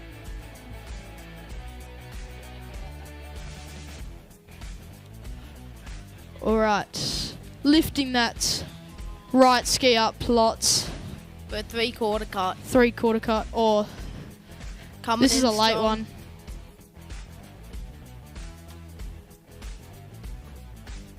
Nice jump from Archie. Very consistent jumping.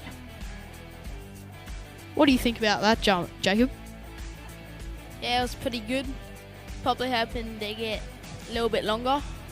Not sure though.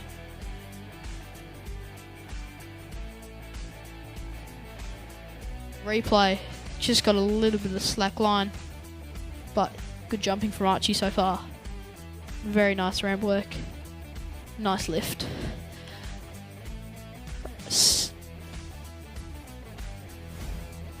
And he's already improved on his first round score, 21.1 meters. Or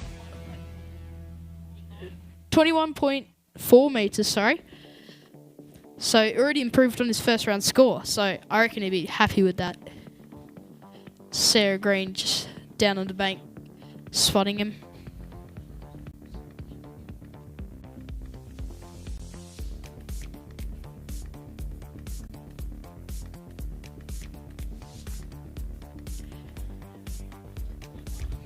Alright, Archie Downing coming in for it. Jump number 3. He's doing another 3/4 cut, yep. Lifting that big right Goodman ski up. Taking the hand off. He's leaving this one a bit later. Nice form. That's a nice jump. I'm not sure it would be as long as his 21.4, but he should be happy with the set he had.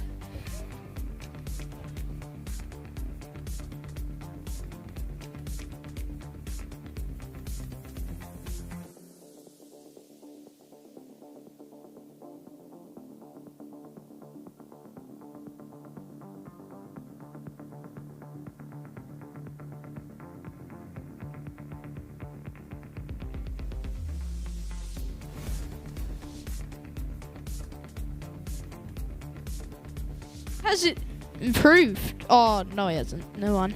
20.6 on his last jumps. Very good set from Archie. He should be very proud of his Nationals jump campaign.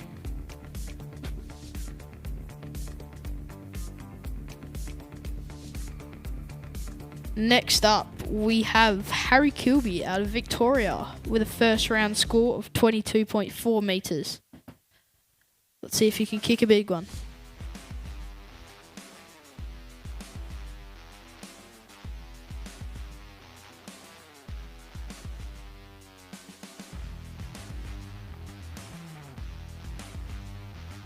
So all trick sheets are being released under the white marquees if you would like to go review them. Alright, ladies and gentlemen, we're here with Jax Pigden. How do you feel you went, Jax? Not the best, but Could have done a little bit better, you reckon? yep. So yeah, is that the fire lit in your belly for next nationals? Yep. How do you reckon it is out there? Pretty good. Yep, pretty good. Do you have anything else to say?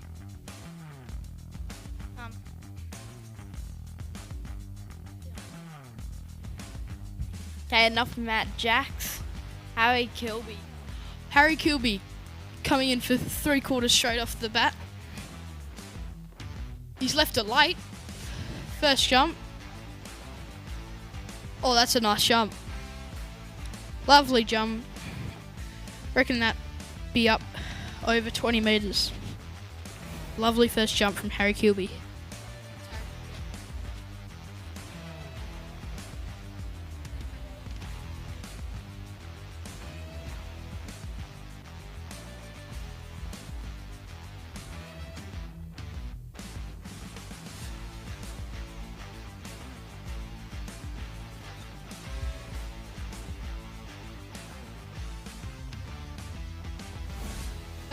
With a first jump of 21.8.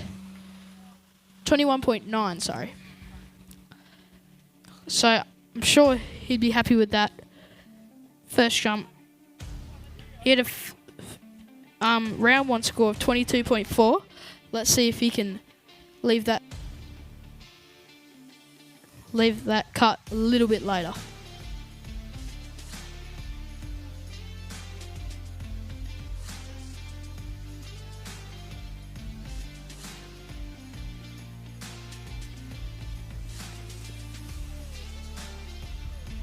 All right, Harry Kilby, jump number 2. It's another 3/4. That big right jump ski up. He's left this one a little bit later. Behind. Nice. Behind. And that's definitely a bigger jump than That's a good jump. first jump.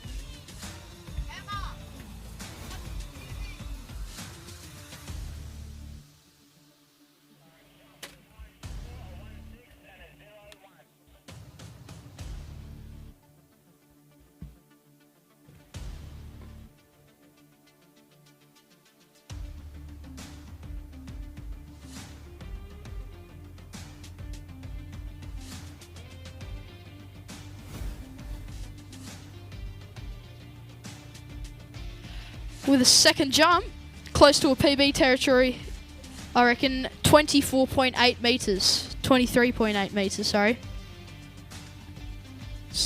Cracking jumping it out here in the under 14 boys.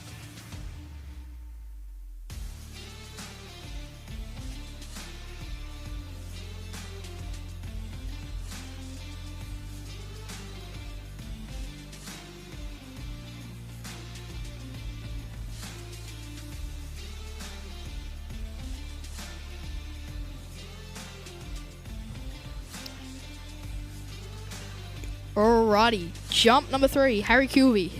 Another 3/4 cut.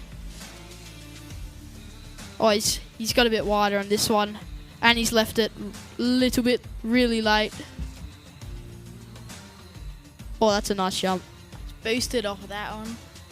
Really good lift off that jump. I wouldn't be surprised if it was a bit bigger than jump number 2. Great jumping from Harry Kilby from Victoria.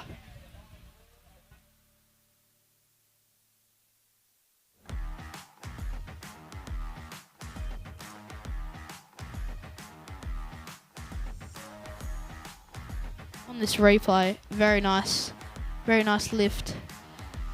It's over 22 metres, I reckon. With the distance coming in, another 23.8. Very good jumping by Harry Kilby from Victoria. He should be very proud of himself. But next on the water we have Oscar Cronin from New South Wales. He had a first round jump of 22.4. And we also have a skiers bio here. So his hometown is Forbes in New South Wales. He skis on Bundaburra Creek. Bundaburra, I'm not sure that's how you pronounce it. But he's got a best of 24.2. So, other things, his favourite food is a chicken schnitty. His favourite song, Die Trying. Favourite movie, Grown Ups. His favourite colour's blue. Doesn't have any special talents, but he does have a dag joke. How long is a piece of string?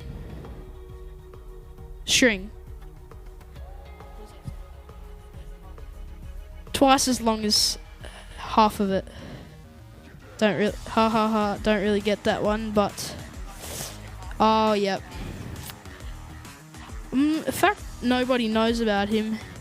He is a very good boat driver. So, but here we go. Oscar Cronin coming in, 3/4 cut, jump number 1.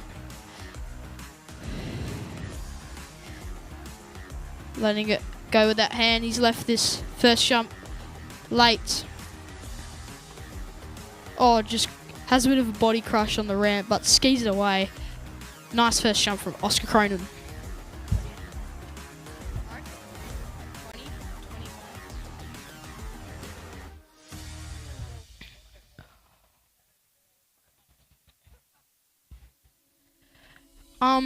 It says here on Oscar's bio, he would want to be stuck in a lift with Phil Carmichael because he would give him money. So, distance coming in at 23.6. 23.6 puts him into second place, I believe. But sure, he's going to extend that. Good first jump, Oscar Cronin. Solid work out there.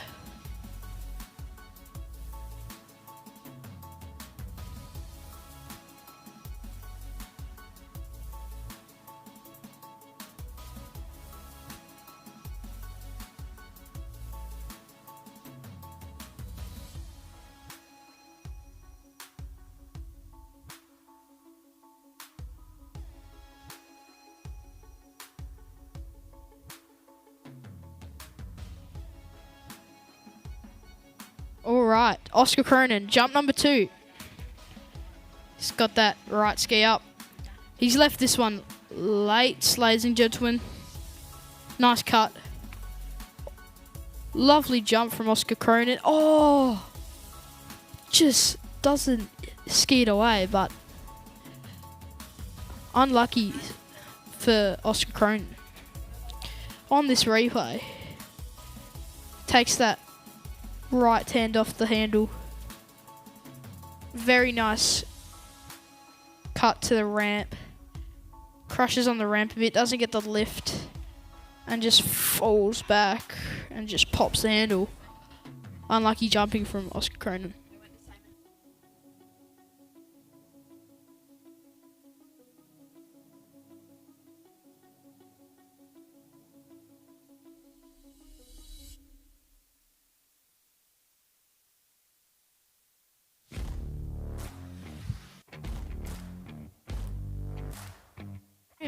Graham Ashcroft just spotting from on the bank. So Oscar Cronin will wanting to improve on his score. First round score of 22.4 meters. So he has to go over 23.8 meters this jump to get in to first, I believe. Not to get. Yeah. So, no. Or a guaranteed spot on the podium. But Oscar Cronin, here we go.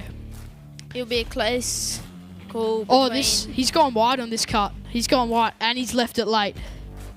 He'll need to jump 23.8 to get a guaranteed spot on the podium.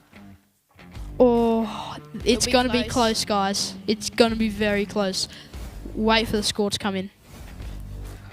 On this replay.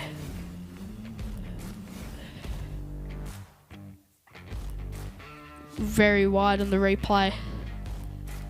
Just crushes a little bit on the ramp, but I reckon he should be happy with that set.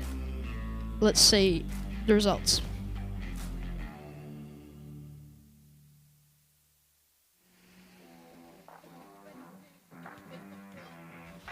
Oh, just into second place with a jump of 23.2 there. We still got 2 more skiers. Yeah. Oscar Cowan and Taj Reeves.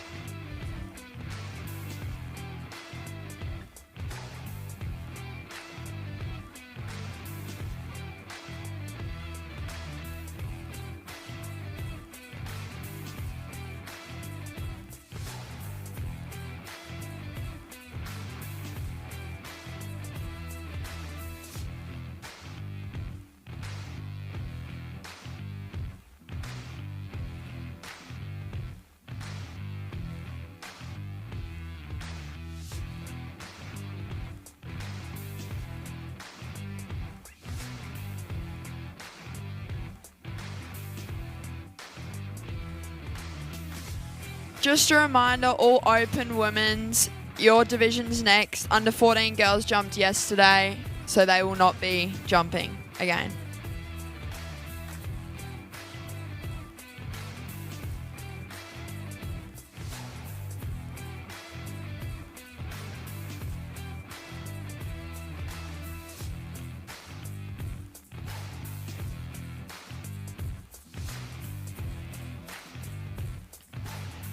All right, Oscar Cowan coming in at 48 Ks with a 3/4 cut. Getting that big right jump ski up. Rocking the ACT bib. Coming in for jump number 1. Nice jump, nice lift. And he skis it away. Ladies and gentlemen, we got $1 ice creams at the canteen this afternoon, and also half-price iced coffees. They're $2.50. $1 ice creams while they last. Thank you.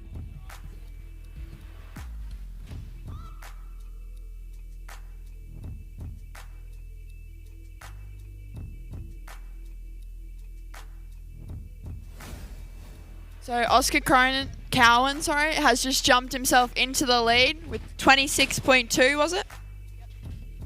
He'll be looking to try and get a bit further. I'm not sure what his PB is, but he'll be looking to get further, I reckon.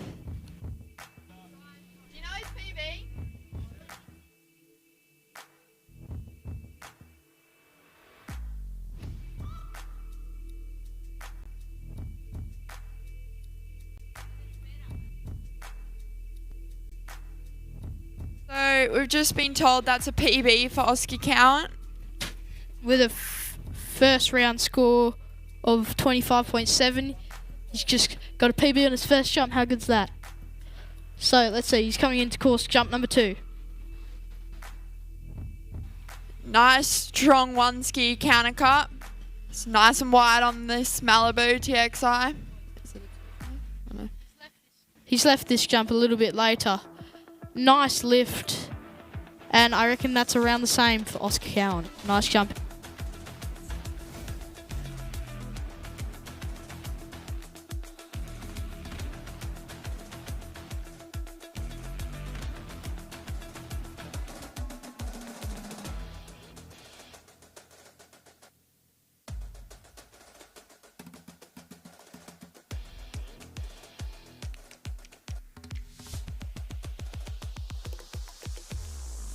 Oscar's second jump, 25.7. Not quite as good as his first.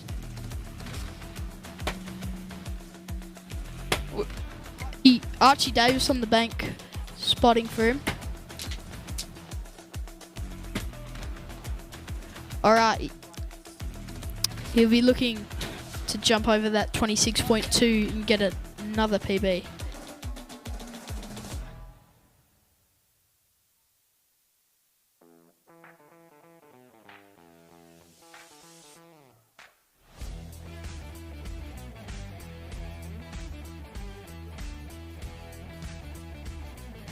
All right, Oscar Cowan, jump number 3. Nice one ski counter cut. He's left it very late. Strong cut, and that is a big jump from Oscar Cowan. I reckon he's jumped another PB. We'll soon see. Yeah, beautiful jump there by Oscar Cowan, you know. It really brought it down on that jump. Really, really good one. How did you trick today, Tiger? Yeah, it was alright. Not too bad. How'd you trick, Dylan? Yeah, not too bad. It came last.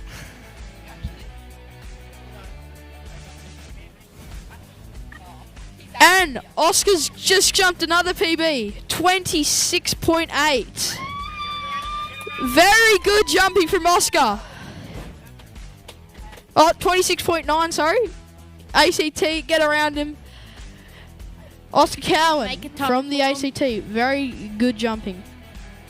Everyone, go make a tunnel.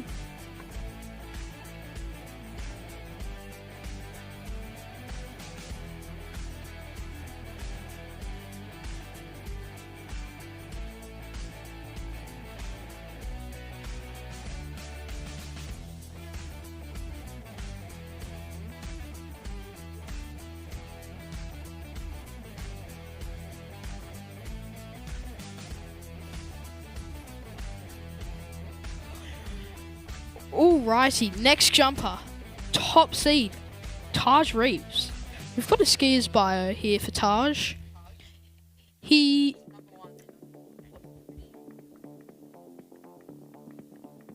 hometown Petrie and his home ski site Lake Koombah.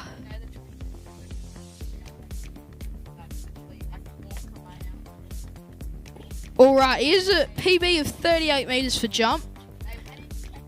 His favourite food's steak. He doesn't like to watch movies, and his favourite colour's blue.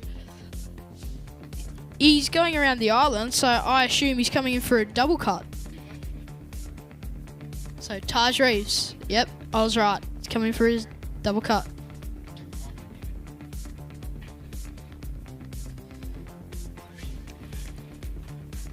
Getting wide out on to that Malibu. He's left this one late. And he's kicked a big one. Very good jumping from Taj Reef.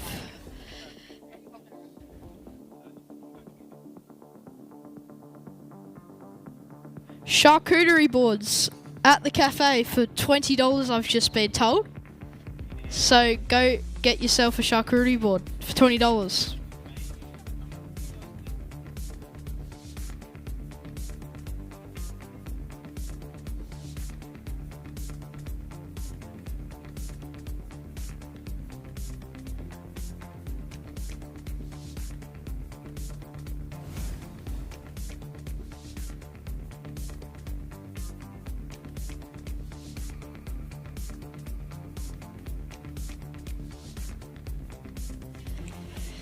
$36.2 for Taj, jump number 1. Very good Gone jump. very late.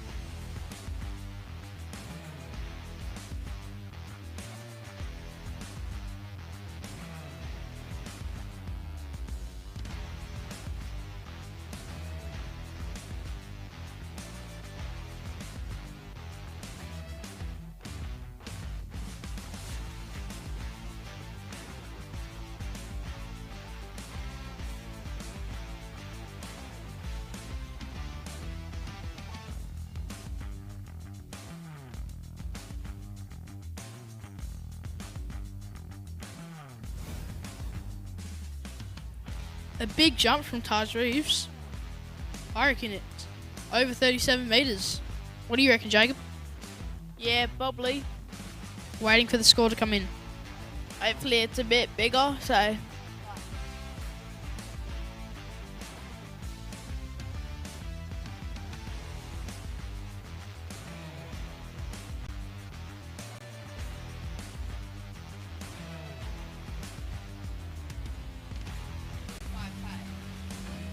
Taj with a new PB, 37.7. Never mind, not a new PB.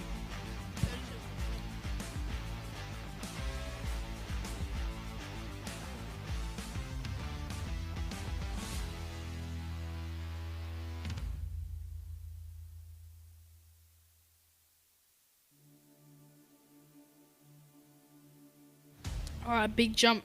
Jump number 2 for Taj, 37.2. Coming in for his third and final jump.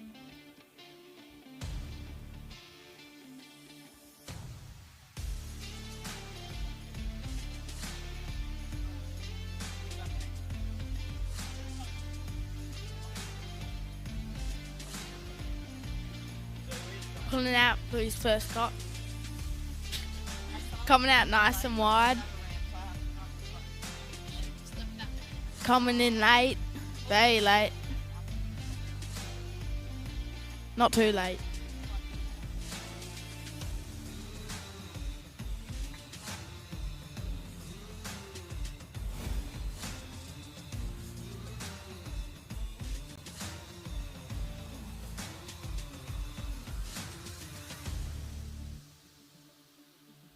Queensland get behind Taj.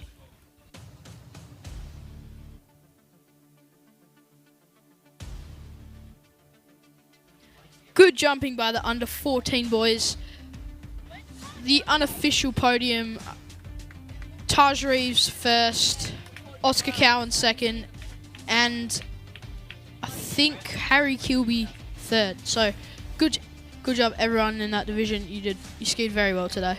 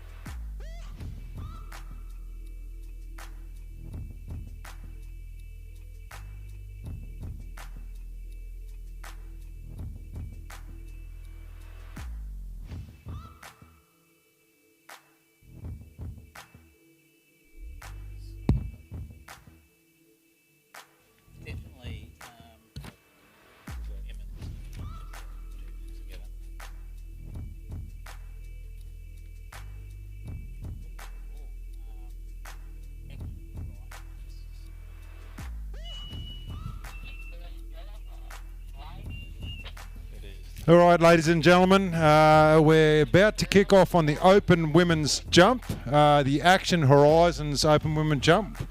Lane Moroney's going to be first off the dock, and absolutely perfect conditions, Marty. Mate, I don't think I've ever seen this good at a Nationals event. It is glassed out. Mate, I'm a bit excited here. Coming in, Lane Moroney. The open women's and men's slalom was pretty fantastic today, I must say. It was, I was up in the tower, and one of the best events I've seen for a little while. But this weather is amazing, isn't it? Yeah, look, with the weather gods are certainly shining on us today. Of course, this is round one, so the guys will be coming out feeling the water out. This will go to a final. But after saying that, they will want to be last off the dock. So, see Lane coming in, just doing the 3/4. Picking a spot a little bit early. She's going quite nice. Nice off the top of the ramp. That's a good feel for the water, so Lane will be pretty happy with that. So yeah, it's cut in the glass, Lane Moroney, and that TXI, when the jump switch kicks in, you can hear it roar down the lake, can't you? It's nice to hear a big V8 going down Stoney's lake. Yes, of course, Malibu being our major sponsor for the event, the 2025 Nationals. Mate, they've just been run absolutely seamlessly. But I have to shout out to the crew that's actually looking after these boats, swapping them over, and the drivers. They are absolutely keeping these things smicko. We've got a jump prop on this boat, so it gives it a bit more torque and a bit more speed into the base of the ramp, which the jumpers absolutely love, and they're using every bit of it, which is fantastic. We've got a score coming through for Lane's first jump, 30.9 metres. Good, solid opening jump for Lane.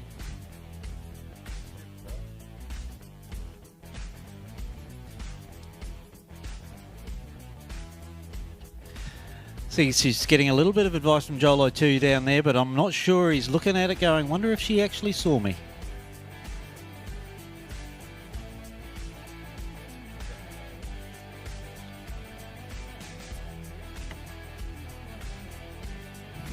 Of course, we've got Shane Coulter behind the wheel of the TXI for the Open Women's as he brings Lane in again, which Lane will be very familiar with Shane's driving. I think Lane will probably bring it down a little bit. There's a couple of points that she'll be looking at. Probably around about the same spot in that hole, a little bit later. Nice drive into the base of the ramp. And nice lift off the top again, Marty. She should be pretty happy with that. Nice safe jumping from Lane. Sure, she's going to get a little bit of advice from the shoreline here as the boat drives past.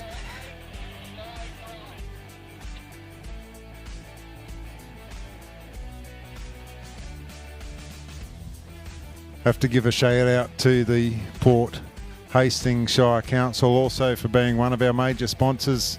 Once they got wind of the event, they were very supportive, and they had no hesitations in coming straight on board. Joel just telling Lane there to get a little bit wider, work a little bit harder into the base of the ramp. I'm glad you can understand what those signals are there, Gary, because I've got no clue. Yeah, it was either that or she's landing a plane, one or the other.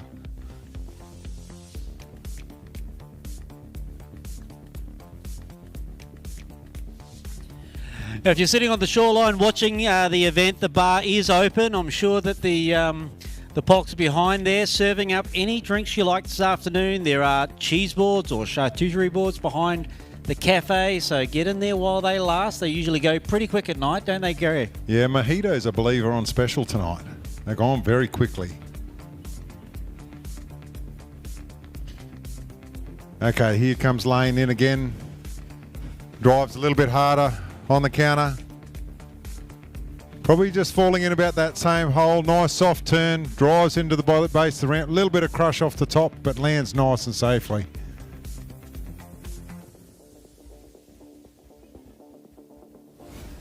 Of course, this is a seating round for the Open Women's, so it's nice for Lane to get 3 jumps in the books on the first round, and we're just waiting for a score to come through to see how she went.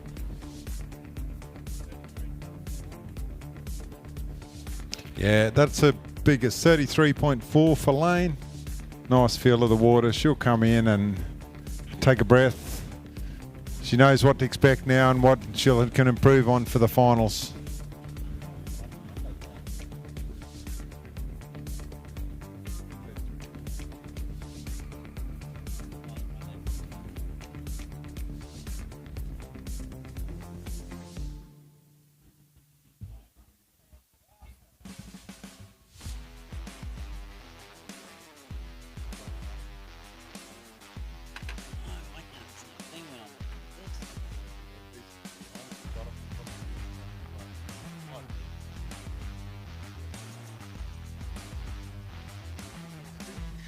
So next off the dock, we've got Jada Sweeney. There's 3 women jumping in this open women's jump round, and then after Jada, we've got Sadie Ferguson. We have to put the ramp up a little bit to 165 for Sadie, and then we're on to the open men's jump round, sponsored by Hexon Horizons.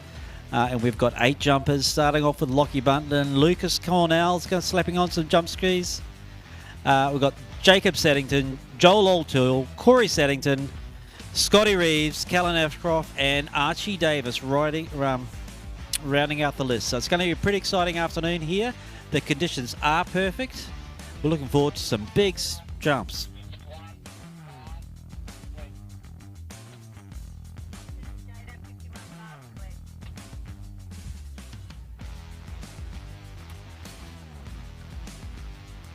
Okay, Jada's going to be coming in at the 51k. Boat path for her will be split.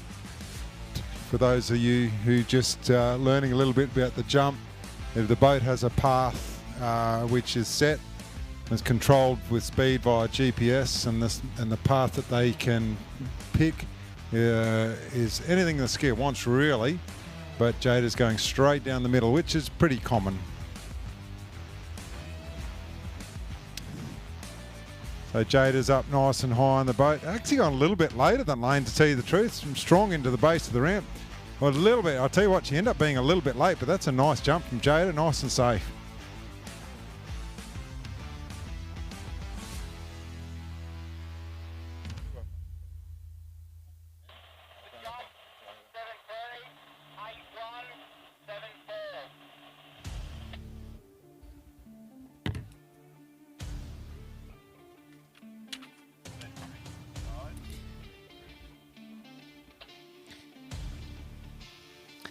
Score coming in of 33.5. That might put Jada in the lead of this first round of ladies open ladies jump.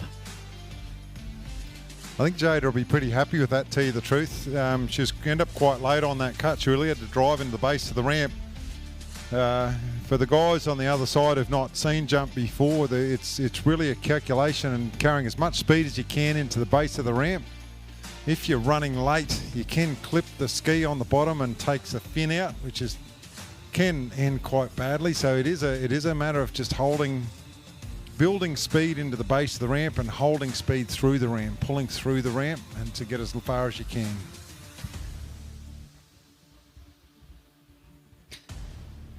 Okay, Jada's coming in for her second jump of the day, doing a 3/4 cut, pulling out nice and hard. You can hear that jump switch click in.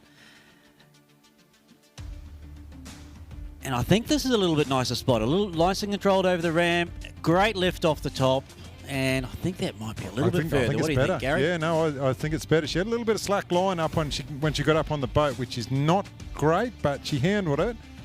She's certainly testing that bottom right corner.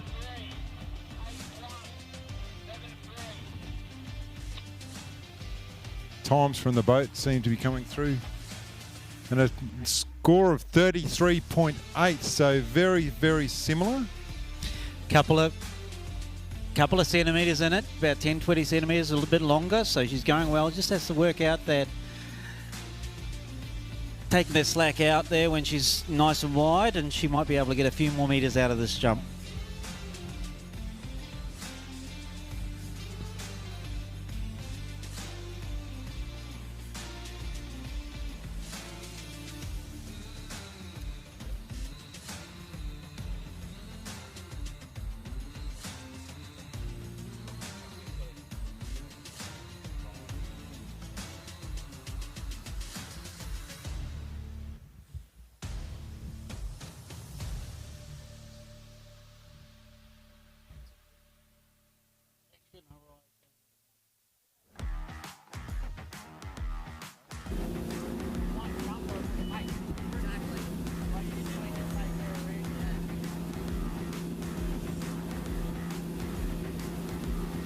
So here comes Jada again in the Action Horizon Open Women's Jump category. This pulls a little bit hard, I reckon. You hear that jump switch click in and you can hear the motor go. So got a little bit of slack rope as she turns in, but she's going to take it and heading into the base of the ramp. That's probably even a better spot, stronger off the top of the ramp. Oh, I don't know whether she just held that though. Looks like a pretty similar hole there. But look, three very nice jumps.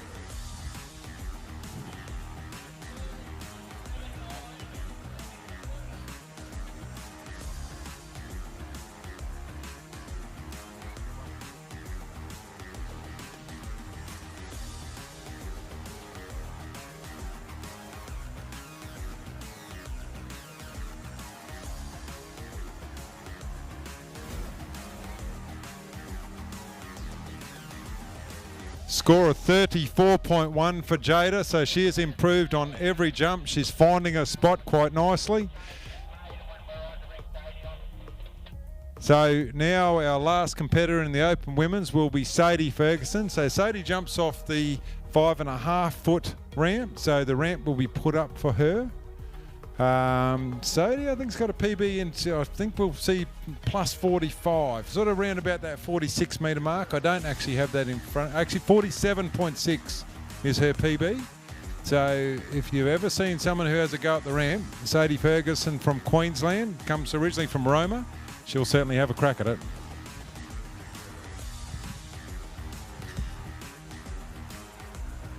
Of course, Sadie's been, I know she spent a fair bit of time with the Greens over in Western Australia, but she's helping out Emma Haberman and Rick up at Waterski Resort. She's been there for quite some time, and my kids have been lucky enough to have Sadie coach them over the jump and tricks up there in the last year or so. So I'm sure Emma Haberman is watching now, seeing how Sadie's going in this jump event. Yeah, look, she really is working with Emma. Emma's obviously one of the best jump coaches in the country. And Sadie, I'll tell you what, she's not far behind it. She's got a great mannerism with the kids and the other people who come through as a coach. I can just see her on the dock there now getting ready. So she'll be just having a chat to Shane, getting her head in the right spot. She runs the D3 jumpers. Of course, shout out to Louis Ferguson, who's probably watching this out at Roma, and also Rick, Dad. I have no doubt they'll be on there somewhere. We want Sadie to go and jump as safe as far as she can.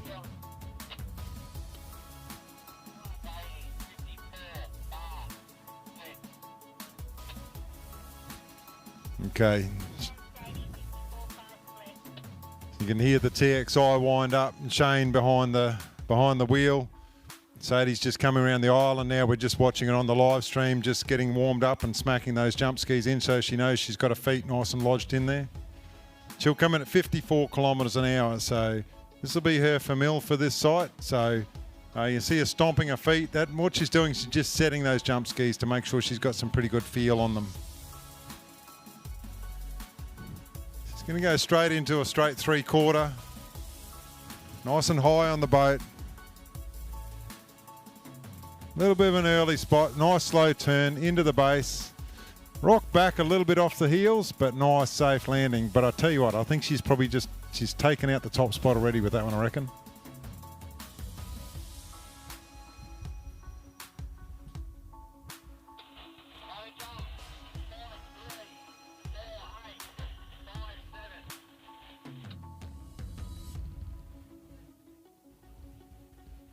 It's great to see Min back in tow today. After that bit of a jump crash, spent a little bit of time. Ambulance picked him up to in hospital. He's A-OK. He's given me the thumbs up, so it's good to see Min. Min spends a lot of time with Sadie, so he's sitting on the bank giving us some support. Ryan Green down there giving Sadie some instructions, just telling her to go a little bit wider. Let's jump come through at 42.4 metres, Gary. I'll tell you what, 42.4 off a 3/4 first time out. Yeah, that's not bad. So she's going to build quite nicely.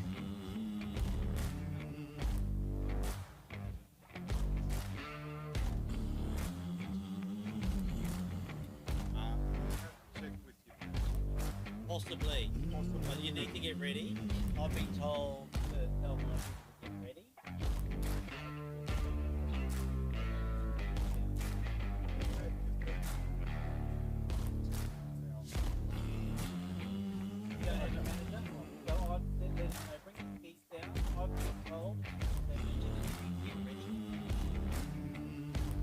All right, Sadie's coming back into the course again. Another 3/4 cut. You can feel that boat. You can hear that boat. She's gone a little bit wide, a little bit harder. This one's a little bit later. She swings in, a bit harder turn. Nice pull off the top. She got to pop off the top. That's going to be Nice bigger. lift. That's going to be bigger. Any predictions on that one, Gary? Oh, I think it's going to be around that 43 mark, maybe up at around about 44. Don't have my eye in yet. I've got to see a few more jumps.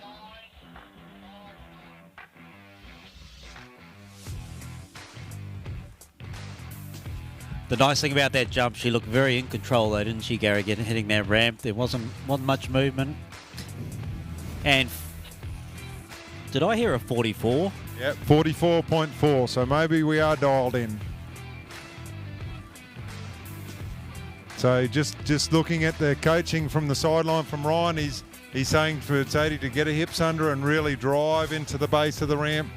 So I think she'll be quite happy with that because that's so safe. And she's doing it easily, and it's all about doing it easily and technically correct. Looks like she's found her spot there to turn into, Gary. I think she might have the right spot there. Ryan seemed pretty happy to where she was, so look, hopefully she'll be able to push a little bit further on this one.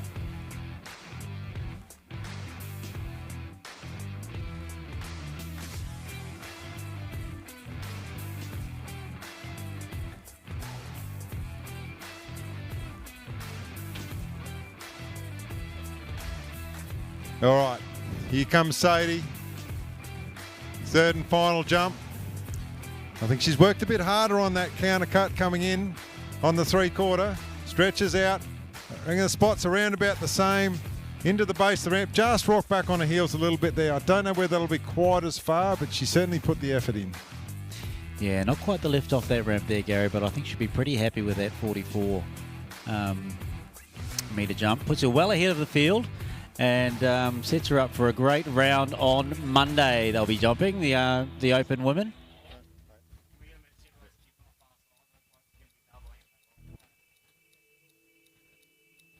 If we could just get the people in the lake on the far side of the lake, if you could hop out of the water, please.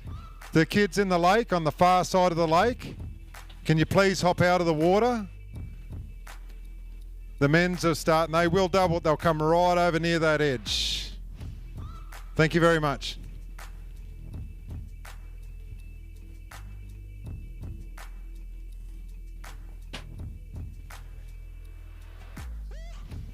Moving out.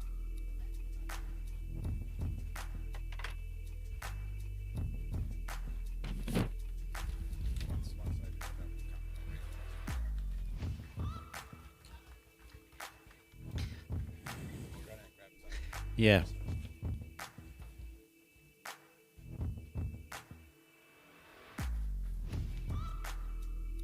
So we've got a little bit of a time, a couple of minutes before the men start, and we're just shooting down there, Gary's shooting down there to see if we can get a word from Sadie about her jumping. I know she's having a chat to Ryan at the moment. We'll give her a few minutes to get herself collected. We might be able to get her on the mic for us.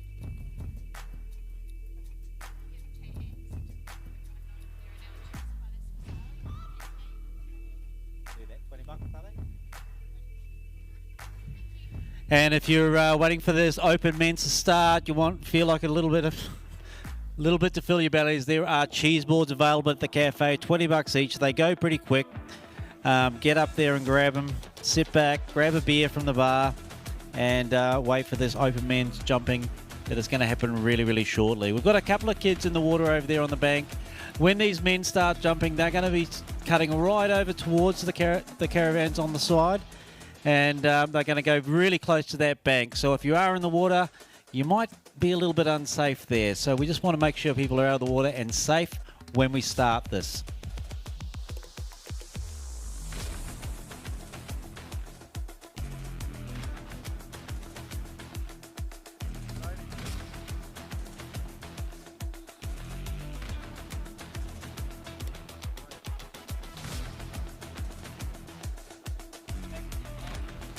All right, I'm here with Sadie Ferguson.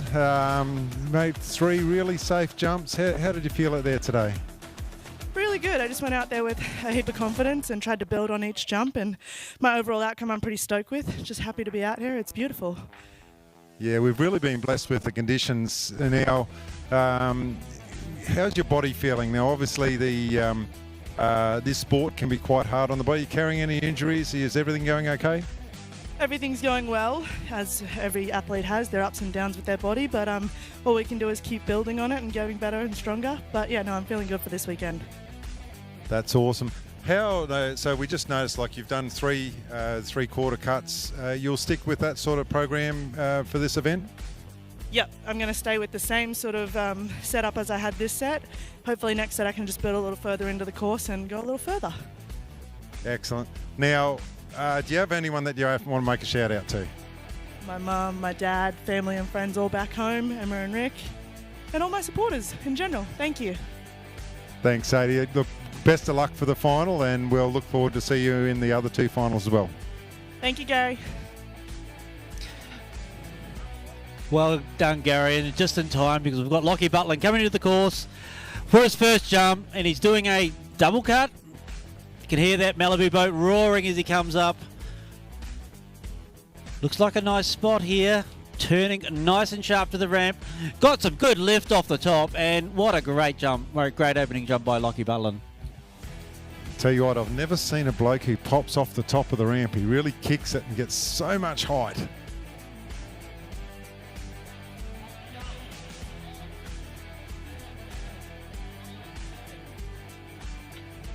Got John Weeks in the driver's seat for this Open men's, and he's got a fair bit of experience driving jumpers around, and he's driven Jacinta Carroll for a lot of sets over the years, Gary. Yeah, look, he's one of, if not the number one jump driver in the country. He lives it, breathes it, loves it. He's really, it's something that's his passion, he loves to do, and he'll do anything he can to get the skiers further. He talks to them and works with them any day of the week. You can ring him and he'll work with the guys to just give them and he listens to the skiers and what they want and how they want to go. You can see the look on his face is pure concentration as he comes into the base of the ramp, and he's got the skier's best interest at heart every time he comes into the ramp. 48.2 that jump was from Lockie, so that's a nice opening jump. Not sure if we've got a PB here for Lockie. We'll have a look and see if we've got a ski of his bio while the boat is going around that island, and it's coming into the course now.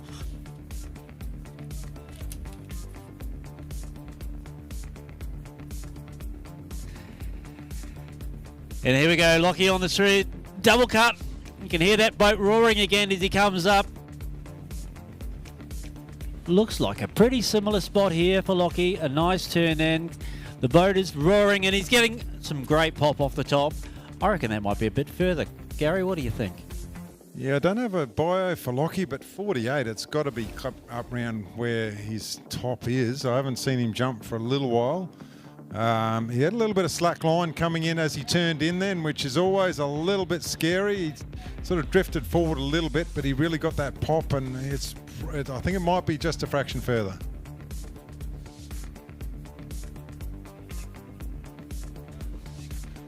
Not quite. 46.9 for Lockie on his second jump.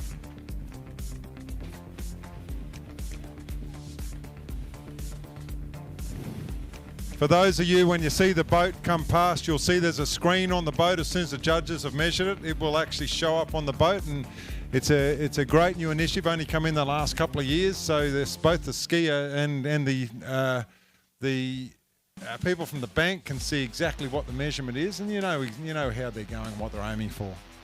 Now, Lockie's only a fairly young skier. In fact, I think he made the under-21 world squad that's off to Canada this year, July, I think, Gary. Yeah, beautiful spot over there at Predator Bay. I was lucky enough to travel over there with the under-17s this year. It's hard to fathom that the lake can get so cold that it freezes to the bottom in winter, and it's so hot that you can ski it in summer. But it's such a stunning place. But here comes Lockie in again. He's going in for the double cut. A little bit later off that 600 ball, the 500 ball as he comes up nice and high on the boat. Still carrying a little bit of line. That line is a lot tighter as he comes into the base of the ramp. This is a better spot. He's hit it and flown. That's a better jump. That is a better jump. Great jumping from Lockie.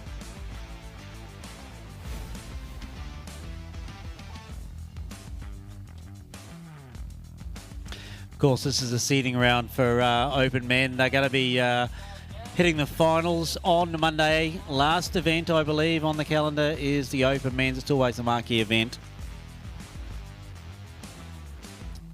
And we're just waiting on the last score, 46.5. So I think his first jump was his best jump, Gary. Yeah, 48. 48. I did see his dad around here somewhere. Not sure what his PB is these days.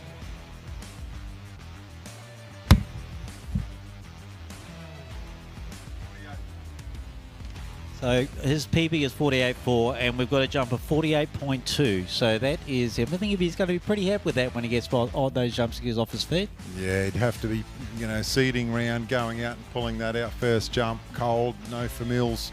That basically is his famil. He knows he's got his eye in ready for the next round.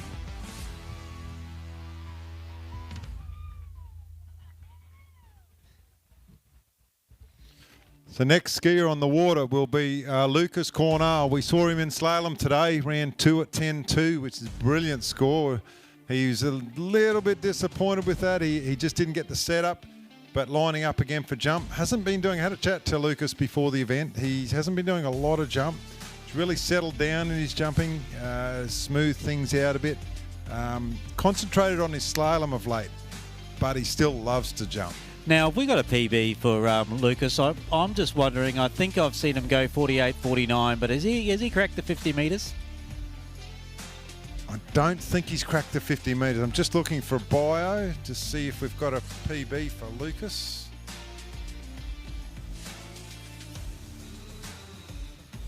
I'm sure his mum, I can see his mum. Has Lucas got a PB? Oh, hang on, someone doesn't know.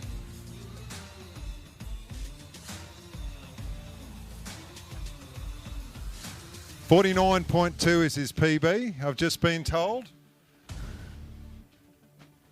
So Lucas is coming in again, looking at a straight 3/4 cut, lifting the ski nice and high, nice tight line, waits it to slow right down, leaves it a little bit late. That's not a bad feeler straight up. I'll tell you what, he'll be pretty happy with that for the first jump. Really nice ramp work from Lucas on that one. I'm not sure he got the drive through the wakes as he wanted, but we're going to see what the score is.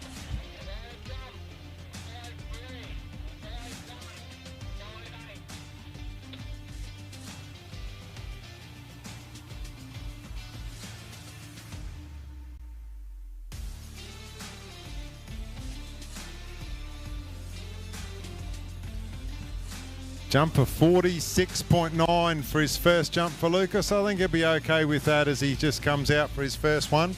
He's looking at him on the replay as he drives. He really gets a bit of a slalom lean as he comes into the bottom of the ramp. It's sort of, I guess that's probably a result of how much training he does. The pull and the lean that you need is just a little bit different to slalom though, Marty. Yeah, I'm just seeing Pete Cornell, his dad, walking down there, and he's got his hands up in the air, giving a bit of a clap. So I think he was pretty happy with that one. Are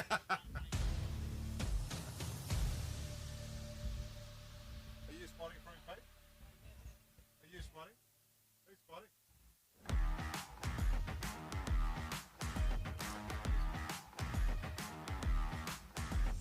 Okay, we might have a bit of noise from those Queenslanders at the back on the bank there as Lucas comes in for his second jump. 3/4. You'll hear that boat roar.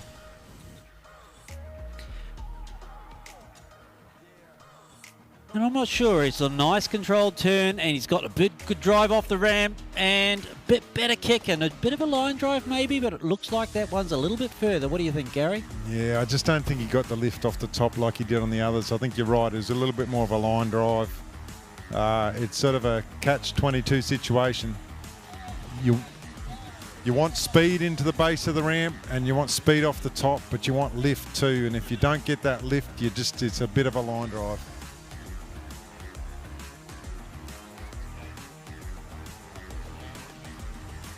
But it is a bigger jump, 48 metres flat. Very, very close to his PB. We've got a few Queenslanders giving a bit of a round of applause. Lucas, put your hand up, mate. Get these guys going on the bank. One.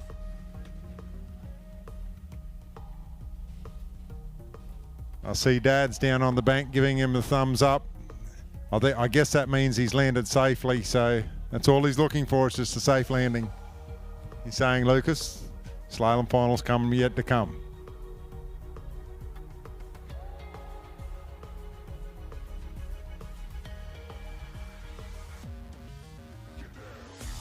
Look at the concentration on Johnny Weeks on the live feed as he comes into course. It's the face of concentration. He's trying to assess everything before it gets there. You can hear him wind the boat up. Full GPS control boat, so picks up there's about 12 or 14 satellites and runs the speed of the boat. As Lucas comes out for his third jump, lifts that ski out so he drives and he can carry on, gets the run on. Turns not bad, little bit later. Not bad kick off the top. Tell you what, I think he'll be really happy with just having 3 safe jumps for the prelims.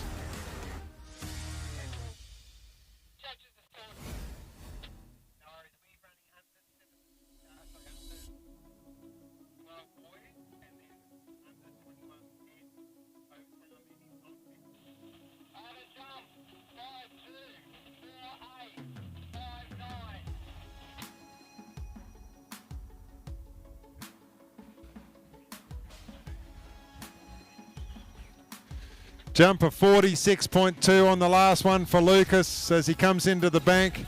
I see a few Queenslanders heading down there to give him a bit of a clap in. Doesn't do a lot of jumping these days, but really does love it. It's once you learn how to do it, it's very addictive. Good job, mate. We've got a 48-metre jump, was Lucas's biggest jump today, and that puts him into the lead.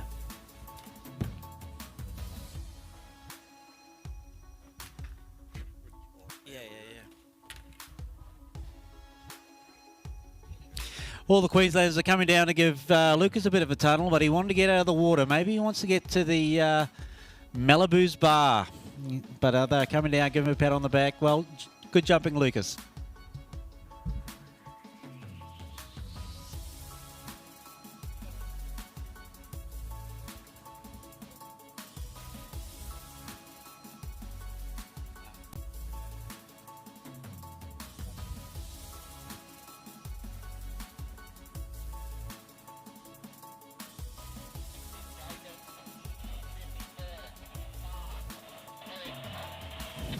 Okay, Jacob Saddington coming in at 54 kilometres an hour. Jacob is one of the young guns, up and comers, about 18 years old. Again, it was competed in the World's Under-17s tournament this year over in Predator Bay in Canada. He's going straight for the double. Nice and high on the boat as he pulls on that TXI. You can hear the jump switch trigger and it gives a full 430 horsepower. As he comes into the base of the ramp, he's not mucking around. He's having a crack straight out of the box. That's a nice jump.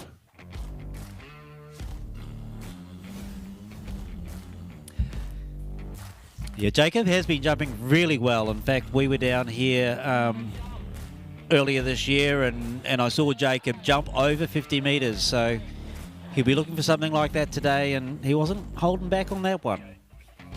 Yeah, I'll tell you, if there's a kid who's going to have a go, and I shouldn't call him a kid because he's 18 now, but it's going to be this one. He loves it. He's got a great eye, and you've got to have a good eye to be able to see where the ramp is and your judgment on how you're going in, and he backs himself.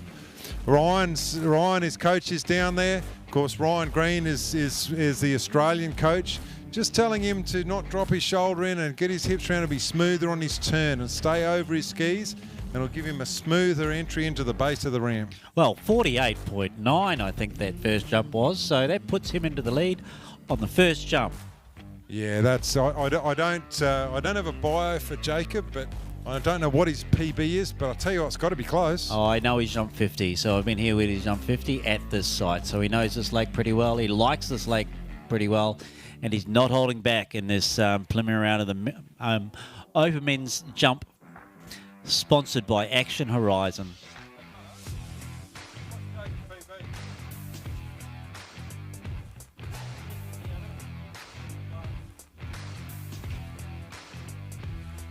Okay, Jacob comes in again with a small double cut again, pulls up nice and high on the top of the boat again, keeping that line nice and tight. I reckon this one's a little bit later, so he's going to have to push. Yeah, no, he made the right decision there.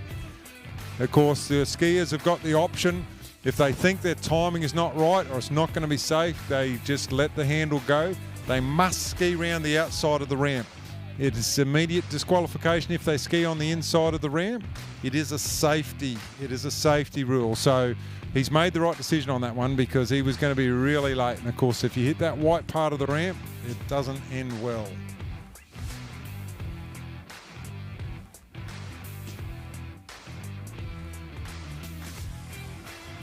Of course, these open men jumpers have been going over the ramp for a long time, Gary, haven't they? So they like to jump safe, and we like them jumping safe.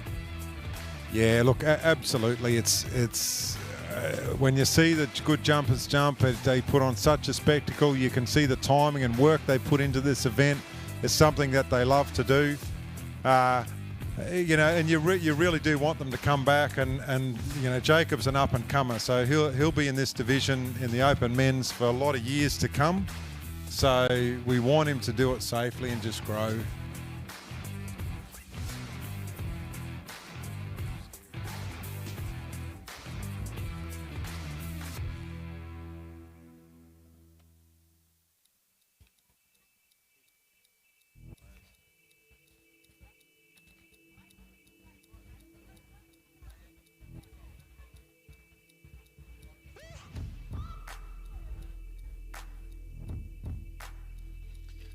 All right, I can hear that TXI spooling up as he comes into the course. Johnny Weeks behind the wheel.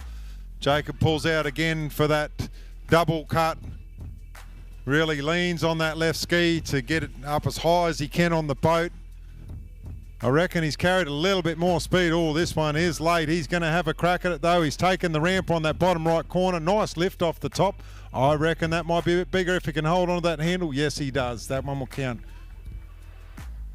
That was a nice jump, that last jump. He looked in control all the way through the wakes onto that ramp, and he got good lift.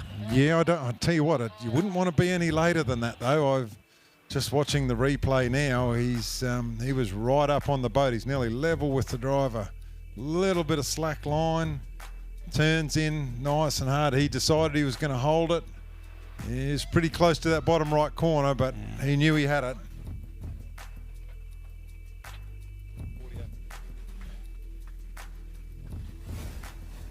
A distance of 48.5 for Jacob on his third and final jump. So that's good consistent jumping there. They're 48.5 on the first jump, pass on the second, 48.5 on the third jump. That will put him in the lead in this open men's jump preliminary round. Yeah, he'll be happy with that. Bit of a feel of the water, know what he's doing. He can now prep himself for the final.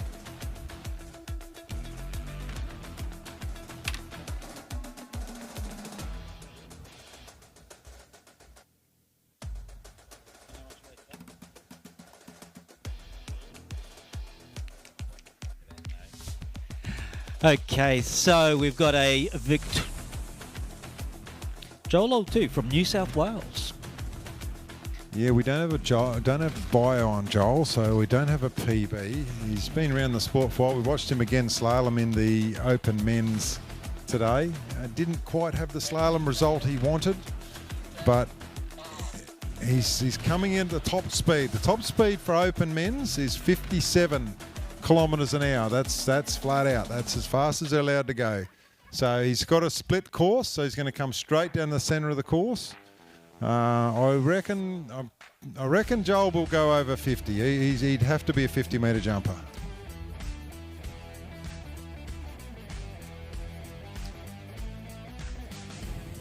It's like you're starting out with a three-quarter cut, Gary. You can hear that TXI spool up to speed. It looks like a nice spot here. Nice turn into the ramp, and he's going to take the jump. Good lift off the top.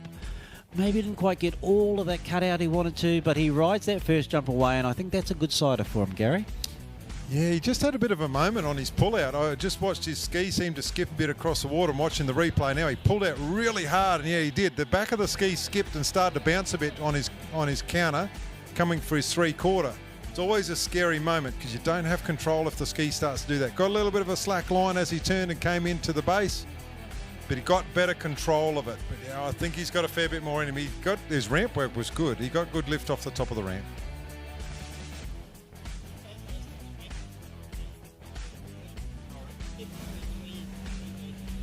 Just got a confirmation. Joel's PB is 53.3. So first jump of 48.4. He'll be looking for a little bit more out of that. But I'm sure with that, he'll sort that out, that sort of bit of a skip, and he'll probably go a little bit earlier and pull just a little bit softer. He'll look for a bit more on the next jump. Of course, Gary, we can. We've changed the prop on this jump boat, haven't we? It's a 3-bay prop. Yeah, so we changed the prop on the jump boat, and it's for the technical term, it gets a bit more bite into water. So when the jump is set, you'll hear the engine roar when they lean into the rope, and there's a switch on the rope, and it says, "Righto, I'm ready to go." So it feeds that 430 horsepower down the line, and so that we get good speed into the base of the ramp. But here comes Joel again for his second jump. Nice and high. He really turns in hard as he comes into the base, and he's hit that nearly dead centre. I think that is going to be a better jump by at least 1 or 2 metres. That looked nice off the top of the rank, Gary. So the reason we changed the prop on most competitions is you really want good hook up out of the water. The slalomers we like to have a little bit softer. If we struggle to get free, the slalomers will struggle to get free of the boat if it's too hard off the ball. So the jumpers love the torque and they love the feel. That's a jump of 51 metres for Joel. He'll be pretty happy with that with the 3/4. Ryan's just telling him he's just got to smooth it down a little bit of a smoother into the base of the ramp. He's just pushing a bit hard. I think you might be a bit more excited than that. Our first 50-metre jump today, Gary. How about that? Yeah, I'll tell you what, it takes a lot of time to get to this stage, but when these guys are flying half of a football field through the air, you've got to take your hat off to them.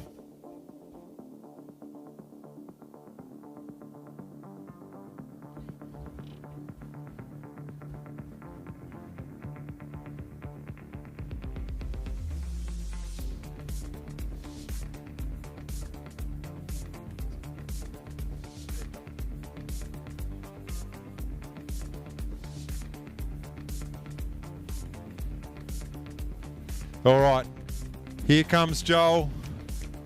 He really leans hard on that boat for his counter. Really leans hard. He's nice and high on the boat. Spin round. I reckon this one's a little bit later. Ooh. Yeah, no, he's pinged the handle there. And he's had a bit of a moment on the other side too. I reckon he's pulled out the right side. It's always the right thing to do to pull out. If you reckon you're not going to make it, it's a safety feature. We don't want anyone to be pushing things too hard. Nice jumping, Joel, 51.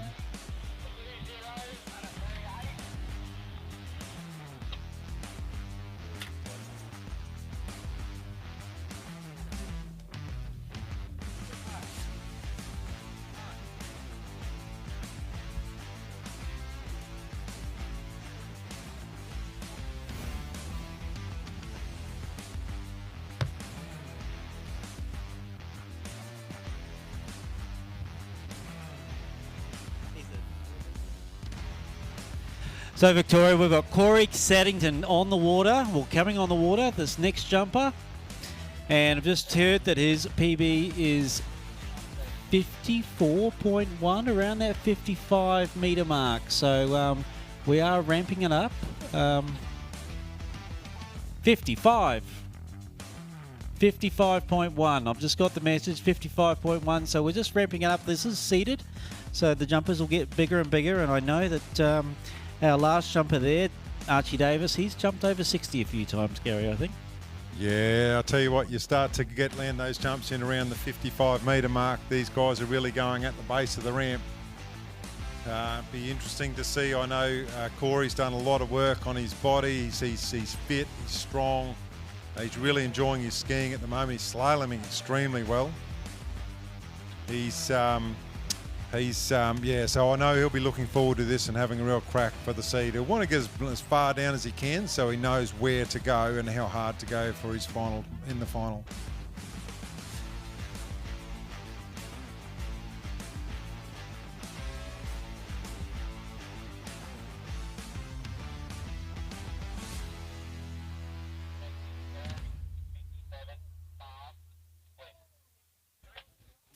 So Corey's numbers coming in, and you expect the rest of these guys will come in at the maximum speed of 57 kilometres an hour, split boat path. So I can hear the TXI spooling up and just coming round the bend with Johnny Weeks behind the wheel.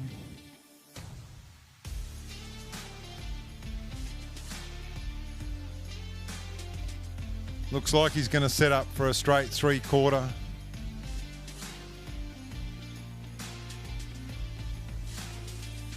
Comes up nice and high on the boat, very smooth. Nice tight line, heads into the base of the ramp.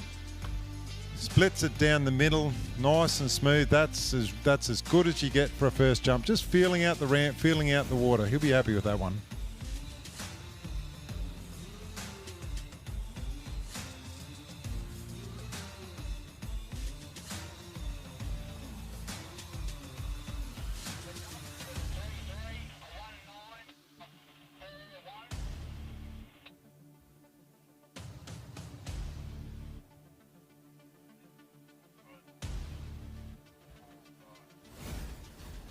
Distance of 45.7 for Corey on his first jump.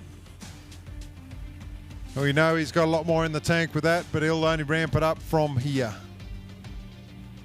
Yeah, we had the pleasure straight after Moomba this year of going to Aussie Kiwi, and Corey was there with Jack Critchley, and they were putting on a bit of a show for the junior skiers down there, and it was great to see Corey and Jack jumping down there at that event as a bit of an exhibition. It was great for the kids.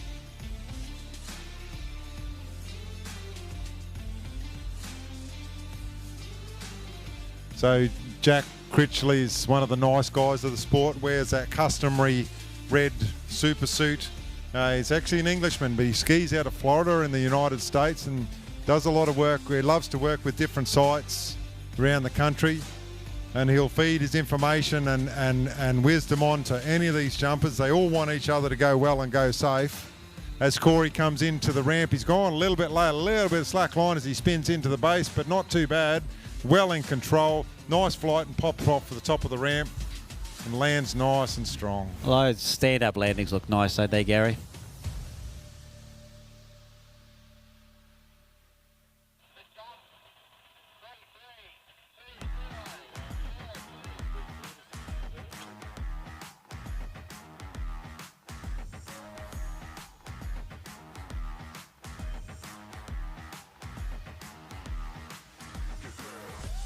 Just getting that jump distance through for Corey, 49.2. So he is building on this set.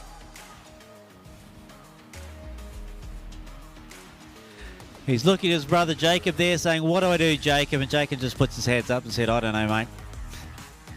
What's he got to do, Jacob? Go later. Go harder. Softer turn, harder into the base of the ramp, yeah? Got the nod from the little brother.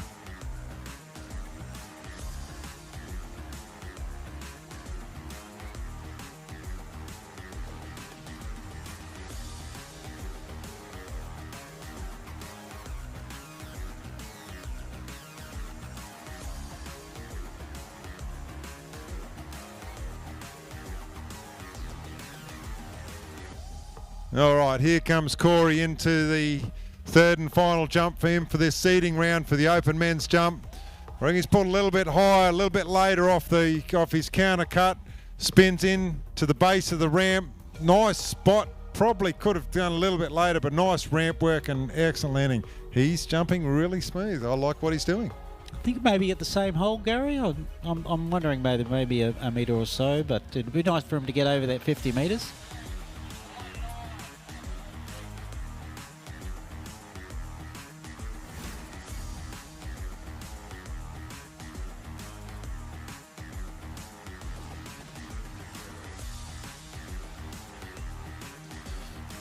Not quite as bad. 48.3 for Corey on his final jump.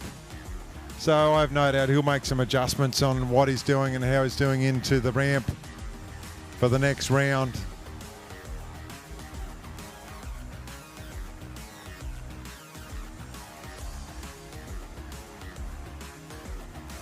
.49.2 was Jacob's biggest jump on that, but that will put him in second place behind Joel O'Toole.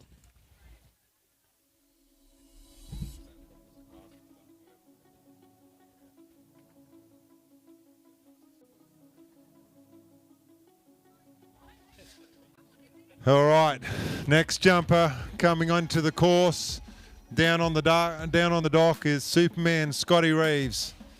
Does a huge amount for jumping in Queensland. Coaches a lot of the kids. Just helps out. He never says no.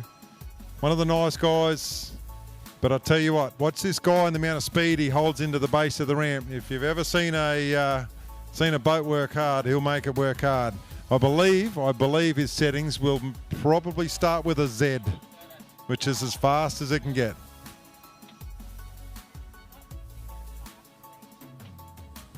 So Scotty, of course, comes in at 57 fast second segment, which means he wants the boat to catch up with him. He'll take over in the water. He'll actually be going faster than boat, so he needs it to speed up. When it comes into the base of the ramp, though, just watch the speed on Scott when he hits the base of the ramp.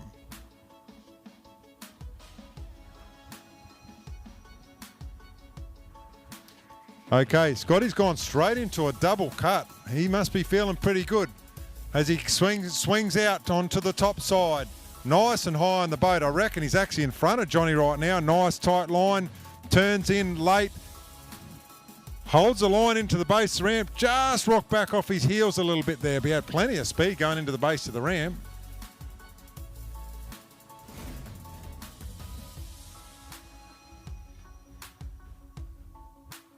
Of course, a few of these jumpers, we're jumping at Moomba, and I know Scotty snuck in there, and he was in Open Moomba this year, jumping. I think he may have even done a night jump, Gary. You remember?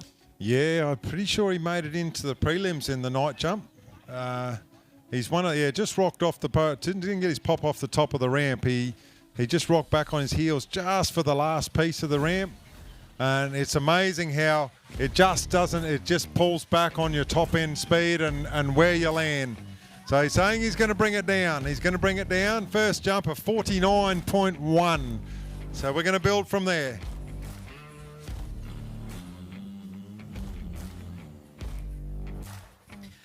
So he's chasing Joel O'Toole at the moment at 51 metres. Just a couple of metres behind that. So let's see what Scotty can do at his next couple of jumps. So Scotty has a jump PB of 58.4 metres. And look, he's not far in his form that he's currently carrying. He could do that. He's not that far off it. He's just got to put it together. It's more in the ramp work. His timing is fantastic. It's about his ramp work, getting his legs, not losing his legs off the top of the ramp, and getting that lift, and he will fly. All right, here comes Scotty coming in for his counter again. I reckon he's a little bit higher on the ramp. He said he was going to bring it down a bit further. Turns into the base. He's got that good spot. Yeah, he's just losing his legs a little bit on the top of the ramp. You can see his skis just sliding out a little bit, and that you just lose that bit of speed off the top. Looks like a very similar spot there he landed in there, Gary. I'm thinking it's around that 50-metre mark. Yeah, I think he's going to fall into that same hole.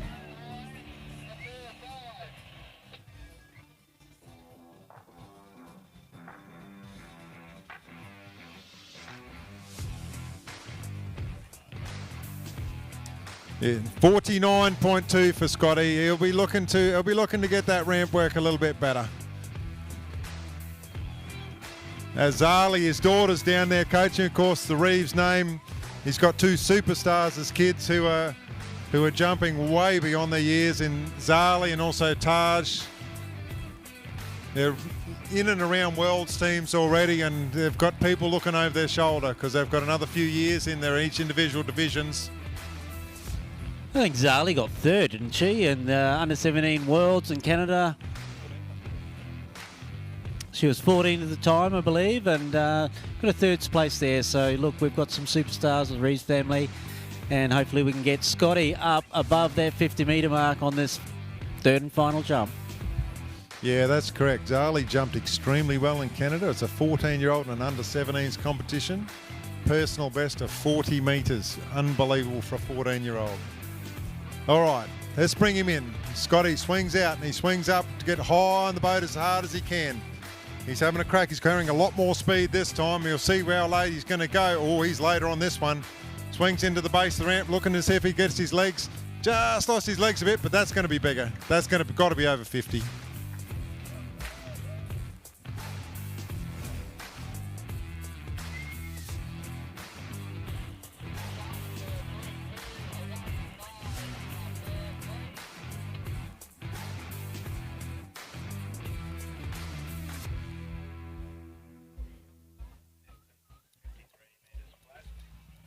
53 metres flat, so he's certainly found his spot. I'll tell you what, if he gets his legs, Marty, he's going 56, 57 easy. Well, 53 puts him into the lead at the moment with 2 jumpers to go. So he'd be pretty happy with that. I know he had a bit of a FMIL. We snuck him in for a FMIL on Wednesday, so that's his second jump on this site. I think he's going to get his iron pretty good. Can't wait till Monday afternoon. Gary, what do you think? Yeah, I can't wait. When these guys, they like to feel the water out and have a bit of a go. They like to be as late as they can off the dock, but don't worry, they'll bring it on Monday in the final because there's nothing to lose then.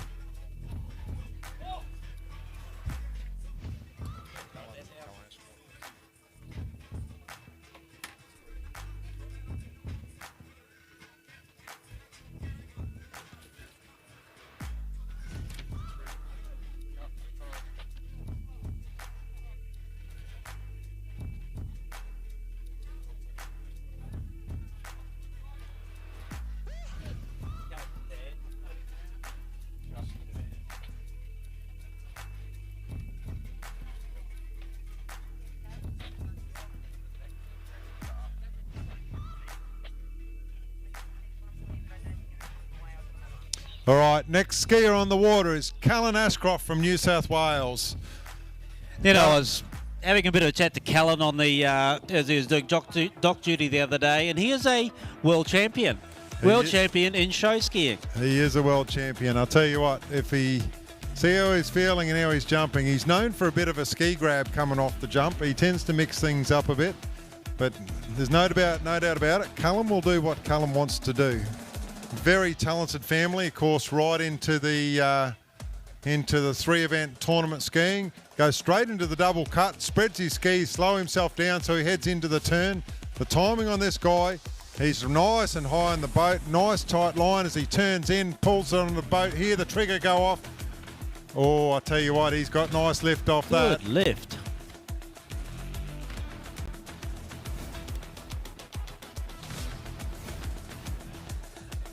JC, what's Callan's PB?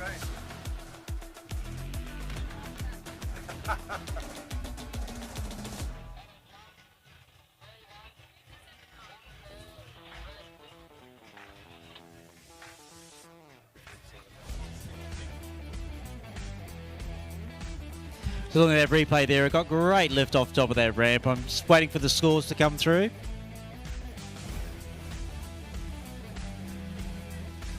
.48.2, it's a nice sighter for Callan. Looking like the has got a little bit of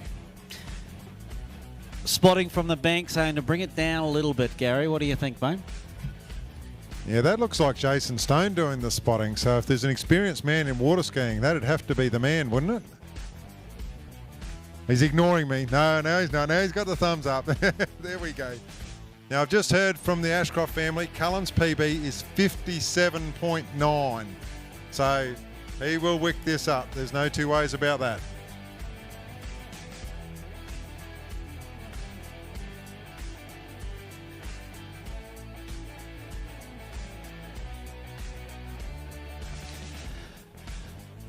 So we can hear Callan cutting out for his double cut, and the boat's ripping in now. Nice and high on the boat, Gary, right up near that driver. A little bit later on this one, looks like, and he's hitting the ramp. Great lift off the top, and I definitely think that is a lot further.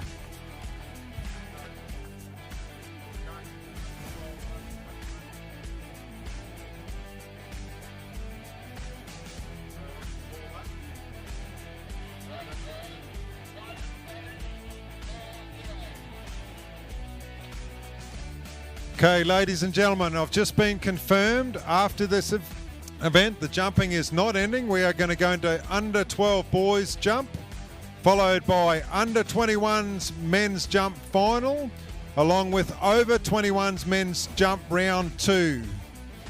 Okay, so please be ready for your jump. So we're going from this event into under 12 boys, under 21, and then over 21 men's jump round with time permitting. Wow, and that was a 53.9 metre jump from Callan Ashcroft there. Oh, he's starting to turn the dial now, Callan. We know how talented this kid is, and again, I call him a kid, but he's not. He's a young man. He really is a young man, but he's super talented.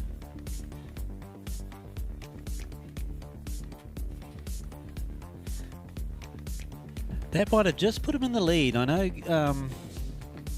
It's time to check what Scott Reeves' jump was. He was 53 as well, but I think that 53.9 might have put him in the lead. He's coming through on a third jump, sorry. It's about the same spot. Nice and high on that TXI.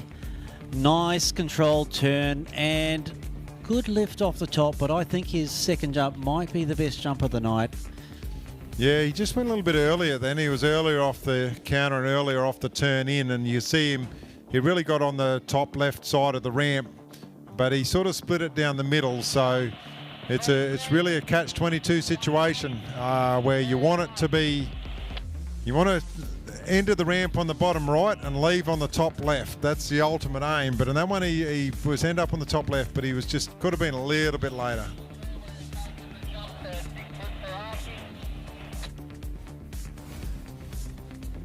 Yeah, and that was a good solid jump set.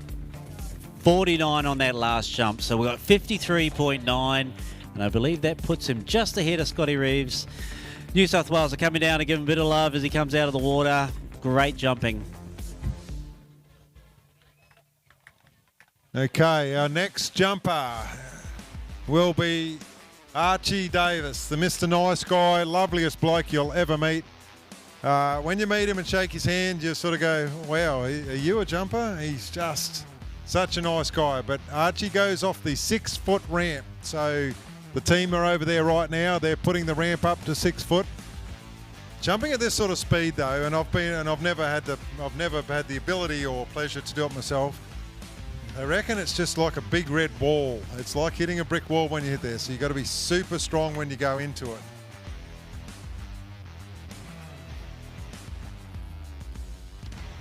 Okay, we have actually got a bio from Archie Davis. So while we're getting that ramp up to height, we might be able to give you a few facts about Archie. And first of all, his jump PB is 67.4 metres or 221 feet if you're tuning in from America.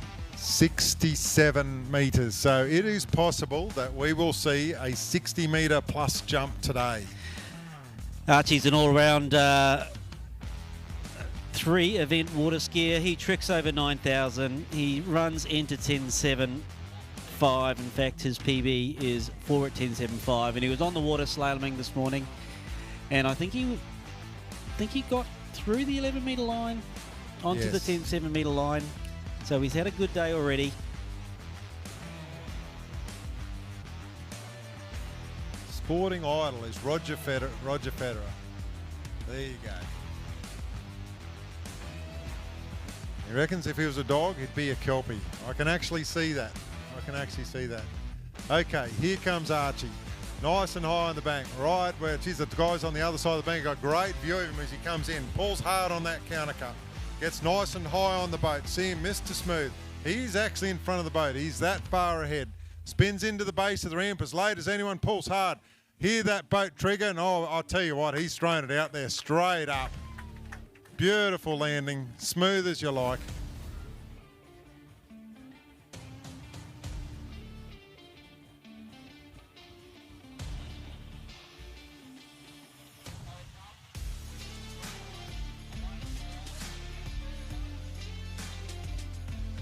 Just watching the replay of Archie, he's just so good. He's smooth, locks and loads. I reckon the spot is right, straight off the bat. He's got such a good eye. And 56 metres, first jump. 56 off the bat. I reckon he'll be pretty happy with that. 56 on the nose, so that's just his warm-up. Ryan Green on the bank there giving him some sage advice.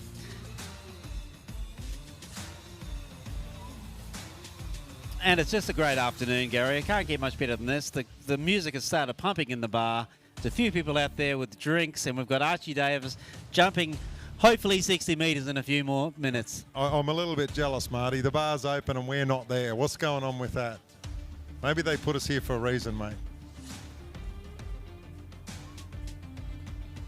The great part of this sport, when I cast my eyes down the bank, you see all these young jumpers just sitting here salivating and looking at what these guys can do. They emulate what they do on a daily basis. So here comes Archie again off his double cut. Slings right across. He's nice and high on the boat. I reckon he's up round the nose of the boat, picking that spot nice and fine. Line stays tight, heads into the base of the ramp, gets good lift, rocked a little bit back, but look at the flight he's got. Oh. I think that's bigger, mate. I think we might be a bit bigger. I think he's building. I think we might be able to get Archie a bit further on his third jump. We get a bit of noise from the bank as he comes past, and we'll wait for that jump distance to come through. We need some noise from the bank, and we'll see if we can get him over 60.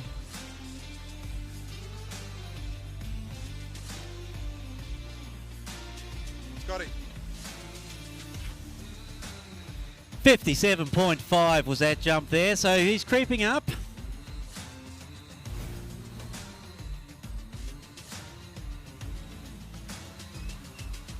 All right, I just grabbed Scotty Reeves as he's walking through. Just, mate, obviously you've been doing this for a long time. You coach a lot of the kids. How'd it feel out there, mate? Yeah, no, it was good. It's a great site here. Good boats. Just couldn't quite get it together today, but that's right. It's only a seating round, and it's just to pretty much feel the water and make a good comp for Monday, I reckon. So. You seem to carry a lot of speed into the base of the ramp, you're just sort of struggling to find your legs off the top. Would you say that was a fair comment? Yeah, definitely. I'm sort of one of those skiers that I need to really drive into the base to get any kind of legs. So I was just a little early, and then as soon as I let up into the base, I just lose it all. So I think on Monday, I just got to try and bring it down a bit and have a bit more of a go. But here we go. We've got Archie coming on his third and final. Talk us through it. Yeah. All right. So Archie looks really nice. Here he is. He's carrying some nice speed in his turn. Turns, digs strong into the base. Oh, just slips back. But his second jump was very nice. Yeah, you see the flight control, these guys. He really got on his heels, and his skis sort of skipped out underneath him, and that's what they're calling out the back. But he had enough awareness. He sort of rocked forward on the skis, and he landed safely, which is what we want to see. So, Scotty, congratulations, great jumping. Thank you for the work you do with the juniors. It is appreciated right throughout the country. Mate, good luck in the final. Thanks, Gary. Yeah, it's good to see the juniors rip because they'll be out here soon. So, but no, still got some good jumping to come. So, I look forward to it. Thanks, Scotty. That 47. So Archie's biggest jump, 57.5 on that set, puts Archie into the lead. So he'll be top seed going into the jump final on Monday.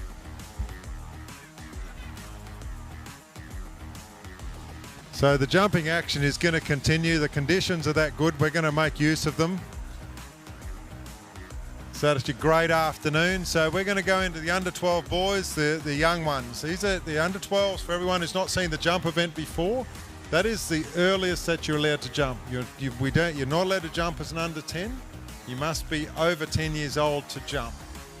So these are the up and comers. These are the guys sitting on the bank, and they'll be down at the dock at the moment when Archie and the guys come in, and they'll be looking at them going, "I want to be you one day." Speed, that's 45, isn't it?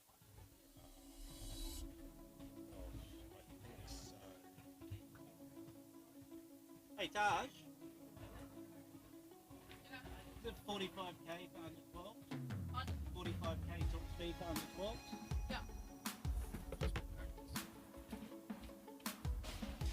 All right, so they're just changing boat crews down there. That we've got some under 12 boys on the dock getting ready to go, and we've got 3 jumpers. Jude King is our first jumper. Cadell, Darzell, and William Belcher. These boys will be jumping pretty big. Their top speed at under 12s is 45 kilometres an hour. Jude King's first round score, 17.6. Cadell Darzell from South Australia, 18.7. And William Belcher, our only Tasmanian competitor down here, I believe, 21 metres on his first round effort. So all the boys are pretty close. It's going to be a pretty exciting round for them. Now, these scores are added together in under 12 boys, so it's a cumulative score of both. So they're all in with a go here. We're going to decide the medals in this round. So I'm sure some parents on the bank here are getting pretty excited. I hope you guys are out there as well.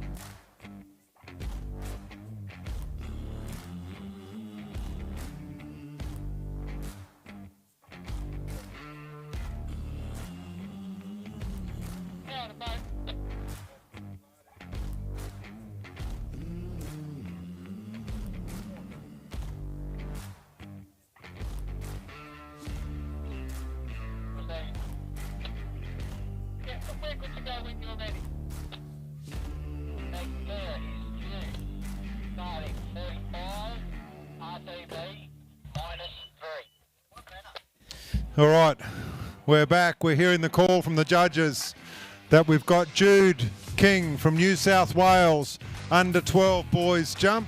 First round was 17.6 metres. I'll tell you what, that's not too bad. We're talking, this is their first year of being able to jump. So young Jude will come in and have his first crack at the ramp. As a parent, Marty, what's it like? Can you explain what it's like when you watch your kids jump? Not particularly, mate, I can't. No, we're normally putting our heads in the sand, hoping they survive. But look, I know Jude's parents, and they'd be excited. They'll be pretty happy to see Jude go over that jump. They look after their kids. They get good coaches for them. And these kids know what they're doing. And look at these conditions, Gary. It's glassed off. It's beautiful. Yeah, this is about as good as it gets. You don't see this. We're extremely lucky to strike this as we see young Jude coming into the ramp. Yeah, as parents, it's all you want is these kids to jump safely. So These guys seem to know what they're doing as he goes in for that little quarter cut into the base of the ramp. Nice pop off the top and a safe landing. That's a great first jump. Nice side over him, wasn't it? He's looking good in those jump skis.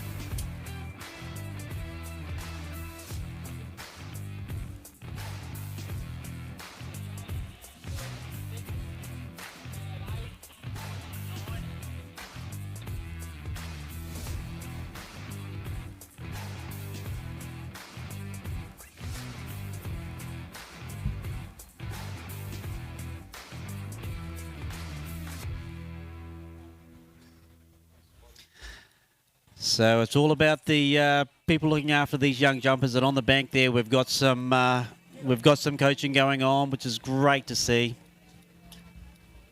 So for the people who haven't seen a lot of jump, we'll generally have a spotter on the bank and just tells them what to do and get their shoulders right as they line in. Got to be nice and square and smooth into the base of the ramp.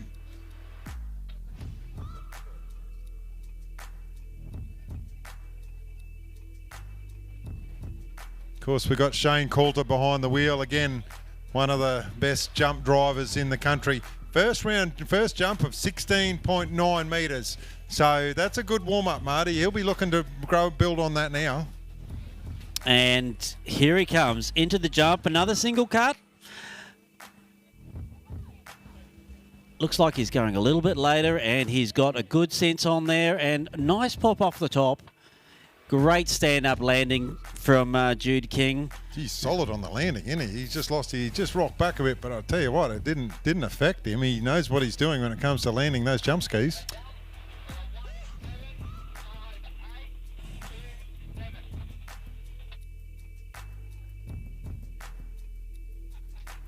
Nice safe landing there, and she'll be pretty happy with that.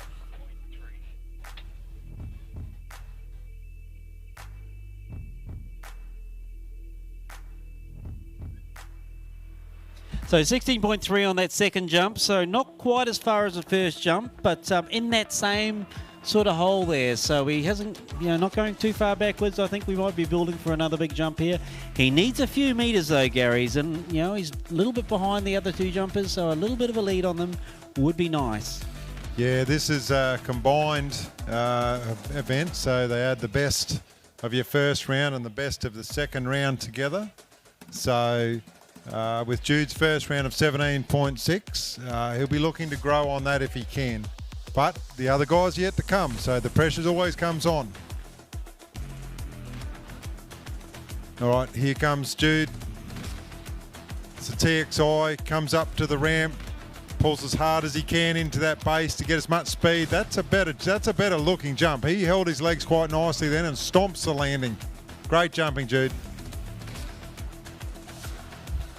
See on the bank there, we've got Mark Lauder, and he's a fairly famous jumper in his own right down there. I think he's the team captain for New South Wales, and I bet you he's given a little bit of advice to old Jude before he's jumped on there on those skis. Yeah, absolutely. One of the nicest guys in water skiing, Marky Lauder. He spends a lot of time in Queensland in the cooler months where it trains up there. Spends a fair bit of time up at Waterski with Emma. But when it comes to nationals, he puts his blue singlet back on. We can't call him a Queenslander yet. I will say yet, though. 17.4 for that final jump from Jude King. So that's pretty close to his first round score. I'm pretty sure he's going to be pretty happy with that. Yeah. I'm not sure on his PB, but I think he's been jumping pretty well this weekend. So well done, Jude King. Definitely better off the top of the ramp that one, and he got just a little bit more flight through the air. So yeah, great work, Jude. It's great to see the teams getting around these young kids. Look at that. They get in and they help them out of the water, give them the support they need. Fantastic. Tell you what, a few years I've been coming down here, Gary, the Queenslanders tended to have the biggest lines, but I think the New South Wales guys might be challenging for that title this year. There's been a lot of blue sitting on that lakeside getting these skiers out of the water. Yeah, I think all the states have adopted the tunnel of love, Marty. It's a Queensland thing, and we always like to support, and I think they've cottoned on. They've cottoned on that the more you support these kids and these skiers, the better and the further they go.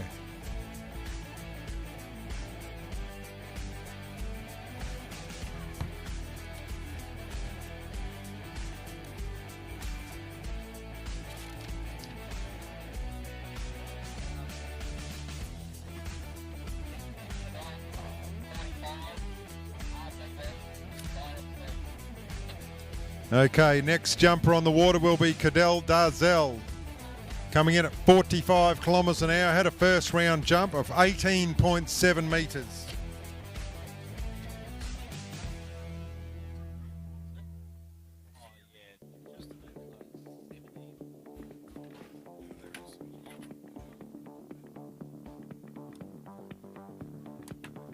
Okay, here comes Cadell.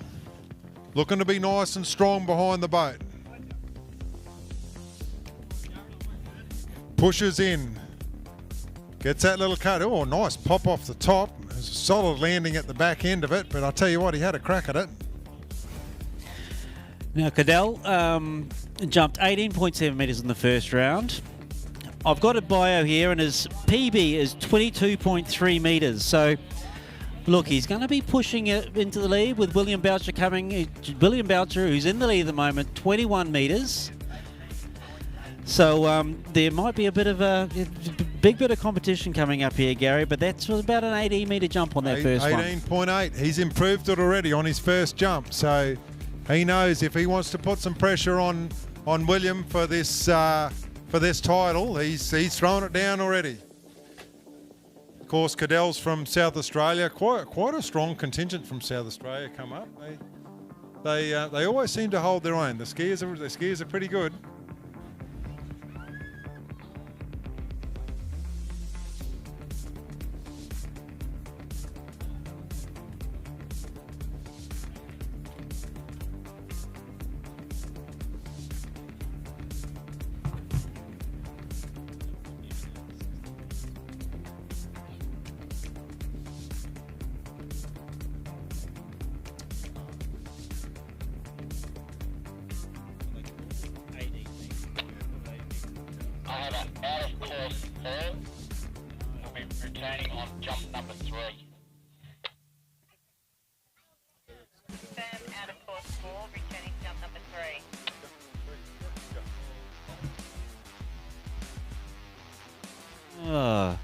So we've got a bit of a technical thing here. I think Cadell did fall coming around the corner and just got a call from the tower that they may say that's his second jump and he may be coming in for his third, but we'd just like to... Yeah, looks like young Cadell has fallen off down in the water. Now, unfortunately with jump, if you fall off, that jump is counted, so that will count as a fall.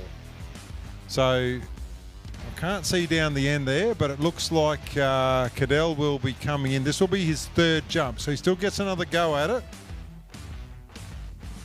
Couldn't quite see down. The tent's just in the road, Marty, but that's all right. He's got time to wind this up. So Cadell's had a pretty good week so far. Round one of slalom from I've seen Cadell slalom, and he has a dyno on that slalom ski. He's got a PB of 2 at 13, and his first round he got half at 13, so he's pushing that first place and jump. So let's see if we can get him over the line, or slalom, sorry. Let's see if we can get him over the line for his last jump in this round. Yeah, well, the young fella won't be happy with that fall, so look out. He's going to go for a 3/4. He's winding up now. He's said, nah, right, I'm going to have a crack at this one. Hopefully he gets in there. I'll tell you what, he's left it pretty late. He's having a go at it. Hits the ramp centre. Big push off the top of the ramp. Can he hold it? Oh, just doesn't quite run it away. Just didn't stomp it. So he's not very happy, but good jumping anyway, Cadell, mate. You've improved your first round. Great job.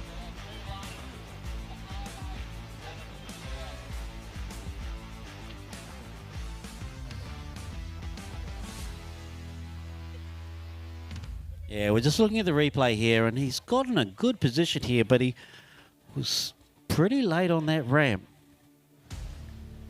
He works hard to get on, but just comes a little bit out the back on his heels, and he just doesn't quite recover. Yeah, just rock back on his heels a bit off the top of the ramp, and of course it keeps pushing you back that way. So his jump will be an 18.8. That does, it's pretty tough to see, but I'm pretty sure that does put him into first place. So the worst he can get is second. William Boucher is our last jumper, and they're vying for medals here today, aren't they, Gary, in this round. This is the medal round. Yeah, Second round. Yep, this is it. This is the medal round. So William Belcher, is he Billy Belcher? Oh, we have to call him Billy Belcher, don't we? I'm not sure. I don't.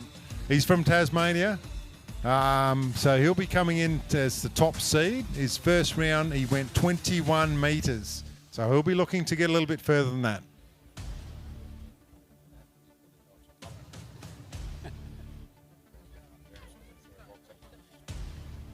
And I was talking to William's parents lately, and he was a little bit disappointed in his slalom round. He's been slaloming up a storm, William, and so he's but it looks like he's jumping pretty well as well, jumping over that 20 metres.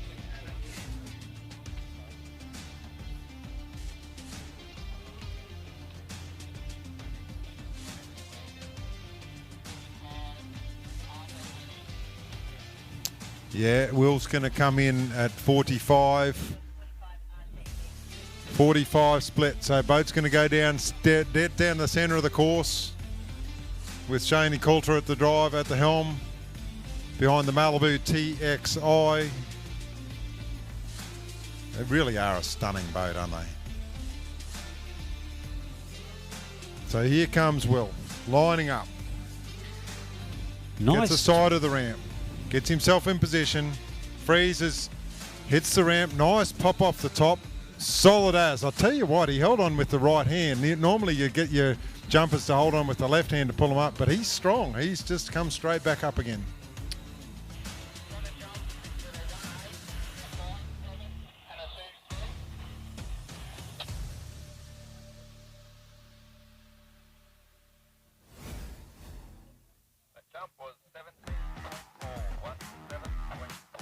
$17.4 for Will on his first round, on his first jump for the day, so that's his cider. He'll be looking to go a little bit further than that. I think, Gary, he may have just got the medal with that 17.4. 21 in the first round. He was a few metres ahead, so I think we might be able to just almost crown him as the... There might be a judge's call. I'm not going to call that one just in case. He's got Ryan Green down on the bank coaching him. He's one of the best in the business, of course. Ryan Green is our Australian coach. Fantastic trick coach. His wife, Sarah, is they call her the Slalom Whisperer. So I have no doubt that he'll be giving young Will what he needs to go a little bit further.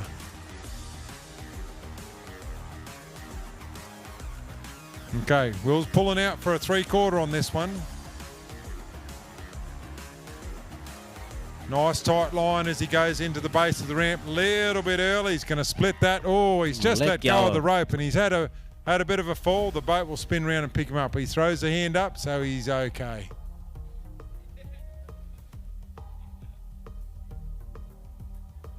Yeah, he's given us an extra wave to go, yep, I'm okay.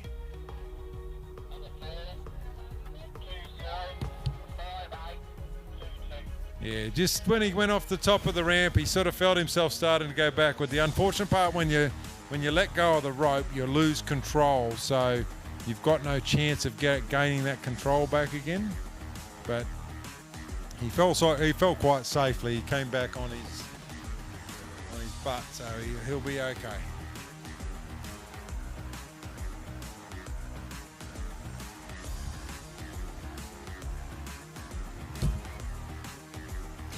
Look, and it's good to see back up behind that TXI after that fall, just coming over the bank, and I'm sure Ryan's going to give him a few little pointers.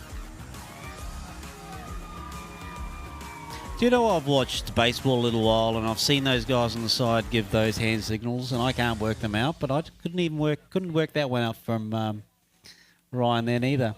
Whatever happens, the skier always nods. I've never seen the skier shake their head. So whatever happens, they always nod.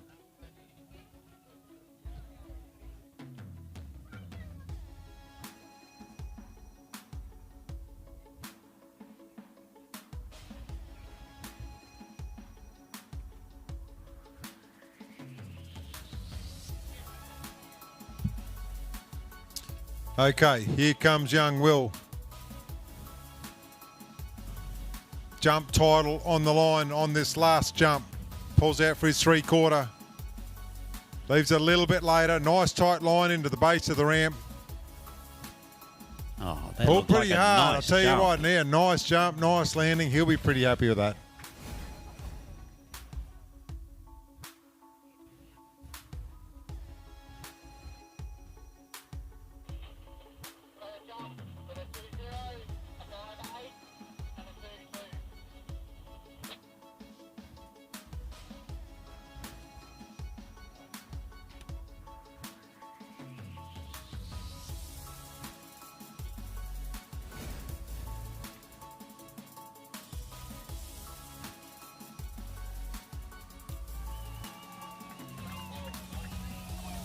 $19.6, and I think we can safely say that William Boucher is the 2025 Under-12 Boys Jump Champion. Well done, Will. 19.6 on your last jump, mate. Great job. And this is fantastic. He's the only Tasmanian competitor, so the Tasmanians can't really give him a ton of love, but you can see the New South Wales team getting down there, giving him a clap out of the water. Queenslanders, so good. It's great for the sport. Well done, guys.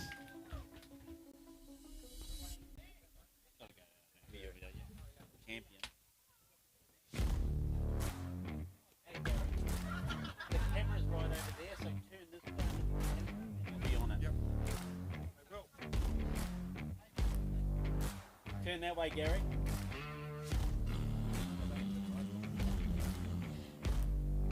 Okay, I'm here with Will, unofficially the Under-12 Jump Australian champion, only competitor from Tasmania. Mate, how did that feel out there on the water? Yeah, after that crash, I got a bit nervous, but at least I put a score on the board, so I'm happy with that. Mate, you didn't quite get your first round jump distance.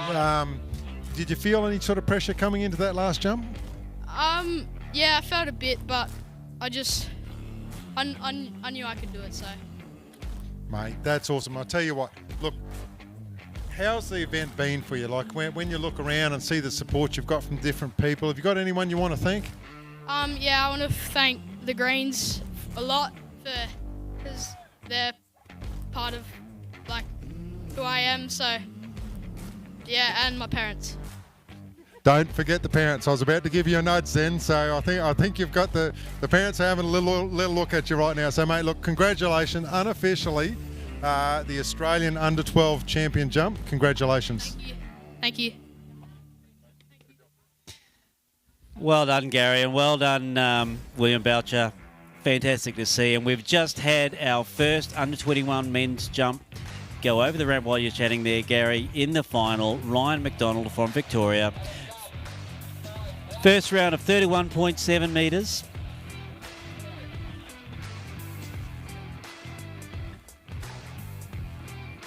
And that was a nice opening jump from Ryan.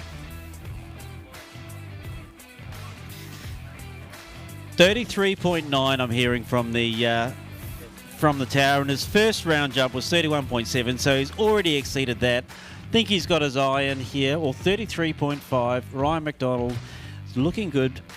He's got a bit to chase though. This is the final, and he's up against Hayden Bickerton in the final, and Hayden did a 43.9 metre jump. So maybe you get a little bit more out of that ramp and you'll get a little bit up to there, put a bit of pressure on Hayden. I'll tell you what, he'd have to be pretty happy with that. He's 33.9 after a 31.7 in the first round, first jump out. He could really send this and have a crack. I'll tell you what, Marty, have a look at the conditions. Does it get any better than this? No, it's pretty nice, and I think this is probably the biggest crowd we've had out on the bank this weekend, at least anyway, Gary. It's great to see all the fans coming out here and supporting these skiers. Yeah, where else would you want to be on a day like today? Okay, we see Ryan come out on his cut, heads into the base ramp. A little bit later on this one, it gets nice pop off the top of the ramp. I'll tell you what, that might be a little bit bigger. Maybe I think he might have lost his feet a little bit, but we're going to wait for that score there, Gary. I'm not going to say it's a little bit less. We'll see what it comes through as.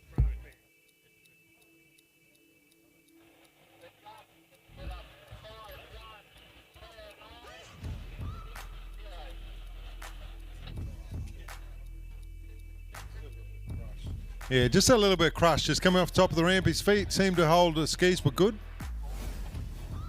A jump of 34.9. So he'll be pretty happy with that. He's really building. I think he's got a little bit more left in him too. So look, he's getting some tips from the bank there. And we'll see if he gets a little bit bigger.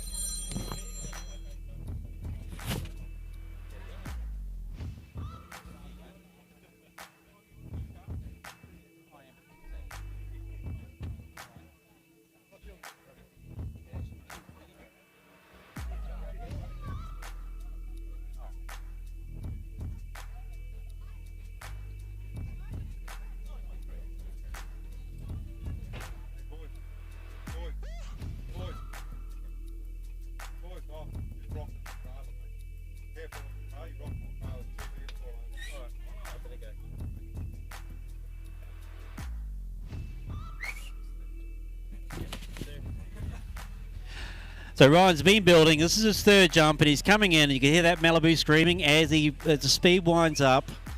Looks like a nice spot here. He's nice and controlled over the wakes, building into the ramp. I think he got a little bit more off that one there, Gary. What do you think? Yeah, that's his spot. There's definitely his spot. He just looks smooth coming into the ramp. He didn't crush as much as what he did on the second one. We'll be interested to see what the numbers come back at.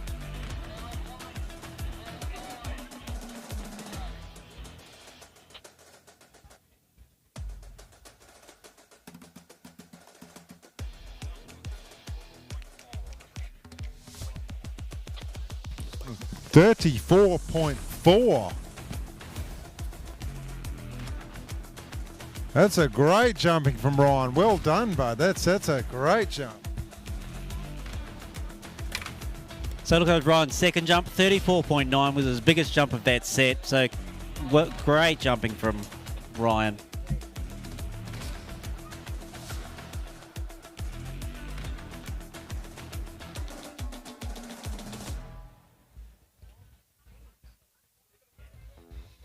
Okay, and our next competitor in the under-21s will be Hayden Bickerton. Now, I'll tell you, Hayden is good for a lot.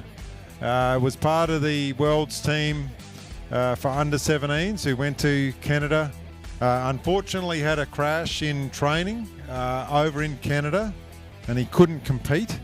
But he is a great jumper. Local. This is his local site, local training site. So he'll be looking to lay it down. I can see Mum and Dad on the bank.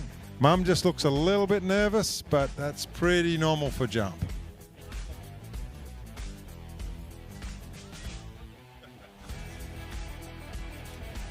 I think she's found the mojitos, so she's trying to calm the nerves a little bit.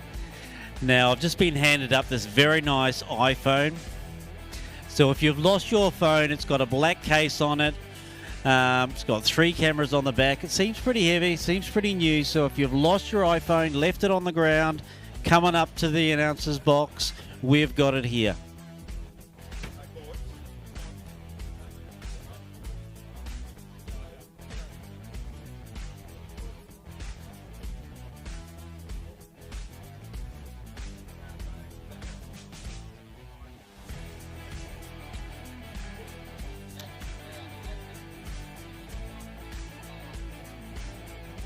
Okay, the ramp's now at 5.5 foot. Hayden's going to be coming in at 51 k's with what we call a fast second segment. So he will be travelling faster than the boat. So he wants the boat to catch up to him while he's in midair. Now Hayden's sort one of of scary our, when you say it that way, doesn't it? It does a little bit. Hayden is one of the only skiers in Australia with jumping with a visor on, so he's very distinctive as he comes in there.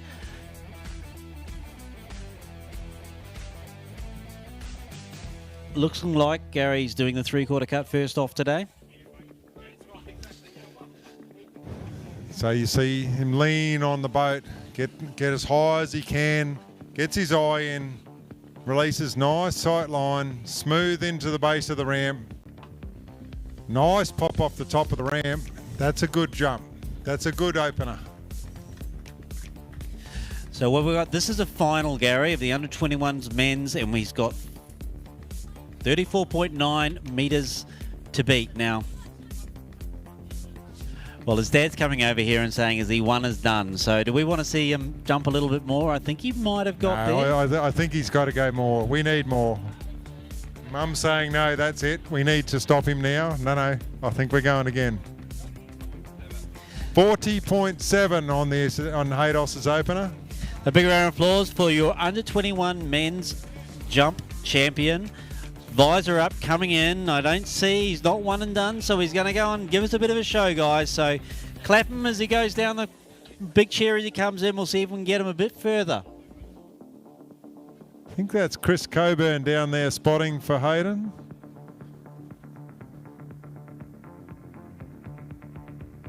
Just tell him to get a little bit more glide into the base of the ramp. Stay over his skis.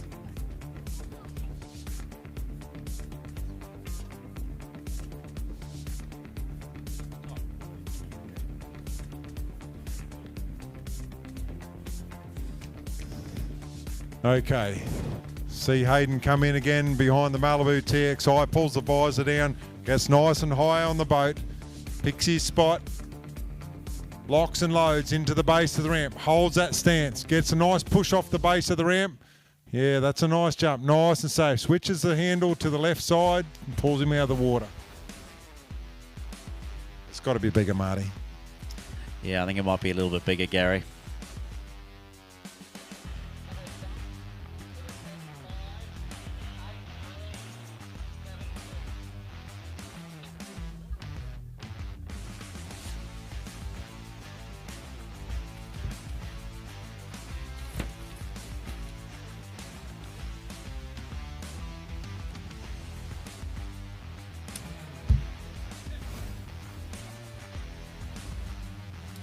So from the hand signals that I can decipher, they're saying that's the spot, Haydos. That's where you want to be, nice and safe. Just build into the base of the ramp.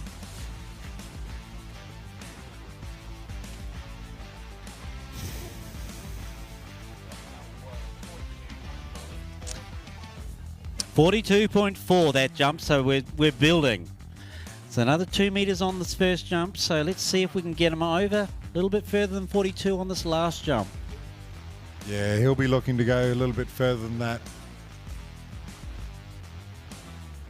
As Hayden comes in for his third and final jump, really leans on the boat for this one. You can tell he's had a bit of a crack at this one. A little bit higher, a little bit later. Turns, holds nice and firm into the base of the ramp. Good pop off the top. Yep, that's his biggest. That's his biggest. Hold on to it, bud. Yes. Yeah, he knows it too. You see the fist pump. Well done, Haydos. He skied it away. Where are you, Mum? You're allowed to relax now. So as Hayden Bickerton comes down, round of applause for the 2025 Under-21 Men's Jump Champion.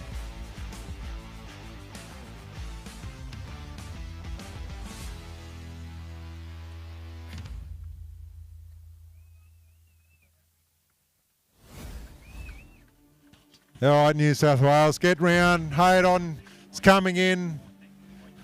46.2 metres on that last jump. Big round of applause for Hayden Bickerton. Really left it all out there on that last jump. Congratulations. It's funny, he knew in midair. He knew it was a good one. His ramp work was good. He's pretty happy with that one. Well done, Hayden. Good job, bud.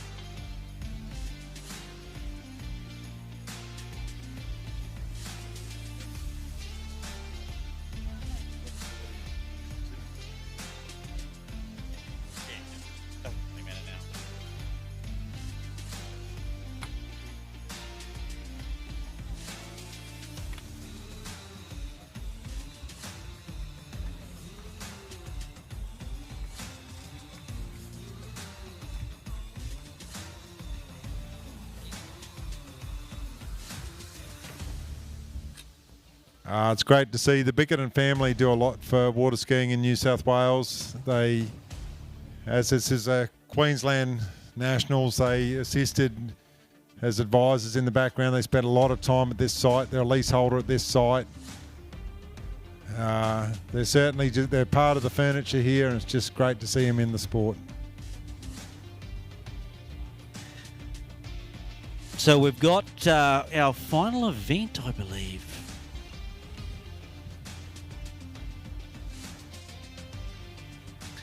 On the cards for today, we've got 2 jumpers in the over 21 men's round 2 jump. First gear, Dale Robinson from South Australia. Now, Dale's been skiing at Waterski Resort for a little while now. He's been driving my kids around Waterski a little while, but he's originally from South Australia, and Bedrock is down as his club. I've just heard it's his birthday. Is that right? Can we confirm that's his birthday? It is his birthday today. So he's looking to go big? I've got the thumbs up. Now, he's just really started back, Dale. I had a bit of chat to him. He started back on the 3-event trail, and he's really enjoying it. He's got a PB down here of 28.7 metres, but it's just good to see Dale coming back into the sport, really enjoying it, skiing up there with Sadie and Emma and Rick. Yeah, look, it's a good safe spot up there. Their coaching is excellent. They're nice and safe. They can build you into a number for jump, especially in jump. They really that's their focus. That's what they do, and they do it well.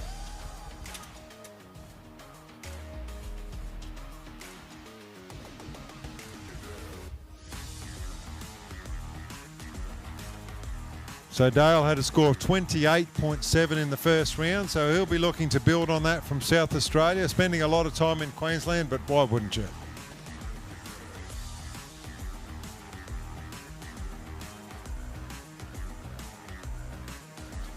All right, see Dale pull out for his 3/4.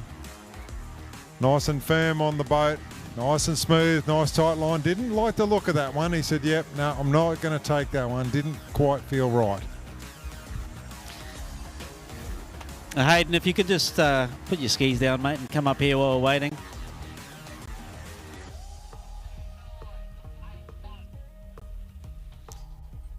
All right, I'm here with Hayden Bickerton, home site, New South Wales through and through. Mate, how did it feel out there?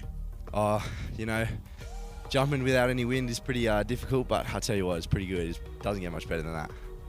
Yeah, I must say, when we put the order in for good conditions for Nationals from a Queensland point of view, you turned that one on. So you seem to be holding back a little bit until that last jump. Would you say that was a fair call? Yeah, a little bit. It was. I think it was more so just adjusting to the wind. First jump was definitely a bit of a shock almost. Wasn't sort of ready for it, but I got it by the end, so it's good. Yeah, we all know, like you came over to Worlds for the under-17s and you had that big crash in training, and we know it took you a long time to come back, and we can talk about it now because, you've obviously got over it and you're moving forward, so it's not the taboo subject, but that's a tough road to travel, mate. Can you tell me a bit about that? Yeah, it was definitely a long jump season, but a bit of ups and downs, and a few other good things in there, like my slalom came a long way, and yeah, obviously it was hard to bounce back, and it took a longer than I would have hoped, but it's good to come out on top in the end. Yeah, look, your jumping looked nice and safe and smooth, which I'm sure Mum would be extremely happy with. So, mate, is there anyone else that you want to shout out and thank?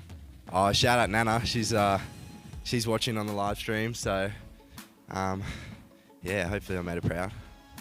And Mum and Dad for being here supporting. Yeah, don't ever forget those, mate. They're the financiers. Yeah, it was good. Thank you. Thanks to all the judges and officials for this incredible event. Good on you, mate. Look, congratulations. Great to see you jumping and jumping safely again, and good luck in the slalom. Thanks, Gary.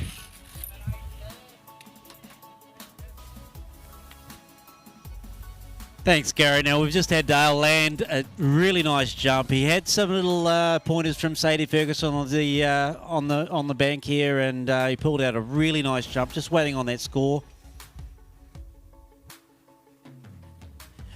27.5. Okay, I can see Sadie down there saying, Bud, you need to get wider. Let's get wider and we'll go further. So if anyone knows what to do, Sadie Ferguson will know.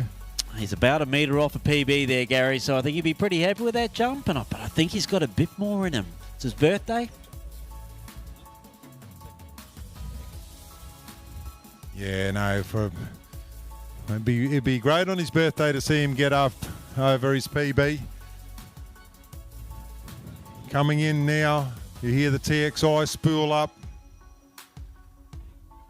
You see the boat comes up, you'll hear the revs and it settles. Shane Coulter's holding it bullet straight.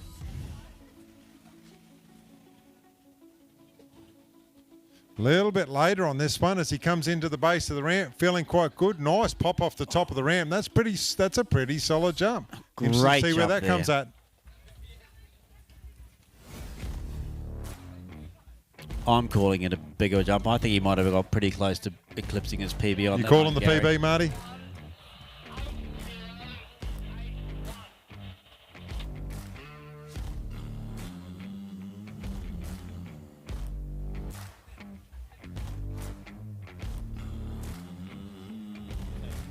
See that camera up there?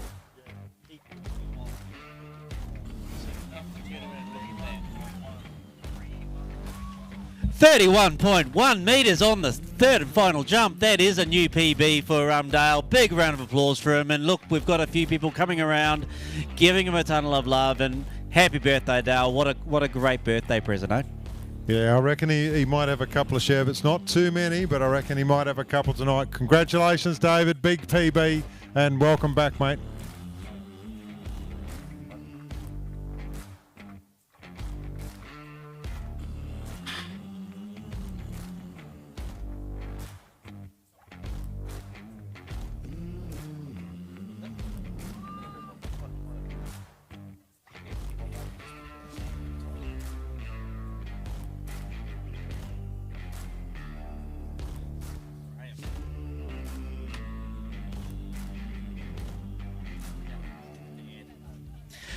Okay, ladies and gentlemen, so in the open men's division, we had Callan Astroff jump 53.9 metres, and in the over 21 men, we've got Graham Astroff from New South Wales, over 21 men, Callan Stad, I believe. Yeah, this is Graham's one of the good guys of the sport. No, he spends a lot of time with a lot of the different divisions, including show skiing. Originally was a show skier. This guy, he holds his own. He can jump, so it'll be really interesting to see what Graham does.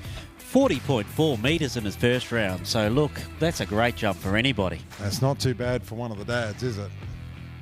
I know Graham went to the over 35 Worlds last year, Gary, and I think he did pretty well up there. He did come up north, up where I'm from, and do a little bit of training at Babinda. It was great to have him and his wife up there, and hopefully they'll be back soon. Yeah, it's a beautiful part of the world up there. Ski North up at Babinda is one of our sponsors for this competition. Of course, if you ever want to go up in the winter, give Coops a call and he'll certainly look after you. So Graham's going straight in for the 3/4, and I'll tell you what, he leaves it pretty late and he feels the boat comes on, presses, big push off the top of the ramp. Didn't quite find his legs, but he's going to land it and ski it away, so it's going to count.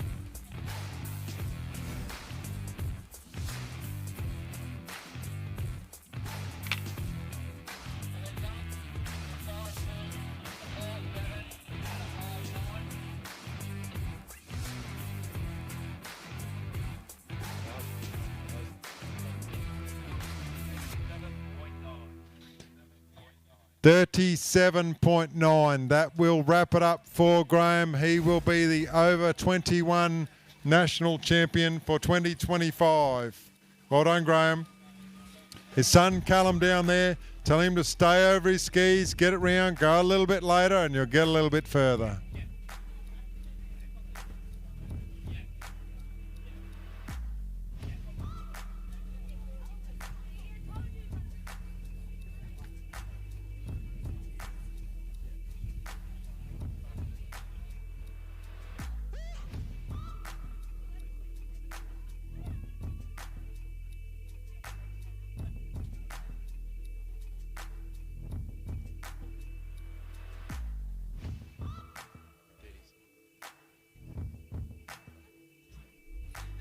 So Graham's coming in. I hear that TXI spooling up there. We want to see if we can get a 40-metre jump like his first round. Got some great tips from his son on the side, and look, that's a nice three-quarter cut, nice and wide on the boat. Looks like a pretty good spot there, and he is taking it on. A bit of a line drive, didn't quite get the lift, but I think that might be a bit further. Yeah, no, that's a better jump. His timing was spot on then. He's just setting up quite nicely.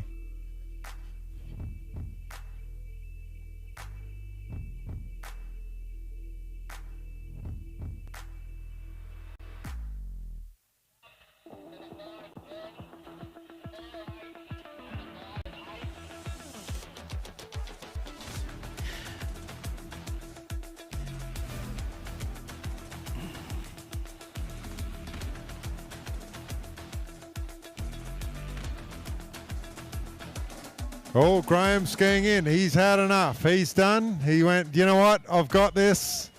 I'm going to look after the body. I've had enough. That's me done. 41.6 on his second jump, so he's gone further than his first round. He knew it. He didn't have to see it. He knew exactly what was going on. Well done, bud. Now, Gary, that wraps up the on-water activities for tonight, but the bar is still flowing. There's a few Queenslanders sitting down there having a couple of beers. I see a Victorian mixed in, so if you would like a nice quiet drink after the on-water action, go into the bar and grab a drink from the Pollocks in there. They're waiting to serve you. Geez, it's unusual to see Queenslanders at the bar, isn't it? Hey? When did that start happening? Thank you very much, everyone. Great day of skiing. We will be back 6:30 tomorrow morning. Look forward to it. If the conditions are anything like today, we'll have another fantastic day. Thank you very much. And just finally, guys, I've still got a very large black iPhone up here that was handed in before. Somebody is missing it.